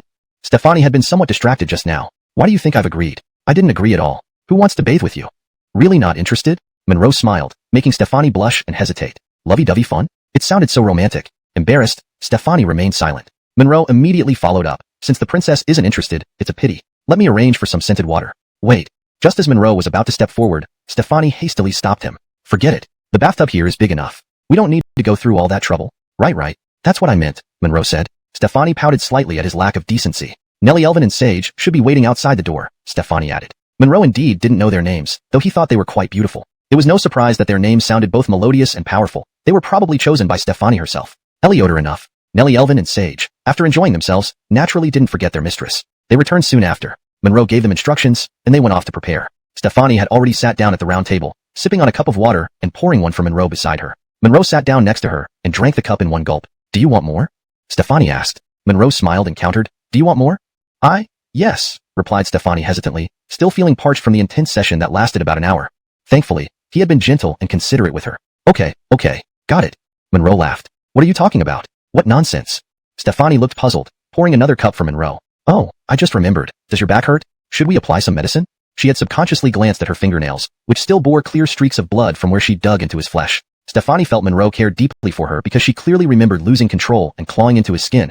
How could it not hurt? Yet Monroe hadn't uttered a word, not even flinching. Even tears had welled in her eyes. Thinking about it now made her cheeks flush, yet she felt more warmth and affection. It's fine, just a small wound, Monroe said with a smile. But what if you pinch me again soon? Might as well get it over with.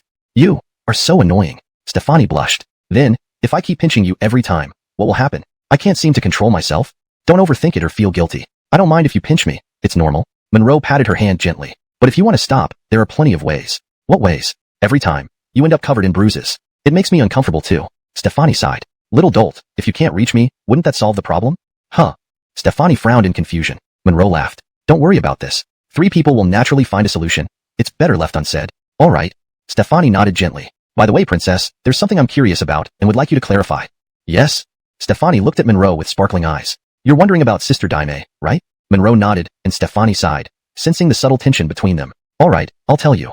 You've probably guessed that Sister Daime, and her husband, who died in battle, grew up playing with Liang Dage. They served together in the army, guarding the borders. Their bond was stronger than brotherhood. Xiongdage was accomplished both in literature and martial arts, unlike Ezra who couldn't compare. Ezra and Sister Daime were deeply in love. Otherwise, Sister Daime wouldn't have remained faithful all these years. Many know they didn't even consummate their marriage before Xiongdage left for war. So, now I understand. Monroe nodded. Sister Daime and Marianne lived in the capital, becoming close friends like sisters. After the Liang family disaster, she must have felt immense frustration but was powerless. Naturally, her resentment lingered. Yes, I've pleaded for Liang Dage's life several times, but I was powerless. Stefani sighed again. So, Sister Daime's grudge is beyond my power to resolve, leaving our relationship complex. Monroe took her hand. Time will heal everything. Don't worry too much or blame yourself. Believe me, things will eventually return to normal. Stefani nodded softly. Let's hope so. Chapter 276. In Perfect Harmony. Husband. What is it? Monroe was somewhat puzzled. This was the first time Stefani had called him husband. I have something to ask of you, and I hope you'll agree. Whatever it is, just say it. As long as you speak your mind, I will definitely agree. Monroe readily agreed, guessing it might have something to do with Aaliyah. Indeed, this must be the reason. She had never called him husband, even at her most intimate moments. Husband, I want you to marry Sister Daime. I have no objections. I don't want her to spend her life alone, Stefani said seriously. Lady, this? Monroe didn't quite understand what was happening, although he knew that Aaliyah was a beautiful woman. I really don't mind. The reason I asked her to look at your couplets in the study was because of this, Stefani explained. Lady, the main issue is... What could Monroe say? He couldn't admit that this was something he desired. You don't need to say more. Sister Daime must now be very curious about you. I'm only asking if you agree or not. I have my ways, she said confidently. Lady, what if I agree? That's what I've been waiting for. If you hadn't agreed, that would be truly strange, Stefani said with a satisfied smile. All right, then there's nothing more for me to say. I will follow Lady's wishes, Monroe replied. To refuse this request now would make him look foolish. Husband, I am imposing on you. Stefani's face showed uncertainty. I understand your meaning. This is indeed a tricky matter. Are you entrusting it to me now? You don't need to say much. If I have made this decision, me to bring a few imperial physicians to examine her. Monroe nodded, adding nothing. After all, calling him brother-in-law felt strange. Well, brother soul, let's hurry in. I'd love to, but the problem is we're not allowed in. I have to admire their strictness. Bringing imperial physicians to see the princess shouldn't require special permission. I say the princess's illness is feigned. There's no issue, and I even suspected. At that moment, Seymour Chi appeared. Fadi continued, Seymour Chi, what right do you have to stop my visit? These imperial physicians are all masters. If they delay treating Magdalena Tin, you won't bear the consequences. Lady, son-in-law, please enter. Seymour Chi gestured to Monroe. Seymour Chi, did you not hear Beryl Consort speaking? Beryl, you? Seymour Chi bowed respectfully. Fadi became angrier, recalling previous encounters where his authority wasn't respected. Dog servant, how dare you show disrespect? Do you think I can't keep you out of this guest house? The prince should know that Magdalena Tin ordered me to reject all intentions and cannot meet you for now.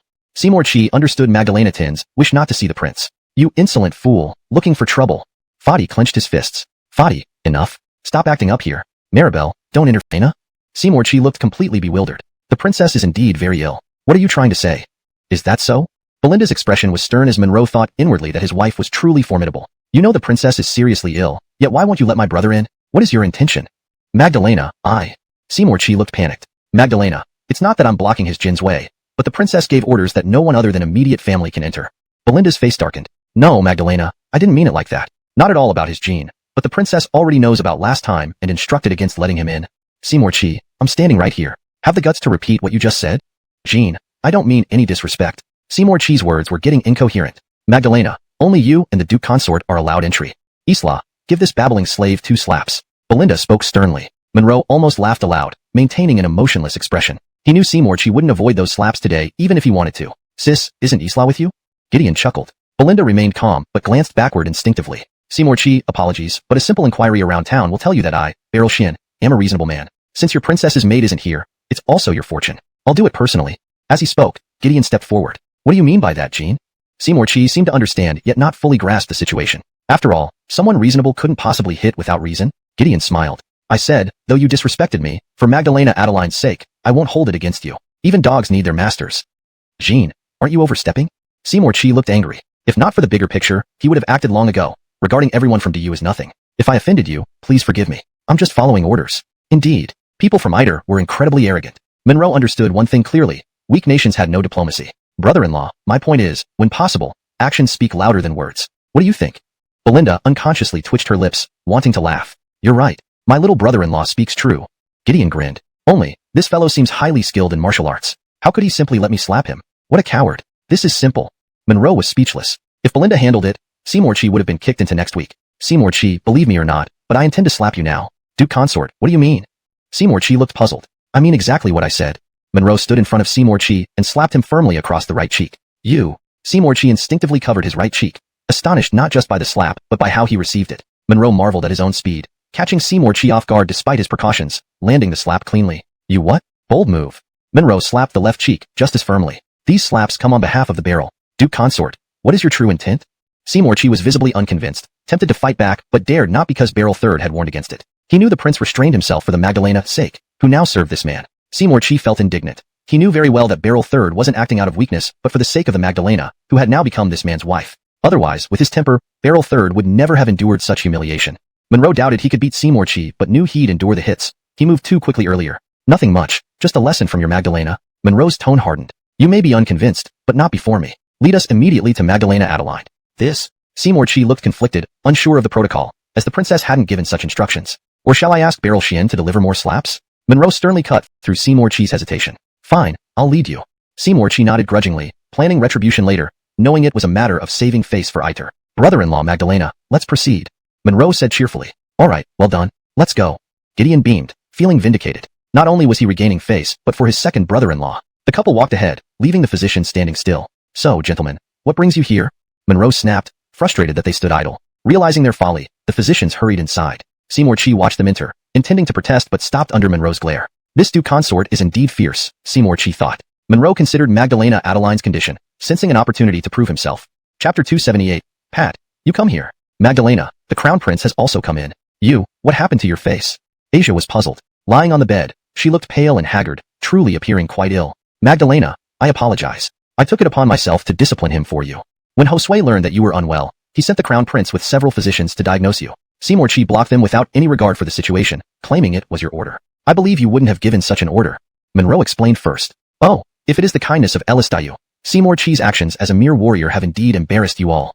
Asia instantly understood what had transpired and saw no point in arguing. Not allowing them entry before was due to Fadi's incapability of refusing them, but now they brought physicians, which left no room for refusal. This could even escalate into a diplomatic issue between two nations. She clearly knew it wasn't targeting Seymour Chi or herself, but rather maintaining Dayu's dignity. A servant dared to block an envoy of the Ellis of Dayu. What kind of joke was this? Monroe understood that Stefani would not argue with a mere follower like Seymour Chi. It was precisely this reasoning. Besides, Fadi was her real brother, and she would protect his face in critical times. While she might disdain her own brother, seeing others ridicule him was unbearable, especially involving the prestige of the Dayu royal family. Both Stefani and Asia were prideful, representing their respective royal families, always vying to surpass each other. Seymour Chi's behavior was inappropriate, lacking awareness and deserving punishment for disrespecting the princess. Asia didn't take it to heart. Compared to Fadi's lost face, it was insignificant. Moreover, she involved her own sister. Crown Barrel, Seymour Chi acted rashly and offended you. I ask forgiveness on his behalf. Magdalena, you overstate the matter. I won't hold it against him, Fadi promptly replied. Magdalena. Seymour Chi understood the situation but felt defiant. He accepted being slapped but saw this as a deliberate attempt to undermine Magdalena Asia, and it was an affront to either. Asia waved her hand. That's enough. You may leave. Yes, Magdalena. Seymour Chi reluctantly left. Physicians, quickly diagnose Magdalena and cure her. Yes, Crown Barrel. The lead physician nodded, taking out a thread for preparation. There's no need for formalities here, said Asia. Yes, Magdalena. The physician covered her pulse with a silk cloth and began diagnosing. After some time, he finished with a serious expression. Crown Barrel, judging by her symptoms, it seems Magdalena has been poisoned, yet her pulse remains steady, indicating otherwise. You're not saying anything helpful. Let another diagnose. Fadi felt guilty and puzzled. The drug hadn't worked then, so why now? Two more physicians agreed similarly. Magdalena, did anything unusual happen recently? No, only drank too much that day. Also, my body naturally resists poisons. Asia, puzzled by her condition, immediately thought of Fadi's drug, assuming it would be absorbed soon. Her discomfort worsened, leaving her weak as if poisoned. She kept mum about that day's events. Go study and find a remedy. If you fail to cure her, prepare for punishment. Yes, Crown Barrel, we will do our best. Without knowing the cause, using medicine may be futile or harmful, said Monroe. What should we do? Asked Fadi helplessly. Do you bring silver needles? Yes, in this box. Although the physician didn't think of acupuncture for the Magdalena, Monroe instructed, leave the box. You may go. Yes, Marquis. The physician left relieved. They cared little for Monroe's intentions, just glad not to be blamed. Pat, what are you doing? Fadi, Stefani, and Asia looked surprised. Could this fellow practice medicine? I learned acupuncture from a mountain hermit. It can help Magdalena. With her poison-proof constitution and no effect from the drug, toxins must have mutated reacting with alcohol. Only detoxification through acupuncture may work. Pat, you have such skills? Asia frowned. How do you plan to apply it? Frankly, the toxins must have spread throughout your body. Needling every acupoint might be required. Monroe spoke gravely. Silver needle mastery was no false claim. This? Asia blushed, feeling awkward despite Monroe being a eunuch, yet suffering immensely. Magdalena, delay might risk your life. If you allow me to proceed, it's up to you. Monroe remained calm. Real or bluff? Fadi became intrigued. If true, he wanted to learn this valuable skill. He's trying to trick us again, mused Stefani. Pat, are you sure? Shouldn't be too problematic. No, it's my first time, smiled Monroe. Asia frowned. He wouldn't dare use her as a guinea pig? Intrigued by Monroe's depth, she wondered if he was merely boasting, but couldn't forgive him if he failed. Fine, Pat, proceed. Chapter 279. Magdalena, please adjust. All right, I'll cleanse my hands now. Monroe nodded. Hayward, you must do your best. Belinda said this before bidding farewell and leaving. Gideon hesitated slightly then followed her out, his face full of envy and reluctance, already fantasizing about what it would be like if he had these skills. He regretted not learning some medical techniques back then. Maribel, do you really think Hayward understands medicine? He isn't trying to. Outside the door, Gideon muttered this. Belinda pursed her lips. Do you think everyone's like you? All right, Maribel. You've only just gotten married but you're already so protective, trusting Hayward so much. He really has a way with people. Gideon laughed heartily, instinctively glancing at Belinda. After just one night, this girl looked radiant and well-rested. Very curious, but he dared not ask. Belinda hummed lightly, saying nothing as she sat down on the chair by herself. Good Maribel, regarding what happened earlier, brother really should thank you. It turns out you're still closest to your brother in critical moments. Don't flatter yourself. I just didn't want anyone to say our princes of DU were such cowards. Belinda spoke without any warmth. No one could have caused such trouble yet act like it wasn't their doing, or like everything was fine. It was clear he hadn't reflected on anything. She was too lazy to scold him further. More talk wouldn't help. However, concerning the matter of poisoning, Belinda felt relieved inside. Had things been different, would she and Monroe have had such an encounter? It was hard to say. Inside the inner chamber, Monroe finished cleansing his hands, took up a set of silver needles, and walked straight to the bed where Miley lay listlessly. Magdalena, we can begin. All right. Miley breathed a long sigh, but she lacked even the strength to get up. Magdalena, please move slowly. I'll help you up. As he spoke, Monroe lifted Miley, but her weak body couldn't support itself and she leaned into Monroe's arms. However, he had already prepared himself mentally. Lady, Miley. Charm value, 97. Friendliness value, 50. This friendliness value wasn't low, indicating considerable affection. It wasn't unexpected. Monroe was handsome and talented. If he weren't a eunuch, Miley would likely admire him even more. Charm value is straightforward. She looks almost as appealing as Belinda. After yesterday's events, Belinda gained a bit and is now at 98. Lady, Belinda. Charm value, 98. Friendliness value, 90. This friendliness value suggests she had essentially entrusted her heart and body to Monroe. Not reaching 100 was understandable due to lingering doubts or concerns. Magdalena, should we call in a servant to help you change clothes? Monroe asked, unwilling to undress her frail figure directly. No need, since you'll see me anyway. What does it matter? Help me. Miley exhaled again, trembling slightly, clearly nervous. As he heard Northern Chi women were more straightforward than those of DU, this indeed proved true. That Magdalena, forgive me, Monroe responded and started undoing her clothes openly, showing his unreserved honesty. Soon, Miley was unclothed. Currently, I lack all strength and can barely sit. How can I be needled properly without help? I cannot have a third person present while needling. We must think of a solution, Monroe explained frankly. This was a practical issue, which Miley understood. How about lying down? Preferably. It's better than lying there. Monroe smiled warmly. She could lie down first, but sitting and then lying would also work. Let's start from the front acupoints. You lean against the wall. All right. Miley nodded. This man was the first to touch her skin. No, a eunuch. Monroe soon helped her lean against the wall, standing in front of her. Miley frowned, her face blushing red as she instinctively covered her chest with both hands. She couldn't see it before, but now facing him, the situation felt incredibly awkward. How beautiful, Monroe remarked internally. Her beauty wasn't apparent through clothing. To his surprise, she was a little plump. This area? Not possible, Magdalena. The heart area is crucial. Monroe interrupted her. Magdalena, please lower your hands. Calm down for a moment, then we'll start. Also, during needling, you mustn't move, lest it misdirects and causes harm. Miley sighed deeply. But how can I stay calm in such a situation? I've never experienced anything like this. If that's the case, perhaps you should cover your eyes. It might help you relax, and I will feel less hesitant. Heart in mind, needlework must be perfect. All right. Miley thought this made sense, but wondered if blindness would increase her.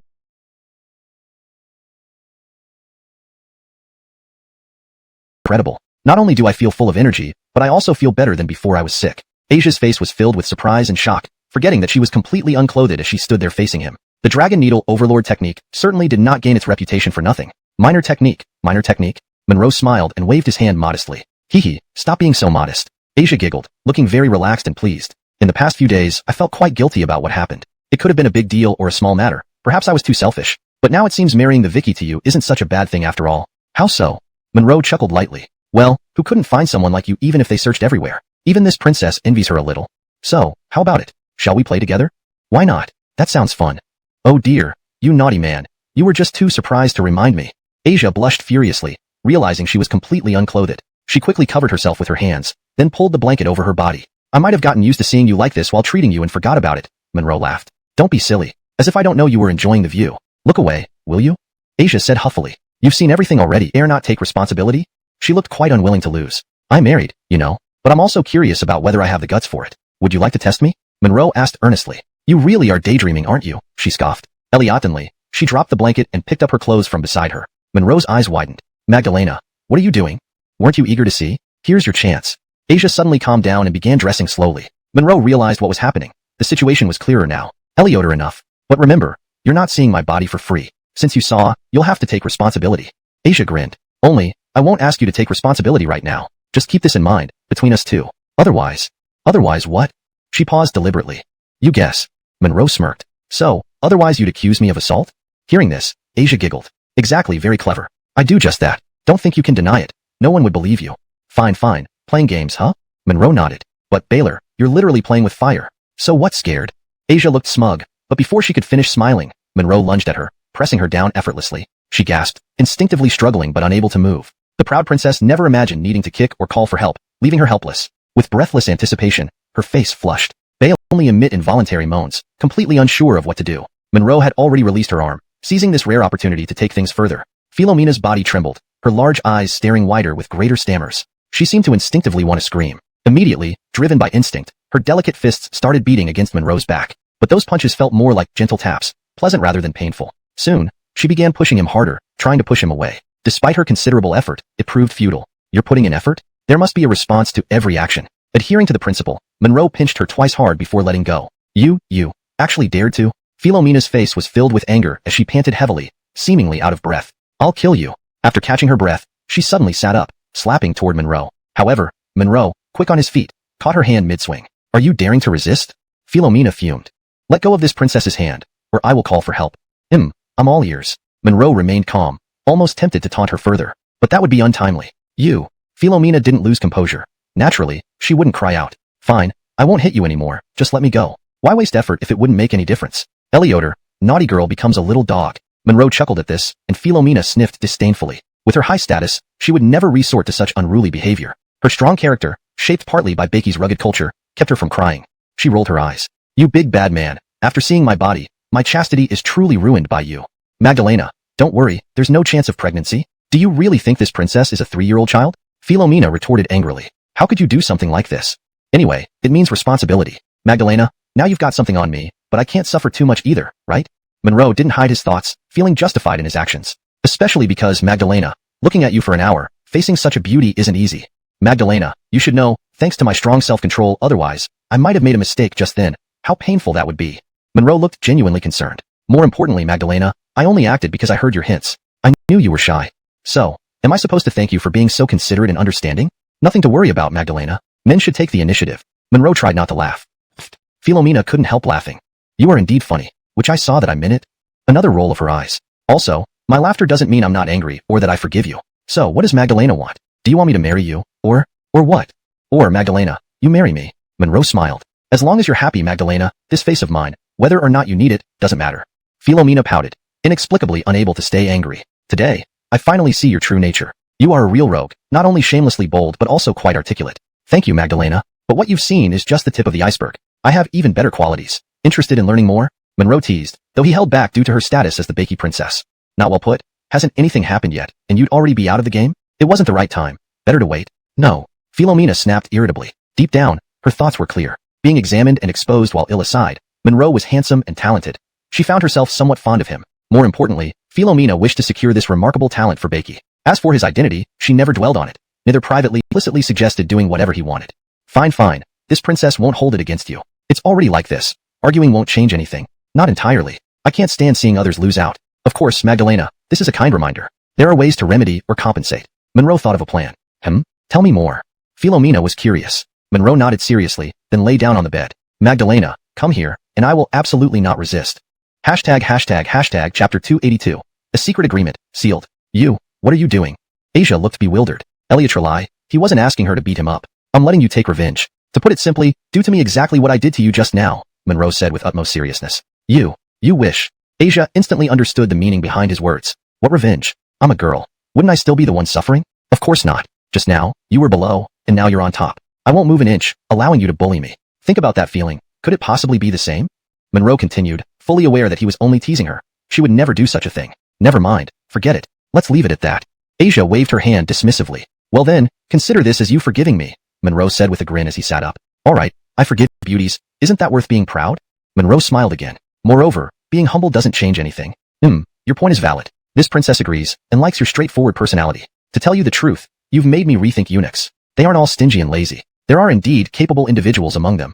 Asia suddenly had an idea. In fact, I should suggest to Manny that before eunuchs enter the palace, they should be tested. If there are any with talent, they can be cultivated accordingly. We might end up nurturing talents more useful than eunuchs. That's true. Many talented individuals become eunuchs out of poverty and are never recognized. It's very possible some undiscovered gems remain. Monroe agreed. Yes, you're right. Hearing you, I'll definitely suggest this to Manny. Even if he doesn't take it seriously, I'll bring you into the conversation. Asia grinned confidently. Fine, no problem. Best case scenario, your father gets happy and appoints me as your imperial consort. It's not entirely impossible.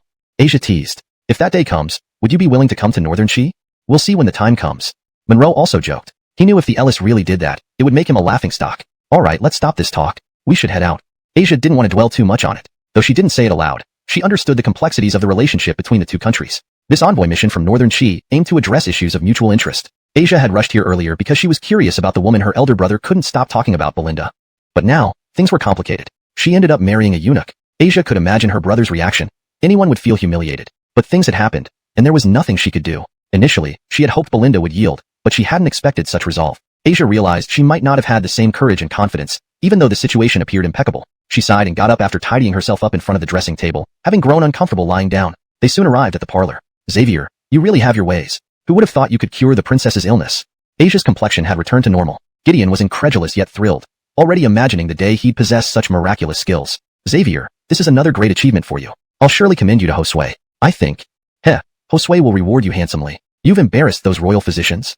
Gideon quickly changed the subject, knowing well that Marcus might use this incident to reinstate Monroe in a significant role. The sudden illness of Northern Qi's favorite 10th princess baffled the mission, and saying she felt better due to happiness would only deepen the doubt. As the Vicky of the Garfield Duke's mansion, accepting a eunuch so readily was unthinkable. Although Monroe was undoubtedly exceptional, the speed of her acceptance was astonishing. This discomfort not only her but particularly her brother, the devoted third barrel. After all, how could a mere eunuch surpass the third barrel of Northern Qi? Considering this, Belinda hesitated to reply, unsure of how to respond. Magdalena, now you know. What's there to hesitate about?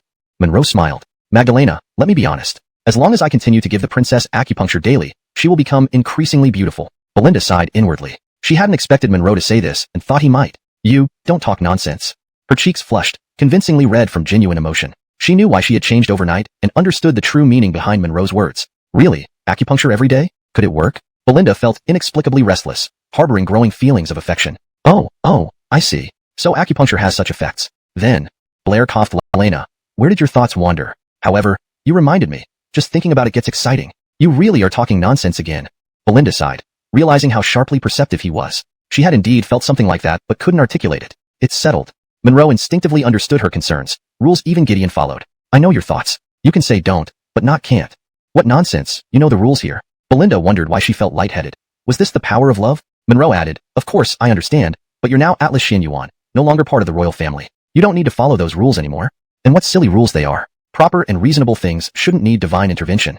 Who is Atlas Shin Yuan? Belinda rolled her eyes, unwilling yet somehow convinced. But Josue may soon issue an edict. It'll probably take 2 hours to return. Clearly, Belinda anticipated Monroe's imminent restoration. Enough, my little princess, stop looking for excuses. Monroe laughed, sensing her inner turmoil and small conflicts. Pa, who's making excuses? You're the bad guy. Belinda pulled open the curtain and pinched Monroe's waist. Wrong direction, you fool.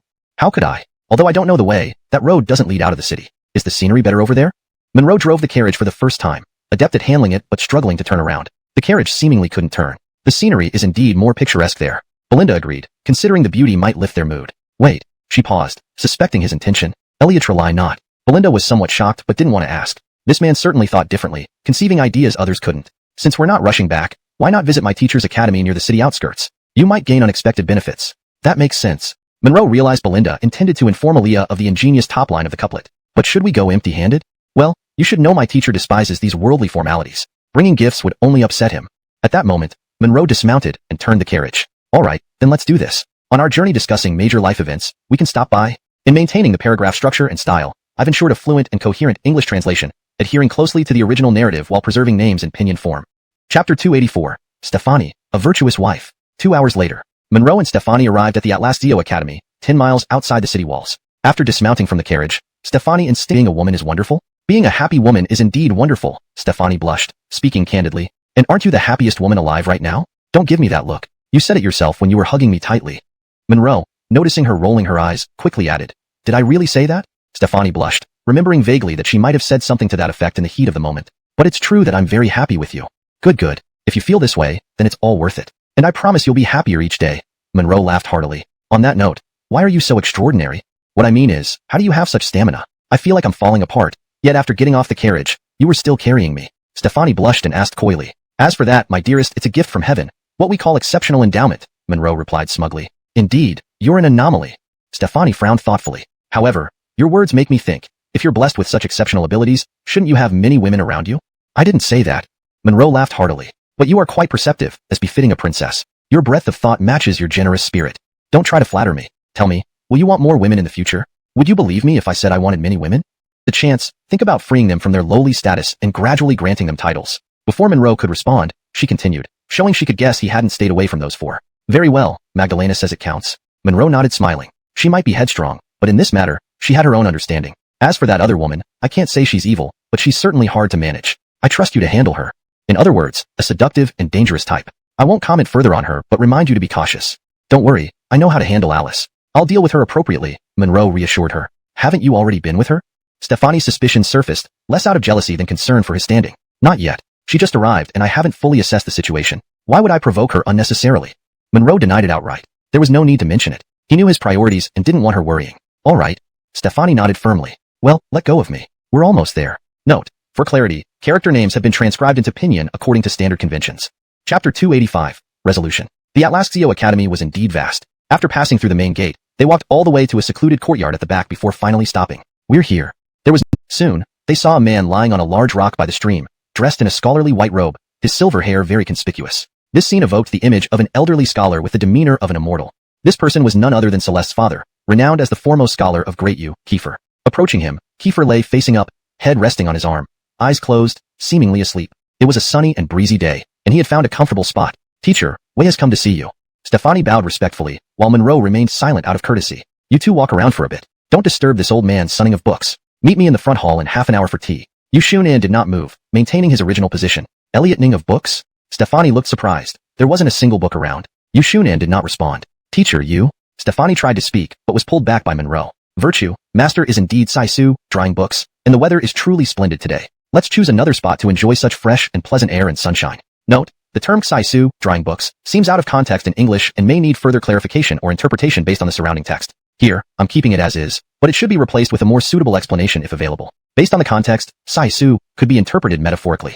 A revised version could be, virtue, master is indeed engaging in his unique practice of drying books, and the weather is truly splendid today. Let's choose another spot to enjoy such fresh and pleasant air and sunshine. This conveys the meaning more naturally while maintaining consistency. Hearing this, Yushunan squinted his eyes and glanced at Monroe, then closed them again without a word. However, Monroe knew what Yushunan was testing, whether he truly understood or was just pretending. Master's realm is beyond what we latecomers can compare to. Stefani still looked puzzled. Master is well-versed and has read extensively, keeping all the books within his heart. Thus, he does not need to sun books in the mundane way. Oh! Stefani suddenly understood. She hadn't grasped this deeper meaning. Haha. Yushunan laughed heartily, sitting up and looking at Monroe. Brett, you do have some insight. Interesting indeed. Monroe smiled politely and said, this junior is ashamed to have disturbed Master. Yushunan got off the stone and stretched. One word wakes the dreamer. Seems I can't avoid it today. Yushunan left first. He still doesn't want to see me, Stefani muttered guiltily. At least you're clever enough to gain his favor. Don't get too emotional. Don't thank me. Just perform well tonight. Monroe chuckled. You. Stefani was speechless. Did he mean not to thank him? Naughty fellow, you'll regret it. Then she walked ahead, and Monroe refused, or if your suggestion doesn't please me, feel free to leave. Yushunan seemed rather stern now. Truly an arrogant and peculiar old man. Master, if I may venture a guess, this plaque signifies nothingness is everything, and everything is nothingness. Yushunan remained silent. Heaven on earth. Monroe didn't hesitate, proposing this name immediately. Yes, well done. You truly understand me.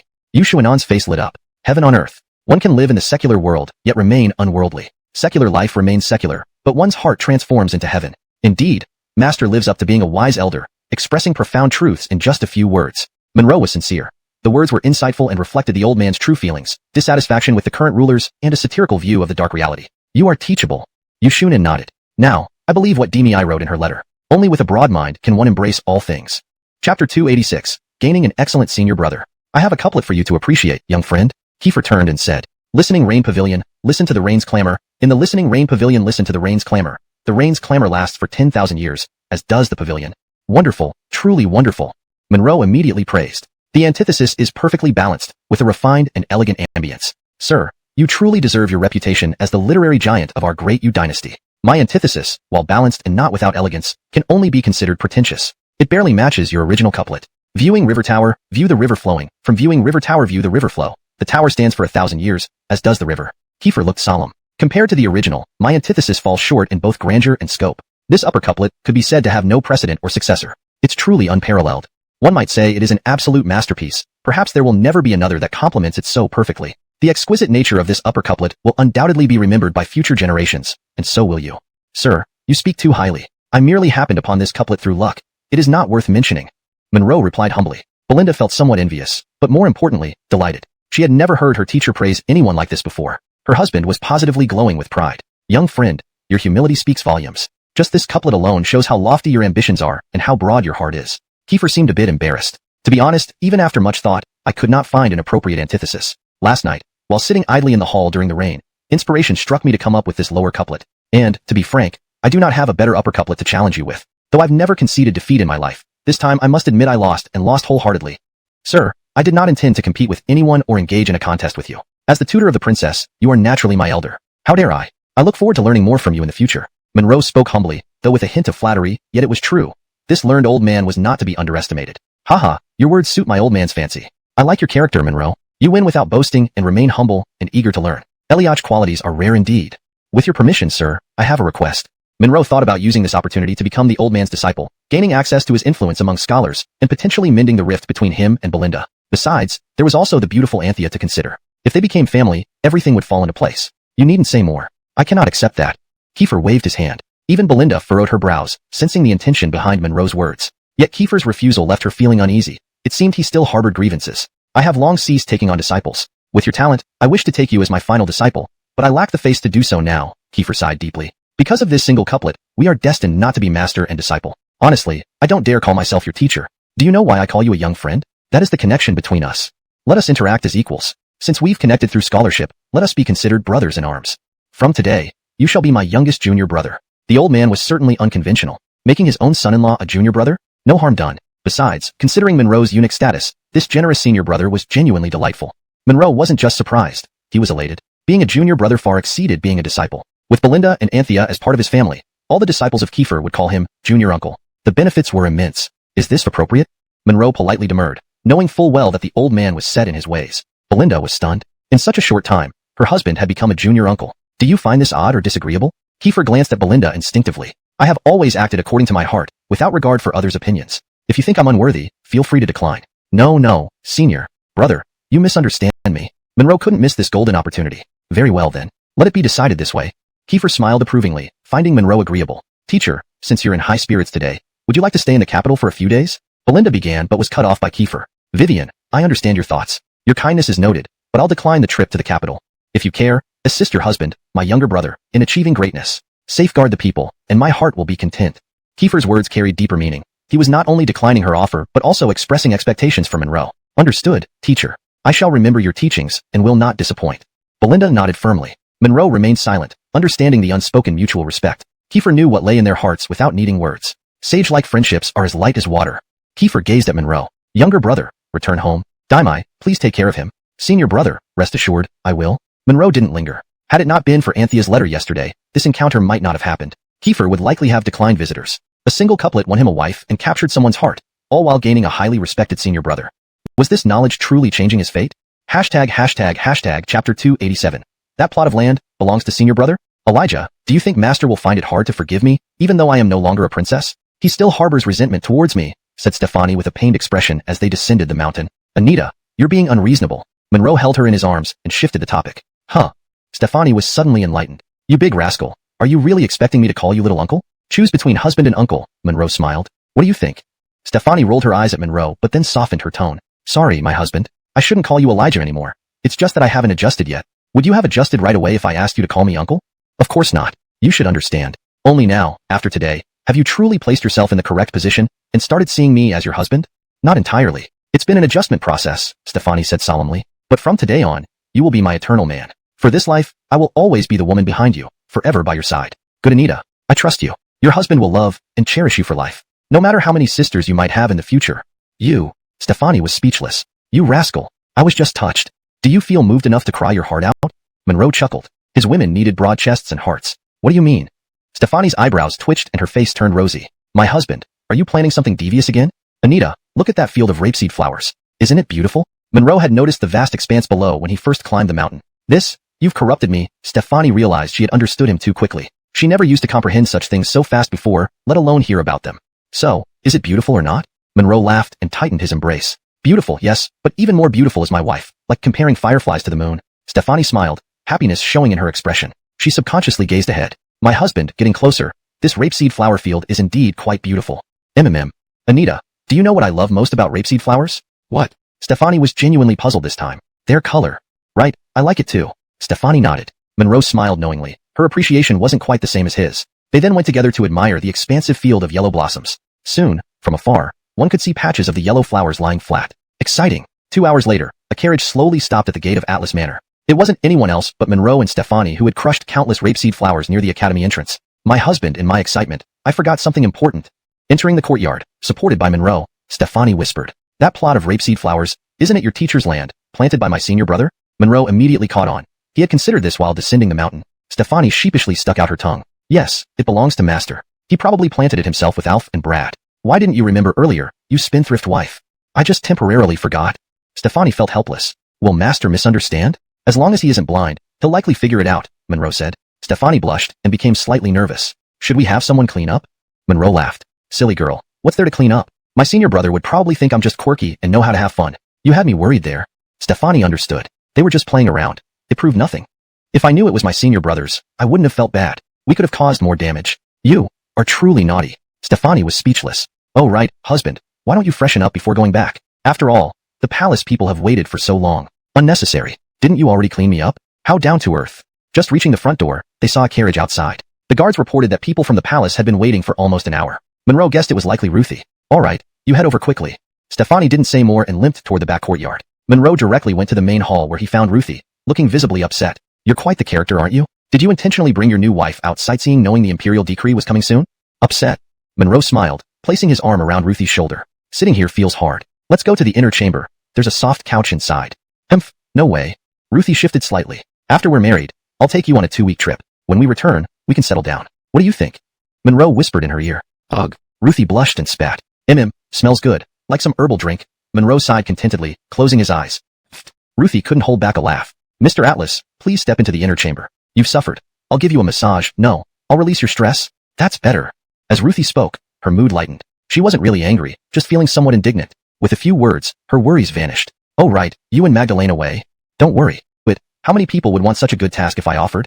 Alright, enough. I can't win this argument. You bullied me, and I couldn't find words to refute you. No wonder Josue called you an absolute rogue. As for Josue saying I'm a rogue, well, you didn't refute it either. Monroe asked this out of habit, because Ruthie still didn't know that he had already chatted very happily with the Sherry. However, Ruthie had already revealed the identity of the Sherry to Monroe. Well, Josue is ultimately a woman. Calling you a rogue is quite normal. Besides, you are a rogue. What's there to refute? Ruthie said with a smile. Alright then, let me be a rogue through and through. Today, if you don't bend at the waist, I won't let you leave. Monroe spoke with a confident and domineering tone. Enough. Stop fooling around. I'm waiting for when you marry me. Ruthie blushed. Do you mean to say that once I marry you, I shouldn't let you straighten your waist or turn over again? I never said that. That's your imagination. Speaking of which, I'd really like to try it. To see what kind of state you'd be in under those circumstances. Ruthie chuckled. Alright, stop waiting. Don't be silly. You bad boy, you're trying to kill me. Ruthie said with a huff. Oh, not convinced? Fine, just admit it. Big bully. Ruthie rolled her eyes. It's been almost 3 hours since we came out, and the Imperial Edict still hasn't been issued. Fine, I'll spare you. Monroe patted a certain part of her body. Lynette and Sue brought the message from the Garfield, meaning to put you in a significant role. The Sherry naturally won't object to letting you manage the Imperial Medical Bureau, bestowing upon you the privilege to move freely within the palace. But officially, it's clear. The Garfield has shown favor towards Zechariah. In the future, you will be the chief Alliance Provisor of the Inner Palace. This aligns with the Sherry intentions as well. She has deliberately turned a blind eye to Zechariah's matter. Ruthie recounted the situation. Now, it's about time we go to the palace together to thank Josue. Monroe had guessed this beforehand, so there was nothing surprising. Managing the Imperial Medical Bureau was expected, but it was only the surface arrangement. Things would change soon. With just a word from the Sherry, Monroe would become the Vice Chief Alliance Provisor of the Inner Palace in no time. Okay. Ruthie responded and began to adjust Monroe's clothes. Soon, they arrived at the gate of their residence and headed toward the palace. Yangshin Hall. The Sherry glanced at Ruthie. Anai, you've been away for quite some time. Go rest now. Yes, Your Majesty. Ruthie left after replying, though she hadn't told Monroe that the Sherry directly suggested she shouldn't return too early. Officially, it was to let her and Monroe get closer, but secretly, the Sherry had ulterior motives. Since marrying Lynette and Sue Wei, she wanted to probe him a bit. Your Majesty, I am also very tired. Monroe lazily sat on the stool beside the Sherry. What do you have to be tired about? From what I know, my cousin is the greatest talent of Dayu, and her beauty is second to none, probably matching mine. My Sherry, have you been pretending to be a man too long that you lack confidence? Just drop the but part. Monroe didn't lie.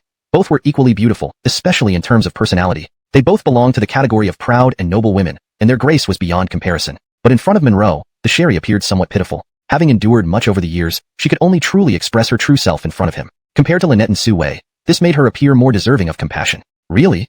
The Sherry giggled. But last time, I told you that for so long, I might not even know how to be a woman anymore. That's easy. I can teach you. Whatever you want to know about being a woman, I can show you. Monroe felt a little uncomfortable inside. Dressed as a man, the Sherry looked exceedingly handsome, with skin better than most women, making her seem effeminate yet masculine. But Monroe knew her true essence, naturally bringing out a unique charm. Still, he didn't dare act rashly. She was too innocent. The Sherry, calm expression showed she wasn't thinking much of his offer, taking it purely literally. Teach me? What do you have to teach? The Sherry looked puzzled. I don't want to end up like Sister Anai. She was never like this before, but since you appeared, I noticed many times that she seemed distracted, always thinking about you. Xavier, do you think that thing is really so pleasurable? How can I describe it? It's hard to explain unless you experience it yourself. You wouldn't really understand. Monroe wouldn't answer this question directly. Explaining it crudely would be inappropriate, and being vague wouldn't make sense to her. This was the insight of someone who had been through it. Something that could only be felt but not described. Well, forget it. I'm just curious. The Sherry seems so happy. When men bully women, shouldn't it be difficult and even make them cry? Your Majesty, are you asking me? Monroe looked mischievous. Who else would I ask? Is there a second person in this room? Since you're asking me, I simply don't know. Monroe answered seriously. Chapter 289. Rewarding the high and low. If you didn't know, that's fine. I don't even want to ask anymore, especially since if it wasn't for you, I've never thought about these chaotic things. The Sherry's face flushed red. It's not that I've never thought. Well, it's exactly that I've never thought about this sort of thing before. This is actually the same thing. Why would your Majesty keep growing older? Monroe responded. Alright, let's not talk about this.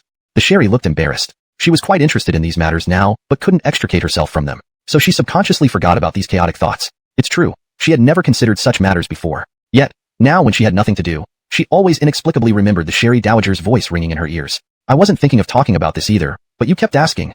Monroe said with a look of helplessness. The Sherry instinctively stuck out her tongue. Then, I'll ask one last question. What's your current situation with the County Magdalena? Is she still happy? Happy?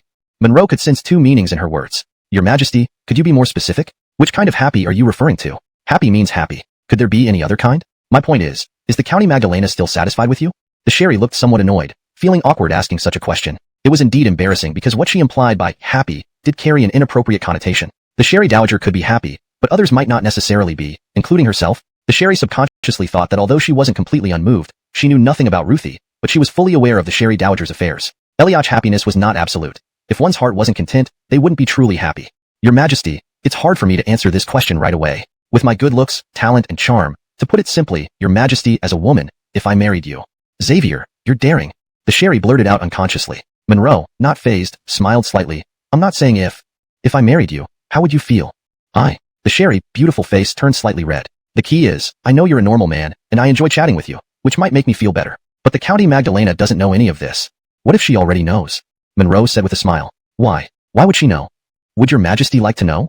Me? I wonder if I should know. How would I know? I can't figure these things out. I just feel happy being with you. Nothing else. How would I know? The Sherry took a deep breath. But, even if Sister Wei knows, you might have been forced into it. If she knows, she might pretend not to notice. I do understand her character. How do you say that?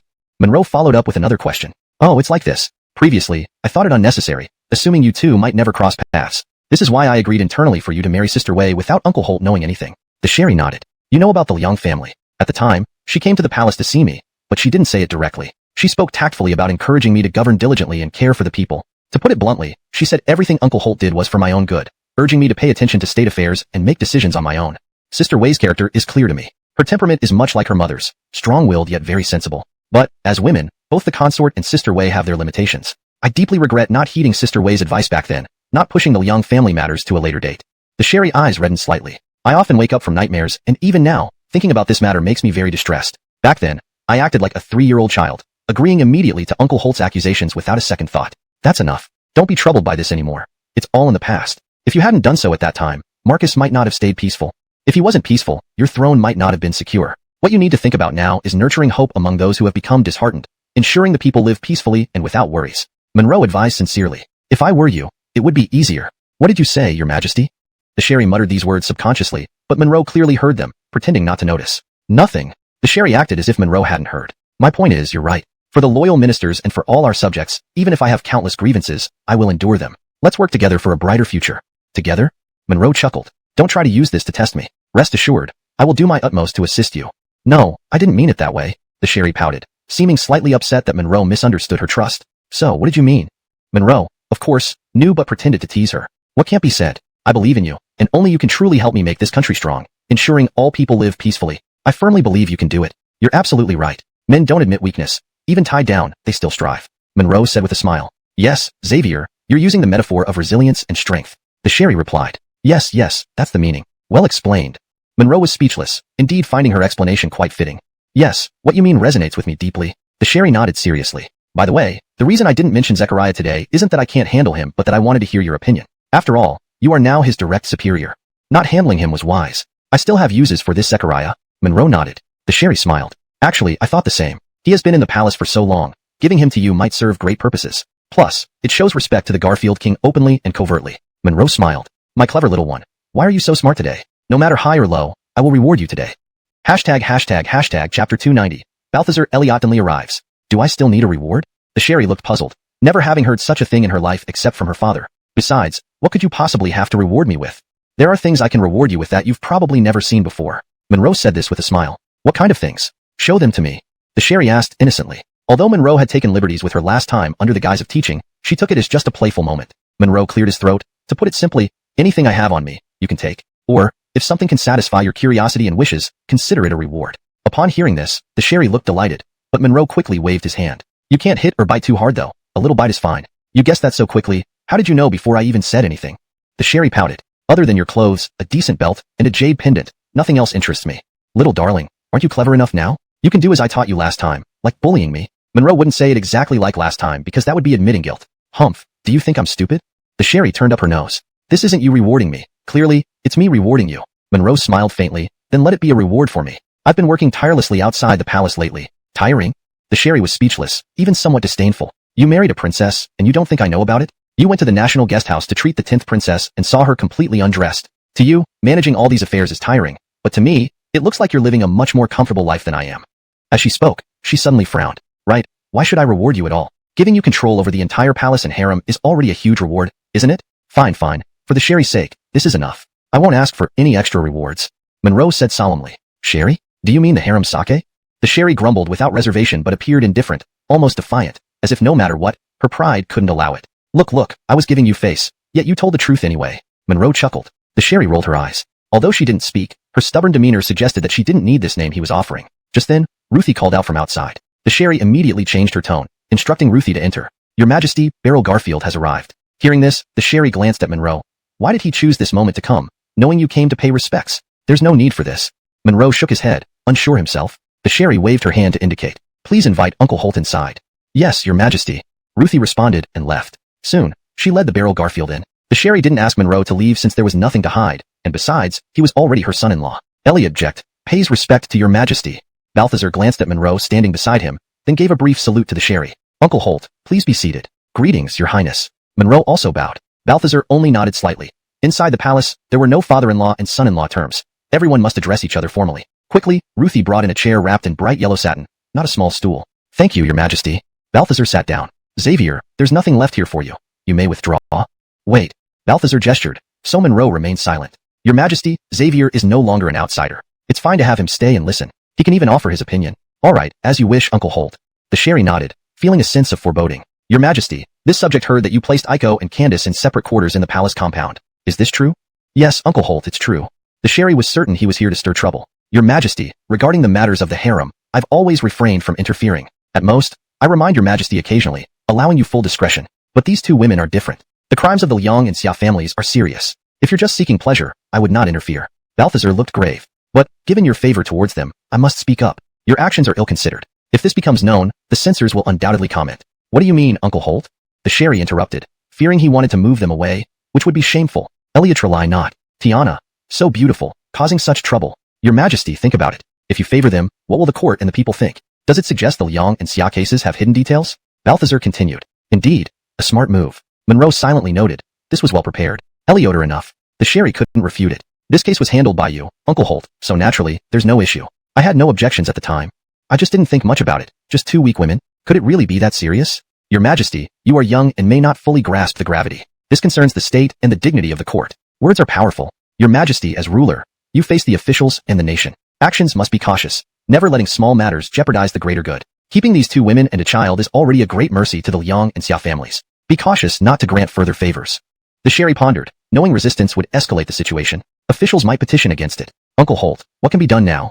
Her face fell. It wouldn't be good to release them and then send them back, right? Meaning, where would my dignity go? Naturally not. A ruler's word is golden. Breaking it is unacceptable. Balthazar looked at Monroe, then continued. Eliottonly, I have a solution that benefits both sides.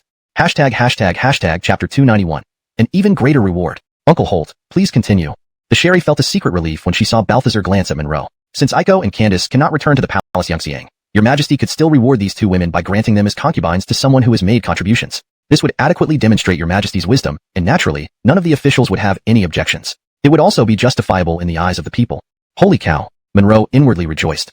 It seemed that things were falling into place effortlessly. Do you mean, Uncle Holt, that you want me to reward these two women to Xavier? Although relieved inside, the Sherry maintained an expression of surprise. Yes, Your Majesty, exactly as you say. Balthazar nodded. It's timely for Xavier to receive such great merit. Everyone knows clearly in their hearts how much trouble it would cause if that Tatiana encountered any mishap in our great Yu dynasty. Granting him merely the title of imperial physician is indeed too little. It might be better if Your Majesty grants some gold, jade, silk fabrics, and also rewards these two women along with it, demonstrating even greater imperial favor. The key is, this might make the eunuchs in the palace work more diligently. Balthazar did not mention that his precious daughter had already married a eunuch, which he found somewhat uncomfortable. In fact, there was a deeper meaning, to humiliate and degrade those who had rebelled. Balthazar didn't consciously think about mentioning it, but others might see it that way, replied Monroe. I've suspected this for some time, but now they're under your protection. What else can he do? The Sherry looked puzzled. Your Majesty, don't forget one thing. He doesn't know my identity. More likely than not, he plans a shedding the golden cicada tactic. Oh, the Sherry exclaimed. Right, I nearly forgot about that. But now, you're his son-in-law. If he does something like this and the Magdalena finds out, it's unimaginable. Uncle Holt shouldn't do such a thing, right? Whether he will or not, we can't be sure, Monroe responded confidently. But I'm certain he'll approach me soon. As for what method he'll use, we can't predict. The Sherry nodded instinctively, then stared at Monroe seriously. Regardless of his methods, Nellie-chan and Alicia are entrusted to you. Ensure their safety at all costs. Sweetheart, you must be joking. They're officially my women now. No one, not even the Son of Heaven, can harm them. Monroe wore a solemn, yet slightly domineering look. The Sherry chuckled. Don't deny it. You look especially handsome like that. Monroe smiled. Your Majesty, please spend generously. Think about how much gold you'd like to reward me with. Hmph, you're worse than Balthazar, going straight for hard currency. The Sherry thought this Uncle Holt was indeed deeply calculating, merely trying to secure some wealth for his beloved daughter. Haha, just a casual suggestion. Mainly, it depends on your Majesty's heart. More is never too much, less is appreciated too. Monroe appeared eager for every bit more. You're bold. My money isn't just money. If I could avoid giving it to you, I wouldn't even give you a single copper coin. Besides, you owe me 10,000 taels of silver. The Sherry seemed playful, followed by a slight pout. Go ahead and gloat. I'm rewarding you 2 concubines, allowing you to openly celebrate a grand wedding. Given your current status, all officials in the capital will attend, ensuring you make a huge fortune. In any case, I expect you to report the total amount of silver or rare treasures collected. You must give half to me, although you manage it for now. Remember, this debt you owe me will be paid back eventually. Elioter, no problem. I'll repay it someday. Monroe smiled warmly. Agreed, this is settled. I'll remember it. The Sherry nodded. If you want to keep a record, I don't mind. But how much gold are you planning to give? Greedy devil, and a lecherous one too. The Sherry scowled. 8,000 taels of gold, 1,000 bolts of silk, plus let Anai choose some tribute treasures and jewelry as gifts for you and the Magdalena, as well as a dowry for Nellie-chan and Catherine. Thank you, Your Majesty, that's very generous. Monroe grinned broadly. I accept your gratitude, but it's noted on your account again. You owe me another 1,000 taels of gold. Sweetheart, as ruler of a rich nation, can you be a bit more generous? Monroe looked helpless, imagining if she would someday tally up everything with a little notebook. Humph, am I not generous enough to you? The Sherry glared at him, and Monroe immediately understood her unspoken meaning. Oh, what a bitter life I lead. Monroe laughed. Well, Your Majesty, I should head home. Translation complete. Chapter 292. Garfield Barrel requests an audience. Exiting the Yangshin Hall, Monroe soon led Alice and Candace out of the palace gates, with a troop of eunuchs carrying gifts following behind. Outside the palace gate, the 3 of them sat together in one carriage. Of course, there was also the little baby in Alice's arms. The child would soon have a father, in name only. Even without Alice, Monroe would treat the child as his own. After all, it was the offspring of a loyal family. Alice looked puzzled but, being insightful, did not ask too many questions. She believed her brother Atlas would explain things to her. Her concern wasn't about the gift of herself and Candace to Monroe, but rather what sinister motives might lie behind this decision. Alice didn't fully understand the situation, and she instinctively wanted to warn Monroe. If anyone were harmed or exploited because of her, she preferred death to such a fate. Catherine, are you happy now that we're leaving the palace? Yes. Candace couldn't hide her joy since she learned they were leaving. As Monroe's woman, she felt incredibly fortunate. More importantly, she knew staying at Atlas Manor would be far better than life in the palace. Lady Yunjiao will be very happy to know you two can now stay by her side every day. Monroe smiled warmly. Lady Yunjiao, is she well? Alice hesitated, aware that while Lorenzo Xianwei was different from her father, she had a clear moral compass but lacked power over some matters. Yes, she's well, Monroe replied. He and Lorenzo Xianwei's relationship was known to everyone except the baby in his arms. Oh good. Alice nodded, gaining even more respect for Lorenzo Xianwei. She privately praised her as a true heroine, a matchless national hero. Yet, from another perspective, she genuinely rejoiced for Lorenzo Xianwei, knowing Monroe was a rare gem of a man. After moving all the gifts into the residence, Monroe gave the leading eunuch 2,000 silver taels, sending them off happily. Then, he brought Alice and Candace to Lorenzo Xianwei. Nellie, Sister Xiaoxing, Catherine, it really is you. What a surprise. Isla hurriedly took the baby from Alice. Lorenzo Xianwei, overjoyed, held onto both Alice's and Candace's hands, her eyes brimming with tears from excitement. Anita, it's been so long. You've become even more beautiful. Alice smiled, unable to contain her own emotions as her eyes reddened. Pure-hearted Candace needed no words to express her overwhelming joy. You haven't changed much. You've always been this beautiful. Lorenzo Xianwei smiled back. Catherine has grown quite a bit, looking more mature. Hardly, Candace blushed awkwardly. Realizing something, Lorenzo Xianwei turned to Monroe. What's going on? Now you ask? Sit down and let's talk, Monroe suggested. Lorenzo Xianwei laughed. Look at me. I forgot myself in excitement. Sister Xiaoxing, Catherine, please sit. As they sat down, Monroe remained opposite them. Seeing you two made me so happy. If I told you they'll live with us from now on, how would you feel? Really? Lorenzo Xianwei turned, beaming even more. Sister Xiaoxing, is he teasing me? Alice nodded. It's true. Josue granted us to him. No hidden intentions, she said honestly. Wonderful. You two can stay in my courtyard. Lorenzo Xianwei didn't question the reasons, satisfied with the fact itself. All right, Alice agreed. Sage, inform the kitchen to prepare a feast for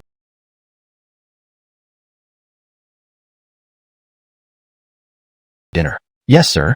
Sage bowed and left. The women chatted continuously, with Monroe listening intently. 3 women indeed make a lively scene. Shortly, Sage returned. Sir, someone from the Regency estate awaits you for a banquet. Both Lorenzo Xianwei and Alice looked at him, each with differing expressions. Lorenzo Xianwei wasn't overly concerned, but Alice appeared anxious. All right, I'll go. Monroe stood smiling. I won't join you for dinner. My father-in-law seems eager to celebrate. Go then. Lorenzo Xianwei nodded, sensing this might not be simple, but she decided to focus on taking care of Alice and Candace. At the Garfields' estate, Monroe first visited the study. It was early for dinner, and Balthazar awaited him there. Son-in-law, greetings. No need for formalities, please sit. Balthazar pointed to a chair, and Monroe sat down as a maid served tea. Honorable son-in-law, you've surprised me again. Your capabilities are impressive. Your Highness, it's just a matter of luck. Monroe was prepared to explain his good fortune. Balthazar waved him off. No need to explain. Without such talent, I'd be disappointed. The more capable you are, the better you compensate for any shortcomings. This reflects well on my reputation. Wei isn't shallow. She appreciates your abilities and talents, making her happier, easing my concerns. Understood, Your Highness. I'll continue to improve. Monroe knew this was just the opening. Surely they wouldn't immediately discuss the women. One more thing. How skilled are you with medicine? Was curing Magdalena Shirju a lucky coincidence or genuine skill? Balthazar smiled. To be honest, I don't claim to be highly skilled. A Taoist elder once saved me when I was begging. Working as a servant in his temple, he deemed me a medical prodigy and taught me acupuncture. He wanted me to heal the world like Lynette too. In truth, I never finished learning. Finding life too quiet in the temple, I sneaked away later. I feared hurting people with acupuncture and never used it, until I was deceived into the palace. Monroe's explanation was flawless. Chapter 293. This barrel has a friend with an issue. So, are you saying it wasn't just blind luck? Asked Balthazar hurriedly. Of course not. I wouldn't joke about the Magdalena's health if I didn't have some genuine skills, replied Monroe. But under duress, and seeing that the imperial physicians were helpless, I was worried that should anything happen to the Magdalena, it would be quite troublesome. This is precisely what this prince wanted to say. The imperial physician has already told me that the Magdalena's illness is very peculiar, said Balthazar, who had long summoned the physician for detailed explanations. So, Hayward, this prince wants to know if your acupuncture techniques have any miraculous effects on these difficult cases. Well, to be honest, I'm not entirely sure. The old Taoist back then mentioned that it was a long-lost acupuncture technique with a powerful sounding name that I've forgotten. If mastered, it could allegedly cure all diseases, Monroe replied. In my youth, I was indeed naive and didn't believe his words because he looked more like a beggar. Had I known it was so powerful, I would have stayed at that Taoist temple for 10 years to learn it thoroughly. Monroe almost laughed and sighed, thinking of the rare martial genius in 1 in 10,000. Eliotor enough. Balthazar immediately followed up. So, now you can find that old Taoist, right? Who wouldn't agree? Monroe sighed. After I ran away, I had nowhere else to go and returned to the temple. It had collapsed, and the old Taoist was nothing but bones. Sometimes, I vaguely wonder if it was all a dream, and I missed out on a great opportunity. Balthazar waved his hand regretfully. Enough. Since he's dead, there's no point talking about the old Taoist anymore. Dear son-in-law, if you can cure the Magdalena, it means this acupuncture technique is indeed mysterious. Now, I have one question. If you were to treat again, not to mention whether it will cure or not, I want to ask you, could it kill someone? So anxious. Monroe suddenly recalled something Callista had mentioned, that Balthazar might have issues himself. It won't, Your Highness. So certain? Balthazar quickly countered. Before, I feared injuring someone, but after this treatment, I learned that even a misplacement won't cause harm. Through treating the Magdalena, I gained new insights and confidence. So while I cannot guarantee a cure, I promise I won't make things worse. Monroe furrowed his brow. Oh yes, Your Highness. Do you intend to have me treat someone else? Oh yes. This prince has an old friend, Balthazar answered calmly. I won't tell you who it is. It's not exactly honorable. Hearing about the Tatiana's condition, he came to seek this prince's help. Friend? Hilarious. Monroe suppressed his laughter. Then, what does Your Highness mean? Balthazar cleared his throat. He wants me to first discuss the condition with you. See if you feel confident. If so, we'll proceed with the treatment. I see. Please tell me more, Your Highness. Monroe nodded, knowing full well that this friend was likely Balthazar himself. Should he treat him? That's the question. Since we're both men, this prince will be straightforward. His issue is that he can no longer perform in bed. Balthazar tried to remain calm. Does Your Highness know how long he's had this problem and why? Monroe maintained a professional tone. Yes, of course I know. He got injured during a battle 4 to 5 years ago, Balthazar added, expanding the time frame to avoid suspicion and implying that a longer duration would increase difficulty. If curable, tell the truth. If not, blame it on the friend. That sounds serious. Can't be cured? Balthazar subconsciously panicked. Your Highness, don't worry yet. How old is this friend? He's close to this prince, only a year or two younger, Balthazar responded, deftly masking his earlier awkwardness. Monroe pondered, noticing Balthazar refrained from showing impatience. Finally, Monroe spoke. Given how much you care for this friend, I must tread carefully. I can try, but I assure it won't worsen. Can you be more certain? Balthazar hesitated. Also, these details are from you alone. Without precise knowledge, it's hard to assess accurately. Even immortals have their limits.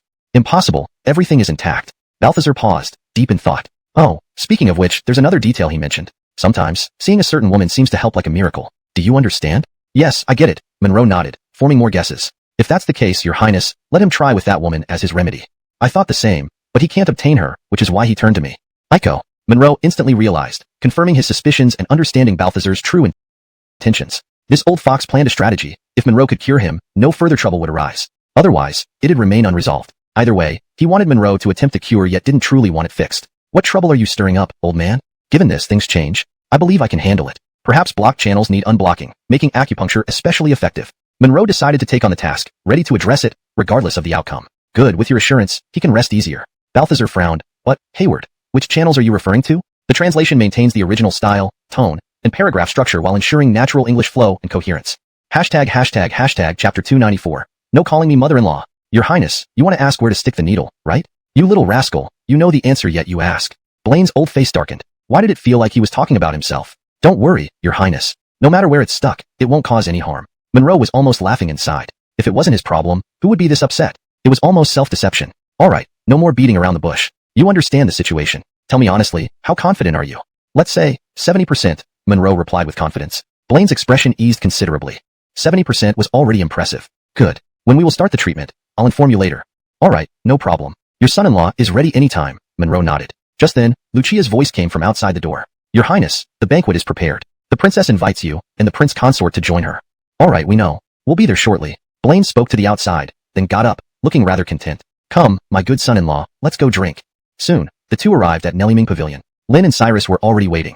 It was clearly a family gathering. After Blaine sat down first, he gestured for everyone to sit. Lucia, bring the wine. Lin called out and sat next to Blaine. Cyrus followed suit, sitting beside Lin, while Monroe took a seat next to him under Blaine's indication. The maids quickly served the wine. Xavier, you're doing well now. To tell you the truth, soon, the position of Grand Alliance Provisor and control of the Imperial Harem will both fall into your hands.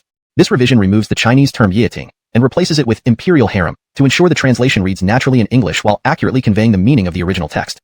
Since there's no one else here today, let's all have a toast in your honor. Thank you for nurturing me, Your Highness and Magdalena. I will not disappoint your expectations. Monroe raised his cup as well. I don't expect much from you. Just treat Anita well. Lin also raised her cup. Sister-in-law. Blaine glanced over, and Cyrus laughed. Manny, didn't you just say there are no outsiders? Isn't calling me sister-in-law more intimate? As the master of the Lesser Palace, and you as the Grand Alliance Provisor, this palace will soon be our turf. Forget whose turf it is, just drink your wine. Blaine shot him a glare. They finished the toast. Lin said, Xavier, I heard that Josue granted you Aiko and the Xia family girl today? Yes, Magdalena. Don't call me Magdalena. This is a family dinner, so call me mother-in-law. Blaine chimed in with a purposeful tone. Yes, Manny-in-law. Monroe agreed, then turned to Lin. Yes, mother-in-law, they've been settled in the mansion. Since they are gifts from Josue, you should treat them well. It shows the Duke's favor towards you, and it'll also keep Anita less lonely. Yes, indeed, keeping everything within the family. Cyrus added another comment, making Blaine frown, clearly feeling guilty. Rest assured, mother-in-law, I will treat them well. Monroe understood Blaine's intentions weren't lost on Lin. On the surface, it was praise for him, but it also carried a warning. That's good. Lin nodded. On the wedding day, I will come over personally, and if your Highness has time, you might also attend. Since this is a gift from Josue, and I am your father-in-law, just let me know when the date is set. I will definitely attend. Blaine had no reservations, especially with a 70% guarantee. Besides, it wouldn't hurt to show his benevolence. All right, let's eat. Lin waved her hand, seeing no need to elaborate further. Xavier, make this celebration grand and lively, to make up for the last rather quiet event involving Maribel. Yes, Manny agrees. Let's make sure he arranges it well. Lin echoed Cyrus's suggestion. Of course, it wasn't possible to redo something for Yuan Wei, but even though Monroe was recovered, changing her status wasn't feasible immediately. Yes, I will definitely arrange a grand celebration. Monroe naturally agreed, planning a big budget for it. Hurry up, fill my bowl. Next, they chatted casually. Blaine's mood soared, and he drank until he was drunk, though he hadn't consumed much. His health intolerance were just poor. Solar, take your father back to rest. Yes, mother. Cyrus didn't dare drink too much, so he had nothing to worry about. He could tell his mother had something to say to Xavier privately, so he helped his father walk away, knowing Blaine was genuinely drunk. Xavier, tell me truthfully, before the banquet, did the Duke mention anything specific in the study? Lin asked directly. Mother-in-law? Not mother-in-law, that sounds awful. Just call me Magdalena, it sounds better. Lin couldn't stand the title mother. After the incident in the water, she could never forget it. Hearing mother-in-law made her heart race in shame. Yes, Magdalena. Lin continued, but don't misunderstand. It's just a name. I understand. Your son-in-law understands. Monroe smiled inwardly, knowing what she meant. Don't give me that. You're trying to tease me. Lin rolled her eyes. Son-in-law is also inappropriate. Monroe laughed. Slip of the tongue. Slip of the tongue. Being alone together allowed him to be slightly more unrestrained, and they had discussed their matters twice in secret. Magdalena, the Duke didn't mention anything special, just some casual chat. Monroe guessed what she was probing, likely about Aiko and Dara, but he wasn't sure if Lin knew about Blaine's peculiarities. Their conversation earlier clarified some doubts for Monroe. Regardless, he wouldn't reveal their previous talk voluntarily. Really nothing special? Lin still doubted. Monroe didn't seem like someone who would hide anything important, especially if Blaine said something improper. Really nothing. Monroe confirmed confidently.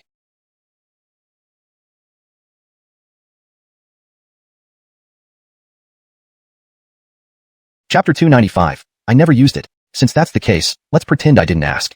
Addie saw no point in pressing further. By the way, regarding America's situation, are you clear on what's happening? My lady, what do you mean? Monroe played dumb and countered. Brat, trying to be slippery with me? You're sharp enough. Can't you understand why I told you to treat those two girls well? I don't understand. My lady, I truly don't get it. Could you please be more direct? Seeing Addie's expression, Monroe quickly added. All right, no more beating around the bush. Addie believed Monroe was being evasive, which only confirmed his cleverness. These matters were indeed hard to discuss openly. Regardless of what you think about the Liang family, I don't want to delve into it. All I want you to know is that no matter what, you must ensure Qinchan's safety. Of course, should anything troublesome occur related to this, I will definitely help you. In truth, she just wanted to say the Liang family had been wronged. Simple as that. Understood, my lady. I'll do as you say. And if Leo needs to talk to me about anything, I will report back to you truthfully. Good, then we're settled on this. Addie nodded, reassured. This boy might be crafty, but he understood things clearly. Well then, hold it. Addie interjected hastily. Do you have any other instructions, my lady? Monroe remained seated. Addie glanced at him, hesitating slightly before saying, You and Anita, has something happened between us? Oh, my lady, rest assured. I now have a good relationship with the princess. She even lets me sleep in bed. Monroe spoke without hesitation, feeling oddly not bothered by the question. Ridiculous. If you can't even manage to get into bed, my Anita will be driven mad by you sooner or later, Addie retorted angrily. So, did you touch her? Her tone betrayed some embarrassment. My lady, when you say touch, I'm not sure what exactly you mean. Monroe, unembarrassed, could discuss this until dawn. You really don't understand, or are you pretending? When we were underwater, Addie blurted out unconsciously. Anyway, I know you're no saint. Hearing that from you, my lady, I understand. Yes, there has been touching. Monroe was genuinely interested, and he admitted to it. And what did you use? Be careful not to mess around recklessly, Addie advised straightforwardly. Monroe inwardly marveled. An experienced person indeed differed. My lady, isn't this a bit too much? Monroe feigned awkwardness. Addie blushed. Do you think I enjoy discussing these chaotic details? The key is, your situations aren't typical. But I don't want Anita to live alone and miserable for her whole life. Understand? Yes, I do. It won't happen. Monroe stared at Addie. Also, my lady, wouldn't it be better to privately ask the princess these questions? Only she knows her true feelings. Isn't that right? Ugh. Addie was speechless and embarrassed. Don't you think so too? But I know Anita's temper best. And the responsibility lies with you. Shouldn't I be asking you? Am I wrong? Right, my lady, as you say. Monroe nodded earnestly, adopting a respectful demeanor. If my lady has any advice or orders, please speak. I'll follow your words. Addie rolled her eyes. Did this scoundrel have the audacity to flirt with her? As for such matters, what advice could I give? Just make sure you cherish Anita and don't just indulge yourself. Right. Vivid scenes flashed in Monroe's mind. Certainly, I will abide by my lady's guidance. Monroe looked solemn, then asked cautiously, My lady, I truly don't understand these things. With your extensive experience, what material do you think would be suitable? Ask me. Addie glared at Monroe. How should I know? Have I ever used them? She hesitated, obviously embarrassed. I see. You're looking for trouble. My lady, are you all right? Are you feeling unwell? Monroe asked anxiously. This rascal is clearly doing this on purpose to embarrass me. What boldness. It seemed like flirting without leaving any evidence. I'm fine. Just had too many drinks earlier. It's catching up. Damn. His legs felt heavy with every step. Chapter 296. Are you still leaving? Where is Candace? The little girl must have drunk quite a bit too. Since no room had its light on, even Isla and Jean Nelly's room was dark, the two girls might have joined in the feast as well. He should still check up on them. What if they kicked off their blankets? Monroe finally stepped out of Stefani's room, showing his heartfelt respect for Mariana, with no impure intentions at all. Although he didn't know which room Candace was in, besides Isla and Jean Nelly's room, it wouldn't be difficult to find her by checking each room one by one. Monroe found her in the first room he opened. It was the nicest remaining room. He pushed open the door and closed it behind him. The room was very quiet. However, when Monroe approached the bed, just touching it woke Candace up. In the pitch-black room, she instinctively let out a cry upon realizing it couldn't possibly be a thief, though her heart knew it wasn't so. Not drunk? It's me, Catherine. Don't be afraid. Mm. Hearing this, Candace sighed in relief and didn't move away. Catherine, did you just fall asleep not long ago? Just closed my eyes. Haven't fallen asleep yet. Candace nodded gently. So late and you're still awake, waiting for me? Monroe chuckled warmly. Yeah, my lady and sister Catherine drank a lot last night. Really happy. Actually, I wanted to drink too. But thinking that if you came back, Catherine would be fine since our situations are different, and you came to see me, it wouldn't be good. So, I only drank a little. And Isla and Jean Nelly also seem to have drunk quite a bit, Candace said softly. Why didn't you leave the light on? I thought you were drunk. I almost didn't come in to check on you. Monroe pinched Candace's smooth, pink cheeks. So late, leaving the light on would make people think I was waiting on purpose, Candace replied. Monroe laughed. What my lady said today isn't wrong at all. Our Catherine has truly grown up. Then, there was a gentle hum from Candace. Are you still leaving? What do you think? Well then, let Catherine help you change clothes. No need. How about we light the lamp? Don't I? Alright, I'm just teasing you. I'll be right back. The next morning, Monroe transferred early to the study adjacent to Stefani's room to sleep. Sleeping in Candace's room wasn't a problem, but adding unnecessary complications would put pressure on Candace. My lord Marquis, why are you sleeping here?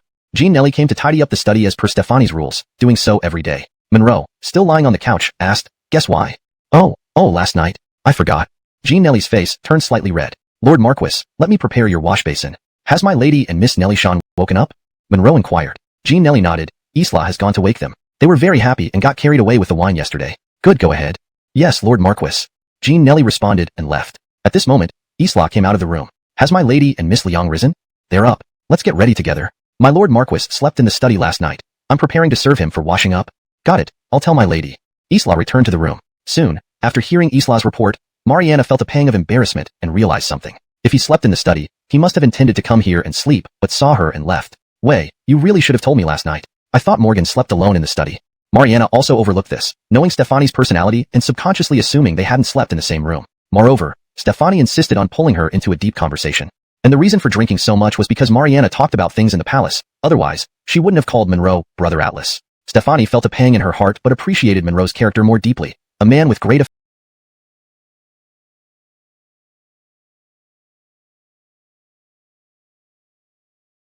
Stefani's expression grew solemn. Yes, I remember. I know you mean well. Mariana nodded, subconsciously avoiding discussing this topic. Catherine, I know who you are, but I want to say that I sincerely hope you and your child will never have worries again and always be happy.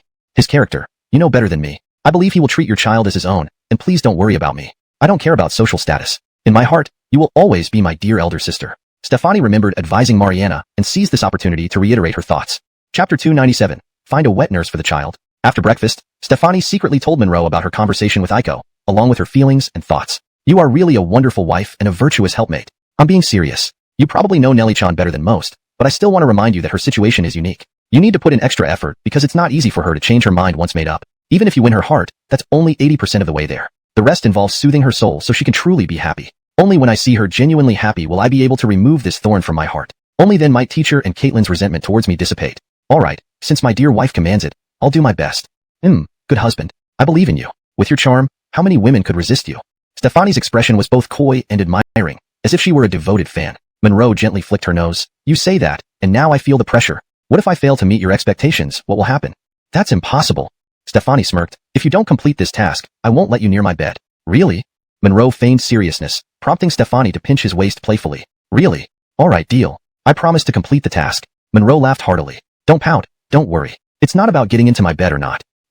You'd better not come near my bed anyway. Sooner or later you'll. Stefani blushed and pushed Monroe away. Okay, Nelly-chan is in her room right now. Let's take advantage of the moment. Go see her and have a proper chat. I think she must have some doubts she wants to ask you. Since leaving the palace yesterday, she hasn't found a suitable time to talk to you. Ah, you're getting smarter. True wisdom knows its place. I like that in a woman. Monroe lightly tapped Stefani on the forehead and left the room. Aiko and Dara were staying in the main rooms of the eastern and western wings, which were the best rooms in the courtyard besides Stefani's. Their residences formed a triangular layout, each standing alone. Catherine's sister. Monroe knocked on the door, which opened quickly. After the child had finished eating, Isla and Jean Nelly were more than willing to look after the baby. Still, finding a wet nurse for the child was necessary. You've come. Yep. Aiko closed the door behind them, and they sat down at the round table. She poured a cup of tea casually. Brother Atlas, our status has changed. From now on, just call me Nelly-chan. Others may not know, but within this household, it's important for everyone to respect your authority. Alright, as you wish. It's just a name after all. Monroe smiled slightly. So, Nelly-chan, what should you call me now? Not Brother Atlas anymore, and calling me Master feels too distant. What about Brother Chi? Husband? Aiko knew he was joking and didn't mind. Technically, as a concubine, she wasn't supposed to address him as husband, usually using titles like Master or Sir. I haven't thought of anything yet. Fine, Nelly-chan, don't trouble yourself. Just keep calling me Brother Atlas. It's intimate enough without complicating things. When others are around, if you don't want to call me anything, just don't. Okay. Aiko nodded. Oh, Nelly-chan, how have you been feeling lately? Monroe looked at her. I'm fine. Since you taught me, it hasn't happened again. Aiko's face turned slightly red. Good to hear. Monroe quickly averted his gaze. I wanted to discuss something with you. Now that you don't have to go through so much trouble, wouldn't it be better to find a wet nurse for the child? In wealthy families, the mistress never feeds the child herself. Had it not been for their predicament in Yongxiang, the selection for a wet nurse would have been done in advance. If you find someone suitable, I trust your judgment. Aiko paused briefly before agreeing. It wasn't a bad idea, especially concerning the man's pride. Great. I'll start looking right away, but the final decision is yours. If Monroe searched, he would set high standards, similar to those used in selecting wet nurses for imperial children. They needed to be beautiful and well-figured. For Monroe, this wasn't a difficult task. The palace provided numerous resources. Alright, no need to go overboard. Just ensure she has good character. Aiko preferred to stay low-key. Understood. Monroe nodded. By the way, Brother Atlas, I have some questions from yesterday when we left the palace but couldn't find a good time to ask. You're wondering why Josue suddenly bestowed us to you and Alicia, aren't you? Monroe had guessed as much yesterday. While staying here is ideal, I feel uneasy and want to warn you. Might there be hidden motives? Aiko's concern was evident. Women's intuition, but perhaps it wasn't just intuition. Instead of overthinking, Aiko remained calm and considered problems thoroughly. Her instincts proved correct. It was part of Balthazar's scheme. Though Monroe had confirmed this indirectly, he hadn't expected it either. But Aiko wouldn't guess this either. In her current state, she couldn't even trust the Sherry, let alone Balthazar. Her concerns were reasonable. Nellie-chan, I want to tell you that this was all my doing. Do you believe me? Monroe couldn't reveal the full truth, even about tricking Balthazar. These secrets couldn't be disclosed immediately. It was a benevolent lie, and revealing it now might crush her newfound peace. Don't worry, as long as you have everything under control, I trust you. Aiko felt relieved though she still suspected there was more to the story. Chapter 298. All expenses covered by Brother 2. The Imperial Medical Institute. Monroe's position in the palace had not yet been restored. Today was the first official day of the new chief physician, so he had to go and see how things were going. A bunch of old men with gray beards. Where was the fun in that? However, these physicians were quite humble and wanted his guidance. Monroe simply said he didn't share secrets and let those old fellows get back to their business. The palace wasn't off limits. It was just a matter of what one did during daylight hours. If the Sherry needed him, she would certainly send for him. There was no need to rush. Just as Monroe was about to leave, Fadi approached. I guessed you'd come to the Imperial Medical Institute today. Before Monroe could respond, Fadi grabbed his arm. Come on, this isn't a place for us lads. Mother finally gave me permission to help arrange your concubine's ceremony. It's rare no one is stopping me today. We have notified everyone. The 8 young lords of the capital have become 9. We must gather and celebrate properly today. Right, it's time I treat the brothers. All expenses today will be on me. Monroe knew there was no stopping him. All right, upstanding indeed, worthy brother-in-law. Fadi smiled. You contributed over 1 million silver taels among us. So, big brother-in-law, where are we going? Must be at 10,000 Flower Tower. Fadi didn't hesitate. Holy cow. Afraid Leo will know and scold both of us? Why be scared? My father doesn't hold back in scolding me. Fadi laughed. Or are you afraid that if Maribel finds out, she won't let you sleep tonight? Don't flatter yourself. Let's go. Monroe really didn't know what Stefani would do, but he definitely wasn't the type to be intimidated by his wife. Great, splendid. Fadi was naturally delighted. They arrived at the gate, where a carriage waited. On the way, Fadi suddenly remarked, Pat, you're truly blessed. Do you know how many people in the capital envy you? Even I might consider entering the palace to become a eunuch. You mean Aiko? Monroe instantly understood. Who else? But Candace is also charming, just a bit young. Aiko's grace and character are known throughout the capital, making anyone drool. Fadi looked almost intoxicated talking about her, then snapped out of it quickly. But Pat, I speak from the heart. As one of the 9 young lords of the capital, our greatest strength is loyalty. This prince values these qualities. If anyone dares touch my woman, I'll fight them. Same goes for yours or any brother's woman. Challenging the authority of the 9 young lords is a grave mistake. No one will dare bully or even think about touching anyone's woman. Monroe believed him. Everyone has their virtues. Despite his arrogance, Fadi still had principles and hadn't committed serious atrocities. Thinking of this, Monroe recalled his plan to secretly form alliances, a pastime the Beryl would enjoy. Besides, Monroe's premeditated merchant guild could work alongside this. Let's gather everyone at 10,000 Flower Tower before discussing it. On this matter, I can't doubt Brother Soul. Monroe smiled. Moreover, I'm capable. Any man who lets another steal his woman is no man. Fadi laughed. Pat, sometimes I think you're more manly than a real man. That's why Magdalena likes me. Monroe didn't hold back. Now that you mention it, does Maribel actually allow you into her bed? Every night, Monroe chuckled. Don't brag. I find that hard to believe. Don't I know my own sister? Fadi looked doubtful. Ensure Maribel isn't neglected. If you need anything, ask Ezra. Don't worry, brother-in-law, the Magdalena will be fine. Monroe was speechless. Eliach care for Stefani, and what could asking Ezra get him except maybe items for pleasure? Let's not be shy. I'll tell Ezra to prepare everything and send it directly to your residence. Eliotor, sure. Monroe indulged the curiosity. These items probably wouldn't interest Stefani, and likely, she'd discard them. At 10,000 Flower Tower, they stopped. At the reception, Fadi waved his hand. Forget the formalities with Lady Tallulah. It's futile anyway, can't touch her. Today, let's enjoy ourselves.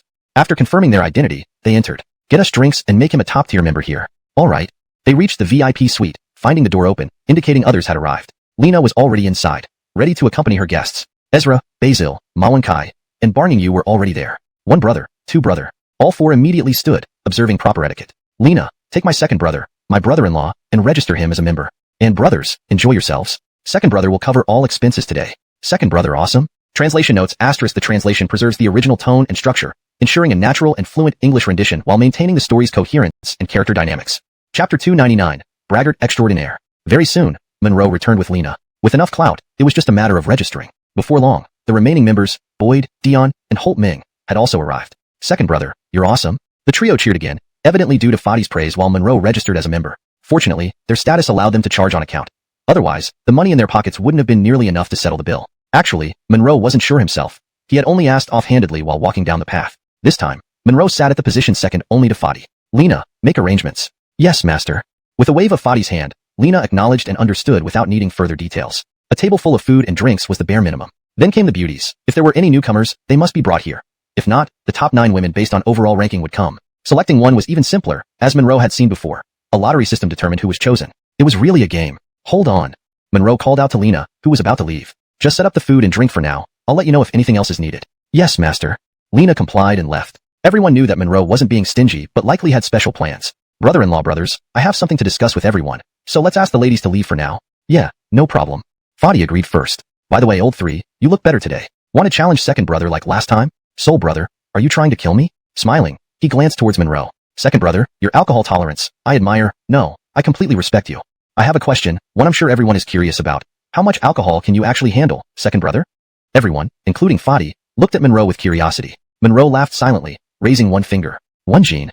Boyd was incredulous. How is that possible? 10 gene? But second brother surely drank more than 10 gene. Not 1, not 10, surely not 100 gene, right? Basil added immediately. Fourth brother, you're really bold. Even a bull couldn't manage 100 gene. Fadi smirked. True, who could drink 100 gene? Monroe thought, with nothing urgent on his mind, he decided to tease them for a bit. Brother-in-law, stop teasing us. What does 1 finger mean? It can't just mean a stick, right? Alright, I'll tell you. Monroe nearly burst out laughing. Elliot, it couldn't be 2 sticks. Let me teach you a trick. When boasting to others, you can show off your knowledge. If a lady is around, she might even fall for you. Second brother, if you start this, I won't be sleepy at all. Ezra laughed heartily. All present were eager. None dared to yawn while staring intently at Monroe's raised finger. That means drinking nonstop. Ha, second brother, you're brilliant. Everyone burst into laughter. Clearly no one guessed it. Second brother, impressive. But drinking nonstop sounds unbelievable. Boyd wanted an answer to his earlier question.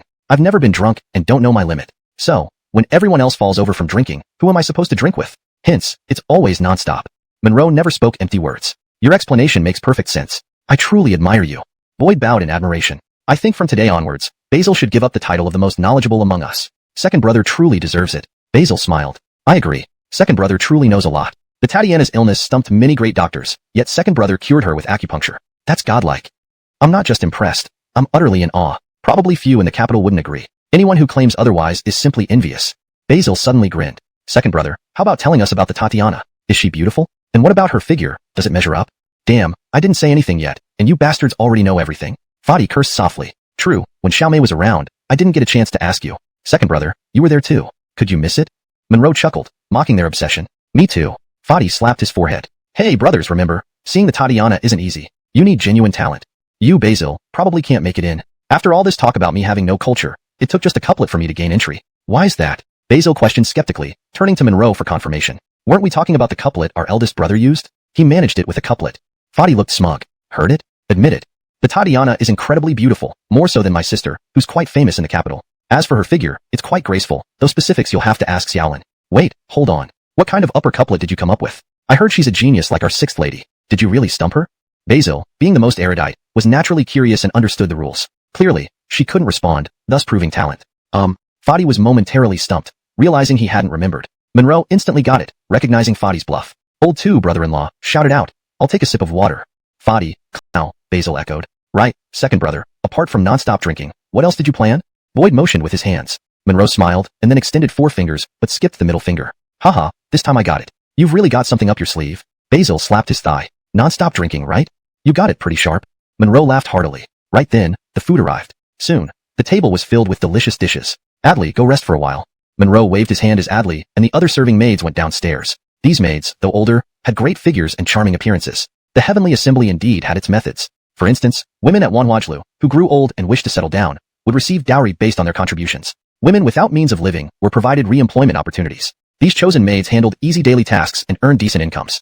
Come brothers, let's drink a toast to wet our throats. Remember, today's treat is on me. Eat well, drink well, play well. Monroe raised his cup first, and everyone followed suit. No one spoke after they finished their drink, knowing Monroe had something important to say. Elder brother-in-law, when I married the Magdalena, Zechariah conducted something in your name that day. Did Zechariah tell you about it?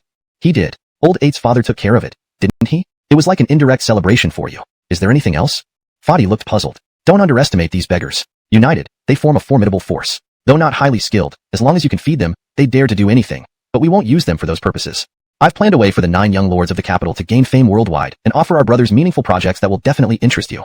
This statement captured everyone's attention. They stared at Monroe intently. See how many connections we have. Why don't we leverage them?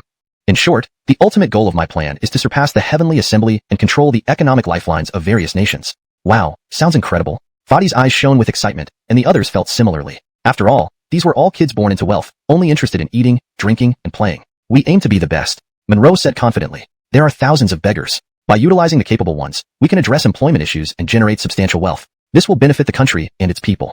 Everyone looked confused, unsure what the beggars could possibly do. Our first venture, which I named Courier, is an upgraded version of a delivery service. Oh, second brother, you mentioned speed. Does it mean we can deliver things quickly? Basil asked. Exactly. Fourth brother hit the nail on the head. Monroe nodded. Our first step is this courier business, starting within the city. We need numerous outlets and staff, and these beggars can help. Sounds cool, brother-in-law. I can't wait. Explain more. Money and manpower are not issues. Fadi couldn't hold back his excitement. Similarly, Monroe had successfully piqued their interest, focusing more on the novelty rather than profit. For example, sending letters. Wealthy families can send servants, but commoners can't. Delivering a letter from East City to West City is where our service comes in. We can even relay messages at low costs. Second brother, I get it. But why would anyone trust us? Ezra asked. Good question. Brothers are smart indeed. Let me explain. Besides sending letters, our principle is, only the impossible is impossible. Even delivering women here if paid. Everyone laughed. Second brother, wouldn't she come herself? Another good point. Our goal is to meet client needs. Like setting up multiple outlets. If someone in East City wants a courtesan from West City, we'll handle the pickup, and he waits at home. Both customers and brothels pay us. Monroe explained meticulously to ensure everyone understood. Initial operations required his direct guidance. However, once taught, they could replicate it elsewhere. Fourth brother, with your flexibility, you'll lead initial efforts, with all support. Rest assured, second brother, I'll fully comprehend everything you taught. Basil spoke earnestly. Thus, plans unconcerned, and I need to thoroughly explain it to my brothers. Heh, I was about to ask, Gideon shamelessly added. Listen carefully. Where there are people, there is competition, and we shouldn't worry about this at all. I want to be clear, this business won't make money in the early stages. In fact, to ensure future profits, we may have to lose a lot of money initially. Brothers, you're not afraid of this, are you? Monroe smiled faintly. He wasn't afraid at all. Even if he were alone, he could still succeed. After all, he had the Sherry investing directly from the National Treasury. Absolutely not. With second brother here, if money runs out, I dare sell my residence.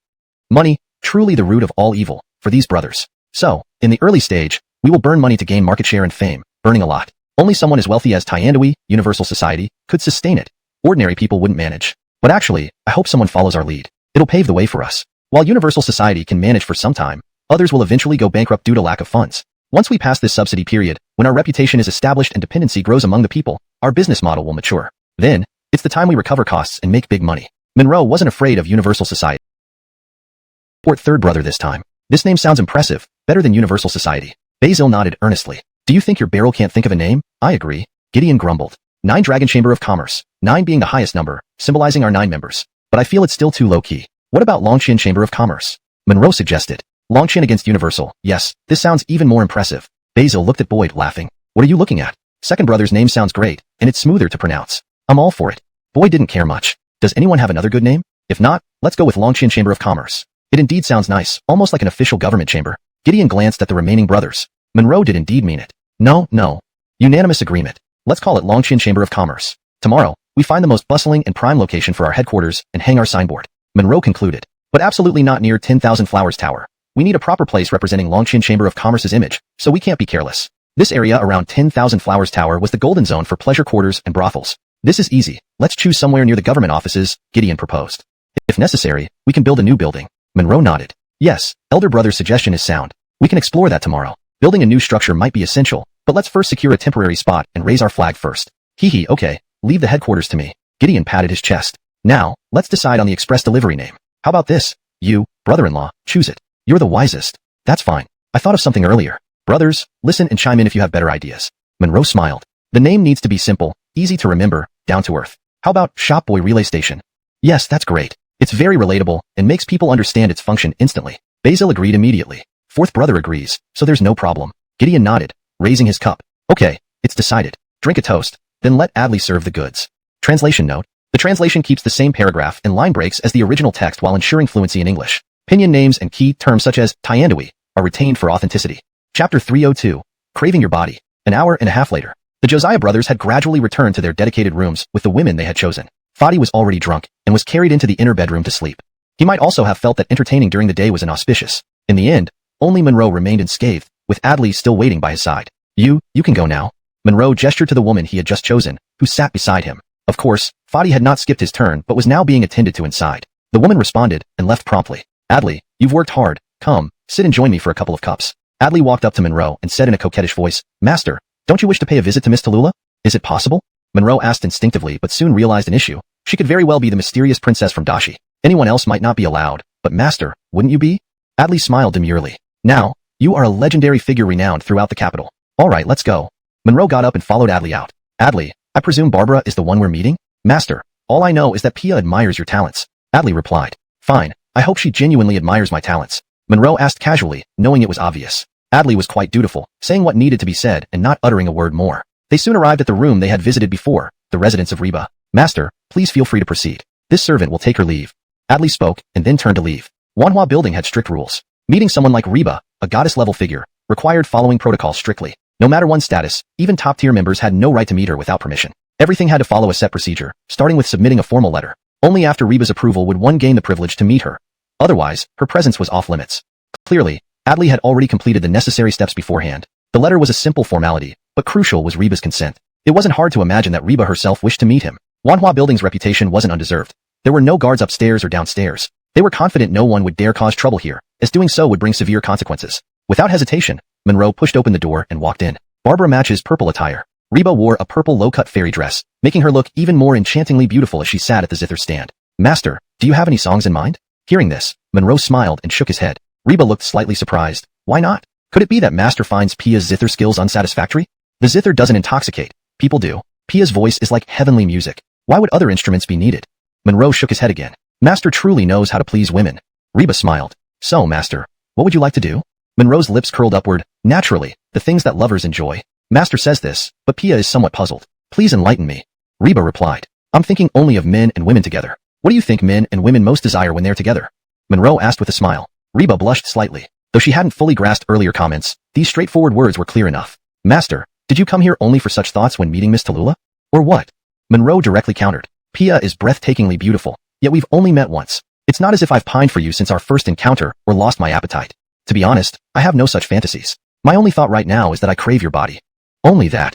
Reba giggled. Master, you are indeed refreshingly direct and unique. Indeed, Barbara never expected Master to speak so frankly, but it feels refreshing compared to those pompous hypocrites. As long as Pia likes it. Monroe laughed. Well, may I hear why Pia invited me here? If I say it's because of admiration for your talents and your handsome appearance, would Master believe me?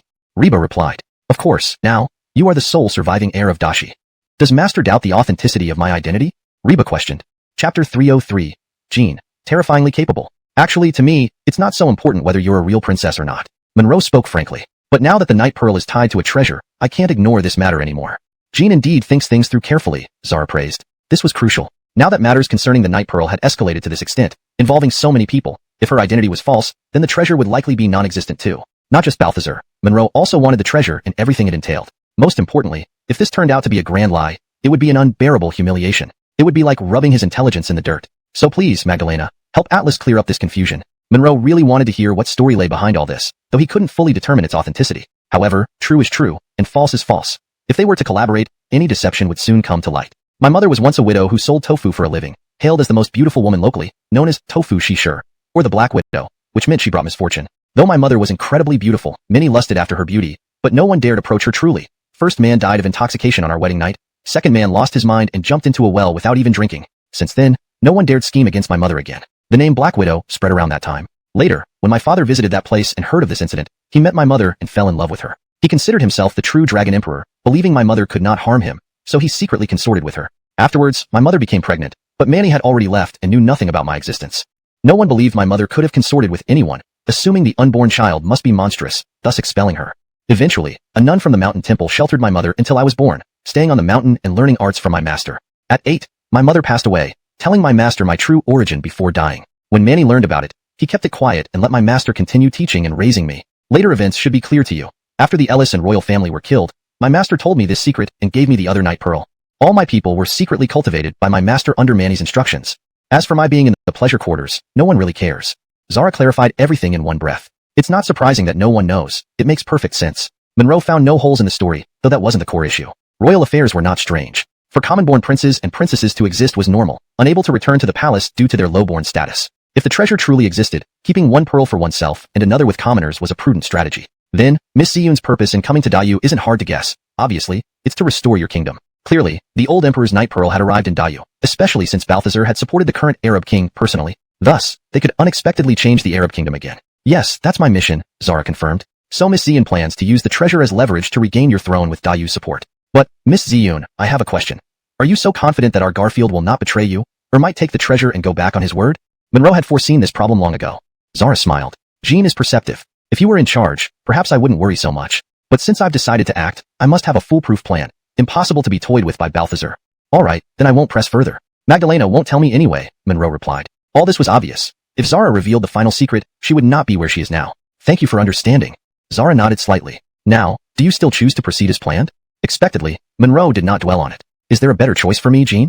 Zara countered. Well, if Jean wishes for this treasure, Ziyun would gladly cooperate. This does seem indirect, Monroe smiled. You rose from humble origins to achieve such status in short time, a rarity throughout history. You are now a beryl consort, listened to by the heir, and respected among the 8 lesser nobles. In Ziyun's view, Jean is exceptional. Although Balthazar holds high power now, his time will end. Meanwhile, you're young. Why not invest here? Patience might yield greater rewards than what Balthazar can offer. Moreover, Jin's achievements in the palace, conquering Coralie, overpowering Zechariah and others, truly, terrifyingly capable. Zara spoke earnestly. Indeed, Miss Ziyun's foresight and meticulous thinking deeply impress me. Women can surpass men. Great achievements lie ahead. Monroe genuinely admired her. And Zara's hidden strength was undoubtedly formidable, a potential ally. With overt and covert support, you'd gain immense advantage. But, even if Miss Ziyun intends this, can you be sure Monroe will agree? Jean, state your conditions, whatever Ziyun can manage. Zara was wise and decisive. Chapter 304. Stefani is angry. I already told you just now, I'm not a righteous person. Monroe chuckled. Whether Lord Atlas is a righteous person, Ziyun doesn't know. But I feel that Lord Atlas shouldn't be someone who would want a woman who has only a body but no soul, Zara said in a half-joking tone. What an intelligent woman indeed. She had already stated that she would agree to anything within her power. Saying this, she hadn't broken her promise. Yet, the underlying meaning was straightforward. While it might be easy for Monroe to get her body now, he couldn't have her heart just yet. Of course, Zara could never know about Monroe's fake eunuch identity. Intimacy with him would mean losing her innocence. Moreover, working at a brothel made her well aware of the realities. Monroe certainly had the ability to hurt her. Additionally, their agreement was merely verbal, and they hadn't demonstrated their true capabilities yet. It was also a kind of probing. Monroe laughed out loud. Right, you're correct. I'm exactly like that. Thank you for your understanding, my lord. Zara got up and bowed slightly, relieved internally. Miss Ziyun, no need for formalities. We'll be close allies from now on. Monroe confirmed again, solidifying their partnership. Zara gave a light hum. From now on, call me Ziyun, Lord Atlas. Eleotor, Ziyun, your plan has changed. What's your next move? Monroe asked. Lord Atlas probably already knows, Zara thought to herself. So, I understand, let's proceed with the original plan. Monroe nodded. By the way, Alice has already told me everything between you two. Zara's heart skipped a beat, her eyebrows involuntarily furrowing. Rosalind already being won over by Monroe was shocking enough. You sure have your ways, Lord Atlas. To have her bow to you so willingly so quickly. Indeed, Ziyun, it's fortunate I didn't end up as your enemy. The consequences would have been unimaginable. Yes, I too am glad I chose wisely. Otherwise, you'd have more work to do. Monroe smiled back at her. As for informing Balthazar, you don't need to worry about it. I'll handle it. Of course, if you wish to meet Alice, I can arrange that as well. That's unnecessary. She belongs to you now, so there's no point. Zara's eyes flickered. In the end, she's just an unfortunate woman who wants to live better. Nothing wrong with that. She's protecting herself too. Alright then, Ziyun, let's wrap things up here for today. Eleotor, my lord, please walk safely. Then, Monroe got up and left, returning to his suite. Master, your private room is ready. It's set up the same as this one, right across from here. The rooms nearby are empty, making it quieter. Good job, it's fine. This building was structured similarly to the one in front. Endless variety. Everyone returned to their respective homes. Monroe arrived at his residence, where the gatekeeper directly informed him. My lord, Magdalena instructed you to go see her immediately after you return. Damn, it seemed the brothel visit had been discovered. Okay, noted. Monroe replied and strode inside confidently. Lord Atlas truly embodies righteousness even when doing wrong, setting a fine example for us all. The gatekeeper muttered respectfully to a guard beside him. Why so angry? Stefani, sitting in her study, waved Jean Nelly away upon seeing Monroe enter. Isla played with the child in the courtyard, while Aiko and Candace sat at a stone table. She seemed preoccupied with something. What do you think? Stefani huffed. Move away. Until you explain yourself, don't touch me. As Monroe approached, she stopped him with a look of disdain. Well, does this mean you want me to kneel on a washboard and confess? Monroe smirked. How can you still laugh? Tell me, what did you do all day? Stefani glared irritably. I went to the Imperial Medical Institute early morning, signed in, then went to Wanhuajio, staying there till now. Monroe said without a hint of embarrassment. Really? Stefani frowned. To go to such a place, and you act so nonchalant. I've never seen anyone as shameless as you, my Magdalena. Monroe put his hands on his waist, lowering his voice dramatically. You actually have some self-awareness, but I wouldn't say such things. Why should I blame myself for choosing such a man? That's smart, truly befitting a princess. Monroe chuckled. Don't smirk at me. I don't discriminate against those women, but I despise places like that. Men who frequent those places, what kind of men are they? Worse, mother found out first. Chapter 305. Liangjun Tower. Annoying Fadi, my mother asked him to come over here to help out. He is somewhat useful in handling these matters. But, he actually uses this excuse. What's more infuriating is that not only did mother tell you to advise him, but I also told you to counsel him. If it weren't for Wilhelmina coming over to deliver things, we wouldn't have known about this at all. Manny definitely knows, but he won't say much to mother.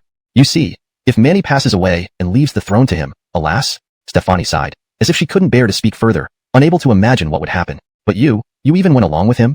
It makes me so angry. How will mother feel? What will others think when they find out that right after the Vicky gets married, Atlas Gonggong rushes off to enjoy himself at the Wanhua Tower in broad daylight?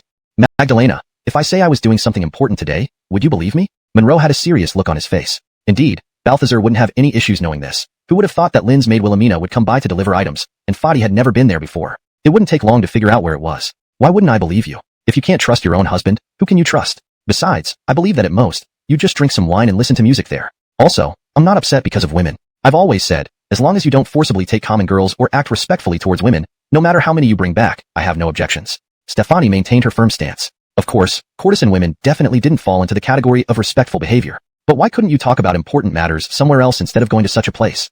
My dear Anita, that place is quiet enough, and besides, I need those few guys now. Moreover, during our wedding, they prepared substantial gifts. This place seems more appropriate. Monroe could only explain it this way. This matter was indeed poorly considered. While it might be beneficial for him, making Balthazar trust him more. Don't worry, Anita. My good brother-in-law will explain everything to the Magdalena once he returns. She won't be angry. Monroe knew without thinking that given Lin's strictness, Fadi would certainly divulge the matter and embellish it to his advantage. Mother, your child has grown up. Really? Stefani's expression eased considerably. Would I lie to you? Mention the matter. She will certainly be happy to hear about it. Do you think your husband is a fool? Monroe chuckled. Then he sat down and pulled Stefani onto his lap. Right, you mentioned choosing a headquarters for the Chamber of Commerce tomorrow. I have a great idea. Moreover, Sister Kathleen will be even happier. Perhaps move twice. She might even offer herself to you. Stefani smiled and whispered something in Monroe's ear. How do you find this place I suggested? My wise wife. Monroe gave Stefani a big kiss on the cheek. Hee, alright, let's go tell them the good news. Stefani laughed happily. Soon, the two came into the courtyard. Isla and Jean Nelly were playing with the children. Syra looked at them affectionately, and Candace sat nearby, also looking very happy. She subconsciously thought of something blush-inducing. She wished for a cute baby of her own too. Her wet nurse once said that only after becoming a mother can a woman be considered complete. However, she wondered when she would have her own baby, feeling a bit disappointed. Wonderful, this is true happiness. Seeing everyone together brings peace and comfort. Monroe chuckled in appreciation. Then he and Stefani sat down. Nelly-chan, I want to discuss something with you and get your opinion. Yes, what is it that needs my input? Syra pondered for a moment. It couldn't be about finding a wet nurse. She couldn't guess what it was. Then, Monroe detailed the courier service to her. Syra nodded appreciatively. This is a wonderful initiative, different from profit-driven merchants. It is truly a virtuous and significant endeavor. Do you really need my approval? I know you will support it wholeheartedly, Nelly-chan. We are now looking for a suitable location for the Chamber of Commerce headquarters. Monroe admired Stefani's intelligence. The Liangjun Tower is currently vacant. I think we should use this place. The Liangjun Tower symbolizes the Liang family army, a building granted by the late emperor to provide shelter for soldiers and wounded veterans in the capital, showcasing the emperor's favor towards the Liang family. However, after the Liang family fell out of grace, it was sealed off. When Stefani suggested it, Monroe agreed immediately. It was adjacent to the Ministry of Rights, strategically located, and imbued with an aura of righteousness. Moreover, it demonstrated the Chamber of Commerce's unique privilege, making it more trustworthy and unattainable for ordinary people. Since Stefani suggested it, it meant it was certain. There should be no issue from Balthazar's side, needing just his word. Chapter 306, The Third Barrel of Iter. Can that place be reopened? Murong Sarah was visibly moved, tears welling up in her eyes. No one was more excited and comforted than she was by the reopening of Liangjun Lu. Although things had changed, it still held great significance for her. It meant some form of solace to her wrongly accused late husband and those who had fought bravely for their country. Restarting Liangjun Lu would also mark the beginning of rehabilitation for the entire Liang family. Justice prevails. There must come a day for this. Anita, do you think there will be any problems? Monroe turned to look at Stefani. Why are you asking me? As a woman, how can I assist with such matters? But I believe if you ask, both Josue and my father will agree. I think so too. This is a significant matter that benefits the country and its people, and it's only right for the court to support it. Monroe turned back. Nelly-chan, tomorrow I'll finalize this, then take you, the princess, Catherine, and the little one Nellier is holding. Let's all celebrate together. Okay. Aiko looked relieved. Brother Atlas, thank you. Monroe smiled and waved his hand. No need for such formalities among family. Yes, husband speaks truly. Sister Nelly-chan, you, I, and Catherine, we're all family now. Anita, you're really not shy anymore. Murong Sarah felt slightly awkward, unsure what to say, but genuinely felt a sense of security. Stefani smiled. Sister Nelly-chan, Caitlin said this morning. Seeing you all getting along like a family. It's true. You've become a family. Nelly-chan, I'm genuinely happy for you. Catherine, did Caitlin say exactly this? Yes, Elspeth nodded. Shirley came over shortly after Monroe left, and as soon as they received the message, she rushed to visit Aiko. Alright, let's stop fooling around. It's almost dinner time. To thank Brother Atlas and Anita, I'll cook a few signature dishes. Wow, fantastic. We're in for a treat. Stefani looked delighted. Husband, you may not know this, but Sister Nelly-chan is proficient both in the hall and the kitchen. Her cooking skills are excellent. Caitlin and I used to visit her often for meals. Indeed, Caitlin's cooking is also good. But for me, everything seems simple, yet nothing comes out edible. Even dogs wouldn't eat it. One learns quickly but fails instantly. Monroe chuckled, causing Stefani to feel embarrassed but acknowledging it accurately. Aiko smiled. Anita, want to learn again? Absolutely, Catherine should join us. We each need to make a dish. Stefani nodded emphatically. Husband, Catherine and I each want to make a dish as our contribution. You won't mind, will you? Don't worry, if you dare to cook, I'll surely eat. Great, then I can relax and cook properly. Stefani beamed, truly happy as she felt herself transforming. Monroe laughed heartily. Bring it on. You just said your cooking is dog food worthy. I certainly can't risk not eating it. While Aisha felt embarrassed and tried to mediate, having reminded him earlier. Yet, he kept addressing Monroe as Mr. Atlas. Technically correct since Stefani was no longer a princess, but it felt mocking and confrontational. Mr. Atlas, do you have urgent matters? If so, I'll visit another day. Jared persisted.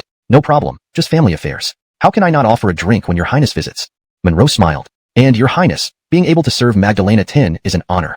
Our household. Jared glanced at Monroe, astonished that despite the humiliation, he remained composed and even referred to himself humbly, as if proud of his eunuch status. Jared smiled. Mr. Atlas, indeed remarkable. No wonder the prestigious Beryl consort's daughter chose you. I'm truly impressed. Your highness flatters. How can someone like me compare to noble princes and royal descendants? Monroe responded calmly. Jared frowned, feeling mocked. How could the Vicky choose a mere eunuch over the prestigious third Beryl? Jared wasn't going to let this go easily, thinking, impudent eunuch. I'll show you who's boss. Translation completed, maintaining original structure and style. Any further adjustments needed? Chapter 307. Stop, don't hit the face. Eunuch Atlas has received the favor of the Vicky. He must be both literary and martial in talent, right? There seems to be no suspense about this question. A man without both literary and martial prowess wouldn't deserve our great use Vicky, who is stunningly beautiful, Monroe said very calmly. Fine. Since that's the case, I have been traveling a long distance and want to stretch my muscles. Let's exchange some moves. What do you think, Eunuch Atlas? Jared inwardly laughed. This is like a cooked duck that only keeps talking tough. Not just him, even Stefani and America frowned. They hadn't heard that Monroe knew martial arts, but he seemed calm and collected, so it didn't seem like he was joking. However, not having seen him use martial arts before doesn't mean he can't. Of course, there's no problem. I wonder whether the third Beryl wants to compete verbally or physically. I've heard that Eunuch Atlas has excellent writing skills, and I am also well versed in poetry and literature. So let's have a physical contest. Jared had already inquired before coming here. That top half of the couplet wasn't easy. If asked for the bottom half, it would leave him speechless. Monroe's words boosted his confidence further. This guy is probably just putting on a show by asking whether it's verbal or physical sparring. Isn't this a sign of insecurity? Alright, no problem. Monroe nodded. But your highness, a mere practice seems lacking in excitement. How about we add a bet to it? Elioter, I also have this idea. Jared felt delighted again. He hasn't even mentioned it, but Monroe brought it up first. Since it's a practice suggested by me, why don't you decide on the bet, Eunuch Atlas? Fine, as you wish. Monroe smiled slightly. As this is just an exchange, there's no need to worry about ranks. It's just for fun after all. Whoever loses will kowtow 3 times to the winner and then call them father. What do you think, your highness? Deal. But I suddenly thought of something more interesting. Tomorrow, your country's emperor will likely hold a banquet in the palace. Of course, whether Eunuch Atlas can attend is uncertain. But if I invite you sincerely, it should be fine. Are you interested? Honored indeed. Monroe immediately understood what he was thinking. Jared heavily nodded. Good. Then why not settle this bet at tomorrow's banquet? Since it's all for fun, it would be even more entertaining for everyone. What do you say? Haha, it still has to be the third Beryl with such unique ideas. As you wish. Monroe responded. If it weren't for face-saving reasons, Jared might have said they would compete right away in the hall. Apart from their unequal status, others might laugh at him fighting over Stefani. Pleasant. Consciously rubbing his arm. The awkwardness was evident to everyone present, all looking stunned. Your highness, are you alright? I'm fine. Jared remembered something, enduring the pain and forcibly dropping his arm. Not right, you're cheating. You definitely have something metal hidden in your sleeve. Your highness, why would you say that? My sleeves contain only silver tickets, nothing else. Monroe chuckled while moving his arm around. If you don't believe me, feel free to check, or ask the princess to verify. Alright, let me check. Jared ignored Monroe possibly mocking his sister, and went forward to carefully touch his sleeve. Impossible, there was nothing inside. But why is it so hard? Your highness, do you want me to take out the silver tickets? No need, let's continue. Didn't expect Eunuch Atlas to have some skill. Next time, I won't hold back. Your highness, please. Monroe remained standing there smiling, still inviting the attack. Jared roared and started with a showy gesture. Yet this time he delayed attacking, moving left and right, as if looking for Monroe's weaknesses. Your highness, please attack. You're making me dizzy and it's almost dark. Monroe yawned as Jared walked back and forth, sweating. Why don't you attack? Why are you just standing there? Okay then. Monroe nodded. He didn't fear getting hit and had strong stamina, so attacking was fine too. Immediately swinging his fist, he dashed over as fast as a sprinter. Jared's arm still hurt, instinctively wanting to dodge, yet afraid of losing face. Just in this hesitation, Monroe was quick, reaching him without punching, fearing causing injury. Instead, he rammed into Jared, sending him sprawling backward. Third brother, you really messed up this time. You're no match for Hayward. Asia clearly saw that Monroe was letting her brother off. The collision made Jared feel short of breath. Monroe didn't hesitate, mounting Jared, an utter disgrace for a prince in a street fight. Jared realized, seeing Monroe lifting his fist to strike. Ah, stop, don't hit the face. Oh, sorry, couldn't stop in time. Monroe smiled. Jared momentarily relaxed, followed by a cry of surprise. Everyone else gaped in shock. In an instant, Monroe grabbed Jared's collar, hoisted him up high with both hands. Note: I have maintained the original paragraph structure and line breaks as requested. Chapter 308. I know you can't. Lord Atlas. Oh no, Brother Atlas. Beryl Holt is convinced and admits defeat. No, it's not possible. Brent suddenly remembered the bet and subconsciously didn't dare admit defeat. I know you can't. Monroe chuckled. No, Your Highness. Are you saying you can't do it, or that you're admitting defeat? Brent knew he couldn't win, but the thought of kneeling 3 times and calling him father in front of all the officials of DU made his scalp tingle. The critical issue was that this would embarrass Eider. If his father knew, he might literally strip the skin off his back. Your Highness, what exactly do you mean? Holding you like this is quite tiring. If you don't admit defeat, I might just drop you. Monroe said. Brother Atlas, can we speak privately for a moment? Brent tried to lower his voice as much as possible. Not a problem, 2 steps should be fine. As he spoke, Monroe carried Brent forward 2 steps. Turns out it was really about taking 2 steps. Brent had thought he would be put down. Brent looked utterly miserable, but there was nothing he could do. Since he hadn't admitted defeat, Monroe had every right not to let him go. Brother Atlas, can we reach an agreement? Give me a way out. Shall we call it a draw? Your Highness, isn't cheating wrong? Monroe replied with mock seriousness. Brother Atlas, I offended you earlier. It's because I underestimated you. Please forgive me, Brother Atlas. Your Highness, you're making it sound serious, but I'm not angry at all. Moreover, everything you said is entirely correct. Monroe smiled and responded. Well, Brother Atlas has the magnanimity to embrace all rivers gracefully. It's indeed my fault, and even though you aren't angry, I still need to apologize. Her Highness the Magdalena must feel upset. I'll make amends publicly to you, Brother Atlas. Brent decided to swallow his pride. Anything was better than humbling himself publicly the next day. If you say so, I won't stop you. Women are usually a bit more petty, Monroe remarked casually. Yes, Brother Atlas, you're right. I also have a small mind and must apologize immediately. Brent was beyond caring about his dignity. Calming the situation down was the priority. Your Highness, if I drop you now, make sure you stand steady.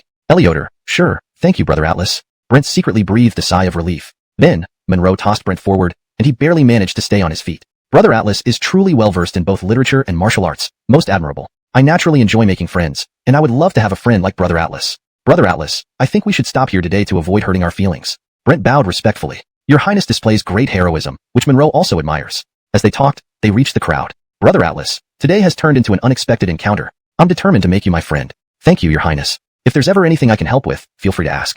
Monroe responded, realizing his original purpose had been achieved. A minor lesson was enough. Officially and personally, they shouldn't ruin their relationship. Harmony first. Magdalena, today, if he were to help, he might be able to invite Brian. I considered it, but I also worried about not winning the literary contest. It would be better if Brian doesn't come. Jared had been conflicted for a while before deciding it was safer to ensure victory first. Have you considered that the teacher might not be a match for Baylor? That's unlikely. It's just a couplet. Even if he presents it tomorrow, Mr. Sheepa can still respond. Yes, we'll challenge them tomorrow with the couplets. Let Mr. Sheepa teach this detestable eunuch a lesson. Third brother, you're wrong here. Cursing someone behind their back isn't heroic at all. Tuoba Atlassiang was visibly upset. She detested men who couldn't stand up for themselves. What do you understand? We must always consider the bigger picture. Tuoba Atlassiang turned away, clearly in a bad mood. You may act however you want, but don't forget our main objective here. Not long after Jared left, Fadi arrived. You again? What do you want now? Stefani said with evident displeasure.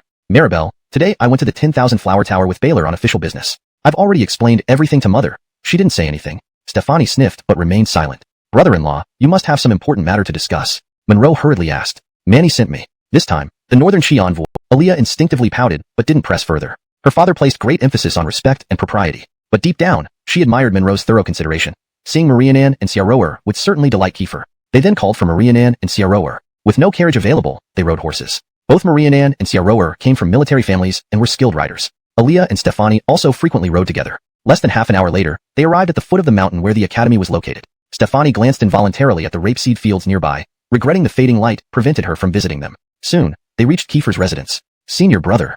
Manny. Junior brother, I knew you'd come today. I've prepared wine and dishes. Kiefer smiled, then looked at Marianne and Siarower behind Monroe. Nellie Sean, Rower, meet Brian. Marianne and Siarower respectfully bowed. Wonderful. Only my youngest junior brother understands my heart. Kiefer seemed pleased. Senior brother, I'm not the only one who knows you. Before I could even ask, Daime's sister came to my estate. Monroe chuckled. Daime, remember to be respectful to your junior uncle. Kiefer instructed. Yes, Manny, I remember. Aaliyah nodded respectfully, knowing Monroe had done this. Aaliyah smiled and looked at Monroe. Given the wonderful atmosphere today, Uncle Master, why don't we compose a poem on the theme of reunion to add some excitement? What do you think? Everyone knows that my elder brother can compose poetry in 7 steps. How many steps would it take you, Uncle Master?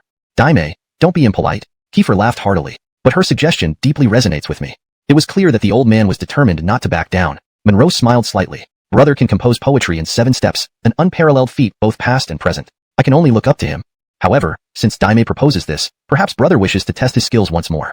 Alright, let me give it a try. A single couplet couldn't satisfy the masses, especially when Syra and Candace had yet to see their husband's full talents. As he spoke, Monroe stood up. Reunion-themed poems wouldn't pose any challenge. He could recite 10 right away. 1 step, 2 steps, 3 steps. Monroe remained silent, drawing all eyes on him. Composing a poem within 7 steps seemed nearly impossible, but even 10 steps would be remarkable enough to earn reverence from everyone. For steps, 7 steps were already out of reach. 5 steps. Before my bed, the bright moonlight. 6 steps. I wonder if it's frost on the ground. His eyes slightly red with emotion. Increase the drinks. Abao refilled everyone's bowls. Kiefer raised his glass again. This bowl of wine. I drink on behalf of all loyal subjects and those who sacrificed themselves for the country. Tears welled up in Kiefer's eyes as he spoke. That's enough. No need for further words. I toast to you. Wait a moment, elder brother. Syra stood up and lifted her own bowl. This bowl, I will drink with you, elder brother. And me, added Candace as she stood up. Then Aaliyah and Stefani also stood up, their eyes filled with tears. The chapter captures the elegance and respect within the gathering, emphasizing the emotional and cultural weight of the poetry exchange. Chapter 311. Big niece, I will definitely take good care of her too. Junior brother, I won't say much else. Just know that for the 2 pitiful girls, Nelly-chan and Catherine, you must take good care of them in the future. Kiefer drank 3 bowls in one go without hesitation, after which everyone followed his lead and sat down. Senior brother, rest assured, I will definitely take good care of them. Monroe smiled. Of course, there's also our big niece. I will definitely take good care of her too. Good, very good, then I can rest easy. Kiefer nodded and instinctively glanced at Aaliyah. Teacher, what about me? If he bullies me, will you still manage it? Belinda asked.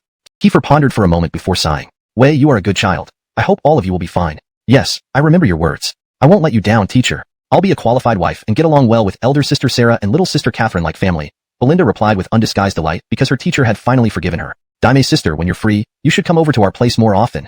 Don't worry. With Nelly-chan and Catherine here, I'll visit often. Next time, don't leave me out again or make me stay alone in the study. Raylan responded, showing an intention to put past grievances aside. Hee, I only wanted Sister Daimei to appreciate that couplet I couldn't solve. Otherwise, teacher wouldn't have known so quickly.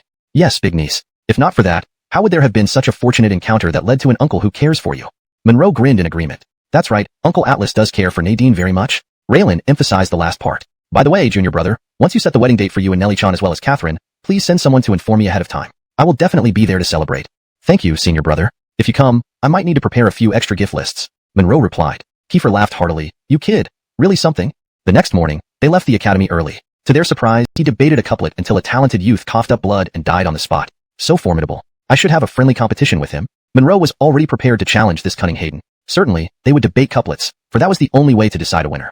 Hashtag chapter 312, provocation. Hashtag Taya Palace. The Sherry sat high upon her throne. Below, to her left, was Balthazar, with Kiefer and Monroe seated beside him. The seats on the right side were occupied by various princes and ministers, while in the back rows were young talents from the families of those nobles and officials. To avoid unnecessary complications, Stefani did not attend. Opposite them, leading the delegation from Northern Qi, sat Beryl Tabahao. Beside him sat Hayden, known as Eliot Sibo with venomous words. Seated behind him was Magdalena Tabianingsiang, who was Hayden's disciple and thus showed respect to her teacher. This seating also highlighted Hayden's importance, as he was the main provocateur of this visit. The other members of the envoy were largely just accompanying figures. Note: I have corrected the names to be consistent and more readable in English. Tabahao and Tabianingsiang are used to maintain a phonetic resemblance while ensuring readability. Your Majesty of Dayu, I convey the most sincere greetings from our wise and mighty Ellis of Northern Qi. I hope that under your enlightened leadership, Dayu will coexist peacefully with Northern Qi. The Sherry's tone turned fiery. This was clearly mocking her as a puppet emperor. But regarding the military actions, I am well informed and approved of them. However, my throat is somewhat sore today, so let the Garfield barrel explain this issue to you. Thank you, Your Majesty. I shall express my father's gratitude for your kindness. Brent bowed, then turned to Balthazar. Note: Tabahal should be translated as Brent to maintain consistency in character names and ensure it reads naturally in English. Beryl Garfield, could you please clarify the matter concerning Dashur? For years, Dashur has maintained peaceful relations with both Northern Qi and Dayu, never being a vassal state or paying tribute to either. Concerning the coup by Anping King, it is Dashur's internal affair, and both Dayu and Northern Qi would not intervene. However, Dashur suddenly attacked our borders. It turned out there were treacherous ministers in Dashur who falsely accused Anping King of treason. After resolving the border issues, this barrel demanded an explanation from Dashur. Subsequently, along with Anping King, we went to Dashur's capital. Upon learning the old emperor had been assassinated by traitors, Anping King ascended the throne, which was only natural. All misunderstandings at the border stemmed from the old emperor believing slander. Balthazar explained calmly. And now, Dashur remains independent and does not intend to be a vassal or pay tribute. Beryl, if Dashur were to attack Northern Qi's borders and Northern Qi sought military action against Dashur, hoping for an alliance with Dayu to strike simultaneously, how would Dayu decide? Brent pressed on immediately. Balthazar paused briefly before responding. Dayu would still maintain neutrality. We would not intervene unless directly affected. But your hypothetical scenario is worth considering seriously. The atmosphere grew tense as the dialogue continued. ##### Chapter 313. Alliance through marriage. Jared might not be skilled in martial arts, but his diplomatic abilities were quite impressive. Monroe thought to himself as he sized up the situation. This was both a show of strength and a display of diplomacy by Northern Qi. The logic was simple. If Great Yu could find an excuse to deploy troops, so could Northern Qi. The nation of Dashur, sandwiched between the two countries, was like a thorn in the side. Whichever side it leaned towards would make the other uncomfortable. Now that Great Yu had helped the Eastern Peace Barrel succeed to the throne, even if it wasn't openly acknowledged, Northern Qi wouldn't feel at ease. Conversely, if Dashur leaned towards Northern Qi, Great Yu wouldn't stand for it either. Therefore, this was why Dashur could maintain stability in such a precarious position. If one country attacked, the other wouldn't remain idle. Jared's hypothetical scenario posed a challenge. Though it was only a supposition, Balthazar couldn't dismiss it outright. If he did, Jared would immediately counter with, if Dashur can harass Great Yu's borders, why can't it harass Northern Qi's borders? Monroe didn't need to worry. Balthazar saw through it clearly. Your Highness, if Dashur truly raises an unjustified army, our Great Yu will certainly not stand idly by. At that time, a pincer attack from both sides would lead to a successful campaign, after which Great Yu and Northern Qi could divide Dashur's territory equally. What do you think, Your Highness? Balthazar had defused the situation rather smoothly. Although it sounded ruthless, it was understandable. There are no permanent enemies or friends, only interests. This further confirmed that both Northern Qi and Great Yu had long coveted Dashur's territory. Do you mean it, Garfield King? Jared quickly asked. An issue of this magnitude can't be taken lightly. Balthazar's tone was slightly mocking, implying that Jared was still too young. Yes, Your Highness has taught me well. It was improper of me. Jared couldn't argue. He realized his words had been inappropriate. The matter was crucial, as it was the purpose of his mission. Moreover, there was the issue concerning Stefani, which was now impossible to resolve. Recalling this, Jared felt infuriated. As the third prince of Northern Qi, he was destined for the throne, unlike the mediocre crown prince. Losing to a eunuch was a profound disgrace. Your Highness, this matter is of utmost importance and cannot be settled in just a few words. However, our Great Yu will send a formal letter to be presented to your emperor. This will symbolize our alliance. Yes, I will certainly convey your sincere intentions, Your Highness. Jared felt elated. This letter would ensure a successful mission and earn him his father's praise. If Balthazar knew about the second night pearl, he might not be so confident. Monroe remained calm. Even if Dashur fell, it would benefit him rather than harm. But Lazze, who was determined to restore her country, benefited from the chaos. With the connection to Balthazar severed, she would have to rely more on Monroe unconditionally. If the two countries didn't invade Dashur, everything would proceed as planned, requiring Monroe to step up his efforts, ensuring at Lazze's cooperation. Your Majesty, today marks a significant milestone in the relationship between our two nations, worthy of celebration. Uncle Holt, you're right. Come, let us all raise a toast to the distant visitors from Northern Qi. The Sherry raised her glass first, followed by the ministers, and the Northern Qi delegation led by Jared. Your Majesty, on behalf of my father, I wish you prosperity and an eternal alliance between our two nations. Please. The Sherry nodded and drank her cup. A few cups of wine wouldn't faze her, especially in such an important occasion where overindulgence was out of the question. Your Majesty, Garfield King, speaking of everlasting alliance, my father instructed me before departure about a joyful event. Tuaba at last Ying looked unhappy, setting down her cup forcefully. What joyous event? Speak openly so we can all share in the happiness. The Sherry added, likely guessing it involved the 10th princess, possibly related to Fadi. Monroe shared this suspicion. Given that everyone knew Balthazar held real power in Great Yu, it made sense for an alliance to be formed with him. Otherwise, Tuaba at last Yang could have been his consort. Jared smiled and pointed to Tuaba at last Yang. Our Northern Qi's 10th princess is unmarried, beloved by my father. Our Great Yu's crown barrel has yet to establish his consort, and they are of similar age. Our emperor wishes to arrange a marriage between the 10th princess and the crown barrel. What does your Majesty think? Jared was cautious here, ensuring his proposal seemed reasonable. I agree. The Sherry nodded and looked at Balthazar. Barrel consort, what do you think? With your Majesty's approval, I have no objections. Balthazar agreed inwardly but felt something was amiss. He suspected this wasn't straightforward. Very well, let's finalize this. However, the 10th princess is my father's favorite. His wish is that the wedding will follow Great Yu's royal customs. Afterward, please allow them to stay in Northern Qi for a while to honor his affection for his daughter. Balthazar grew serious. Indeed, it wasn't simple. It was a trap. Visiting Northern Qi might seem easy, but returning could be difficult. Yet, it seemed reasonable and offered no better grounds for refusal. The Ellis's love for his daughter is understandable. If your Majesty agrees, I have no objection. Balthazar deferred to the Sherry, trusting his nephew would understand. The Sherry hesitated. This is reasonable. I see no reason to object. Good. Finally some smart thinking from my nephew. Balthazar felt relieved. Monroe noted Balthazar's thoughts. Get married first, deal with future issues later. But would it be that simple? Balthazar must have considered this, but lacked a better response. They could only wait and see what Northern Qi threw next. Wait. Tuaba at last Yang stood up. Your Majesty, I am straightforward and don't beat around the bush. If I offend you, please forgive me. Magdalena, speak your mind. I won't hold it against you. The Sherry replied, aware that Northern Qi was prepared, and things wouldn't be simple. Chapter 314. A match made in literary combat. Jared did not stop her at all. Clearly this had been prearranged. After confirming, he let Moira announce their ultimate goal. Even if there were any inappropriate aspects, it would only be attributed to a capricious princess. Thank you, Your Majesty. Moira gave a respectful bow. Your Majesty, Leo, and all esteemed ministers present. I believe you are aware of the recent events at the National Military Academy. That day, His Excellency the Garfield sent his heir and Stefani to visit me. Stefani is indeed knowledgeable, living up to her title as the most talented woman in Dayu. I admire her greatly. However, the heir's scholarship cannot be commended. Thus, that day, they did not even get through the gate. My nature has always been like this, and I've said before that I will not marry a man whose literary talent does not surpass mine. But now, since the marriage is set, I will not go back on my word. Since Fadi falls short of me, having our wedding in Northern Chi should not be unreasonable, right? As she finished speaking, Moira looked at the Sherry with a firm and confident gaze. Good grief. Monroe was indeed caught off guard. They certainly came prepared. This reason wasn't far-fetched either. Moreover, Northern Chi was more powerful than Dayu. There was no reason to offend Northern Chi regarding this arranged marriage. Besides, Moira's reasoning was quite compelling and reasonable for everyone to accept. What could they say with their heir lacking talent? The Sherry was momentarily speechless, just like Monroe hadn't anticipated this. Naturally, neither did Balthazar have a plan from his expression. Son-in-law, you've always had clever ideas and don't stick to conventions. What thoughts do you have about Magdalena Ningxin's words? Was he really treating him like Di Renjia? Balthazar was quite open, but not casual. He was indirectly elevating Monroe's status. Your Majesty, Your Highness, this minister has some thoughts. Monroe stood up. As the Grand Physician, calling himself minister was appropriate. If he used this old servant, it would be quite the spectacle. Moira glanced at Monroe with twinkling eyes. Big rascal, see if you can make this princess marry you. Instantly, Monroe became the focus, with all eyes on him. Now, regardless of the capital city, news of Monroe spread throughout the land. As the ancient saying goes, women can match men. Magdalena Ningxin's statement is reasonable. Nobody is perfect. It's true that the heir lacks in literary talent compared to Magdalena Ningxin, and there's nothing much to say about it. Amazing. Just this one sentence had the Dayu princes and ministers nodding frequently. Although the Northern Chi delegation showed no visible reaction, they understood the subtlety. An expert's move shows skill from the start. Without offending Northern Chi, Monroe saved face for Fadi, preserving Dayu's dignity. Talent in other fields compensates for lack of literary prowess. But Magdalena Ningxin's marriage to the heir isn't ordinary. It's a matter concerning state relations. Magdalena, Beryl, and envoys, do you find Atlas's words reasonable? Monroe scanned the crowd as he asked. You're right. It's indeed a major issue between two countries, Jared nodded. There was nothing to refute. And then? Moira countered. Monroe nodded in agreement. Since it involves both countries, we can't judge by just Magdalena and the heir's literary skills. Are you suggesting that each country sends representatives to compete, deciding where the wedding will take place? Exactly.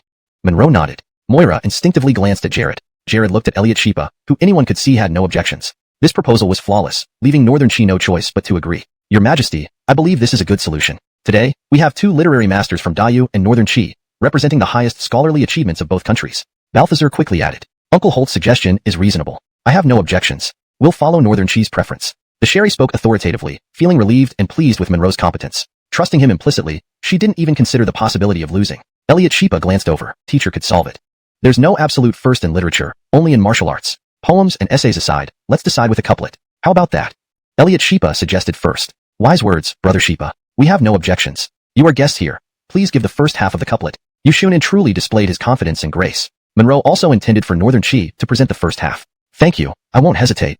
Elliot Sheepa nodded to Moira. 1, 2, 3, 4, 5. Damn. Monroe almost blurted out. This wasn't a game. Like exchanging greetings in martial combat, it signified respect and the start of a serious contest. Gold would water fire earth. Continued. Chapter 315. Senior brother, take him down. Asia smiled. Alright, it's your turn to come up with the first half of a couplet. Make sure it's challenging. Mischievous. Okay, Magdalena, listen carefully. Monroe also smiled, knowing that this proud Tatiana had long wished to spar with him, and he himself had wanted to do so that day. Looking up at the sky, I see nothing but emptiness. Day after day, I gaze into the boundless sky. Upon hearing this, Elliot Sheepa instinctively glanced at Monroe, not expecting this little eunuch to have some talent. But in front of me, they're all just trifles. Kiefer smiled calmly, sensing that Monroe's focus was not on Asia. Perfect. The Sherry seated on the dragon throne looked delighted, almost wanting to clap and cheer. Next time, I must also spar with this guy. Magdalena. Elliot Sheepa stood up, knowing that Asia was likely no match for Monroe and needed a sharper challenge. Brother you, should we exchange a few rounds? My junior brother is still engaged. Brother Sheepa might as well present a couplet or two to test his skills. He can compete with us on equal footing without feeling bullied. Kiefer replied. Fine, since brother you says so, I'll instruct him accordingly. Elliot Sheepa genuinely wanted to teach Monroe a lesson. This rascal is getting too arrogant. Mr. Elliot, I've heard much about you. To meet you and exchange moves is truly a blessing in this lifetime. Monroe bowed respectfully. Then please, Mr. Elliot, enlighten me. Very well, I won't hold back. Elliot Sheepa nodded. The earth as paper, rivers as ink, can a lowly man draw? True to its piercing nature. Jared chuckled. True to our literary giant's sharpness. What a relief. Everyone could hear that the lowly man referred subtly to mocking Monroe's eunuch status. Heaven is chessboard, stars as pieces, can an ordinary man play? Monroe retorted sharply. Well done. Asia instinctively called out, while Elliot Sheepa turned with a darkened face. This renowned poet seemed disoriented. Mr. Elliot, are you alright? Jared noticed Elliot Sheepa sweating but dared not wipe it off, offering him a bowl of water instead. Thirsty and dry-mouthed, Elliot Sheepa gulped down the tea. Old as Mr. Elliot is, standing for so long must be tiring. Jared felt embarrassed. Your Majesty, please allow Mr. Elliot to sit during the match. Bring a chair for Mr. Elliot. The Sherry readily agreed, cheering for Xavier. Defeat him for our great Yu's young scholar. Life for life. Repay the life of my great Yu's youth. Cough. Thank you for understanding, Your Majesty. One cannot defy age. Surely Brother Kiefer feels the same? Elliot Sheepa sat down. Damn. Awkward or not, even using my senior brother to ease the situation. Moreover, Senior Brother Kiefer never sat down. Senior Brother, take him down. Just as Monroe thought, Kiefer smiled. Brother Elliot, your health must be failing, your vision probably blurry. Standing for days wouldn't faze me. I'd barely break a sweat. Didn't expect Brother you to stay so sprightly despite your age, still so humorous. Elliot Sheepa stood up again, having forgotten everyone else was standing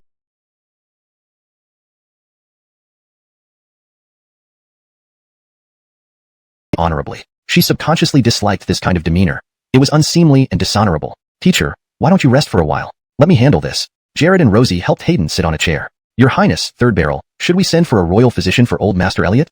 The Sherry said insincerely. No need. I'm fine, just an old illness recurring. Hayden did not collapse, but managed to sit up straight, though barely. Ellis Balthazar's expression darkened. He inwardly cursed, old man, why can't you just die? When Hayden mentioned that the country would be plagued by demons before its fall, Balthazar could not help but feel it was directed at him. Monroe also understood that the old man was targeting him, a eunuch who not only married the prestigious Garfield Holt's sixth daughter, but also meddled in court affairs. If that's the case, let's continue if you can. The Sherry remained calm. Old Master Elliot, are you still able to continue? Why don't we choose another day? Jared was getting anxious. This dead eunuch was too formidable. Old Master was spitting blood from anger, and his mind might not be working clearly. Could he still be an opponent? Not possible, Your Highness. If we postpone, our reputation will be ruined. I can do this. We must settle this today. Otherwise, I will not leave this hall alive. Hayden's eyes still burned with anger. Very well. Jared nodded, knowing that withdrawing now would damage the prestige of Northern Chi. Brother Atlas, I have a proposition. How about we settle this privately with a bet? Will you dare accept? Hayden tried to stabilize his disordered breath. Fine. What do you wish to bet, Mr. Elliot? I will absolutely see it through. Monroe felt no fear. Good. I will wager my life. If you win, I will hang myself right here in front of everyone. If you lose, you will do the same. Do you dare? Hayden strained to raise his voice. The hall erupted in chaos. Teacher, please withdraw this bet. There's no need for this. Life is more important than victory or defeat. Rosie hurried to dissuade him. Ninger, don't say anything more. My decision is made. Today, I will compete against Brother Atlas. We will decide both the outcome and the lives. Hayden's resolve was firm. Rosie looked at Monroe, shaking her head with concern, hoping he wouldn't accept. If anything happened to Monroe, she feared it would hurt her deeply. However, the arrow was already on the string. He couldn't refuse her. Agreed. Monroe nodded. He had to deal with him once and for all. Since old Master Elliot has decided, I will accompany you. Good. It's your turn. Please proceed. Hayden forced himself to stay calm, ensuring his mind stayed clear. He must use all his skills to bring down this detestable man. Elliot's talent would surely become Northern Chi's great enemy in the future. Fog locks the pond, surrounded by willows. Monroe directly delivered his ultimate move, a timeless absolute couplet. The old man likely wouldn't be able to match the second half. Upon hearing this, the entire hall froze. Everyone was silently appreciating Monroe's verse. Truly ingenious. This couplet not only creates vivid imagery but also implicitly contains the 5 elements within its characters. Rosie frowned, recognizing its brilliance. She knew she couldn't solve it herself. It is indeed. Jared took a bit longer to realize this. Seeing Hayden's worsening condition, his lips trembled involuntarily. Clearly, he felt powerless to respond, which instantly depressed him further. Losing was one thing, but losing the life of a prominent figure in Northern Chi literature would make it difficult to explain to the Ellis. Moreover, if he lost, even Jared would save face by lying. But this gentleman prized honor above all and probably wouldn't walk out alive. Most importantly, the bet was proposed by Hayden, and with so many witnesses, angering everyone wouldn't change anything. Northern Chi would be mocked by the world. Monroe knew from the start that if the old man died, nobody would stop him, and Renee write a classic elegiac couplet for him. Soon, the eunuch hung the white silk, with a stool prepared beside it. Mr. Elliot, seeing as you are unwell today, I never bully anyone. How about this? You go home and rest. If you can match it within 3 days, we call it a draw. How does that sound? You insolent child. Are you insulting me? Finishing his words, Hayden spat out a mouthful of blood, rolled his eyes, and fell sideways. Chapter 317. Asia's begging. Mr. Elliot, teacher. Jared and Asia called out to the fallen Hayden. Quick, summon the imperial physician. The Sherry saw this situation and shouted hastily, her words not coming from her heart. She had no choice but to act this way, but she secretly hoped the eunuch would be slow and that the physician would stumble on his way here, causing delays. If the old man died, it would truly be a joyous event. Teacher.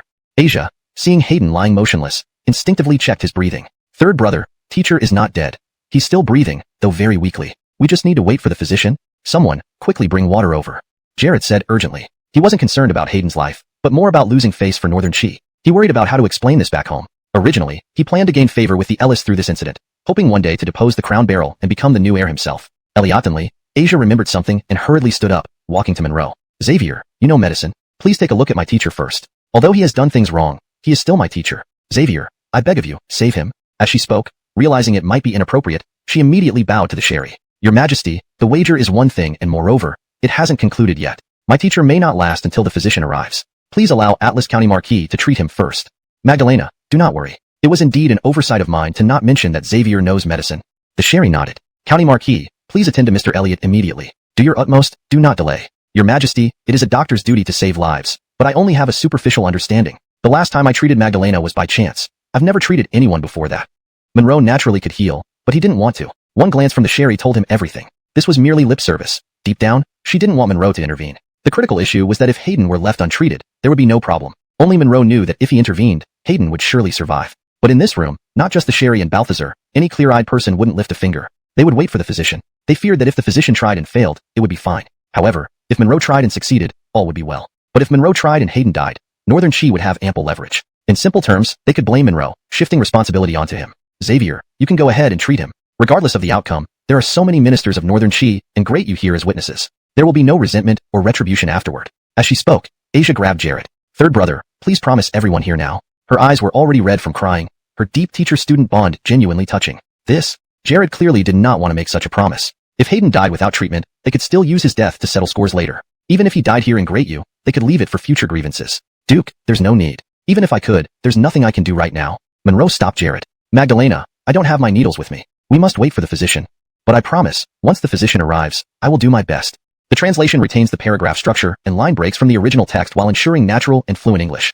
Hashtag chapter 318. A deep affection declaration. Thank you, Marquis Atlas. Could you please have someone carry Mr. Elliot to the side hall first? Elioter.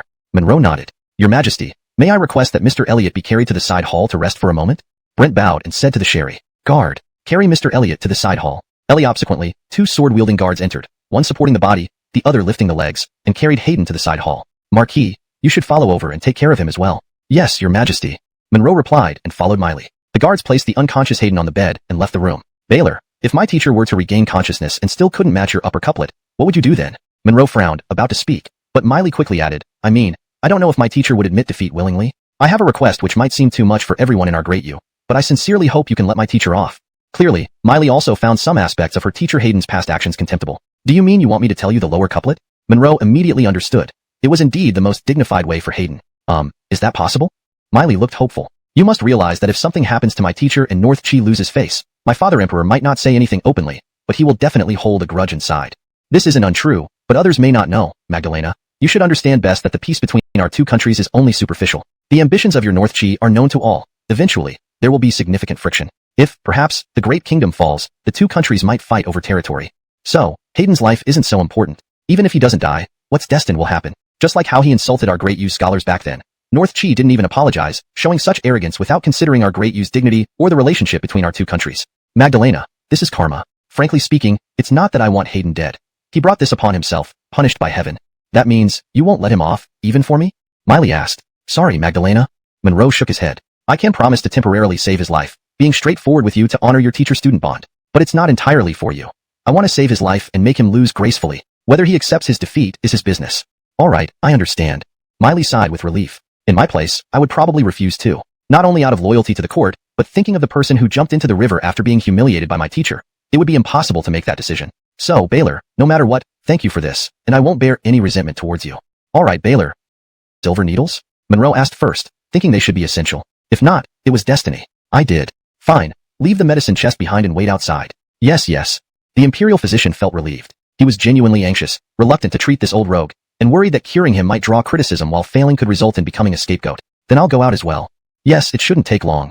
Monroe nodded, and Miley left with the old physician. Shortly, a few needles pricked Hayden's chest, causing his eyebrows to twitch, breathing more smoothly. Smack, smack. Without hesitation, Monroe slapped Hayden hard twice. Mr. Elliot, wake up quickly. If you don't come back to life now, you'll meet King Yama soon. Hayden opened his eyes, seeing Monroe, filled with hatred. I.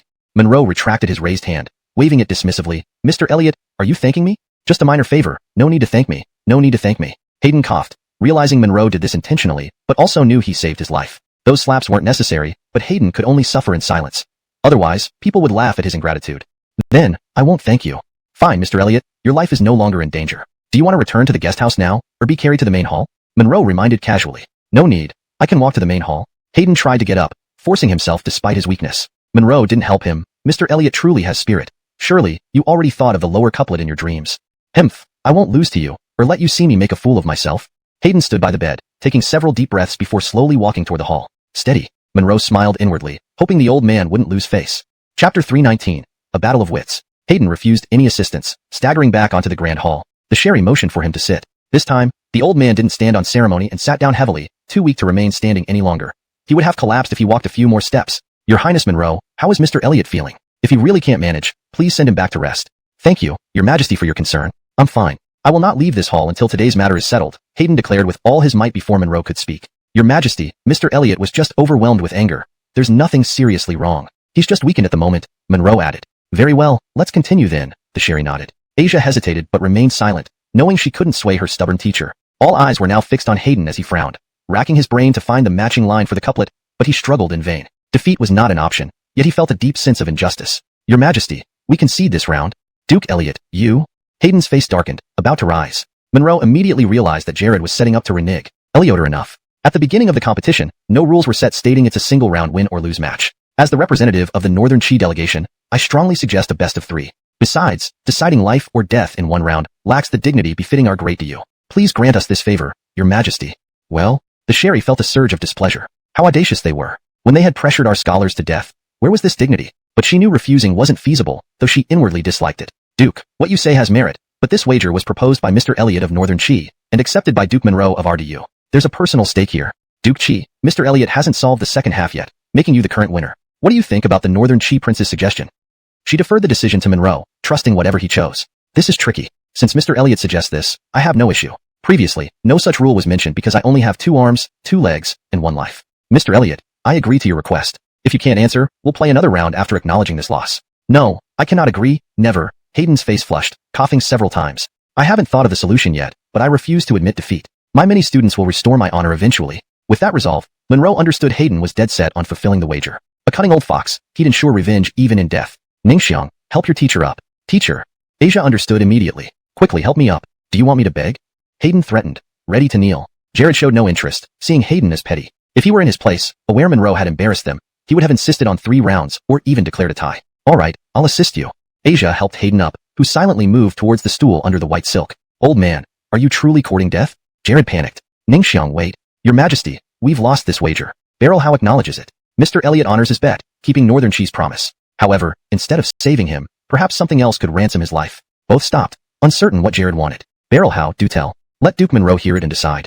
The Sherry found this intriguing. A substantial exchange might suffice, allowing Hayden to return disgracefully to Northern Chi. I propose a future alliance between Northern Chi and DU to divide Dashi territory. In exchange for 3 cities, we free Mr. Elliot and bind it with a document.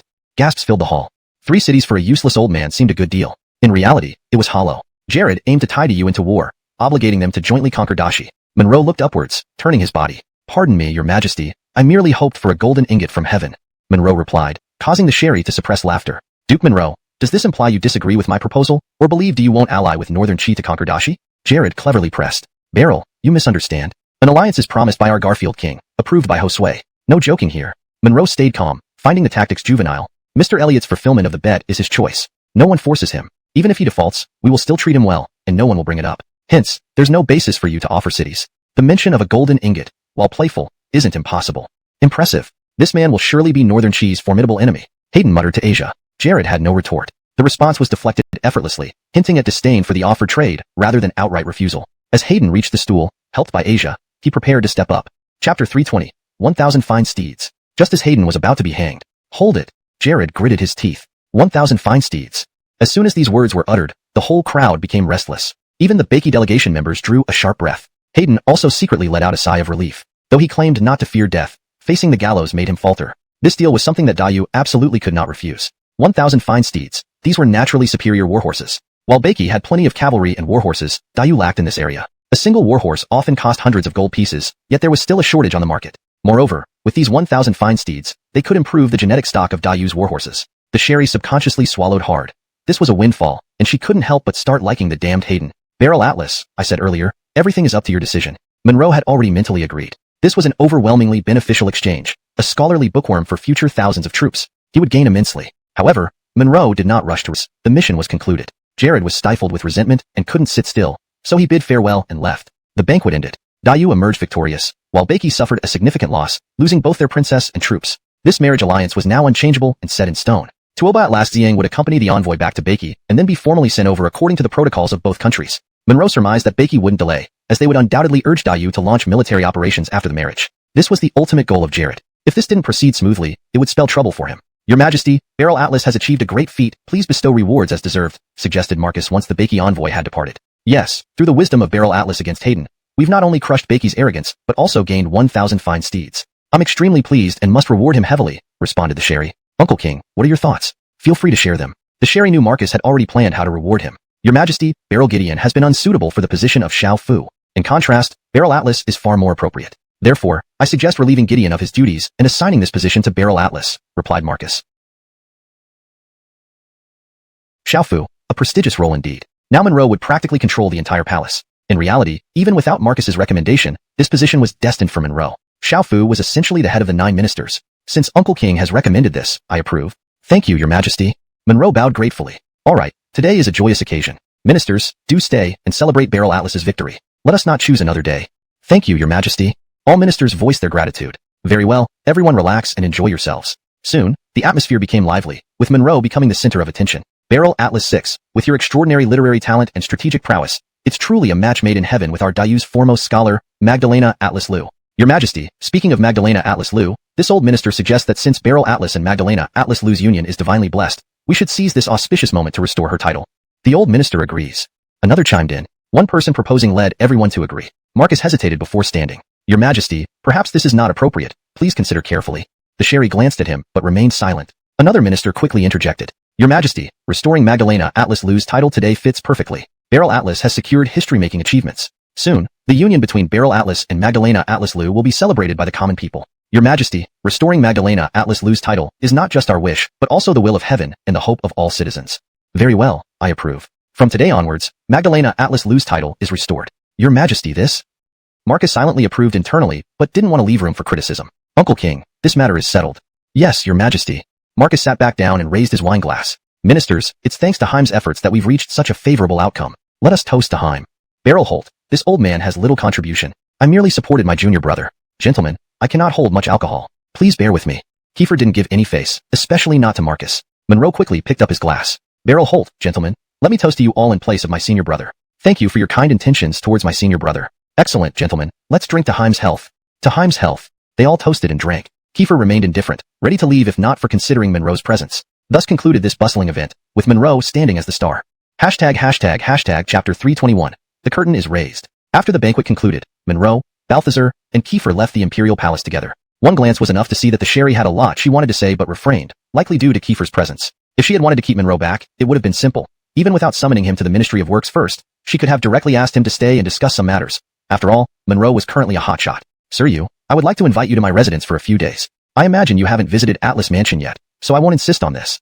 Balthazar didn't want to make things awkward for himself, and thus extended a polite offer in passing. By the way, Xavier, come by my place later. We need to discuss matters concerning Beiki further. Before Monroe could respond, Kiefer said, Junior brother, state affairs are important. I'll go back with them. You should accompany Leo. That's fine, Monroe nodded. Kiefer then got into his carriage. All right, let's go. With that, Balthazar also entered his carriage, followed by Monroe. Xavier, because of the Liang family affair, Sir Yu has always harbored resentment towards me. Actually, these scholars tend to be somewhat rigid, making it difficult for me to explain much. But Sir Yu holds great prestige and cannot be easily offended, so I've always sought opportunities to soothe him, though he never gave me the chance, causing me quite a headache. Now that you can establish a good relationship with him, representing the court, I feel relieved. After all, I thought it was something major. From now on, Liang Junlu belongs to the Atlas family. Do as you wish, and I won't interfere. However, I'm glad you didn't announce this before Indira. My son-in-law proved reliable. Nonetheless, you should report this to Indira. Leave it to me to inform her. Yes, your highness, indeed wise. Monroe knew there was no issue here. For Aiko, Liang Junlu held sentimental value, but for Balthazar, it was insignificant. With events past and lingering guilt, treating the people kindly seemed fitting. The sign of Liang Junlu couldn't be hung again, which Balthazar wouldn't agree to, unless it was restored one day. However, Monroe believed that wouldn't be far off. Once achieved, Aiko might feel more at ease, possibly leading to deeper emotional connection. Speaking of which, how is Callista? Balthazar, lost in thought, suddenly asked casually. Mentioning Liang Junlu inevitably reminded him of Aiko and the medical issues. He wanted to tell Monroe that he himself was the patient, but reconsidered. The coming days were critical. If complications arose leaving him bedridden, many matters depended on him. He decided against it, considering he had already endured so long. She's fine, quiet and compliant, everything normal. That's good. Balthazar nodded. Right, son-in-law, there's something I must tell you. Something even the crown prince, the consort, and Anita don't know. Before I do, remember, I genuinely gift Callista to you. But for now, maintain distance. The reason I keep her, showing apparent favor, is that while she's undeniably beautiful, I, being older, no longer indulge in women. That night pearl hides great secrets, revealed by her. It can unlock a secret imperial vault of Persia, though the location is unknown. She's quite cunning, evading my questions each time. She wants stability before revealing anything, a demand I can't fulfill. Even if I agreed, the consort would disapprove, causing gossip. Time is pressing. If my hunch is right, Becky will quickly arrange Magdalena Tin's marriage, then push for military action, which we can't avoid. Yet, we must ascertain the treasure's location before conquering Persia. If it falls under Becky control, it would attract attention. Do you understand? Obviously, he emphasized this seriously. Of course I understand. More than you do. Monroe nodded. So, Your Highness, what do you need from me? The only clue lies with Callista. I often wonder if she knows the exact location. As a woman, she probably wasn't entrusted with such a crucial secret by the old emperor, though it's uncertain. I can't bring her here or meet her conveniently, so I entrust you to extract the truth. I believe you can handle her. Elioter, no problem. I'll do my best. Monroe readily agreed. Unbeknownst to anyone, the mastermind behind all this was none other than everyone's favorite Xavier. Chapter 322. Her Highness, you have issues. Alright, there's nothing urgent here. Since you've come all this way, why don't you pay respects to the Magdalena Dowager at the back courtyard? Yes, I will take my leave now. Monroe gave a salute and walked out. It was proper for him to visit his mother-in-law upon arriving at the mansion. In no time, Monroe reached Nelliming Pavilion. After exchanging pleasantries, Lin invited Monroe to sit down. She casually asked Lotus to leave as if it had become a habitual gesture. How could she not when her son-in-law turned out to be such an unruly fellow? What would happen if he acted without restraint? Hayward, your performance today has truly left people in awe. I never expected you to be so knowledgeable. Did Anita know about this? Upon hearing this news, Lin was lost in thought for some time before inexplicably recalling that day by the lake. She quickly shook her head, afraid of delving too deep. This wasn't a good train of thought to be on. It's only natural. Monroe nodded. Otherwise, how could the Magdalena have fallen for me? Lin raised her brows. Does that mean you two are deeply in love? Do you, Her Highness, wish it were otherwise? Monroe replied. Of course not. Lin glanced at Monroe. I just suddenly felt that you have been hiding a lot from us. Just how many secrets do you still keep from us? Oh, for example, what else does Her Highness doubt? Elioter lie not that I am a secret agent from Northern Qi? Monroe chuckled. Lin rolled her eyes, knowing he was just teasing her. Behave yourself. Monroe's identity naturally wouldn't be questioned. This was a joke. Diyu's Imperial Palace wasn't a marketplace where anyone could infiltrate freely. So, what is it that you doubt? Lin pondered. There was something odd she sensed, but she couldn't pinpoint what it was. Earlier, while she mulled over his actions, she kept thinking about how he held her. The feeling was off. He didn't act like a eunuch at all. But how could that be possible? Lin found herself dwelling on this line of thought again and again. Then she wondered if perhaps she subconsciously hoped he wasn't a eunuch. Really, she was torn. That intense desire to uncover the truth gnawed at her until she couldn't bear the discomfort any longer. You doubt what? Naturally, it would be a secret you don't want anyone to know. Lin considered asking Lorenzo Yanwei, but deemed it inappropriate. More difficult to cure than physical ones. Lin snorted, clearly vexed. Are you saying I have psychological problems? Mental health indeed ties closely with one's psyche. However, Your Highness, fear not. It isn't a big problem. Before we talk further, let me describe the symptoms you may have. Go on. Lin suddenly felt uneasy. She knew her condition well, but didn't believe he could discern it. True, Monroe couldn't read minds, but a woman who had been emotionally hollow for long often showed telltale signs. Still, Lin was well-preserved and possessed admirable qualities. In simpler terms, she was reserved and dignified, lacking unseemly thoughts. However, despite her best efforts, these concerns lingered. Good self-care and emotional regulation helped maintain her youth, yet they couldn't completely erase them. Thus, her skin remained smooth and youthful. It was certain that Ellis Lorenzo Chien was ill. Insomnia and frequent dreams, often accompanied by chest tightness, especially during the quiet hours of the night. That's enough. Lin blushed, clearly hit close to home. Ridiculous. Why would I be like that? I'm not a forlorn palace lady. She got the drift. Is that really true? Monroe smiled. You know it well, Your Highness, as do I. Lin's heart skipped a beat. She knew Monroe was skilled in medicine, but traditional diagnosis methods were precise. Still, how could he detect such things? This can't be right. Lin realized something. Wrong, Hayward, if you could tell, you should have done so earlier. Why only now? A valid question, indeed. Your Highness, which doctor dares to diagnose such private issues? When I mentioned it before, women chased me down several streets. Monroe casually explained. Why now then? Indeed, she already had her suspicions. Your Highness, you dragged me into the inner chamber and pressed me. A decent person wouldn't speak of such things. Just as she thought. You are insolent. Insolence be damned. Her Highness, try not to get angry often. Too much anger can worsen your temper. This translation maintains the tone and style of the original text while ensuring fluency and coherence. Chapter 323. Well, is it still there? All right. I know what you're thinking, that I can't do anything to you, right? Lin rolled her eyes. To be precise, it should be that I can't bear to. Monroe said with a smile. If I could, I would slap some sense into you myself. Lin's tone was clearly irritable. Then tell me, what's wrong with me? If you get it wrong, I won't let you off today. Please, Your Highness, how exactly won't you let me off? Monroe retorted. Stop smirking and answer truthfully. Lin realized the meaning behind his words. This mischievous boy was always mocking her. All right, I'll speak honestly. In matters like these, reputation is everything. Monroe chuckled, nodding. Very simple. Your Highness's condition is due to lack of intimacy with Leo. He hasn't touched you in a while, has he? Lin's face flushed crimson at once, looking utterly shocked. How do you know? How can you possibly see that? That's impossible. Did Leo tell you? Your charm needs no further explanation. To be unaffected by it, one must not be a man. Do you agree, Your Highness? Monroe stared intently at her. Xavier, aren't you afraid Leo will come after you if he finds out? Elliot consciously, Lin agreed. She was confident in her allure and believed Monroe could genuinely perceive such things. Since he understood the core issue, guessing other aspects wasn't surprising. More importantly, compared to their secret, this matter was trivial. Your Highness, remember that I specialize in difficult cases. Who knows, perhaps Leo might soon confide in me. Monroe stated. So, can you treat this? Lin asked subconsciously. Can't say for sure. But Your Highness, do you want me to heal you or not? Of course. Pa, you're becoming more and more insolent. Ooh. Lin felt both embarrassed and helpless. All right, you win. I'm asking, is it still there? If I told you the truth, would you believe me? Monroe smiled warmly. How should I know? That's why I'm asking. Just tell me honestly. I'm being honest, but the problem is, you won't believe me. Monroe kept smiling. How do I know you're not playing tricks? Lin thought about it. Seeing it firsthand was necessary to believe it. Yet, this kind of thing, simple. Seeing is believing. I have no problem. Monroe decided internally. Showing wouldn't be a big deal. Lin glanced down again. It didn't seem likely for a young man like him to maintain composure in front of her. Unimaginable. If she really inspected, and if there were no issues, how would they face each other afterward? Presently, saving face for her daughter Stefani was key. But if she really went through with it, things would be unpredictable. Would she dare? Monroe watched with amusement. Your Highness, take your time deciding. When you're ready, just say. He sat down. But don't make me wait too long. If nothing else, I should leave. What should she do? If he left, she wouldn't bring it up again. After much deliberation, Lin took a deep breath and turned away. Fine, proceed. Your Highness, this is getting cryptic. What should I do?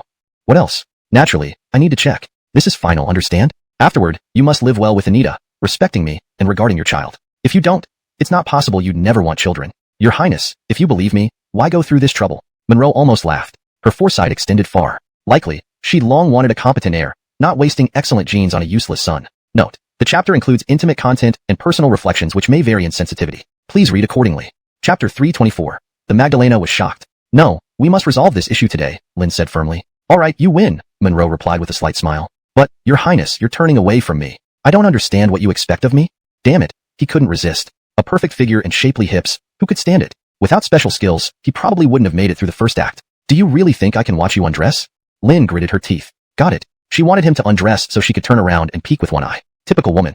Sometimes their ideas were just enough to drive a man mad. The difference between one glance and two. He had to laugh. Oh, I see. But there's no need for that now, Monroe said frankly. What do you mean? Lin still had her back turned. Just turn around. You'll see it's not necessary to complicate things. Monroe felt stake. I must find out, Lin thought, encouraging herself to be brave. What was there to fear? He couldn't eat her. Don't feel embarrassed. Don't overthink. Stay determined. Thinking this, Lin breathed deeply, turned around, and without hesitation, grabbed. There was a brief silence. It's really not anything else. Of course. If you hadn't asked, I might not have told you. But since you did, I won't hide anything from Your Highness. Monroe suddenly felt more agitated. What was happening? Realization dawned on Lin as she let go abruptly, stepping back instinctively. That's it. You can leave. I wish to be alone.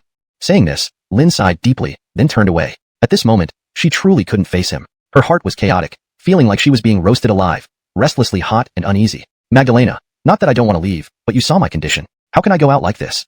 Monroe pointed out immediately. Yes, I'll leave. I'm leaving now. Lin hurriedly walked toward the door without looking back at Monroe once. But she stopped quickly. No, this is my bedroom. You should be the one leaving. No one will come in. Go wait outside in the outer hall until you calm down and then leave. Lin waved her hand, signaling. Magdalena, you're quite ruthless. This feels like kicking me when I'm down. Monroe wanted to punch her first before doing anything else. I can leave, but Magdalena, you worry about this mess. How could you let such thoughts enter your mind? Lin panicked. If she lingered too long, greeting him seemed excessively long. Actually, no one would doubt Monroe's presence, but Lin refused to acknowledge it. Her mind was already muddled, losing its usual composure. Most importantly, under deep shame, she felt even guiltier. Magdalena, don't rush. If you're worried, leave early. Bowing now and leaving isn't suitable. Besides, it's daytime. What are you afraid of? So in my opinion, why not leave later? If you suddenly feel unwell, I can stay to massage you. That's not unusual. Monroe didn't really want to leave. Lin pondered, nodding her head slightly in agreement. All right, wait outside. Drink plenty of water, rest, and then leave. I also feel dizzy and need some rest. Magdalena, I'll stay here. Going outside might make you feel worse. Wouldn't thinking about a wall apart be more distressing? It's better to face it calmly. Not to boast, but staying may ease your discomfort. I'm worried you'd be even more restless after I leave. Monroe was absolutely sure he wouldn't leave. Otherwise, she would be restless during the day and definitely suffer insomnia at night. Indeed, what was wrong with her? She had never been so unsettled. Lin considered it carefully and exhaled deeply. All right, stay here. Elioder. Monroe sat down without hesitation, pouring a bowl of plain water and drinking it in one gulp. The gulping sound made Lin glance over. Her mouth suddenly felt dry and parched, but she didn't dare move. Monroe drank 3 bowls of water, sighing contentedly. How refreshing. Hearing this, Lin felt even more uncomfortable but retained some self-control, not daring to approach. Instinctively, she feared facing him directly. Something might happen. Not just him. Her mind was all over the place, dreaming scenarios she'd never dared imagine. Sorry, Magdalena, I was so thirsty. Let me pour you a glass of water to quench your thirst. Chapter 325. You. Don't tell me you want a rebellion? I am not thirsty. Just drink your fill. I'll be over there for a while. Saying this, Lin was about to walk towards the screen. Wait. Monroe called her directly, patting his large thigh with a smile on his face. I think you would be more comfortable sitting here and resting. Pat, how dare you? Lin immediately showed some anger. And leave immediately. I suddenly changed my mind and want to tell you bewildering. Aren't you tired? Monroe patted the inside of the bed. Rest assured, I won't force you to do anything you don't want to. And I can tell you that if you don't listen carefully to what I am going to say next, you will regret it. Oh, and Madam Princess, could you please take off my shoes? Finishing this, Monroe closed his eyes. Was she too absurd to provoke him? Lin felt a bit regretful but realized she had no other choice now. Even if he forced himself, she would be helpless. That way, the nature would change, and things could become worse. This guy wouldn't do such things for no reason. He wasn't someone easy to deal with. With these thoughts, Lin sighed deeply and bent her heavy body to remove Monroe's shoes. Then, she took off her own shoes, lay down on the inside, and suddenly found it hard to breathe. Monroe opened his eyes and propped his head on his arm. Nadine Princess, you don't need to be nervous. I won't touch you unless you wish it. Relax, try taking some deep breaths. Lin unconsciously followed suit and took a few deep breaths. She had seen many tumultuous scenes in her life, and gradually her emotions settled down. All right, go ahead and say whatever you want. Monroe replied. Firstly, I want to clarify that I have no ill intentions. This is entirely for the benefit of Anita, and you, even your entire family. Of course, including your precious. But with the Magdalena consort's assistance, it's not impossible to accomplish. No way, I'd rather die than help you commit treason. Lin firmly refused. Ha, worthy of a principled princess consort, I admire that. Monroe sighed, barely suppressing a laugh. But rest assured, I won't rebel. Even if you disagreed, neither Anita nor Josue would agree. To be clear, I am on Josue's side. Now you understand. No wonder you didn't undergo castration. You are helping Josue regain power. Lin, despite her many doubts, realized this was true. Although she usually stayed out of these affairs, she knew everything about the court. Right indeed. Monroe naturally did not deny. Magdalena consort, please answer my question sincerely. You won't help me rebel, but what if Leo were to rebel? You know this best. How could Balthazar be content being a regent? He must ultimately compete with Josue. Of course, if Balthazar becomes emperor, I would certainly perish alongside Josue, but that's an impossibility. Monroe spoke with sharp and confident words. I know what you're asking, but don't you think it's cruel to ask such questions of a woman? Lin's face was filled with helplessness and turmoil. Chapter 326, Ultimate Operation I. Since you can have this thought, I understand. Monroe could naturally see through Lin's thoughts. He just wanted her to say it out loud because she wouldn't be able to avoid it. If she didn't possess such admirable and respectable qualities, she wouldn't be able to have the final say in the Barrel's residence, and Balthazar wouldn't treat her with such respect. More importantly, Monroe wouldn't have unwittingly fallen for her. I understand what you're thinking, so naturally, I won't let you make this decision. I will take care of everything. I'm telling you now, I will ensure that Balthazar can enjoy his twilight years peacefully. Fadi will succeed to the throne. This is my promise to you. Monroe didn't plan on beating around the bush anymore, but temporarily kept the matters involving the Sharia secret, not due to many concerns, but to give her time to process it. Furthermore, taking down Balthazar wouldn't be easy. Meticulous planning was needed, and Lin was an essential part of it. Then there's Aleka Ambria. Both she and Lin were the ultimate trump cards that ensured the obedience of the 200,000 troops of Western Liang who would follow Monroe's orders without fail. Moreover, it was foolproof. Lin sighed in relief. Must we really do this? Perhaps, the prince won't truly take that step. She felt guilty but had essentially agreed already. Monroe then continued, there are no maybes. Your maybe could harm more people. Balthazar doesn't have the temperament of a ruler. Only Josue can govern this country well, allowing the people to live in peace and prosperity. My resolve lies here, which is why I support the weak emperor. Lin fell silent. No one knew Balthazar's nature and personality better than she did. After a moment, Lin looked less conflicted. Then, what do you want me to do?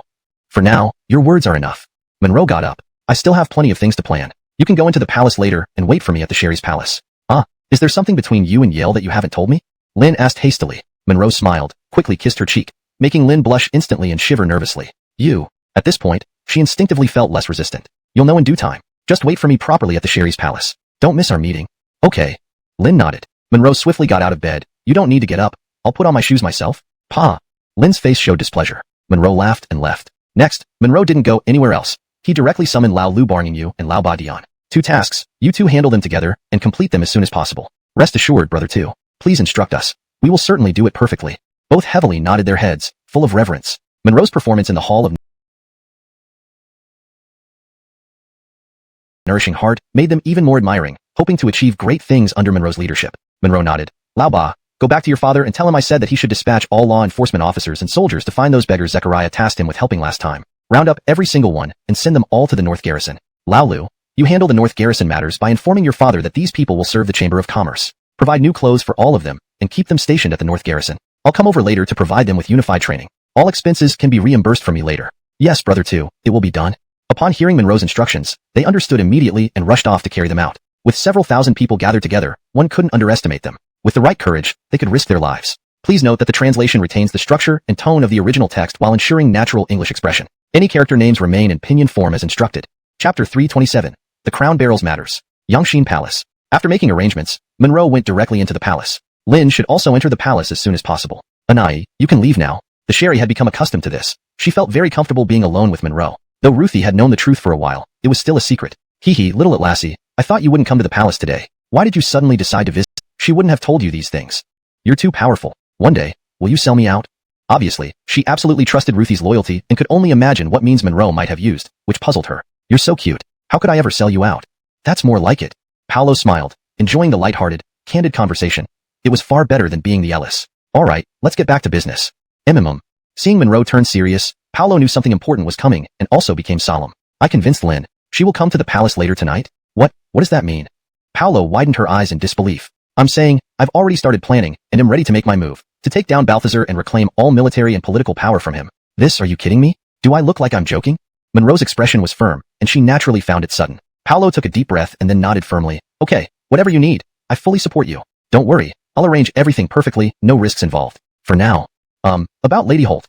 You didn't tell her my real identity, right? Paolo asked suddenly. Not yet. Monroe shook his head. But do you think we should tell them? Paolo pondered for a moment. Maybe not. If they know I'm a woman, they'll certainly have their doubts. Lord Shiliang will also start considering things differently. After all, if Manny hadn't devised this plan, the throne would surely go to Uncle Holt, as everyone knows. That's not difficult. I have plans in place. Don't worry about Lord Shiliang. He will be on our side. The critical issue now is the matter of the crown barrel. Paolo fell silent. She had never thought about this problem before. Without Monroe's help, where would the future crown barrel come from? Note *, this translation maintains the original paragraph structure and style, ensuring fluency and accuracy while preserving the tone and context of the narrative. Chapter 328. Shall we have a child together? You've brought up this matter, so you must have some thoughts, right?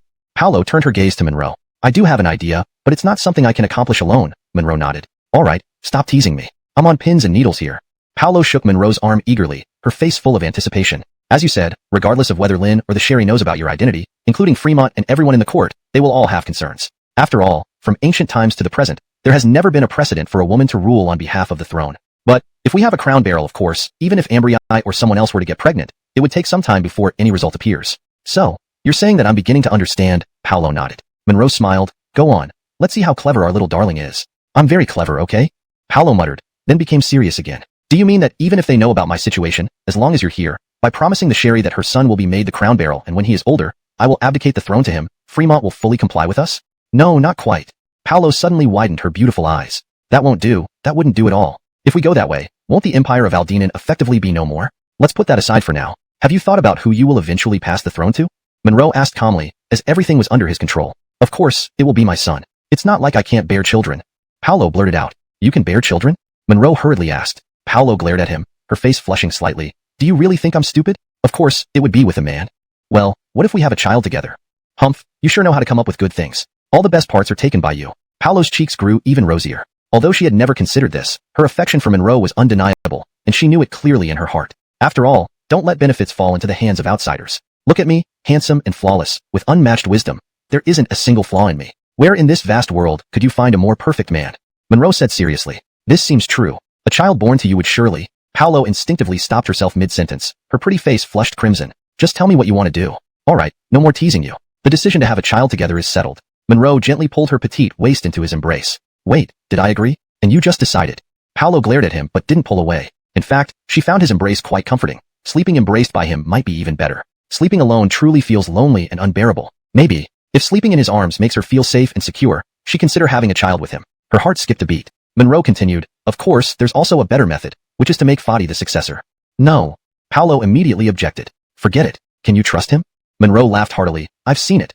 Only our son inheriting the throne can bring you peace and satisfaction. Of course. Who doesn't have personal ambitions? It should naturally be my son who inherits the everyone fear for their lives. As for my matters, are you going to let the Empress know about it? For now, we won't tell her. Once you decide to take action against Balthazar and get Lin's approval, she won't oppose.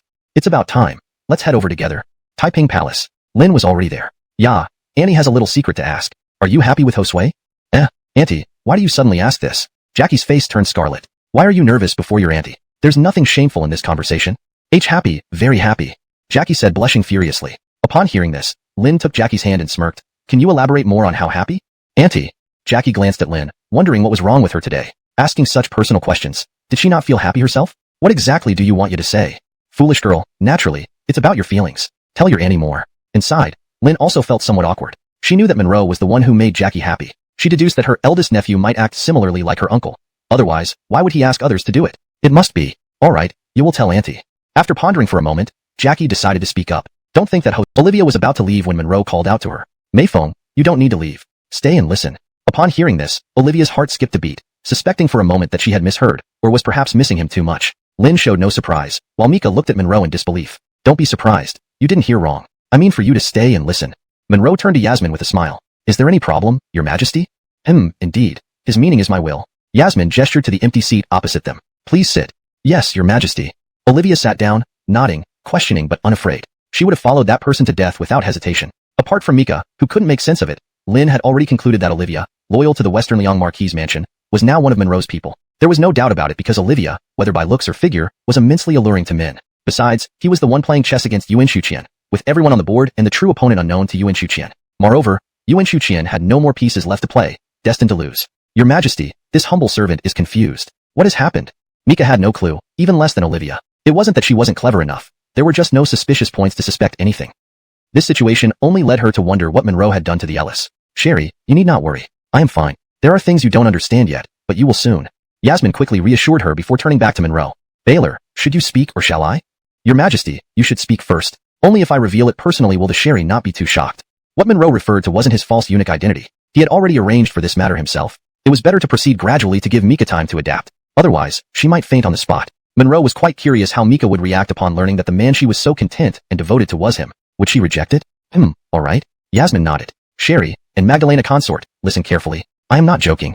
Baylor has been faithfully assisting me in various matters secretly, all for the sake of our great youth stability and my early ascension to the throne. I don't need to explain that the biggest obstacle to my rule is the Garfield King. The Garfield King's ambitions, you understand. Since my ascension, I have endured everything, and even pretended to be a fool to keep him at bay temporarily. Liang clan's loyalty is known to all. Was Tiana wrongfully imprisoned by Uncle Holt? You should know this clearly in your hearts. I sent Baylor to the Long Alley primarily to protect Aiko and Elspeth. They haven't encountered trouble. Otherwise, I wouldn't be able to face the people. Your Majesty, this humble servant understands and listens well. Whatever you require, I am willing to die 100 deaths. Mika looked at Lin, realizing many things and knowing her aunt's character. Aunt, did you come today for this matter? Yes, Yar. For the people to have a clear and just government, our Lee family has always been indebted to the imperial grace and will stand firmly for righteousness. Lin spoke solemnly. Olivia also understood and would follow unhesitantly. Good, very good. Yasmin was pleased, admiring Monroe even more, almost worshipping him. To gain the willingness of the princess consort to help required immense charisma. Baylor, you may speak about what we should do next. As for the palace affairs, your Majesty can recall the Luke from the imperial tomb. With him and Zechariah here, the guards and inner experts won't be an issue. Monroe exuded leadership. He didn't need to hide anymore.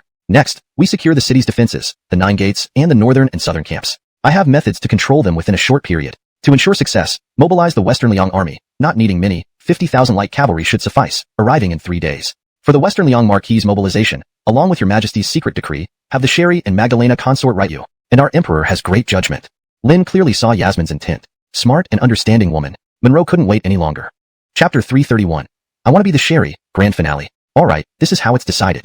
Josue can write the secret edict immediately. The princess and the empress should write letters. Everything else, you leave to me. Then, using an express delivery to Xiliang, 3 days from now, my next plan will officially commence. We'll determine the outcome in one battle. Monroe stood up, speaking confidently and authoritatively. If he were to be emperor, he would definitely become the most powerful ruler on earth. Paolo thought to herself that if she gave the throne to this guy and became the empress, being his virtuous support, then her children would be established as crown princes. Wouldn't that be the same outcome? The idea made her quite excited.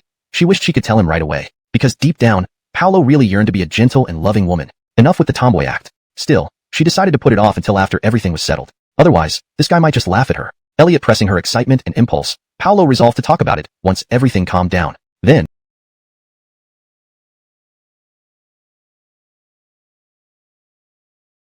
and we are married. Your choice is mine. Stefani had guessed this much and knew it wasn't favorable for her father Lynette Yuanqian. Yet, she understood the right and wrong involved and believed Monroe would ensure a reasonable conclusion. Monroe nodded, not mentioning that Addie was already aligned with him. Morong Imelda looked tense. Clearly, she and everyone else present had guessed what Monroe was referring to, though no one felt it as intensely as she did. I believe you've all guessed. My plans inside and outside the capital are meticulous. 3 days from now, our great Yu kingdom will undergo a significant change. Nellie Chan, Ro heir, especially Nellie Chan, regarding the emperor, you may still harbor resentment that you cannot let go of. Yes, but since that day, I've guessed some things. Syra nodded, remembering the incident in Yongxiang Alley which helped clarify matters for her. My entry into Yongxiang Alley was actually arranged by the emperor in secret to protect both of you. He has suffered greatly because of the two of you, with much unspoken pain, yet unable to openly explain to you. Monroe said this solemnly. Nellie Chan, you can now let go of all your worries. Soon, the Liang and Xia families will be exonerated and honored with shrines to honor their names. Hearing this, Syra couldn't hold back tears, and if they were alone, she might have cried loudly. Sister. Tracy held back her tears, but clung tightly to Syra's hand. Monroe continued. The emperor has decreed that the sole descendant of the Liang family will be adopted as a goddaughter, entitled Magdalena Taiping. Actually, this was Monroe's decision. The emperor is wise. Ailey sighed in relief, showing satisfaction. Monroe added, now, regarding my identity, I can reveal it to everyone. Wei, or Ro heir, you can tell them. I'm worried I'd overwhelm Nellie Chan and Caitlin. Ailey laughed heartily, nodding knowingly. You're still sharp. Dad, about that field of rapeseed flowers cough. You'll take the girls there again? Manny, you? Shirley blushed slightly, aware that the joke was partly directed at her. Caitlin, I'm serious and not confused. I won't say more. Ailey was grave. If you wholeheartedly assist Chi, son, don't look at me like that. I don't care about trivial formalities. That works. No issues here. Monroe understood what Ailey meant. I'll call each other as before. Shirley blushed even deeper, avoiding eye contact. Ailey continued, Caitlin, assisting Chi in achieving greatness would comfort the deceased bear commander and give him peace in death. Manny, Shirley's heart raced. She loved Monroe and understood this was the desired outcome. Well, I get it. Let's finalize this. Ailey glanced at Monroe. Understood. Monroe took Shirley's hand, holding her despite her initial resistance. Caitlin, I will cherish you forever, and hope the sisters live in harmony and happiness always. Shirley sighed, raising her head. Make sure you keep your word. If you ever mistreat any of us, you will? Great. That's my daughter. Ailey smiled, then turned to Syra. Nellie Chan, do I need to spell it out? No, Nellie Chan understands. So, what's your stance? Pausing, Syra looked at Monroe. I see you've had your eyes on me for a while. Monroe chuckled. Lady, are you willing to marry Atlas and share a lifetime of love and devotion? Syra smiled coyly. We'll see your actions. Hee, you can ask Wei and Ro heir privately, or visit the rapeseed flower field near the academy someday. 3 days later, the Xiliang army advanced swiftly under their Marquis's leadership, camping just outside the city in record time. Everything inside and outside the capital was set according to Monroe's orders. In Yangxin Hall, Lynette Yuanqian found himself utterly isolated, facing universal criticism. At this moment, he realized the truth. Xavier, my excellent son-in-law, you truly are a genius unrivaled for millennia. Lynette Yuanqian ultimately upheld the dignity of a hero, fully aware of the principle that history is written by the victors. He didn't say another word, and was taken to the Dali Temple without resistance. The subsequent trial held no suspense. In the court, the civil and military ministers listed over 100 charges against him. After sentencing, a pardon demoted him to commoner status, confining him forever, with the throne passing to Lynette Yuan's soul. In this way, it also showcased the grace and benevolence of Sherry Paolo. After everything concluded perfectly, Paolo directly pulled Monroe into a side hall alone. I've decided. I don't want to be this empress anymore. I just want to be a happy woman.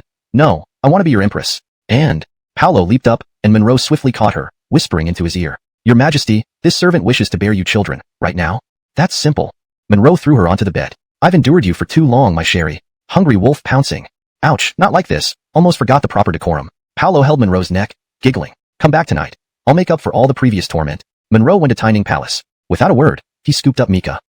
Xavier, what are you doing? No, wait. Your shoulders, this feeling. Mika instinctively wrapped her arms around Monroe's back, immediately recognizing the familiar sensation. Yes, I'm the most familiar stranger to you. You. Mika was undeniably sure, engraved in her very being, yet she couldn't believe it. Yar, ask nothing, say nothing. Your soul will tell you all the answers. Now, should I call you consort or love? I remain who I am. Only you have deeply imprinted yourself in my heart, big villain. Lin voluntarily embraced Monroe. The end.